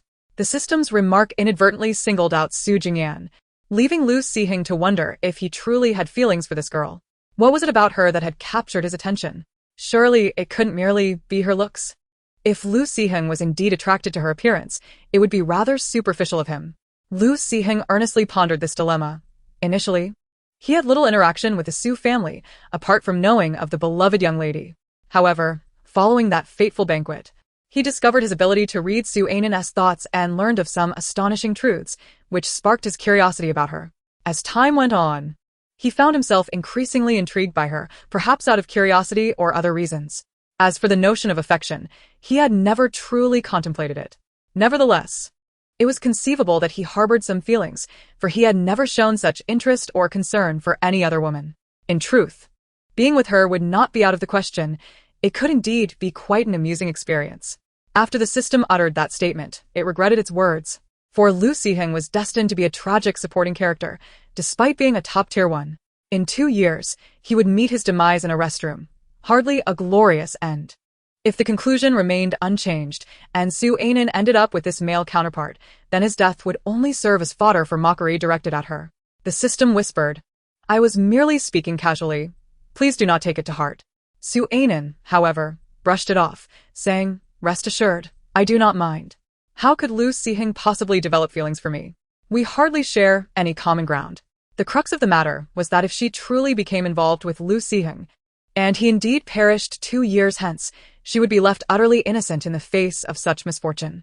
Su Ainin mused, he may not necessarily die in 2 years. If he were to meet such a fate, it would be a great pity, especially in such an undignified manner.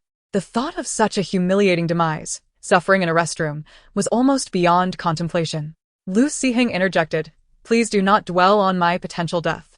Must I truly meet such an end? He was adamant that he would not succumb in 2 years, nor in such a disgraceful fashion.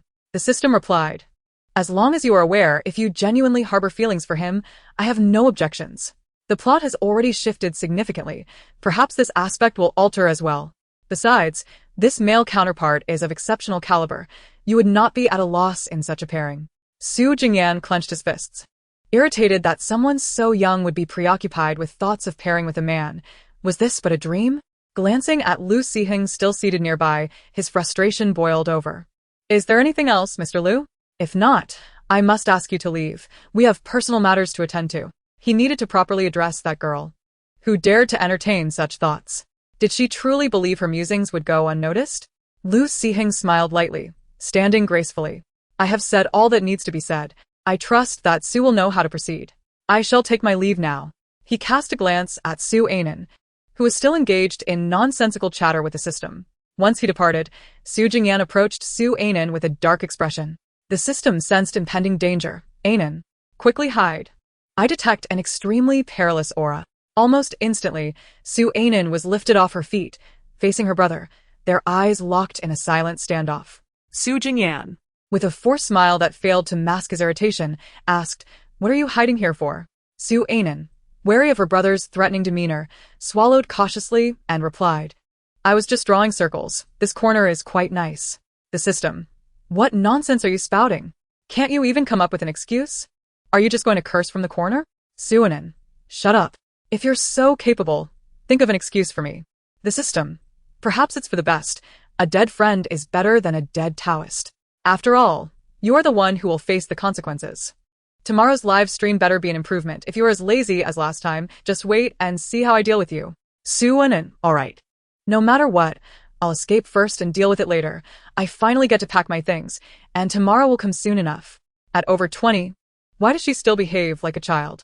If Lu Siheng truly likes her, can she really manage such a man? No.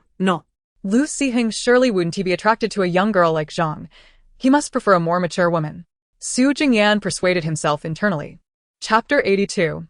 Brother living as a father. However, the restaurant still prepared breakfast for the staff. You all arrived so early. It must have been quite arduous. Please, enjoy your breakfast. My daughter is probably still tidying up, Su's father said with an elegant smile. The audience erupted in enthusiastic screams upon witnessing his demeanor. Ah. The beauty of this family is truly undeniable. Suddenly, I feel like wanting to be a fan of the Su siblings' mother. What should I do? Do you think you can compare to Mrs. Su's beauty? Don't be delusional. Is this what a wealthy family dining area looks like? It's so extravagant. Are there really this many options for breakfast? Due to the large number of staff present, a wide variety of breakfast options were prepared, encompassing both Chinese and Western cuisines. The reason Su's father acted this way was that Su Anan had yet to awaken. He had to maintain his daughter's image before the cameras. Upon entering, Su Jingyan saw Su Anan sprawled out in bed and promptly tapped her face with his hand. However, it felt slightly damp. Looking at the drool on his hand, his expression spoke volumes. Su Anan, for someone your age, drooling in your sleep is quite unbecoming. Get up. If you don't, I'll pull the covers off you. The system was utterly exasperated. It had been urging Su Anan to rise for quite some time. Yet this individual remained immovable. Brother, I've packed everything. Just let me sleep a bit longer. You go ahead and have breakfast. I'll join you shortly. With a few industrious individuals in the household, she was merely a little salted fish unwilling to turn her life around. Why must she be pressured to flip over? Su Jingyan glanced at his watch. Good. There were still half an hour before departure. Su Anan, don't make me resort to slapping you this early in the morning. I'll count to 3. 1. In the next moment, Su Anan sprang up from the bed. Can you not always use this tactic? I'm already grown. And you still want to hit me? Are you even my real brother? Su Jingyan sneered. If I weren't your real brother, you wouldn't be here arguing with me. The filming staff at the door were nearly in stitches. The banter between the siblings was genuinely entertaining, bringing joy to all who witnessed it. Lu Siheng observed the sibling duo in the video and genuinely felt that their bond was quite commendable. Su Jingyan presented himself as an entirely different person when in the presence of Su Anan compared to when he was with others. Indeed, it must have been arduous for him, having endured considerable distress throughout his life. The audience expressed their envy towards the affection shared between the siblings. Although Su Jingyan appeared rather fierce, his intentions towards Su Anan were undeniably benevolent. When will the heavens bless me with a brother like that? Su Anan seems to be living the protagonist's life. Such a prestigious background, such beauty, such a brother, such parents. I truly wonder if I belong to this world. We're merely here to send bullet comments. If we can manage to contribute even a single remark, it's already a triumph. Is there any way I could marry Su Jingyan? I truly adore him. Better get some sleep. There's still time for daydreaming. Su Jingyan was on the verge of becoming the new national heartthrob, with a plethora of female admirers. Su Anan had nearly attained the status of a national sweetheart. After tidying up, Su Jingyan remarked upon seeing Su Ainan's hair sticking up adorably. Why not comb your hair, or lick your hand to smooth it down?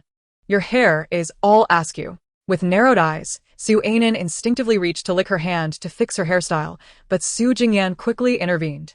Never mind. Your thought process is truly beyond my comprehension. You simply accept whatever others say, don't you? Taking a comb, Su Jingyan deftly tied her hair into a high ponytail, revealing surprising skill. Perhaps owing to the fullness of Su Ainan's head shape, the ponytail turned out particularly exquisite. After all these years of me styling your hair, couldn't you have learned to do it yourself? He chided while arranging her hair. What girl is as inept as you? What will you do when you get married? I'm merely a few years older than you, yet I feel like I'm playing the role of a father. Su Ainan replied, while that may be true, must you be so brutally honest? The camera is still recording. The crew member, sporting a wide grin, struggled to maintain steady hands with the camera. Lu Sihan glanced at his own hands, considering whether he should also learn how to style hair. Better safe than sorry. With that thought, he picked up his phone. Book me a class, yes, one focused on hairstyling, not for myself, but for styling women's hair. Hoping to take a leave while the excitement was at its peak was wishful thinking. If you don't come, we shall simply go to you. Ji Yunyang had calculated his strategy well. With popularity soaring, what profit would he gain from your absence? The Su siblings had no particular demands, and the filming location was an ancient architectural site in a neighboring city. You handle the arrangements. We have no objections. It seems there's no escaping this, but I quite enjoy witnessing such chaotic scenarios. The reputation of that couple and those siblings has recently plummeted, and numerous scandals have surfaced. Just how many were suppressed before that they are now all exposed at once? In the past, connections were paramount. Now, when misfortunes befell them, people distanced themselves, fearing the contagion of scandal. Consequently, those whom they had offended previously began to retaliate. Should they become infamous figures in the entertainment industry, they would be liable for compensation, as stipulated in the contract. Chapter 83 Su Ainan. What if I decide against acting? System. Shall I showcase your features in a chaotic display? Upon arriving at the filming location, Su Ainan was filled with joy at the sight of the antique architecture. System. What do you think about me pursuing acting? I am not lacking in appearance. I should be able to make a mark in this entertainment realm. System. Do not indulge in fantasies. Acting demands not only looks but also skill, and you possess but one of these attributes. Soon, everyone will witness your features in disarray on screen. The mere thought of such a scenario sent a shiver down Su Ainan's spine. No. That's out of the question. The entire internet would be flooded with my unflattering images. I can hardly bear to contemplate it. When Su Jingyan heard Su and expressed her desire to become an actress, his heart sank. What was this girl thinking? The entertainment industry was fraught with chaos. Otherwise, she wouldn't be inviting trouble, even with her status as the eldest daughter of the Su family. Nevertheless, her current life was undoubtedly preferable. Moreover, filming often extended for 1 to 4 months, requiring her to be on set, possibly in remote locations. She had not even considered how she would cope with such a lifestyle. Initially, Su Jingyan had contemplated ways to dissuade her from this notion. But the system's words effectively extinguished her aspirations. Imagining his dear girl with her feigned innocence at home made his lips twitch. Frankly, the notion of acting was utterly alien to her. She couldn't even muster a single tear, let alone perform. Was she simply courting ridicule? Su Jingyan surveyed the film set, his primary concern being, may I inquire where we shall be staying tonight? I hope the accommodations are satisfactory. While the food could be mediocre, a comfortable place to rest was essential. Otherwise, a poor night's sleep would leave him drained throughout the day. Jiang Yan and Tang Zhe had yet to arrive, but were nearing by plane. A staff member cheerfully assured, rest assured, Mr. Su, the accommodations have already been arranged.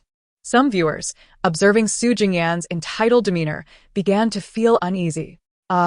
Truly deserving of the title capital, they come to rake in profits with such audacity. Being the heir of the Su group and its eldest daughter, her mere presence in a variety show is a privilege. Be cautious with your words online, lest you provoke her wrath. Their sarcastic remarks elicited laughter from bystanders. If you enjoy it, watch. If not, then simply refrain. Why the need for such pretentiousness? This is merely a travel-themed show, not a hardship experience. What's wrong with wanting decent accommodations? Who wouldn't prefer comfort and good food? Some individuals truly have issues, twisting an innocuous statement into something far more sinister. Disregard them. The more attention you pay, the more insufferable they become. If certain individuals speak excessively, simply take a screenshot and post it directly on the official blog of the Sue group. They claim they can blacklist others if it comes to that. Sending them a lawyer's letter would make them truly fear the consequences. The Sue siblings possess the highest popularity among all groups, as theirs is the only one that operates normally.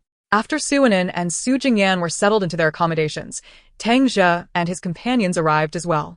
Why must we accompany them during their filming? Can't they take a day off? Jiang Yan genuinely dislikes this place. The film set is undoubtedly less convenient than the outside world and lacks the vibrancy of a city. After all, this area is merely a town, with the outskirts resembling a rural setting filled with self-built homes. Tang Zhe cast a glance at the disdainful Jiang Yan and mockingly remarked, "Such a picky person. Weren't you from a similar background? I recall your hometown wasn't exactly affluent." Jiang Yan struggled to maintain her composure. Whose side is he on? We are in the same group, after all. What benefit does he derive from belittling me? She was on the verge of unleashing her frustration, but out of respect for his status, she restrained herself. Over the past few days, Jiang Yan contemplated her aspirations deeply. Marrying into the Liu family was her dream, and entering high society was her goal. Should she fail to achieve these, she must amass a considerable fortune. Presently, those two goals remain elusive. Thus her focus is solely on acquiring wealth. Tang Zhe is especially stingy. He must be consulted before any purchases, perpetually adopting a condescending demeanor as if he is bestowing favors upon her. Ignoring Jiang Yan, his concern lies solely with one matter. Have Su Jingyan and the others arrived? In which room are they staying? A staff member pointed to the room at the farthest corner and replied, "They are resting in the innermost room. The other two groups will not arrive until tonight, as they have filming obligations today. All activities will commence tomorrow, so everyone should rest well tonight." This is a 5-star hotel, after all. Many celebrities frequent this film set. Despite being a town, it boasts ample infrastructure and numerous hotels of various star ratings, particularly near the film set. The production team is not short on funds, courtesy of the affluent young Master Lu's investment. Thus they arranged several suites for their stay. At present, Su Anin is nestled on the sofa, indulging in potato chips while watching television, while Su Jingyan organizes his belongings, as they will be residing here for several days. System. Tang Zhe has arrived, and Jiang Yan despises this place. Tang Zhe has also exchanged barbs with her. Su Anin chuckled. Aren't they on the same side? Why is Tang Zhe treating Jiang Yan this way? Upon hearing the system's words, Su Jingyan too found it peculiar. Weren't the two of them supposed to be allies? Why has discord arisen? The system observed that the relationship between the two individuals seemed to be somewhat fractured. Jiang Yan had begun to secretly save money, while Tang Zhe felt that Jiang Yan was of little use. Thus he had gradually started to give up on her. It appeared that these two would soon part ways. Su Anin remarked, "If these two truly go their separate ways, wouldn't that be a source of amusement for others?" After all, the initial recognition event was quite the spectacle, compelling both Mr. and Mrs. Tang to make an appearance. Reflecting on the couple's expressions made Su Anin chuckle, as she suspected that Tang Zhe had pressured them into attending. The butler standing behind them was particularly conspicuous, yet the trio appeared to be in good spirits. With the butler radiating vitality, curiosity piqued, Su Anin inquired, "System, could you enlighten me about the current lives of the Tang couple and their butler?" "There's nothing pressing at the moment." Su Jingyan glanced at the clothes he was wearing and thought, "Is there truly nothing to do? All the tasks at hand are mine to manage." Nevertheless, he too was intrigued by the lives of the couple and the butler, especially since the system hadn't mentioned them in quite a while. Chapter 84. The sibling duo eagerly observes. The system quickly engaged, having checked on the situation. To its surprise, the three were living quite harmoniously together. The villa had become their idyllic retreat. The system reported, "The Tang couple and the butler have achieved a balance in their lives, and they are thriving together." Su Anin could scarcely envision such a scenario, questioning, "Do they not find each other insufferable? How do the couple reconcile the presence of the butler?" Su Jingyan felt a wave of distaste wash over him, both for the Tang couple and the butler. Su Anin's mind wandered to the intrigues of a palace drama, pondering, does the butler truly wish to remain there? He is not unattractive and has earned a considerable sum during his years at the Tang household. Surely, he could find a beautiful and youthful girlfriend outside. Why must he stay in that villa with the couple? Has Tang Zhe offered him some special privileges? Su Jingyan also sensed something amiss. The butler was quite distinguished in appearance and demeanor. Although he was over 40, he could easily find a younger and more attractive partner outside. The system chuckled and replied, "You've hit the nail on the head. Tangja has indeed granted him certain privileges. As long as he keeps the couple in check, he stands to gain a substantial fortune once the situation concludes." Currently, although Tangja is gradually taking control of the Tang group, his position remains precarious. Many individuals are part of the old guard established by Mr. Tang, and while Tangja wishes to replace them, he cannot do so all at once. Hence the decision to keep Mr. Tang confined. The butler is merely a tool for him. Once he solidifies his position within the Tang group, the butler will no longer be necessary. Suinen's disdain for Tangja grew increasingly palpable. Those are his biological parents. Isn't he trampling on their dignity? Witnessing his parents being manipulated by another man, does he truly find joy in that? For years, he has been the sole heir of his family, indulged in every way. And despite his parents' questionable character, they have genuinely cared for him. How can he bear to act so heartlessly? The system remarked, some individuals are inherently wicked. Perhaps it is a matter of genetics. After indulging in gossip, the Su siblings set about preparing a meal. Each suite was equipped with a small kitchen, eliminating the need for communal dining. Overall, this accommodation was an improvement over their previous one. In contrast, Tangja's circumstances were far less serene. Neither of the two knew how to cook.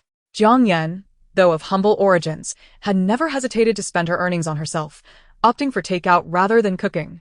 How can you be so utterly useless, unable even to cook? You managed just fine living alone before. How is it that you never learned to prepare a meal? When Tangja chastised Jiang Yan, he spared no semblance of decorum. Fortunately, there were no cameras in the room. Otherwise, their confrontation might have unfolded before an audience. Jiang Yan, though accustomed to his tirades by now, bore a gloomy expression. In truth, she could cook, albeit only to the extent of ensuring vegetables were edible, with the taste being a matter of luck. During her previous work life, she had dined out, lacking the time to prepare meals at home. And the priority had always been to ensure her own sustenance, rather than that of a family. Now, unexpectedly thrust into the role of the Tang family's esteemed daughter, she found herself responsible for cooking. Jiang Yan felt an urge to curse. Perhaps I should give it a try. It may not be spectacular, but I can at least ensure the food is cooked. As she organized her ingredients, she realized she was at a loss. The items were exquisite, yet her culinary skills were not up to par. Her previous cooking experiences had involved inexpensive ingredients, prepared in an ordinary manner. But why were there so many unfamiliar items in this refrigerator? Never mind, let's give it a shot. Half an hour later, the fire alarm blared, prompting hotel staff to rush in with extinguishers. Soon, the room was engulfed in smoke, chaotic and disordered. Tangja's expression darkened with rage, while Jiang Yan appeared a disheveled mess, her face a patchwork of soot and distress. Suinen remarked, "Are they trying to blow up the room? How did they end up in such a state?" The system responded, "They are merely attempting to cook, but these two have never engaged in such an endeavor before. Hence the calamity." Surprised by the system's insight, Suinen pondered, shouldn't Jiang Yan be capable of cooking? Su Jingyan pulled Suinen aside and firmly closed the door. "Let us not open the door to witness this. We wouldn't be able to sleep if the smoke seeps in." The room was soon filled with a thick haze, making it difficult to find restful sleep at night. The staff hurried over, anxious about the situation and the potential fallout from the guests' predicament. Upon discovering that the fire was ignited by cooking, the staff fell silent, realizing the absurdity of the situation. Could they truly lack even the most basic knowledge of daily life? Just look at the Su siblings, who are truly from a distinguished lineage. They managed their lives with such grace. The beleaguered staff member contemplated resigning, pondering the difficulty of dealing with such challenging individuals for the sake of a meager salary. The incident quickly made headlines, attracting onlookers who recorded the spectacle. It's that variety show, right? Tangja and Jiang Yan, how did they manage to find themselves in such a situation? Hey, do you see those two heads peeking out from the entrance? That's the Su siblings. They're at it again, watching the commotion. Chapter 85. The bond between the Duan siblings is on the verge of collapse, while Wei Lidong and his wife seek a stepping stone. Why are these two siblings huddled in a corner, indulging in the gossip? Two remarkably similar faces emerged from the doorway, their eyes reflecting a shared curiosity. Yet, the subtle smiles on their faces suggested they were genuinely enjoying the chaos unfolding before them. They must have come specifically to indulge in the drama. They seemed to be present at every event. I never noticed how alike they were before, given their contrasting temperaments, but now, side by side, I realize they do indeed resemble one another. Observing their children peeking out to partake in the spectacle, Mr. and Mrs. Su exchanged a look of exasperation. Here we go again. Their children are frolicking in the midst of the gossip. Tang Jia and Jiang Kai were taken to another location to regroup. Seizing the opportunity, Tang Fe approached Su Jingyan. Jingyan, our room is utterly uninhabitable. Might we stay with you tonight? It just so happens we are 2 men and 2 women, so sharing a space wouldn't be an issue. Tang Zhou wore a smile, appearing as amiable as ever, as if their relationship remained unchanged. When participating in a variety show, one need not be overly particular. Surely your room is clean, though it may have an unpleasant odor. A simple air freshener should suffice. No need to be overly fastidious. Su Anan chuckled. My brother's sharp tongue remains as ever. Just look at the expressions on their faces, as if they've bitten into something bitter. The 2 overly sensitive individuals reacted accordingly. The audience was equally amused by Su Jingyan's candid remarks.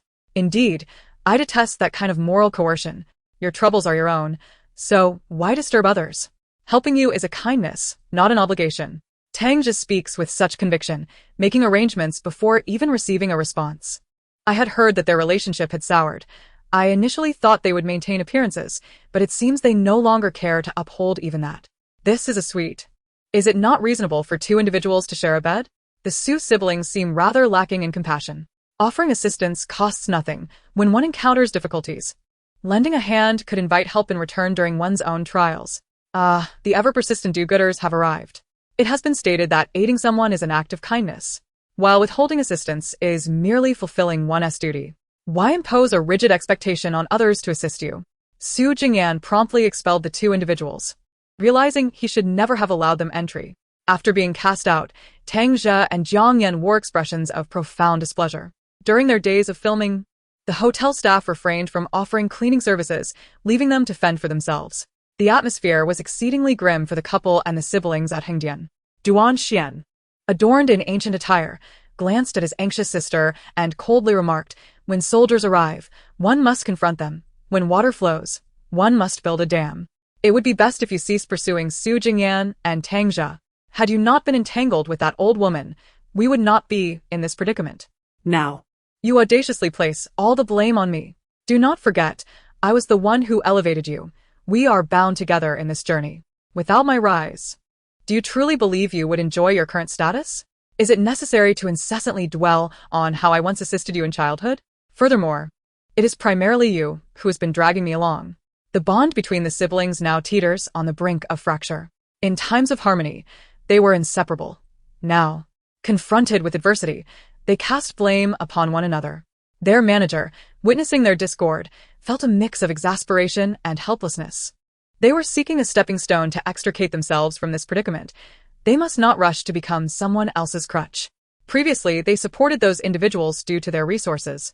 But now, with both parties struggling to remain afloat, they should refrain from further entanglement. The Duan siblings remained silent, yet their minds were rife with schemes. With resources dwindling, they would naturally withdraw their allegiance. Who would wish to serve 2 old fogies? Meanwhile, the couple was equally vexed. If you subtly guide them during the variety show, I will embellish the narrative, suggesting they attempted to entrap us. Let them absorb all the backlash. That way, we shall have a moment to breathe. In Chapter 86, Duan Xian resolved to make one last desperate attempt, intending to drug Su Jingyan in a bid to become the matriarch of the Su family. It could be said that these 4 individuals are fundamentally alike. The system conveyed all that transpired here to Su Anan. Are your hearts truly so tainted? This is quite alarming. Previously, you shared a bed with your collaborators, yet upon facing adversity, you resort to scheming against one another. What do you mean our hearts are so tainted? Su Anan retorted, perplexed. Speak reasonably. There are both virtuous and wicked individuals in this world, and they are inherently malevolent. As Su Jingyan perused his book, he silently nodded in agreement. Indeed, those individuals were inherently wicked, and their malevolence had no bearing on the virtuous. Su Anan exclaimed, What on earth? How can she divert her attention to my brother when he has consistently shown his disdain for her? Is her skin truly that thick? Su Jingyan's fists clenched, growing increasingly incensed. Though he refrained from provoking them, they had audaciously approached him. There was a certain recklessness about them. The slightest slip of his fingers could provide her with ample opportunity to strive for her aspirations. Thus, she had meticulously prepared her means of evaluation. As for her reluctance to choose Tangja, having navigated the circle for quite some time, she recognized that someone like him was indifferent to such matters. Should one scheme against him, they might not only gain nothing but also find themselves ensnared. Tangja epitomized the authoritative figure within their milieu. The system interjected. Your brother's sense of responsibility is her greatest weakness. Should she manage to manipulate him, feigning victimhood, he would undoubtedly compensate her with something. Su Anan scoffed inwardly. What a shameless individual. Just wait until I deal with her. If she wishes to persist in the entertainment industry, I shall ensure she finds no solace in any circle. Yearning for a good life. How naive. She deserves to wallow in the mire. Initially, Su Jingyan was quite irate, particularly at being so calculated against, treated as a fool by a woman. Yet upon hearing Su Ainan's indignation, his anger dissipated. It was rare to witness her so enraged, even resorting to curses, a sight seldom seen. As night fell, the live broadcast commenced, and all the streaming equipment was activated. Wei Lidong and Xu Jingxin maintained a serene demeanor, as though nothing had transpired. The Duan siblings mirrored their initial meeting, one composed and the other lively. Su Anan remarked, how shameless. Is being an actor synonymous with shedding all decency? After everything that has happened, she acts as if nothing is amiss. Su Jingyan responded. We sincerely apologize for the events that transpired during the previous broadcast. This time, we aim to ensure everyone enjoys themselves here. The Film City offers a plethora of activities for your enjoyment. Wei Lidong presented himself as a paragon of virtue, feigning concern for the group. After all, his own misdeeds had yet to be fully unveiled, and his current circumstances were not particularly dire. Xu Jingxin managed a faint smile. Indeed. We are quite familiar with this film city. We spend about 300 out of 365 days here, and during our downtime, we often venture out for relaxation. The system quipped. Ah yes, a little relaxation while seeking out a pretty boy. No matter how busy one is, nothing can hinder the pursuit of a charming companion. The Su siblings stifled laughter, nearly succumbing to the humor of the system's timely interjections. Throughout, Duan Xian's gaze remained fixated on Su Jingyan, albeit discreetly. The more she observed Su Jingyan, the more she found him irresistibly charming. Despite being a scion of wealth, he maintained his integrity and exhibited remarkable capabilities. Rumor had it that he had already assumed full control of the Su Corporation, while his father, though officially the chairman, was in a semi-retired state. Other heirs of affluent families were still living off their family allowances, yet Su Jingyan had risen to the helm of the Su Corporation. Should she succeed in establishing a connection with this man, it would undoubtedly be a meteoric rise for her. However, she remained uncertain about the efficacy of the drug. Fearing an overdose might lead to complications, she had only administered a minimal amount. If Su Jingyan were truly responsible, he might even consider marrying her. At which point she would become the matriarch of the Su Corporation. System. Surely she is not indulging in fanciful daydreams. That look she casts upon my brother is rather revolting. System. I suspect so. Do you see that bottle of drink on the left? She has laced that beverage with the drug. Su Anan and Su Jingyan both glanced in that direction, their palpable awkwardness making the audience feel uncomfortable. Why is the atmosphere so painfully awkward? Although the previous episode was also quite tense, the superficial relationships remained relatively amicable. It seems they have indeed suffered greatly. After all, to err is human. Truly, the light of virtue shines upon us. The phrase to err is human seems applicable in any context. Some viewers, noticing Xu Jingxin's haggard appearance, began to speak up on her behalf, for she had a considerable fan base, with many having grown up watching her dramas.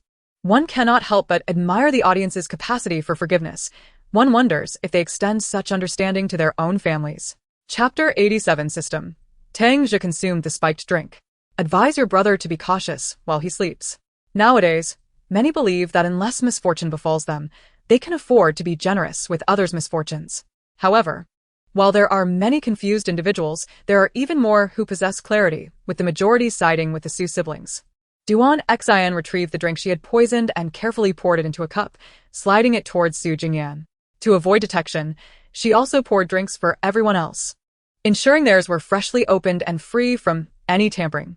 System. This individual is quite prudent. She even switched drinks for the others. Su Anan scoffed. Prudent, my foot. She is full of malice. How dare she drug my brother? I shall not hold back. She will learn what it means to reap what she sows. System. Shuhingyan? Duan Xian smiled and nodded, not giving it much thought. As she bent down, Suwon naturally swapped the drinks in front of her. Drink up. Since you enjoy it so much, have some more. Suwon's action astonished the system. The way she exchanged the drinks was so effortless, it seemed entirely instinctive. When did this girl become so astute? Could it be that she has been secretly improving without anyone's knowledge? System. A parting for 3 days will prompt a fresh perspective. Your act of switching drinks was remarkably seamless. Su Jingyan also noticed that Suwon had indeed become considerably more clever. Truth be told, had the system not pointed it out, he might have overlooked her subtle maneuver. The audience, engrossed in the conversation among a few individuals, failed to notice Suwon's small action. Regardless, the scene was utterly captivating, with each person playing a leading role. The viewers bombarded the screen with comments, struggling to keep up with the visual feast before them. This scene is utterly delightful. It feels as though each individual is a protagonist, and the expressions on their faces are particularly entertaining. Haha, the expressions on the faces of the Su siblings mirror my own. They truly wear the phrase eating melon on their faces. Suwon and Su Jingyan were indeed distracted, indulging in the spectacle, surprised by Jiang Yan's transformation. This was no mere flower blossoming, but rather a delicate bloom evolving into a formidable force, standing its ground against 4 adversaries. This girl had evidently strayed onto the wrong path. System, at last. I understand what it means to insult without profanity. Jiang Yan has truly erupted. Her character is unraveling. The once demure heroine has morphed into a fierce contender. Suwon. I don't care whether she has become a fierce contender. As long as she doesn't shift the blame onto us, she could evolve into a T-Rex. And it would be of no concern to me. Su Jingyan nearly choked on his own saliva at her remark about evolving into a T-Rex. Her imagination was quite remarkable. Duan Xian had been cautiously observing Su Jingyan, her heart racing when she saw him reach for the drink. The Su siblings noticed her anxious expression as well. Suwon remarked, "What are you staring at? The drink in front of you is the one to worry about. My brother's drink is perfectly safe." System. This woman's eyes are nearly cross-eyed. She appears truly anxious. If there were poison involved, that would surely be criminal. And are you certain you don't need to report this? Su Jingyan took a sip of his drink, multitasking with ease, listening to the gossip while engaging in conversation with the system and Suwon. Ever since the system's arrival, he had truly honed his multitasking abilities.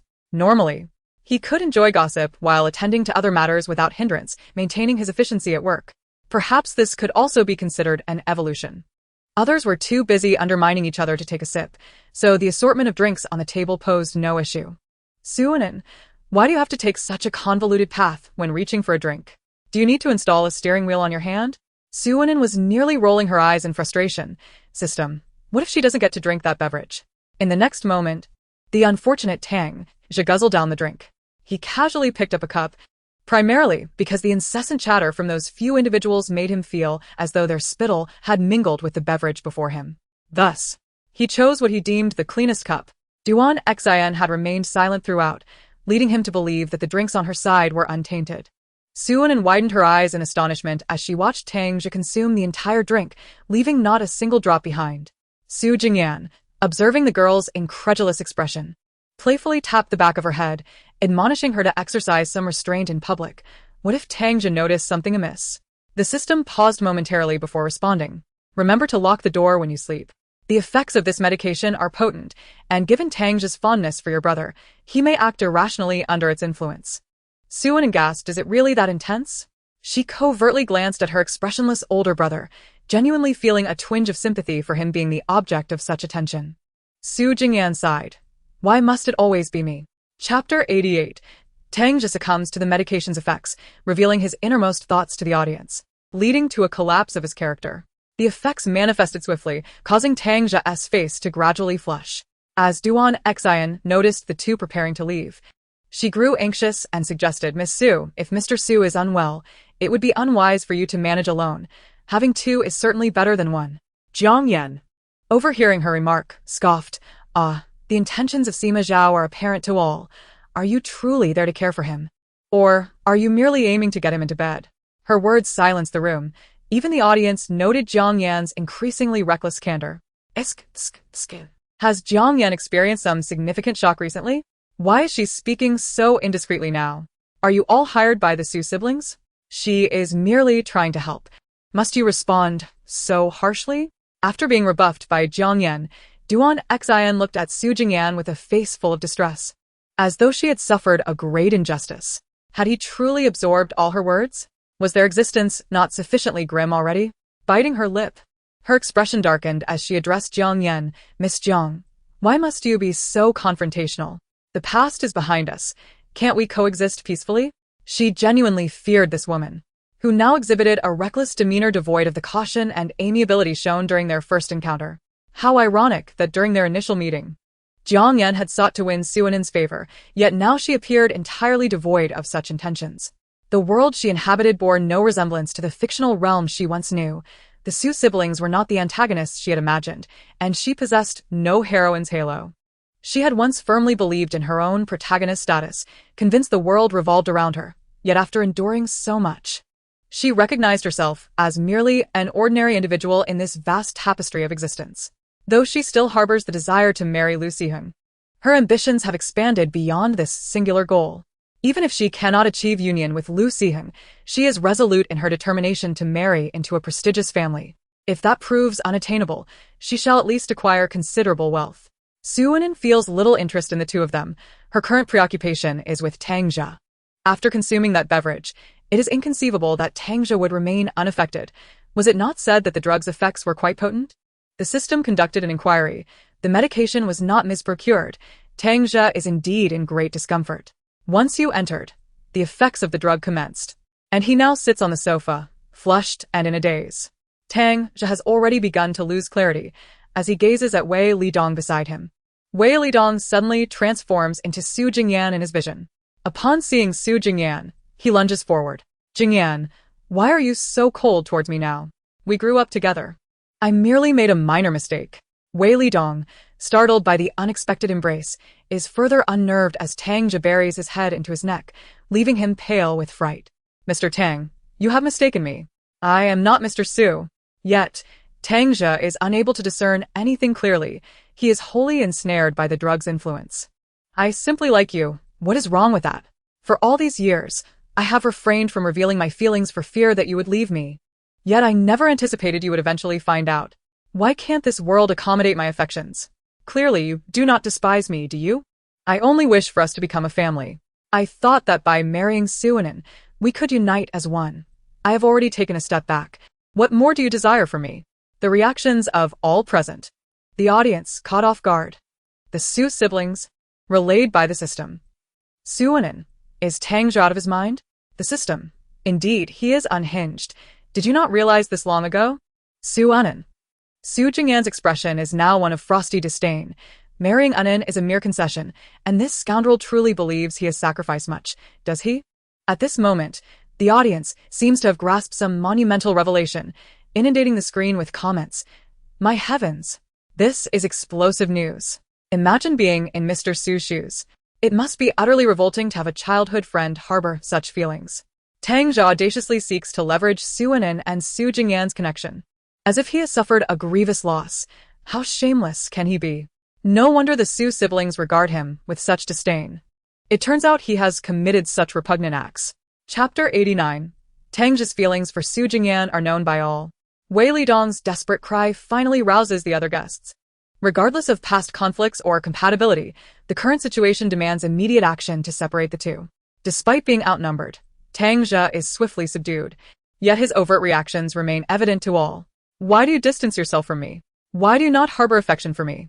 Where have I fallen short? Tang Jia seemed possessed by an overwhelming force, incessantly howling, his countenance rendered particularly terrifying, perhaps due to the effects of the medication. Jiang Yan was startled by his reaction. It was no wonder he had persistently encouraged her to approach the Su siblings, as he harbored ulterior motives. She had previously assumed that Tang Jia's intentions were rooted in a fondness for Su Anin, but it became evident that he had set his sights on her brother instead. It was clear why the Su siblings had consistently regarded him with disdain. If she were to place herself in their shoes, it would be repugnant to think that a childhood companion harbored such intentions, scheming against one's family. Your affections are your own concern. Yet if you resort to manipulating others for your desires, it becomes a matter of profound immorality. An ever-growing audience flocked to the live stream to witness this farce, increasingly sympathizing with Su Jingyan. What a pity it was for such a handsome young man to find himself embroiled in such a predicament without having done anything wrong. Where had those who once deemed Su Jingyan cold gone? Where were the supporters of Tang Jia? Weren't there many who had previously claimed that no one is infallible and that, regardless of circumstances, the years of affection should allow for forgiveness? Where had those voices vanished to? They were merely spectators, discussing matters they scarcely understood. Su Jingyan was a person of integrity, while other wealthy heirs indulged in revelry. He had taken the reins of his family's affairs immediately upon graduation, devoid of any frivolous distractions. Had it not been for their shared childhood, Tang Jia likely would never have been able to approach him. To draw closer to Su Jingyan, Tang Jia had the audacity to scheme against Su Anan. If he were to wed her, the Su family would be utterly ensnared by his machinations. I believe this situation warrants involving the authorities. Is it not apparent that Tang Jia's current state is deeply troubling? Does no one see the alarming nature of his mental condition? Indeed. Even if one were to be enamored with Su Jingyan, such frenzied behavior is unfathomable, especially when he had not exhibited such madness previously. Others began to notice Tang Jia's erratic demeanor, prompting the staff to summon a physician to administer a sedative. Surely, such actions would not be discovered. Would they? No. It was not a significant dosage. Even if it were to come to light, no one would suspect her. Having such a foolish sister is truly detrimental. After gaining notoriety in her youth, she had come to believe herself superior. Now, it seemed this so-called superiority was destined to plummet. The system relayed all external developments to Su Anan, who was on the brink of fury. Is Tang Jia out of his mind? How could he openly disclose such matters? If he chooses to embarrass himself, must he drag our family into it as well? Su Anan was incensed, while Su Jingyan remained largely unfazed. Let others know. It mattered not to him, for he had nothing to reproach himself for, and it offered an opportunity for all to see Tang Jia's true nature. The system consoled Su Anan, saying, "Do not be upset. In fact, this presents a rather opportune moment. Tang Jia's true nature has been exposed by others. And from now on, even if your brother casts a disapproving glance at him, no one will dare to say anything. However, some individuals online continue to malign your brother and Tang Jia, suggesting that they have an ambiguous relationship. Perhaps you should find an opportunity to clarify this matter." The online commentators seemed to revel in the drama, with some audaciously claiming that Su Jingyan and Tang Jia had previously been involved, hence Tang Jia's extreme agitation. They asserted that Su Jingyan, who had shown no interest in women for years, must indeed prefer men, presenting their arguments as if they had witnessed the events firsthand. The system, observing these comments, felt a surge of indignation. As a data entity, it could not fathom the motivations behind such thoughts. Why did others involve themselves in matters that did not concern them? Merely spectating was one thing, but why spread baseless rumors? What benefits could they possibly derive from such fabrications? The system found this utterly perplexing, as it merely consumed genuine gossip and never engaged in rumor-mongering. Its identification as a gossip system underscored the extent of Su Anan's influence on it. Su Anan, too, was incensed by the online discourse. Do these people take pleasure in spreading rumors? Since they enjoy it so much, let them face the consequences of their slander. They ought to learn why one should refrain from speaking frivolously. That evening was indeed eventful. The second episode had just aired and immediately trended on social media. Ji Yunyang, upon witnessing the data for the variety show at home, was nearly beside himself with joy. Brother, the Su siblings are truly treasures. Their antics always land us in the spotlight. Do you have any idea how popular the show has become? Are they considering entering the entertainment industry? They could join my company, and I would undoubtedly elevate them to stardom. Lu Sihan glanced at his exuberantly grinning cousin, exasperated. Do you genuinely believe Su Jingyan's status allows him to enter the entertainment industry? Ji Yunyang replied, Su Jingyan may not be suitable, but Su Anan certainly could. Isn't she often at home, idly passing time? I heard she hasn't attended any gatherings lately and isn't socializing with her friends anymore, spending her days idly at home. Lu Sihing retorted, what do you mean by idly at home? If you lack the ability to articulate your thoughts, it's best to remain silent. This cousin of mine is truly infuriating. Why would a young lady like her need to enter the entertainment industry? And what is your point about idling at home? According to your reasoning, you too must be idly at home every day, refusing to go on blind dates. Upon seeing his cousin's expression, Ji Yunyang realized he had triggered a volatile reaction. All right, I misspoke. Miss Su is your precious darling. How could I imply that she idles away her time? Chapter 90. The fall of Tang Zhe and the arrest of Duan Xian. Tang Zhe was taken to the hospital for a full-body examination, which confirmed that he had indeed been drugged. The moment Ji Yunyang received this news, the smile vanished from his face. What should he do? Surely, they wouldn't discover anything at the hospital, would they? Du Nxn paced anxiously within her room, her heart a tumultuous storm of regret. She found herself steeped in remorse, yet it was far too late to turn back the clock. Du Su-en, seated upon the sofa, wore a scowl that darkened his features. If you wish to court disaster, who can you blame? I warned you countless times not to provoke them. Our reputation is already tarnished. Do you truly wish to exacerbate it? Should you choose to meet your demise, do not drag me down with you. You have incessantly reminded me of the favor I did for you in our youth, but for years, I have been the one bearing your burdens. If this matter comes to light, perhaps it would be best for us to part ways entirely. Though they were ostensibly siblings, the fraternal bond between them had long since eroded over the years. In the presence of an audience, they might feign camaraderie, yet in private, they remained largely indifferent to each other. Their parents, driven by a mercenary mindset, had always viewed their children as mere instruments for their own gain. When their daughter blossomed into beauty, they thrust her into the limelight as a child star, and later, their son followed suit into the entertainment industry. Once the siblings began to generate income, their parents ceased working altogether, preferring to live off their children's earnings. It is undeniable that the siblings' predicament was heavily influenced by their parents' moral failings. How could one expect decency from children raised by such individuals? Their parents were well aware of their children's indiscretions, yet rather than dissuading them, they lamented their lack of ambition, believing that with more effort, their offspring could ascend even higher in their careers. When it came to marketing, those two old fogies were no slouches. They could easily portray themselves as the innocent, oblivious parents of their so-called successful children. Now, Du Nxn trembled with fear, fully aware that the situation was criminal in nature. This was no longer merely a matter of withdrawing from the entertainment industry. Once T-Ingzh awakened, her fate would be sealed. The system, observing the siblings' plight, deemed them victims of their own making. It had initially intended to share this revelation with SNN, but, upon gazing at the peacefully slumbering figure, opted to remain silent. It did not require rest, but humans did, and perhaps it would be best to relay this information to her the following day. One could only surmise that the siblings, pitiable as they were, harbored their own faults. Had their parents exhibited even a modicum of responsibility, perhaps they would not have turned out this way. At that moment in the hospital, T-Ingzh had awakened, fully cognizant of the events that transpired the previous night. Who seeks to harm me? Once I uncover the culprit, I shall not let them escape unscathed. All the juice had been poured by her, and no one else had touched the bottle. A cloud of gloom enveloped T-Ingzh. Long-hidden truths had now been laid bare. He could only imagine the chaos that ensued online. His phone buzzed incessantly with calls from shareholders, many of whom had harbored grievances against him. Although he had marginalized numerous individuals, a fair number of fence-sitters remained.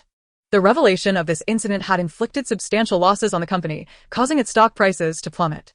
Many even took to the official Weibo account of the T-Ing Group to hurl accusations at him, branding him shameless. The senior shareholders of the company are on the verge of collapse. The business had been thriving until old Tang's sudden disappearance, and Tang Zhe's unexpected takeover of the company left everyone bewildered. They remain unaware of the events that transpired in between. The father and son duo is beyond our control. Initially, they had hoped Tang Zhe would manage the company as adeptly as his father, but to their dismay, he has left the company in utter disarray. More critically, the Su family has begun to withdraw their support for the Tang family.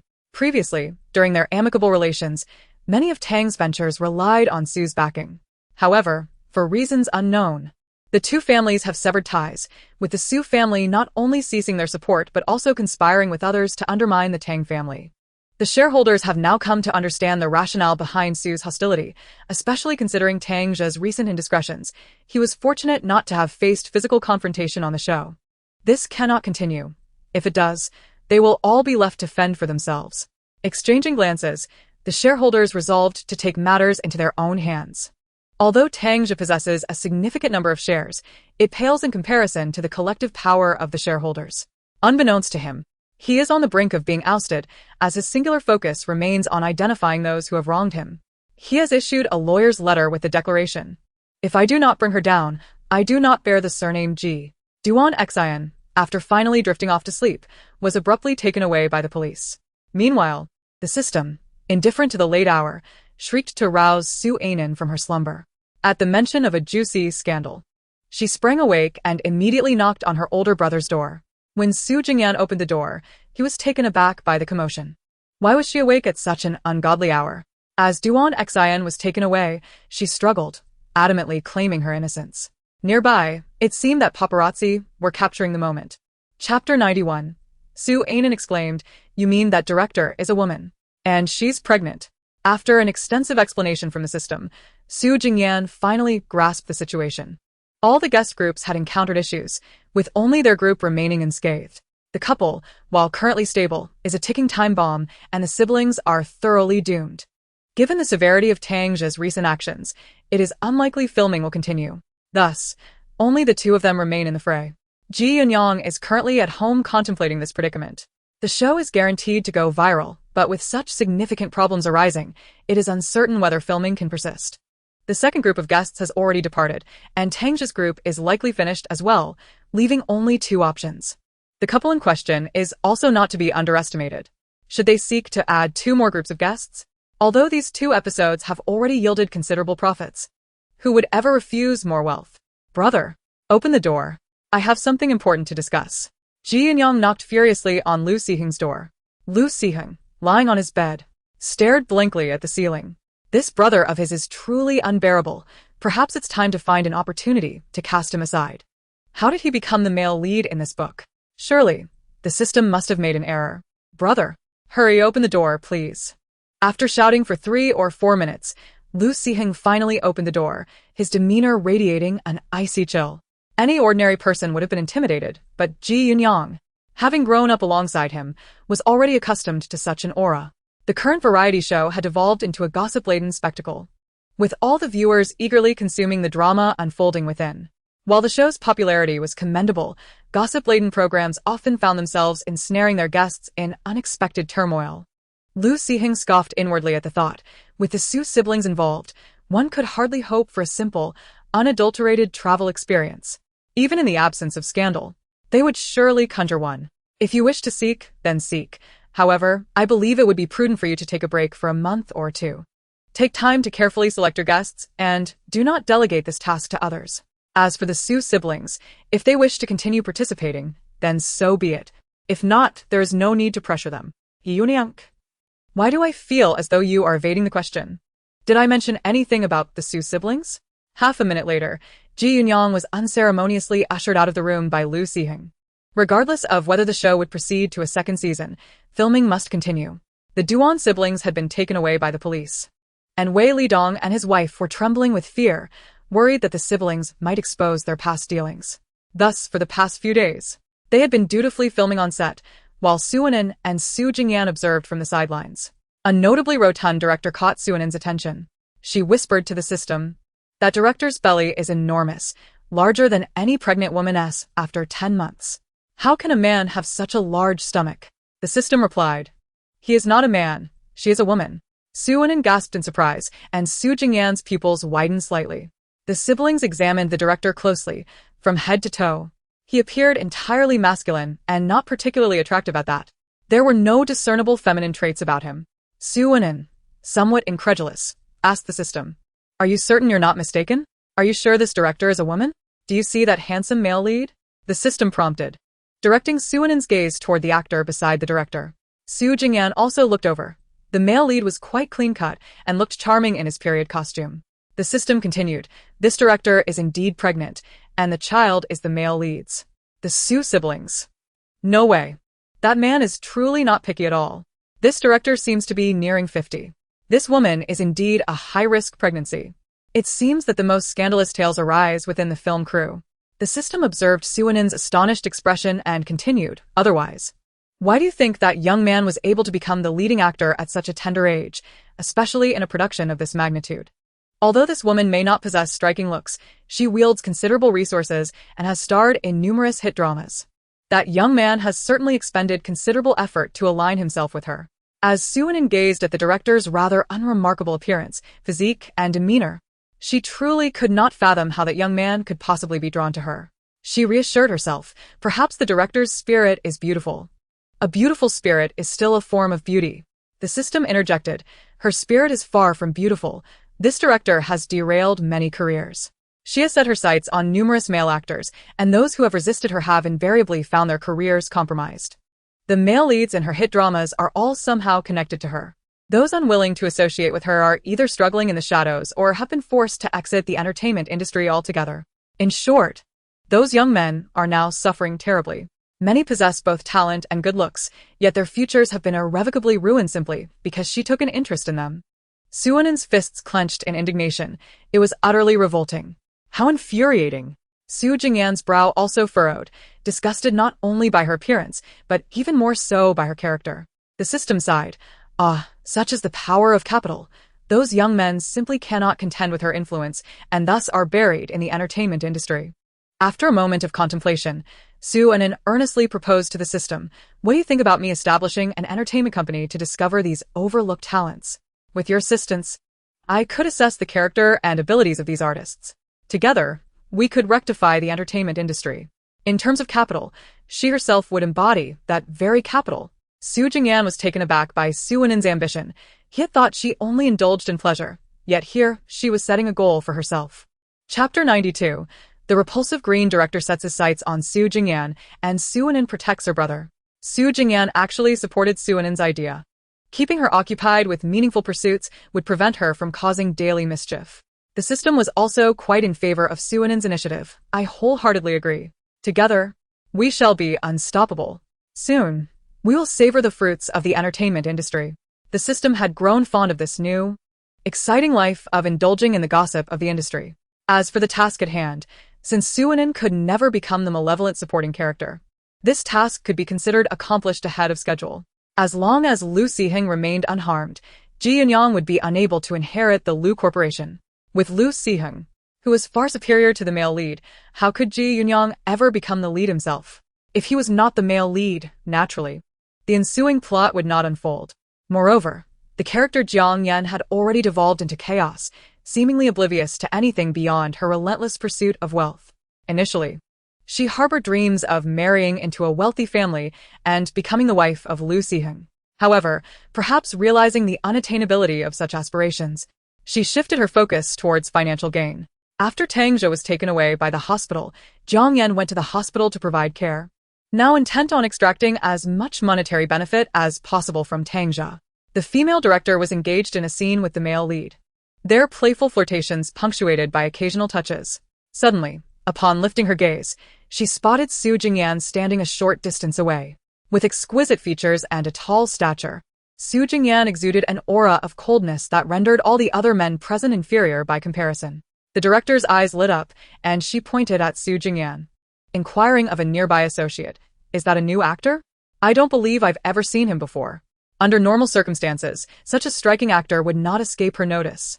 The staff member cast a glance at Su Jingyan and replied softly, "That's not our actor. He has a guest here for a variety show." A guest for a variety show, presumably another newcomer in the entertainment industry. Were today's newcomers all this handsome? A glint of lasciviousness flickered in the director's eyes. Having navigated the entertainment realm for so long, she had yet to encounter someone so extraordinarily attractive and charismatic. Suddenly, the system communicated with Su Ainen. Breaking news. This repulsive female director has taken an interest in your brother. Shuanan. Shuhinyan. Su Ainen quickly turned her gaze in that direction. And indeed, she found the odious director eyeing her brother with an inappropriate expression.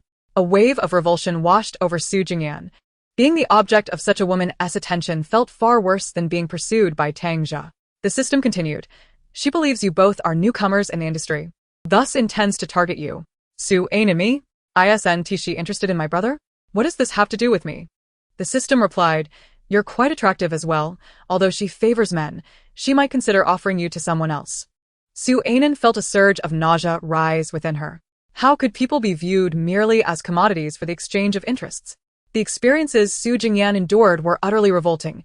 It seemed the entertainment industry was in dire need of reform, having descended into such chaos.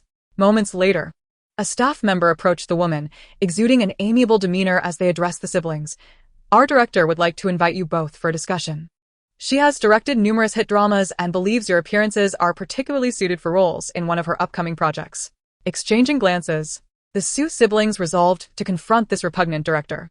As they approached, the female director's eyes sparkled with excitement.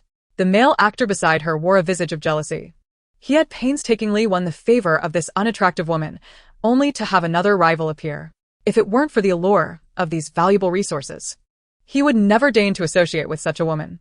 Indeed, up close, they appeared even more captivating. You two must be newcomers to the entertainment world. I have never encountered either of you before. The director's outward demeanor appears quite amiable. Those unaware might mistakenly believe he genuinely appreciates and seeks to elevate newcomers. The live stream remains active, and some viewers recognize this director. Oh. The Sue siblings are surprisingly being regarded as fresh faces in the entertainment industry. I am familiar with this director. He has helmed numerous blockbuster dramas and is undeniably talented. I wonder if Mr. Sue and Miss Sue would consider entering the entertainment sphere. If they were willing, it would truly be a paradise for admirers of beauty. These two are undeniably stunning, however. Their somewhat haughty temperaments may lead to friction within the industry. Friction? If I possessed the backgrounds and status of these two, I would strut about with confidence. Even if they chose to delve into the entertainment world, who would dare to offend them? A mere flick of their fingers could silence anyone, be they A-list or B-list. Indeed, the Sue family owns a plethora of luxury brands, whether it be clothing, handbags, watches, or jewelry endorsements, each a coveted target for countless celebrities. I wonder if you two have any interest in acting. I have two roles that would suit you well. We can discuss the details later. Though where we shall converse remains uncertain. Sue feigned curiosity and remarked, "Isn't there a need for auditions?" This decision seems rather hasty. The female director's expression soured at her words. She was taken aback by the audacity of the girl speaking to her in such a manner. I am a veteran in this industry, and it is somewhat inappropriate for a young lady to address me so. Su Jingyan let out a cold laugh. Veteran? Just how long have you been in the field? Her countenance darkened further in response to Su Jingyan's retort. These two must be inviting trouble. The male lead nearby immediately began to intervene. You two newcomers ought to show some respect. The director has taken an interest in you and wishes to promote you. If you are unwilling, countless others await their chance. Clearly, you have no understanding of respecting your seniors. System. Oh my, seizing the opportunity to perform, I see. It is no wonder this man has a promising future. The Sue siblings silently questioned, what does one consider as a promising future? Is this truly what it means to have potential? Chapter 93. Su Jingyan. The weather is turning cold. Let that unattractive director enter. What on earth is happening? Director Liu. Do you have some grievances against us? I distinctly recall informing you of our intention to participate in the variety show, and you seemed to consent at that time. It's just that the younger generation's pride is excessively high. A few words of critique seem to provoke them. One cannot navigate the entertainment industry with such an attitude. Director A. Who doesn't know what sort of person you are? It's merely because you find others aesthetically pleasing that you summon them. The audience could hardly endure any longer. This woman truly speaks nonsense. I used to admire her, as several of my favorite dramas were her creations, but now she is simply repugnant. What does it mean when newcomers in the entertainment industry exhibit such lofty aspirations? It seems this director harbors intentions of exploiting the situation. Lured by the striking appearance of the Sue siblings, calling them over with ulterior motives. I suspect this woman has engaged in such dealings before. Yet this time she may have bitten off more than she can chew. I shall observe how Su Jingyan handles her. Does this individual truly require Su Jingyan's personal intervention? A mere word from him would suffice to render her incapable of continuing in this industry.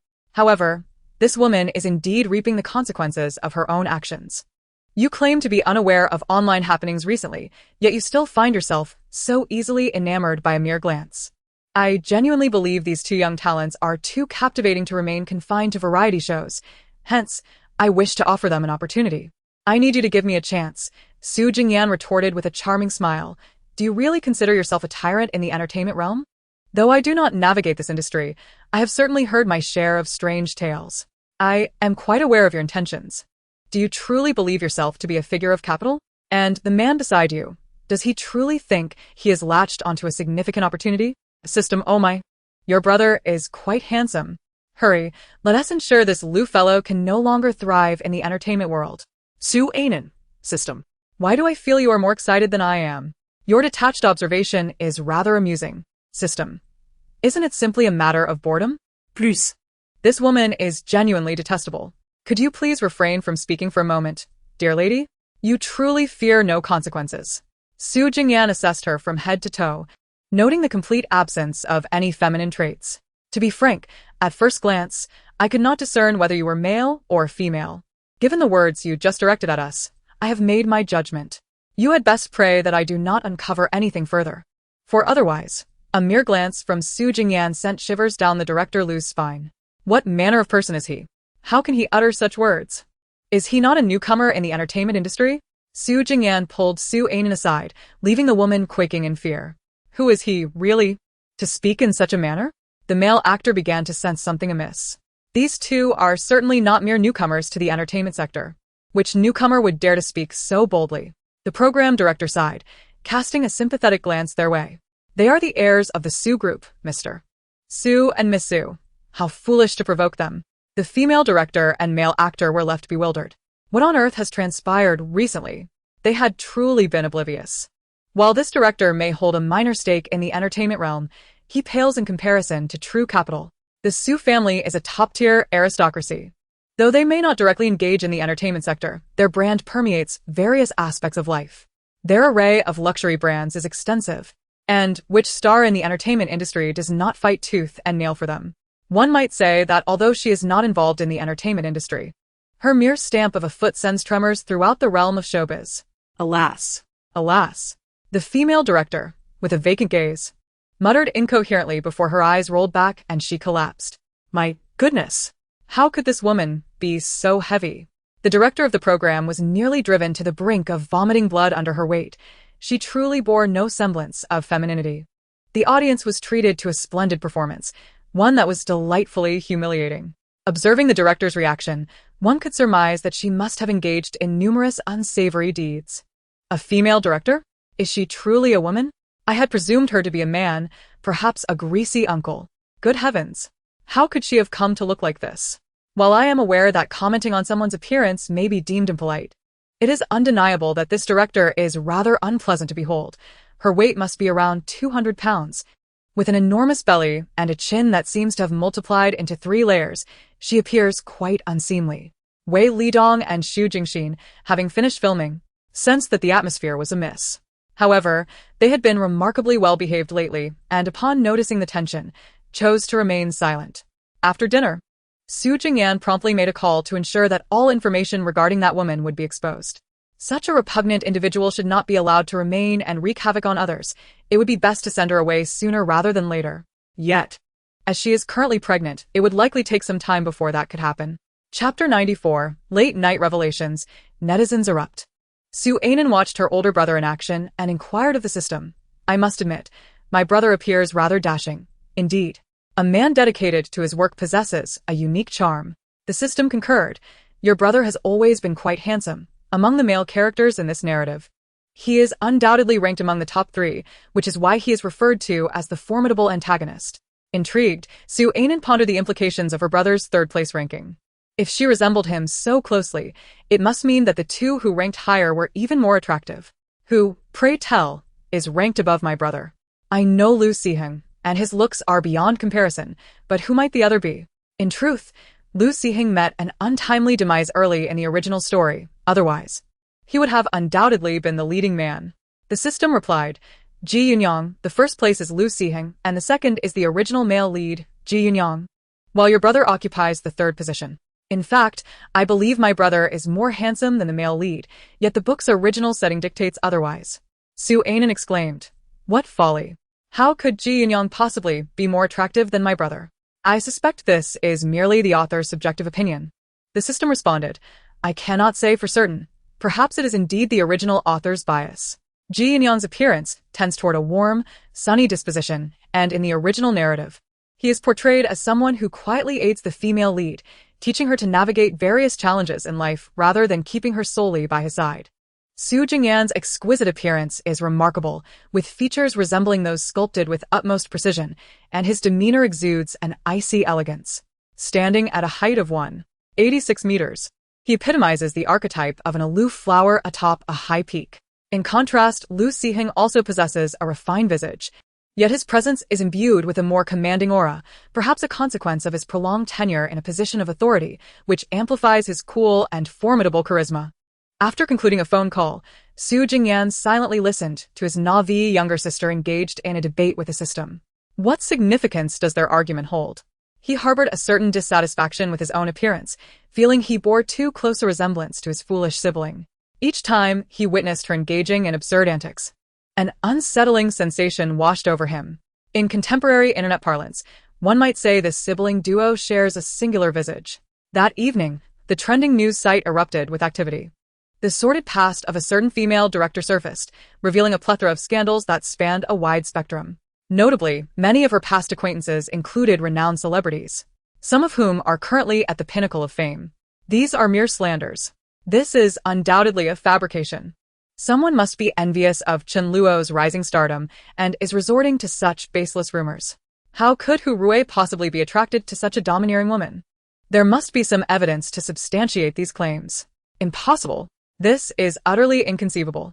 How could top-tier celebrities be interested in someone with such a visage? Moreover, this woman is over 50 and lacks any feminine traits. Many netizens were incredulous, as the stark contrast between the handsome male stars and the female director was simply too striking. Even the most oblivious observer could not fathom the idea of such an unattractive and aged woman being involved with them, even in the pursuit of resource exchange. The most prominent male stars embroiled in this scandal swiftly convened urgent meetings. Chen Luo's agent, well aware of his client's previous associations and the arduous journey he undertook to ascend to his current stature, discerned only one viable course of action. Since the individual behind this revelation appeared to possess evidence, the only recourse was to shift the blame entirely onto the female director. You too are a victim. Your lack of fame at the time subjected you to such coercion. By redirecting responsibility towards her, the focus will shift away from you, alleviating the pressure on your end. Chen Luo's complexion turned ashen, his mind a tumultuous whirlpool. The sacrifices he made to reach this level were substantial. And just as he was poised to relish the fruits of his labor, he found himself ensnared in this unexpected predicament. I will heed your counsel. I will follow your lead, as long as you can resolve this matter for me. He resolutely vowed to avoid any dissent from his hard-won position. The other men shared similar sentiments, collectively deciding to place the blame squarely on Director Liu. Soon, the implicated male stars began issuing statements, all conveying a singular message. As newcomers in the entertainment industry, they were naive and susceptible to intimidation, victims of circumstance who never wished to partake in such affairs. In the dead of night, Su Anan was summoned by the system to indulge in some juicy gossip, which she relished with great delight. This female director is truly remarkable. The most popular figures are all connected to her. Just how formidable are her resources? The system replied, what resources? It's merely shamelessness. Once she tires of them, she introduces others. Those men are not foolish. Thus, they ascend the ranks step by step. The lesser-known individuals behind the scenes are even fewer. They refuse to compromise and either exit the entertainment industry or remain obscure within it. It all boils down to personal choice. Some netizens, correlating events from the daytime variety show with the trending topics of the night, hastily reached a conclusion. Didn't Su Jingyan say during the show that he wouldn't let Director Liu off easily and would investigate thoroughly? Could this be his doing? It must be. Who else possesses such capability? Moreover, the only ones offended by this Liu are presumably the Su siblings. Isn't it said that this Liu has capital? What does that even mean? This is true capital. Su Jingyan is impressive. However, leaking gossip at such an hour seems rather unethical. I'm currently hiding under my blanket, fearing my parents might discover it. Indeed, just keep hiding. That night, countless individuals lost sleep. And even Su Anan woke the next day with prominent dark circles under her eyes. Su Jingyan, noticing her fatigue, was perplexed. Didn't you sleep early last night? Why do you look so exhausted? Su Anan remained silent, inwardly grumbling. Isn't it because I was indulging in gossip until the wee hours? Ugh, I'm so tired. Su Jingyan retorted. Well, you brought this upon yourself. Chapter 95. Wei Lidong, the dominant actor, and the manipulated male lead. The rapid exposure of this matter was largely due to Lu Siheng's considerable efforts. The entertainment industry, so repugnant, certainly requires rectification. Surely, the artists in your company are not as despicable?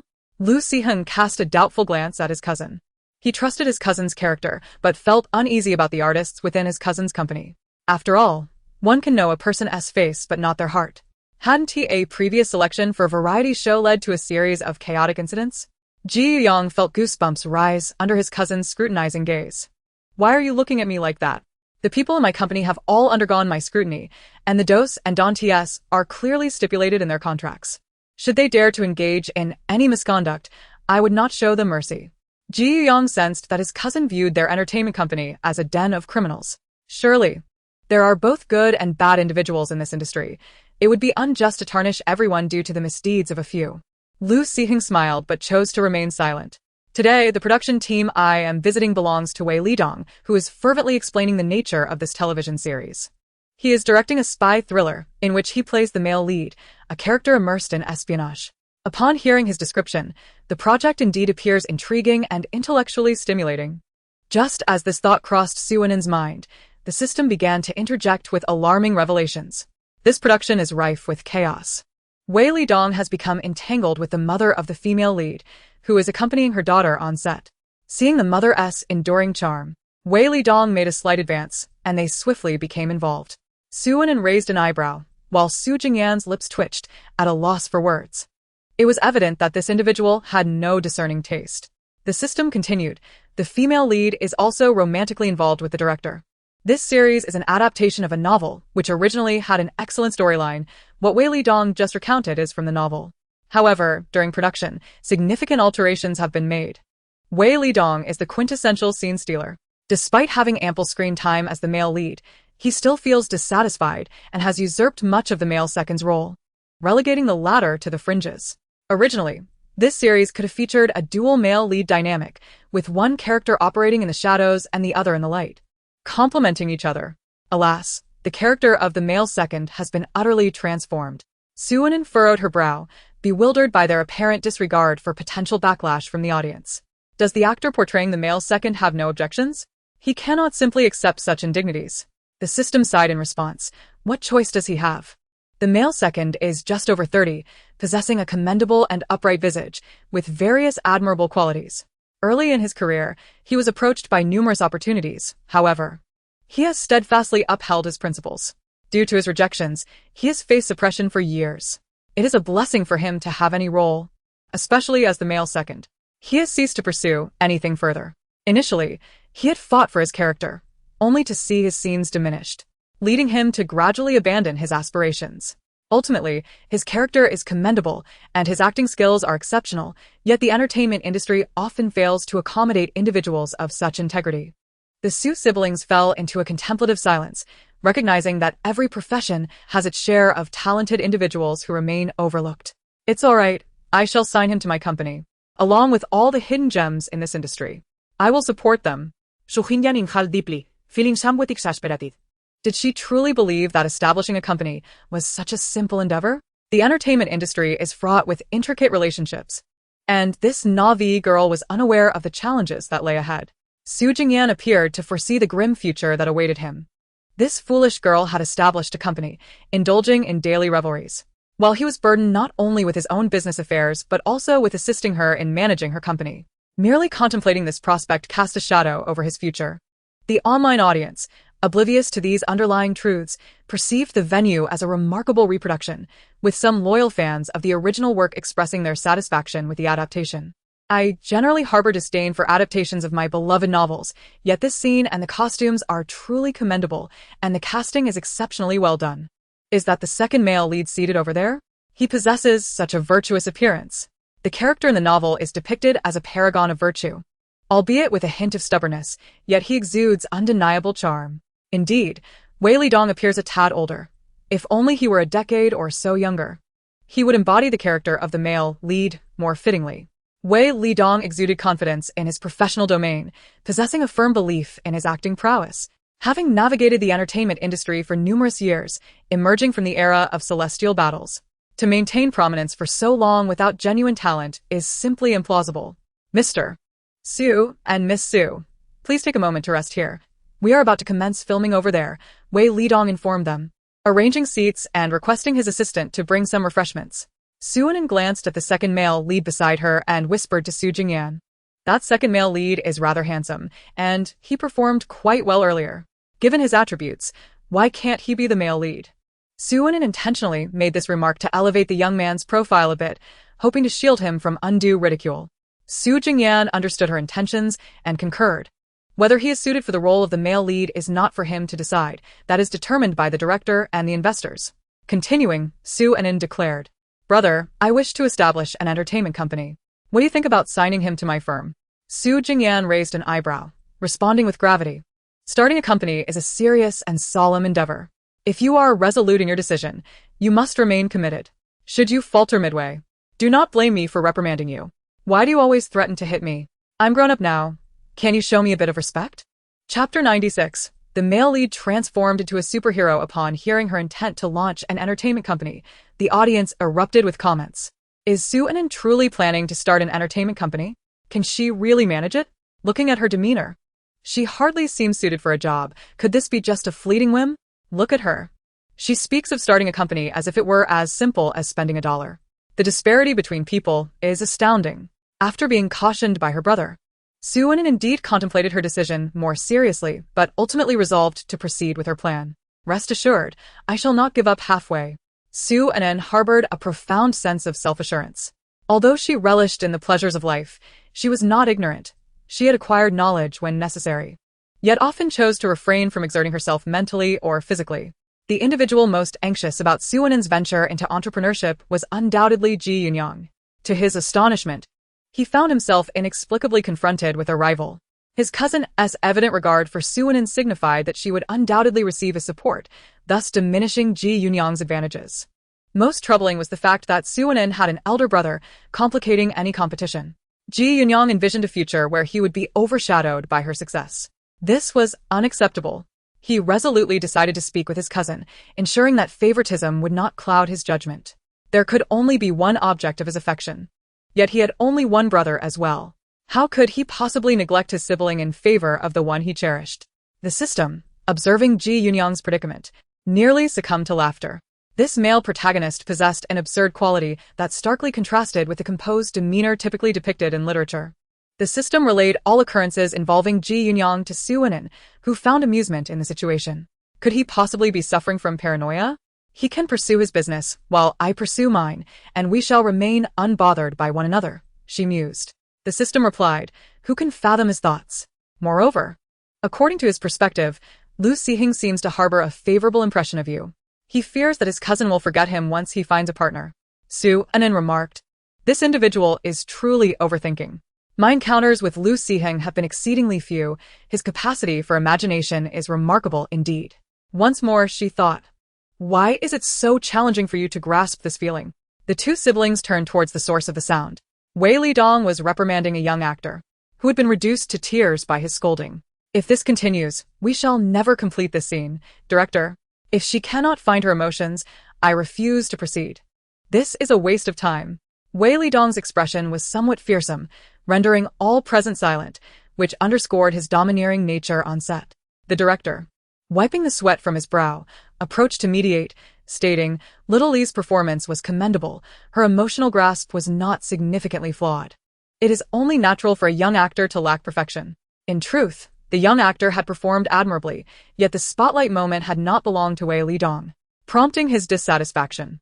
This novel had gained popularity precisely because each character was vividly alive, possessing their unique charm and moments of brilliance, regardless of their prominence. The highlighted moment in this scene belonged not to the protagonist, but to a minor character, portrayed by the young actor, Little Lee. Wei Lidong's discontent stemmed from feeling overshadowed. As a leading character, he could not accept such suppression. Could he? Meanwhile, Su Anin perused the original work nearby. As this was an adaptation, the production team retained several copies of the original text. I find that young actor's performance quite commendable. The recent highlight was executed exceptionally well. In contrast, Wei Lidong's portrayal was rather exaggerated, to the point where it felt as if his features were in disarray. Su Jingyan remarked, if you remain silent, no one will mistake you for mute. Watching a play is one thing, but offering critiques is quite another. Be cautious, as the online commentators may soon turn their ire towards you. The sibling duo is currently embroiled in significant online controversy. Some admire their authenticity, while others accuse them of shamelessly leveraging reality shows for monetary gain. Indeed, a myriad of opinions abound. Su Jingyan, however, pays little heed to such matters. Yet, witnessing the vitriol directed at Su Anin truly pains him. His foolish sister has never endured such indignities. And this marks the first time she has faced such harsh condemnation online. I have read the original work as well, and that highlight was merely a moment for a minor character. Wei Lidong's actions were utterly excessive, as he appeared intent on stealing the spotlight and, failing that, resorted to reprimanding others. Wei Lidong has always been somewhat domineering. This was the case in his youth, and it has only intensified as he has gained stature, to the point where no one can rein him in. I had previously heard whispers of his unfavorable reputation on set, but inexplicably, it seemed to improve overnight, transforming him into a purported good person. The female actress was nearly brought to tears by the backlash. Her performance was genuinely commendable. Wei Lidong is neither the director nor the arbiter of talent, merely another actor. He holds no grounds to belittle her. Nevertheless, a considerable number of discerning individuals online remain unaffected by the tide of negativity. Many had read the original work when it garnered acclaim, thus maintaining a clear perspective. Conversely, numerous voices have rallied in support of the female actress, advocating for her against the unjust criticism. Despite this, the crew finds themselves powerless to intervene in the ongoing turmoil. After some negotiations with the director, the matter was deemed settled, yet Wei Lidong's demeanor remains far from pleasant. The director lamented, "If this continues, I shudder to think of the backlash we will face upon the show's release. The alterations have rendered the narrative unrecognizable." It is no wonder the original author has walked away in frustration. The producer, weary from grappling with the chaotic script revisions, had initially anticipated a version crafted under the original author's guidance. Instead, the investors introduced a new screenwriter, leading to a narrative so altered that even a mother could scarcely recognize it. Every moment of brilliance and character development has been siphoned off to elevate the male lead, who is on the verge of becoming a superhuman figure. Characters that were once rich and nuanced in the original text have now been reduced to mere shadows of their former selves. The director, clearly beleaguered, sighed. "What can we possibly do? At this point, I can only hope that Wei Lidong encounters some misfortune, allowing him to pay the penalty for breach of contract. So we might recast and reshoot. Who doesn't aspire to direct a remarkable series? Yet, sometimes, circumstances are simply beyond one's control." Chapter 97. Wei Lidong, reckless in his infidelity, is caught red-handed. Wei Lidong remained blissfully unaware that he had incited widespread ire. He was thoroughly engrossed in his own performance. This day was essentially a personal showcase for him. He confidently displayed his acting prowess, believing that his excellence would garner abundant praise in the variety show's comments. In reality, the sentiments were quite different. "I've never encountered such a domineering individual. He might as well perform an entire show solo. This production scarcely requires supporting roles. Let him carry the entirety of the performance. He monopolizes the male lead's accolades and encroaches upon the female lead scenes. No wonder those who have previously worked with him dubbed him a scene stealer. I once thought this was a compliment, but it is evident now that it is anything but. Judging by his expression, he seems to be reveling in it. I genuinely feel like shouting in anger. The cast must possess remarkable patience, for I would likely resort to violence on the spot." The cast had indeed cultivated an admirable composure, softened by the chaotic rules of the industry. Everyone had once possessed a certain edge, only to be dulled through experience. After a day of streaming, nothing was evident but Wei Lidong's ostentatious display of prowess. During dinner, the system suddenly exclaimed with excitement, "Big news! Tonight, Wei Lidong is going out for a clandestine meeting, a rendezvous with the mother of the female lead." Su Anin swallowed her food and inquired of the system, "Is the female lead truly unaware of her mother's involvement with Wei Lidong? She cannot possibly be oblivious." The system replied, "Oh, she is aware. How could she not be? She merely chooses to feign ignorance, even hoping her mother might procure some resources for her." Su Jingyan snorted inwardly. Indeed, this industry is rife with shameless individuals. In the midst of her slumber, Su Anin was jolted awake by the system, which urged her to look out the window. Goodness! Is he performing acrobatics? He is truly risking it all for a secret affair. Wei Lidong, in an effort to evade the cameras, descended from the window. They were on the 3rd floor. Remarkably, he was well equipped, having brought along climbing ropes. Su Anin remarked, "He is indeed quite impressive." The system also admired Wei Lidong. Regardless of the motivations, such tenacity is a rare trait.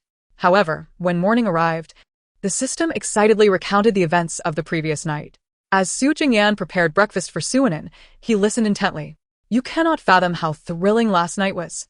Wei Lidong and the mother of the female lead were embroiled in a heated encounter, only for the female lead's father to arrive and stumble upon them in a compromising situation. The Su siblings gasped in disbelief.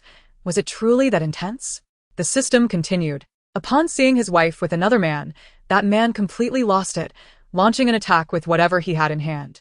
Wei Lidong, caught off guard, was struck directly. The woman, upon witnessing her lover being assaulted, immediately rushed to assist him.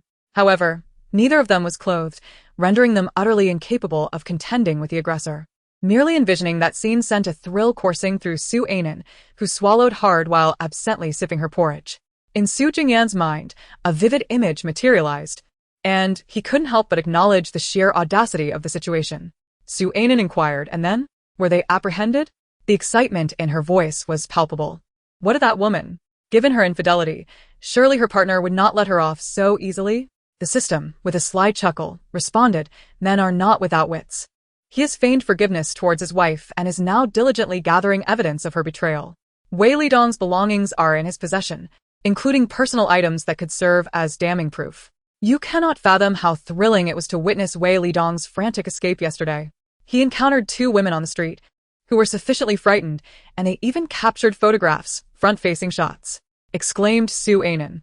Oh, how exhilarating. So, this truly spells the end for Wei Lidong. Su Jingyan listened with keen interest, finding the outcome rather satisfying. The system continued. Today, Wei Lidong has taken leave from the filming crew. That man followed him there, aware that he is an actor but oblivious to his identity. Fortunately, Wei Lidong's lighter and certain private items were left in the pockets of that clothing, and thankfully, there were no identification documents, or else his identity would have been unmasked immediately. Why, after all this time of urging you to be patient, can you not restrain yourself? You tell me to behave, yet look at the chaos you have wrought. Xu Jing was nearly beside herself with frustration. She was acutely aware of her husband's habitual infidelity. Her initial willingness to marry him stemmed from what she believed to be genuine love. However, post-marriage, the reality of his character was far from her expectations. Divorce seemed an unrealistic option, as their intertwined interests made such a separation too costly. Thus, they had coexisted for years in mutual indulgence. Now, amidst such precarious circumstances, he was still contemplating escapades. Wei Lidong bore bruises around his eyes from the altercation the previous day, and he remarked, "No one knew me yesterday. Why are you so concerned? I am not like you, directly caught on camera. Enough. Let's tidy up. We have a variety show to record. I need to borrow your fan base to conceal my injuries during the live broadcast. I shudder to think how the audience might react to my appearance." That day, they wandered about the filming set, and Su Ainen and Su Jingyan encountered the husband of that woman. He was quite handsome, with strong features and a tall stature. It was unclear what had drawn her to Wei Lidong. With their striking appearances, it was evident that the couple had produced a daughter destined for stardom. The woman retained her allure, while the man exuded a rugged charm. One cannot help but remark on the woeful judgment of that woman. Her own husband is hardly inferior to the hypocrite Wei Lidong. When Wei Lidong arrived, he was palpably anxious. The darkness of the previous night had likely obscured his features from that man. Upon seeing Wei Lidong, the woman suddenly became tense. It was evident that her husband quickly grasped her anxiety and turned his gaze towards Wei Lidong. Chapter 98. Wei Lidong is recognized, and the crew gathers to gossip. When the man looked over, Wei Lidong's breath momentarily caught in his throat. His expression of unease puzzled the onlookers. What's the matter? Why does it seem as if his muscles have tensed up? What could possibly be happening? Why is he staring so intently over there? Is something strange occurring? The man approached deliberately, each step seemingly weighing heavily on the hearts of the couple. Upon reaching Wei Lidong, he suddenly broke into a smile and produced the outfit he had left behind the previous night. This attire appears to belong to you. I am merely returning it to its rightful owner. Wei Lidong's expression contorted in fear. How could this man possibly recognize him? The darkness had surely concealed his face. I'm afraid you have mistaken me. This clothing is not mine. No matter what, I cannot admit to it. The Su siblings leaned against the side, reveling in the unfolding drama, with Su Jingyan having developed a habit of carrying sunflower seeds with him. Do you really think this outfit is his? Su Jingyan inquired mischievously. Su Ainen, cracking open a seed, confidently asserted, "Of course it is. He wore an identical ensemble last night. Surely, the shirt, pants, and coat cannot all resemble one another so closely." This is undoubtedly his clothing. The audience was left bewildered, whispering amongst themselves. What is this cryptic conversation about? Am I missing something? I can't shake the feeling that I've overlooked something significant. Could they clarify what transpired last night? How did Wei Lidong's clothing end up with someone else? Observing the siblings' expressions, the audience sensed they were in the midst of something juicy, likely privy to some insider knowledge, and it was evidently substantial. The spectators scrutinized the scene, some even analyzing Wei Lidong's demeanor. With a derisive snicker, the man flung the clothing at Wei Lidong's face. Not yours, is it? Then why is there a train ticket in the pocket with your name on it? A celebrity attempting to seduce my wife. Do you have no shame? The woman's complexion paled. The enormity of the situation threatened to tarnish their daughter's burgeoning career. Their daughter stood beside the director, utterly bewildered, fully aware of the affair between her mother and Wei Lidong, having even aided in keeping it from her father. With the revelation now laid bare, she was at a loss for how to proceed. Not him, not him. The person from last night was not him. Do not mistake him. The woman rushed over, pulling the man with urgency. He brusquely shook off her hand and retorted coldly, "My eyesight is perfectly intact." You think such antics in public are thrilling, do you? It was you who insisted on being together, and it was you who strayed. Do you not have any shame left? The woman, chastised, turned pale and trembled. She had married this man out of genuine affection, never once contemplating divorce during her affair with Wei Lidong. Both she and Wei Lidong were committed to their respective families, aware of the boundaries that should not be crossed. Their dalliance was merely a fleeting escapade. Neither would sacrifice their marital vows for the other. The man glanced at the woman, then at their daughter standing in the distance. Disappointment and indifference etched on his face. Have I not treated you both well over the years? I have provided everything you could possibly need, never allowing you two to suffer. And this is how you repay me? One is my wife, the other my flesh and blood. Truly remarkable. The actress burst into tears and rushed to her father, sobbing, "Dad, this has nothing to do with me. I had no idea Mom was with another man. How could she ever tell me such a thing? I was completely oblivious." He forcefully pushed her hand away. "Are you certain you know nothing? When I asked you about your mother's odd behavior, why were you evasive? Why did you refuse to let me see her phone, concealing everything from me?" The system sighed, commenting, "This man is genuinely a good man." His relationship with that woman began when she cunningly claimed to be pregnant, leading to their marriage. Post-marriage, he treated the mother and daughter with utmost kindness. Look at that woman. Even at her age, she remains strikingly beautiful, indicating she has not endured hardship. As for the daughter, her father has always treated her well, yet she has turned out just like her mother, a true ingrate. Su Anan and Su Jingyan observed the man's demeanor and appearance. His features were still commendable, and he must have been quite the handsome young man. His upright disposition and resolute gaze revealed his principled character. Now, he had no intention of sparing anyone's feelings. He could no longer bear this pair of ungrateful women. Let me clarify the actions of this mother-daughter duo. My wife has been entangled with your actor Wei Lidong. Just yesterday, I caught them in the act. He left my home in a state of undress, without even his clothes. From what I gather, their affair has been ongoing since the beginning of this production. My ungrateful daughter, upon discovering this, chose to conceal the truth from me and even provided them with cover. Is this not laughable? With a swift motion, he threw all her clothes to the ground. I admit my mistakes. I truly recognize my errors. Please do not continue. I swear I will never err again. The woman, sobbing, knelt and clung to his leg. The man gazed at her pitiful demeanor and, without hesitation, kicked her aside. You schemed against me, got pregnant, and married me. Out of a sense of responsibility, I wed you and treated you reasonably well over the years. Now, I shall say no more. Let us divorce. I no longer desire that ungrateful wretch. While the Su siblings were earnestly indulging in the drama, the system suddenly exclaimed, "Ah, that actress is not this man's child. She is the offspring of that woman and her former boyfriend. The man has been completely deceived." Chapter 99. The Su siblings intervene, continuing the unfolding drama. The system, eager to consume a complete narrative, meticulously recounted the entire situation from the beginning. The revelation was astonishing. The man had indeed been a victim, not only becoming a stand-in for another but also raising someone else's daughter to maturity, only to be betrayed in such a manner. The Su siblings listened, their expressions a mixture of shock and disbelief. How theatrical. That woman truly had no shame. How could she commit such disgraceful acts and then dare to err further? No wonder the actress aided her mother in concealing such truths. The genetic connection was evidently flawed.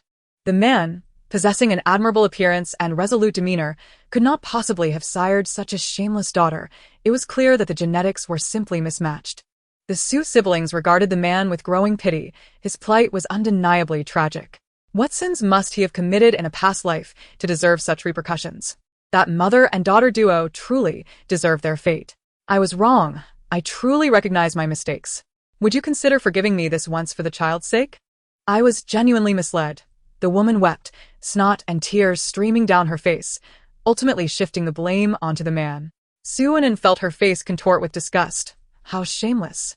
She tugged at her brother's sleeve and quietly remarked, to commit such errors and yet shift all the blame onto another.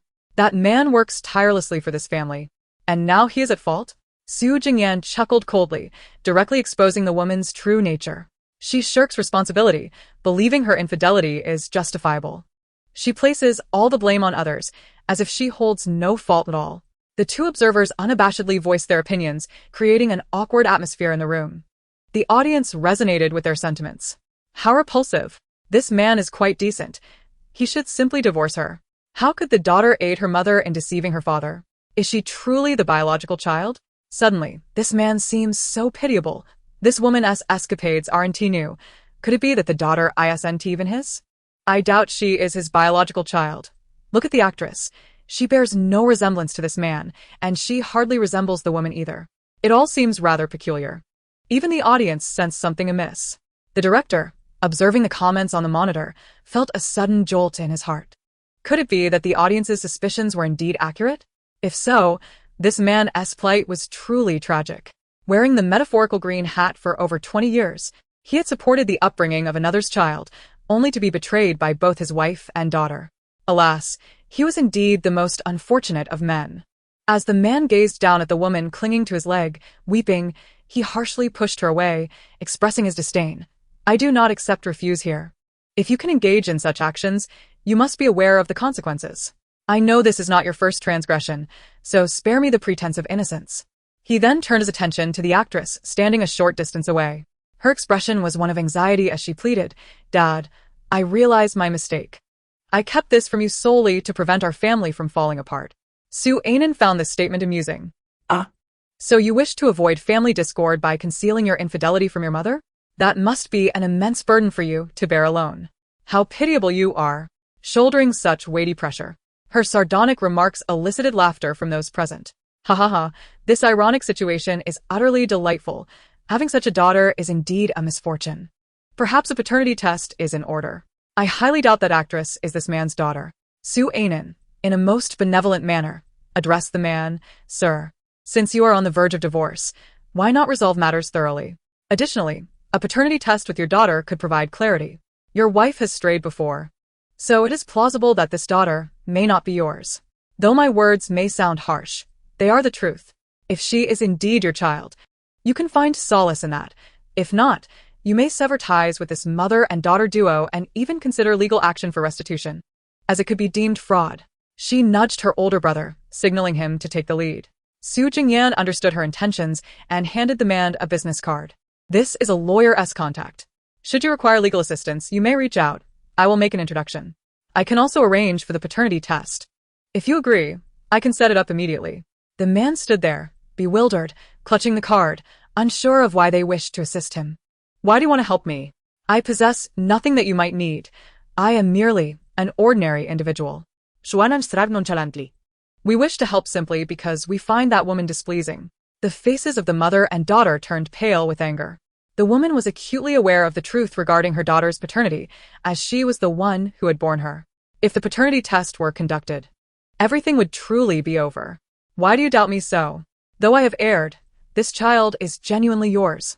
The child has grown so much, yet you seek a paternity test. Is this not a profound wound to the child's heart? The woman immediately began to play the emotional card, even pulling that actress into the fray. Which of her features does not resemble yours? When the child was born, relatives and friends remarked how much the child mirrored you. Why, then, do you let the words of outsiders sow doubt? Those around her observed her performance with skepticism. Initially, they were unconvinced. But her fervent outburst raised genuine suspicions about whether the actress was truly the man's daughter. Wei Lidong had now completely blended into the crowd. What began as a fire directed at him had taken an unexpectedly unpredictable turn. A paternity test, a paternity test. Her reaction suggests something amiss. If this actress and the man were indeed related, she would have no need for such fervent emotion. What a shameless woman. How disgraceful. Not all women are like this. She is merely an exception. Is not Wei Lidong a scoundrel as well? Where has Wei Lidong gone? How could we forget him? Chapter 100, Su Anan, with eyes like fiery orbs. The man demanded a paternity test, and upon hearing this, the woman crumbled, grasping Wei Lidong from the crowd. You must help me. After all this time together, you have to assist me.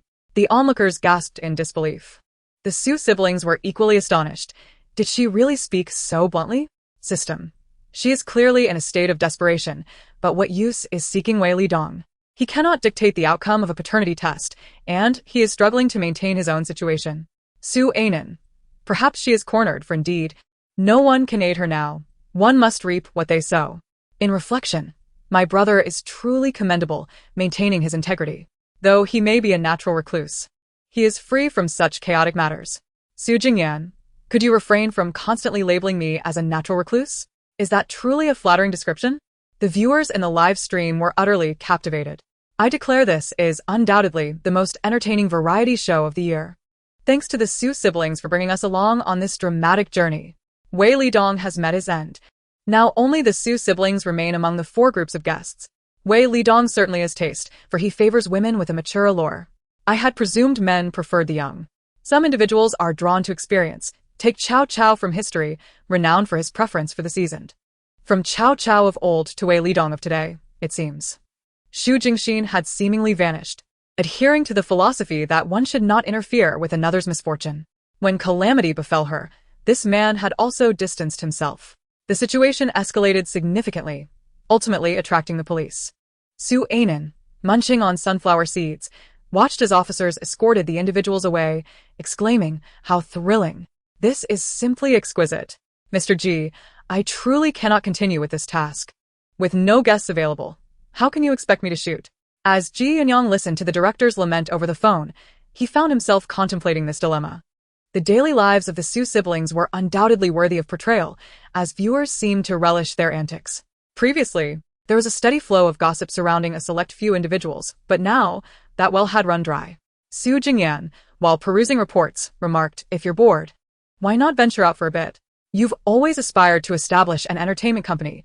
This is the perfect opportunity to scout talent on set. There are countless hidden gems in the entertainment industry, so go ahead and select a few that catch your fancy." This statement from Su Jingyan struck a chord with Su Anan, igniting a spark of inspiration. Yes. She could indeed start selecting artists now. Excitedly, Su Anan communicated with the system, saying, "System, we're going to scout for talent now, so you must ensure I make the right choices. You are my eyes." The system replied, "Rest assured. I will assist you in identifying individuals of the highest character and integrity." With a heart full of joy, Su Anan set out alone, while Su Jingyan, burdened by pressing matters, remained behind. Many were vying for his attention, showering him with admiration. "It feels as if the beads from the abacus above are about to strike my face. Are you attempting to console me? Su Anan truly lives the life I dream of. Why can't I be such a young lady? First, you must have parents like hers. And then a supportive older brother. Most importantly, a reliable one." Su Jingyan was not particularly concerned with the affairs online. He merely noted a significant increase in his followers, while other matters hardly registered on his radar. Meanwhile, Su's parents watched their son allow their daughter to venture out alone, their hearts filled with worry. How they wished to join her. After all, a film set was bound to be rife with intriguing tidbits. Who doesn't he enjoy a bit of gossip? On the other hand, Tang Jia had been effectively ousted by the shareholders. They had united against him, leaving him with no means to retaliate. He considered seeking assistance from the Su family, specifically approaching Su's father, but was swiftly dismissed. How could a man willing to scheme against his own children expect help from someone like him? Su's mother cast a glance at Su's father, exclaiming with exasperation, "Why do I feel as though you regard our daughter as some sort of oracle?" Su's father chuckled, responding, "Isn't this simply putting resources to good use? After all, she has little to do at home. Why not contribute her efforts? Sue's father had always maintained a supportive stance regarding his children's entrepreneurial endeavors. Their success or failure would reveal their true capabilities.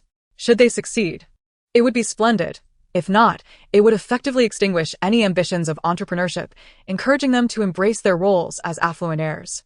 In the circles they navigated, many affluent heirs lacked self-awareness. While they could indulge in a life of leisure indefinitely, they felt compelled to prove themselves. This quest for validation often spiraled into an insatiable abyss, demanding ever more financial resources to fill the void. Sue's father learned from such lessons. When Su Jingyan embarked on his entrepreneurial journey, he declared that success or failure hinged on this singular opportunity, urging himself to seize it. Chapter 101. Another admirer of Su Jingyan, a reckless outlaw's whimsical antics. This variety show, aside from their siblings, faced near total annihilation, rendering it somewhat inauspicious. After all, the entertainment industry holds such beliefs in high regard. Although they were envious of the current fervor, it paled in comparison to the significance of their futures. Su Anan expressed her dissatisfaction with the system's remarks. What does this have to do with us? It is evidently their lack of character that brought about this predicament. Constantly shifting blame onto others reveals their questionable integrity. If they truly feared this outcome, it stands to reason they have committed some misdeeds themselves. Su Jingyan nodded inwardly. Recognizing the truth in her words, this was indeed a manifestation of guilt. Su Jingyan remarked, I have just stepped through the threshold of my home. Could you not allow me a day or two to rest? Meanwhile, Su Anan stood beside him, her eyes sparkling with enthusiasm. Go ahead. Tomorrow my brother will take me to the company. I wish to learn how he manages it. While she possessed a solid grasp of theoretical knowledge, she had never engaged in practical application. Thus, this decision was made without soliciting Su Jingyan's opinion. Naturally, within this household, his desires held little weight. Su Mother's statement cast a pall over the family. The Jian family had been familial acquaintances, even more so than the Shin family. However, the two clans had lost touch as the Jian family had moved abroad, severing their communication. Jianluo, from the Jian family, had harbored affections for Su Jingyan since childhood, often portraying herself as a delicate flower. Her jealousy of Su Anan led her to bully her frequently during their youth, despite always receiving her comeuppance, yet she remained undeterred. Su Jingyan's impression of Jianluo was far from favorable. She was willful, inconsiderate, and thoroughly spoiled by her family. Su Mother, uncertain of the situation, was taken aback by the unexpected outreach from the Jian family, recalling their previously amicable relations, making it difficult to decline. It seemed they sought assistance from their family, a rather audacious request. Su Anan internally criticized, how shameless. Jianluo remains as thoughtless as ever. How can she so boldly demand my brother's assistance? The last person to speak to my brother in such a manner has long since vanished. The system interjected. In the original narrative, Jianluo is indeed a villainess. Her character is somewhat erratic, and she exacerbated your family's plight after their misfortunes. At the mention of this, the Su family became animated, eager to discern how she had taken advantage of their misfortune. Su Anan insisted, please, elaborate on how she exacerbated the situation. The system. She has always had feelings for your brother, hasn't she? So, after her downfall in your family, she wished for your brother to marry her. However, your brother refused, and this woman, in her desperation, attempted to coerce him. Because your brother treats you well, she harbors jealousy towards you. Her thoughts are quite peculiar. She believes that eliminating all those dear to your brother will ensure that he sees only her. Swanan, where did this lawless fiend come from? The Su family trio, this outrageous woman. How could the Jian family raise such a daughter? Swan and her chest aching with anger. Later on, please elaborate on the aftermath. I am curious to see how this lawless fiend meets her end.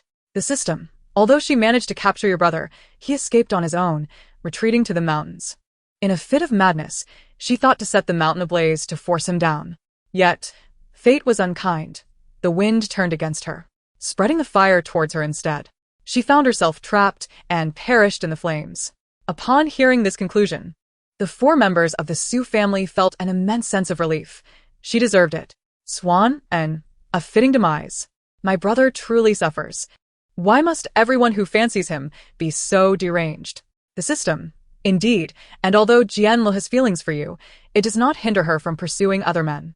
She is quite the socialite abroad, changing partners as effortlessly as one changes clothes. Swan and was nearly reduced to laughter in her exasperation. The Jian family has no shame. Their families once shared a cordial relationship. How could they engage in such disgraceful behavior? Both Su's father and mother trembled with indignation. They were truly a bunch of scoundrels. Did they think the two of them were merely pawns for others to exploit? Everyone seemed eager to come to them for support. Chapter 102.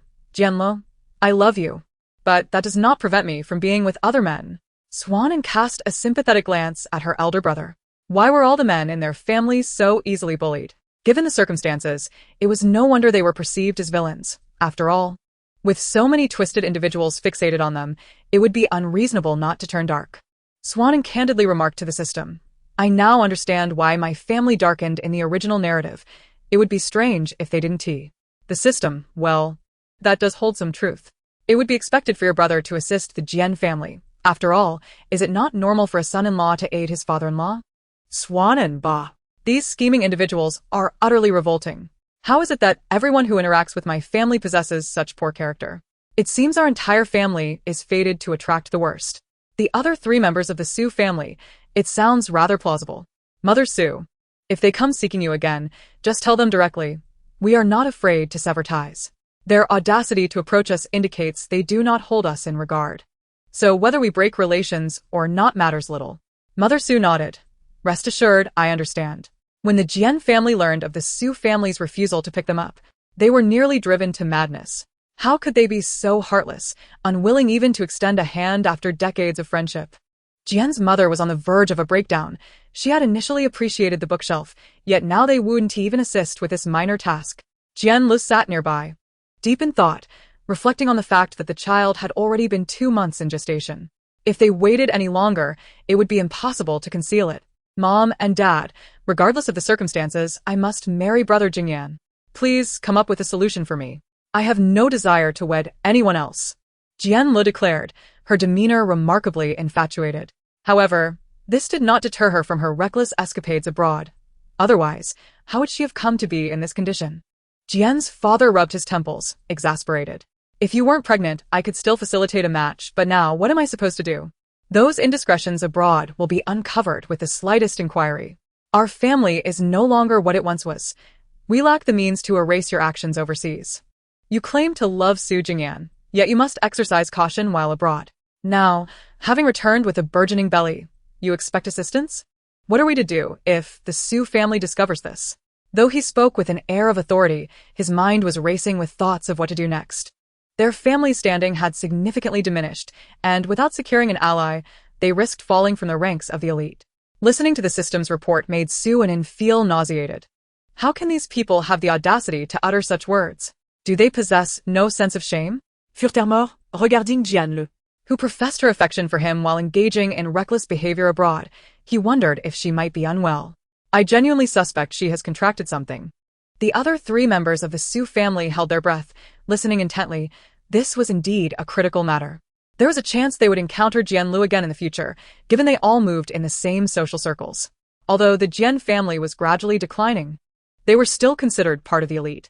If they were truly afflicted, it would be imperative to sever ties, for nothing is more vital than one's health. The system conducted a thorough investigation and uncovered some unsettling information. It remains uncertain whether the Jian family members are ill, as they have not undergone any examinations. However, among Jian Li's previous partners, several were carriers of infectious diseases, and one was bisexual and HIV positive. The Su family gasped in shock. Su quickly inquired, then surely Jian Li must have been infected. Is that man aware of his condition? The system responded, of course he knows. If he hadn't gone to the hospital for a checkup, how would I have known? I'm merely a bystander system, not a mind-reading one. I can only provide information based on their actions. That man acted deliberately and has infected numerous individuals, both male and female. I'm uncertain whether Jian Li has been infected, yet the probability of her infection remains significantly high. However, she has never sought medical examination, so it is quite possible she remains oblivious to her condition. Su felt a chill run down her spine, and the minds of the other three were equally chaotic. Regardless of the circumstances, it was imperative to sever ties with her family. Su Jingyan and Su father retreated to the study, while Su mother engaged Su in conversation, subtly encouraging her to inquire with the system. It was crucial to uncover all pertinent information as it pertained to their safety. How could such a charming young girl in her childhood grow up to behave so recklessly? Although her disposition was never particularly admirable, her descent into moral ambiguity as an adult was alarming. Father, it would be wise for you to minimize your interactions with the Jian family. None of them possess good character. Their previous cordiality was merely a ploy to align themselves with us. Once they secured a more advantageous connection abroad, they promptly abandoned all ties to us. Such individuals are not worthy of our association. Su Jingyan feared that his father, due to past affections, might struggle to completely sever ties with them. Su's father understood his son's concerns and replied with a hint of exasperation, "What kind of image do you hold of me? Am I so incapable of discerning right from wrong? I can differentiate between significant and trivial matters. Their past actions have already led me to distance myself. Otherwise, we would not have been estranged for decades. Pursue your ambitions. I will manage my affairs. Just keep an eye on your foolish sister. We cannot allow her to be misled again." Su Jingyan pondered just how much his father worried about Suanin, yet it was indeed wise to remain vigilant. What if Jianlu attempted to manipulate this naive girl? Jianlu did indeed plan to target Suanin, as the other members of the Su family were not easily deceived. Chapter 103. A New Scandal. The newly arrived secretary, are you certain Suanin remains as foolish as before? Jian's father harbored little faith in his daughter's scheme. The Su family placed considerable value on Suanin. Should anything befall her, they would undoubtedly descend into madness, as they could scarcely endure any further turmoil. Jianlu stroked her abdomen leisurely, stating, "Whether it succeeds or not, one must at least attempt it. I do not intend to take Suanin's life. If I can win her favor and approach her, that would be ideal. Should I become her sister-in-law, I would not treat her poorly. However, if she proves obstinate, I cannot be held responsible. If her life is in peril and I save her, I would become her savior. And if she were to fall into a comatose state, I could continue to draw closer to the Su family under the guise of a benefactor. It is undeniable that this person is a lawless individual, with every thought entwined in criminality. Has her prolonged stay abroad rendered her impervious to domestic legal constraints?" The system was utterly astounded, while it had recognized her madness. The extent of her derangement was beyond comprehension. This must be a case for a mental institution. When Suanin learned of this news, her heart raced with anxiety. "So, she intends to gamble with my life. Is this woman out of her mind? Why must she risk my life to save her family? Is my life not valuable?" Su Jingyan and Suanin were currently en route to the company, seated together in the same vehicle, thus he also heard the system's recent pronouncement quite clearly. He was gripping a string of beads so tightly that he nearly crushed them. How dare she set her sights on his sister, planning to wager her life? Jianlu, he would remember this. The system sighed, its voice laden with concern. "Tomorrow she will come to seek you out, the designated location being a restaurant with a spiral staircase. This woman has devised 3 schemes. The first is to curry favor with you and gauge your attitude. Should your demeanor be unfavorable, she intends to orchestrate a minor accident that would send you tumbling down, while she pretends to rescue you and ends up falling as well. One must admit, her thoughts are quite thorough. Being pregnant, a fall would certainly jeopardize the child. To leverage the baby for the Jian family's prospects is undoubtedly a calculated move. If you were to encounter misfortune, no one would know whether she was your savior, and she could use this guise to compel your family to act on her behalf. If you emerged unscathed, she could claim to have lost a child in the encounter, or suggest that in attempting to assist you, she inadvertently fell alongside you, thereby placing your family at a disadvantage, allowing them to exploit the situation." Upon hearing the system's analysis, the Su siblings were left astounded. This system had proven remarkably adept, absorbing so much knowledge in such a brief span and clarifying the intricacies of the situation. Su Enin, feeling somewhat troubled, remarked, "System, why do I feel you have changed? How is it that you know so much now?" Su Jingyan silently nodded in agreement. Previously, the system had been rather dim-witted, and together they had resembled 2 fools. Now that the system had become shrewd, it could assist his sister in analyzing the complexities of situations, preventing her from acting foolishly at times. Suddenly, Suanin's phone chimed, and upon glancing at the incoming message, she genuinely considered deleting this contact. Jianlu had actually added her to her list of contacts. Su Jingyan cast a cold glance at the name and stated flatly, "Do not meet her tomorrow. The Jian family is cunning, and you cannot predict whether she will try to scheme against you. Simply tell her you will not go." Suanin had already planned to decline, and with her brother's support, she felt even more resolute. Yes, I had no intention of going.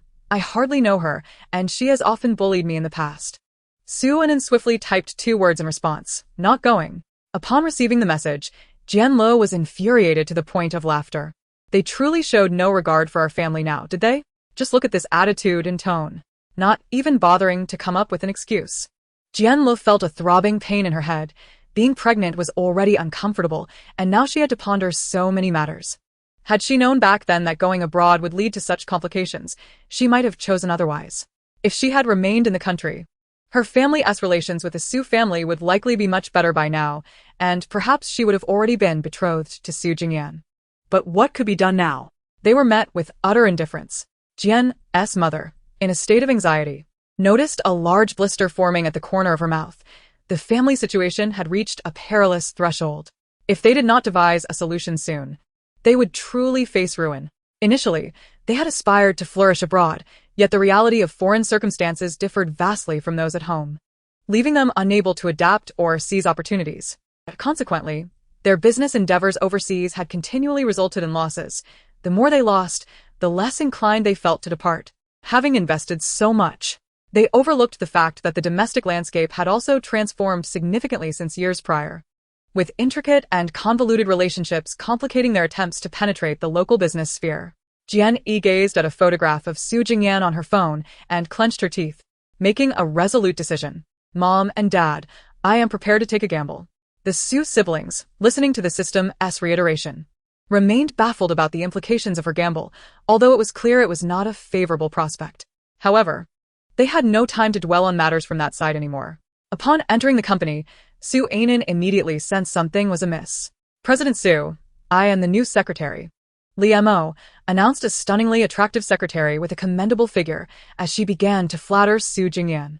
She even brought an array of snacks for Su Anan. The system chimed in, she has her sights set on your brother. This Li Mo developed a fondness for him after watching a variety show and maneuvered her way into your company as a secretary.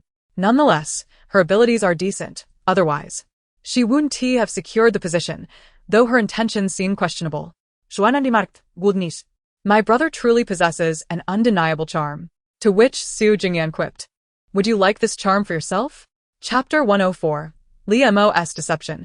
Xueqian takes the blame. There's nothing for you to do here. Kindly leave. I need to inform the HR department to recruit individuals with sound judgment. These chaotic characters require thorough vetting. Upon hearing Su Jingyan's rather unromantic dismissal, Li Mo's smile faltered, and she exited the office, feeling disheartened. How could President Su be so different from the bosses she had previously encountered? The others had appeared quite serious on the surface, yet their true natures were starkly different. The system interjected, oh, this secretary is actually connected to your brother's assistant. It was your brother's assistant who facilitated her entry. While you two were recording that variety show, they were in this office engaging in some rather intimate activities. Su Anan asked, intimate activities? Like? The system replied exasperatedly, must I spell everything out so plainly for you? Su Jingyan glanced at the chair beneath him and suddenly felt it was tainted. He feigned nonchalance as he stood up and leaned against the windowsill. There is no choice. The system did not specify where those two individuals were engaged in their antics within the office. He dared not touch the chair, sofa, or desk. So, he could only venture to the windowsill. Su Anan glanced at her brother, who was admiring himself by the windowsill, and curiously inquired of the system, are they indulging in their mischief in every corner of the office? The system replied, indeed, seeking thrills, they spend the most time at the windowsill. Su Jingyan coughed, startled, realizing that they were truly unperturbed by the possibility of being seen. He hastily moved away from the windowsill, utterly uncertain of where to go next. Su Anan, too, felt uneasy in the office, sensing an air of uncleanliness. These two are utterly repugnant. I recall there being surveillance in the office. They certainly lack the authority to shut it down. The system affirmed, exactly, so everything has been recorded. The surveillance room Xiao Wang is also involved with Li Mo. The three of them are protecting one another. The Su siblings exchanged glances. They have indeed invited a vixen into the company.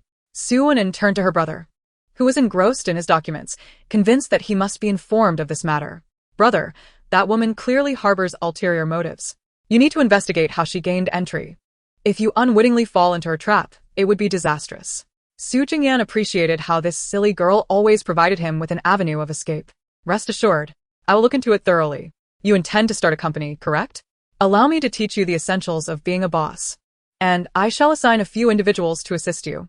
Upon seeing her brother's demeanor, Su Anin felt a surge of anxiety. Must I handle everything personally? Can I hire someone to manage the company for me? The system interjected, it is better to hire someone. I fear you might drive the company into bankruptcy. Is it not said that second-generation wealthy individuals venturing into business are the most formidable? Moreover, you do appear somewhat lacking in acumen. Su Jingyan stifled a cough with his hand, internally commending the system for its keen understanding of his silly sister's character. He did not insist on Su Anin personally managing the company, fully aware of her disposition. Li Mo, upon reaching the restroom, began to unravel. She had always been confident in her looks and figure, though she felt a moment of inadequacy when with Su Anin. She dismissed the comparison as they were not in competition. No way. I have invested so much effort to enter this company. I cannot let this opportunity slip away. Even if I cannot become Mrs. Su, I must at least share a night with Su Jingyan. Otherwise, it would be utterly unprofitable. She had already sacrificed 2 men to gain entry into the company. The assistant was one thing, but the security guard in the surveillance room was another. Why should that be? The early bird catches the worm. Thankfully, I brought some medication with me. Li Mo pulled a pill from her pocket. The affairs on this side were well known to the Su siblings. Su Anin was quite perplexed by her brother's misfortune. It seemed he had been drugged for the second time. Su Jingyan sighed inwardly, as tonight was the company's gathering, and he would undoubtedly be present, receiving numerous toasts from colleagues. Li Mo would certainly seize this opportunity. Tonight is the company gathering. Would you like to stay and enjoy? There will be plenty of delicious food. Regardless, he aimed to persuade his foolish sister to remain, as her presence would ensure her safety. Su Anin genuinely wished to stay, and the mention of delectable food only heightened her excitement. Gatherings at large companies were always vibrant and filled with the prospect of bonuses. Li Mo had prepared the wine long ago, with the drug already infused within. Mr. Su, allow me to toast to you, Li Mo proclaimed, her appearance alluring yet regrettably, her flirtations were wasted on the oblivious. Observing the glass in her hand, Su Jingyan accepted it with a stoic expression. Do not drink. This wine is tainted. Su Anin was about to snatch the drink away when suddenly another hand intervened and seized the glass. Haha, you all have a gathering and didn't he inform me? Are we not brothers anymore? You know I adore attending all sorts of gatherings. Xue Qian exclaimed, downing the drink and clapping a hand on Su Jingyan's shoulder. The Su siblings gasped, eldest brother. Are you aware of what you just consumed? Li Mo's expression shifted dramatically. Who is this person? So discourteous? The system, witnessing the scene, was equally taken aback. It was far too dramatic. And I quickly have someone escort this fellow away. The effects of the drug will manifest shortly. Upon hearing this, Su Anin promptly tugged at her brother. Brother, perhaps you should take Mr. Xue away for a moment. His arrival might indicate some pressing matter. You two should converse. Work is of utmost importance. Xue Qian, puzzled, queried, what kind of riddle are you playing at? I came to enjoy your company, not to discuss business. Before he could elaborate, Su Jingyan had already dragged him away. Chapter 105. Is the male lead beginning to adopt a foolish demeanor? Why are you pulling me over here? I haven't provoked you lately. Xue Qian was led to an empty corridor, devoid of others as everyone else was occupied in the hall. Surely, this white-collar individual wasn't genuinely considering striking him. He hadn't caused any trouble recently, and their companies were still engaged in business together as partners. Suppressing the urge to roll his eyes, Su Jingyan replied with irritation, You don't feel any unusual symptoms, do you? Xue Qian shook his head. Not at all.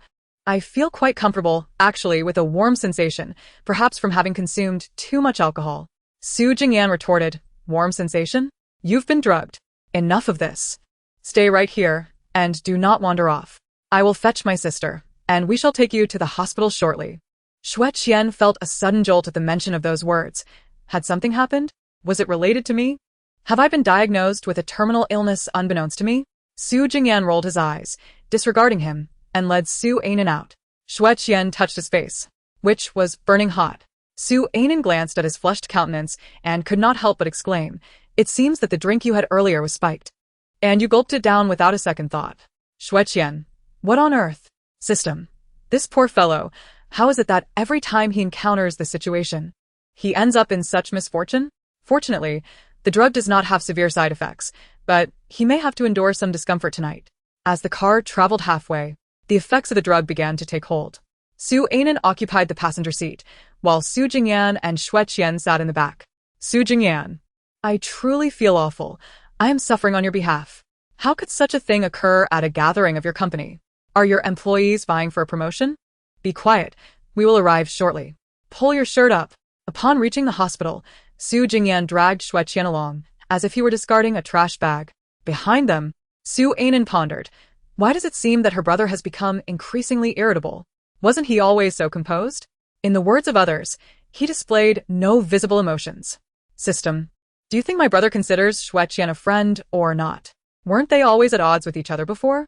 Why does it seem their relationship has improved? System. Because your brother is the exemplary child, the Xue family frequently compares him to Xue Qian.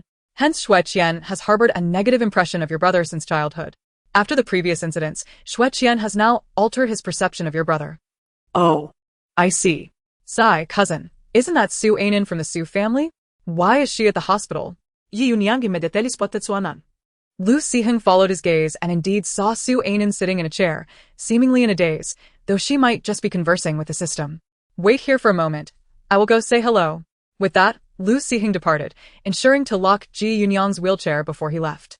Ji Yunyang. Honestly, yesterday was quite unfortunate. I faced setbacks at work, but to top it off, I had an incident while showering. I slipped in the bathroom, injuring my leg and breaking my hand, so now I can only sit in a wheelchair, watching my cousin flirt. Indeed, Ji Yunyang believed Lu Siheng was off to flirt. System. Oh, Lu Siheng and Ji Yunyang are also at the hospital. Lu Siheng has come to find you. Upon hearing the system's words, Su Anan quickly looked around and, as expected, spotted Lu Siheng. Mr. Lu, what brings you here? To be honest, they seem to have a peculiar affinity for hospitals. This marks their second encounter here, does it not? Lu Siheng smiled and said, I brought my cousin to the hospital for a checkup. Yesterday, he slipped in the bathroom and injured both his leg and hand. He is currently sitting in a wheelchair over there. Ji Yunyang noticed the two individuals looking in his direction and flashed a bright smile, waving with his uninjured hand. Suanan di markt. System. Are you sure that guy is the male lead? I can't shake the feeling that he seems rather foolish now. He appeared so competent during our first encounter. Yet now he seems considerably daft. The system replied, I'm not certain. I also feel he has become quite silly. He managed to fall in the bathroom. And I just checked, he tumbled over and had to call Lu Siheng for help while lying naked on the floor. Su Anan laughed. Why is it both tragic and humorous? Mr. Ji seems to be quite injured. Should we move him over here, as it appears a bit dangerous to leave him in such a crowded area? Indeed. It was somewhat precarious.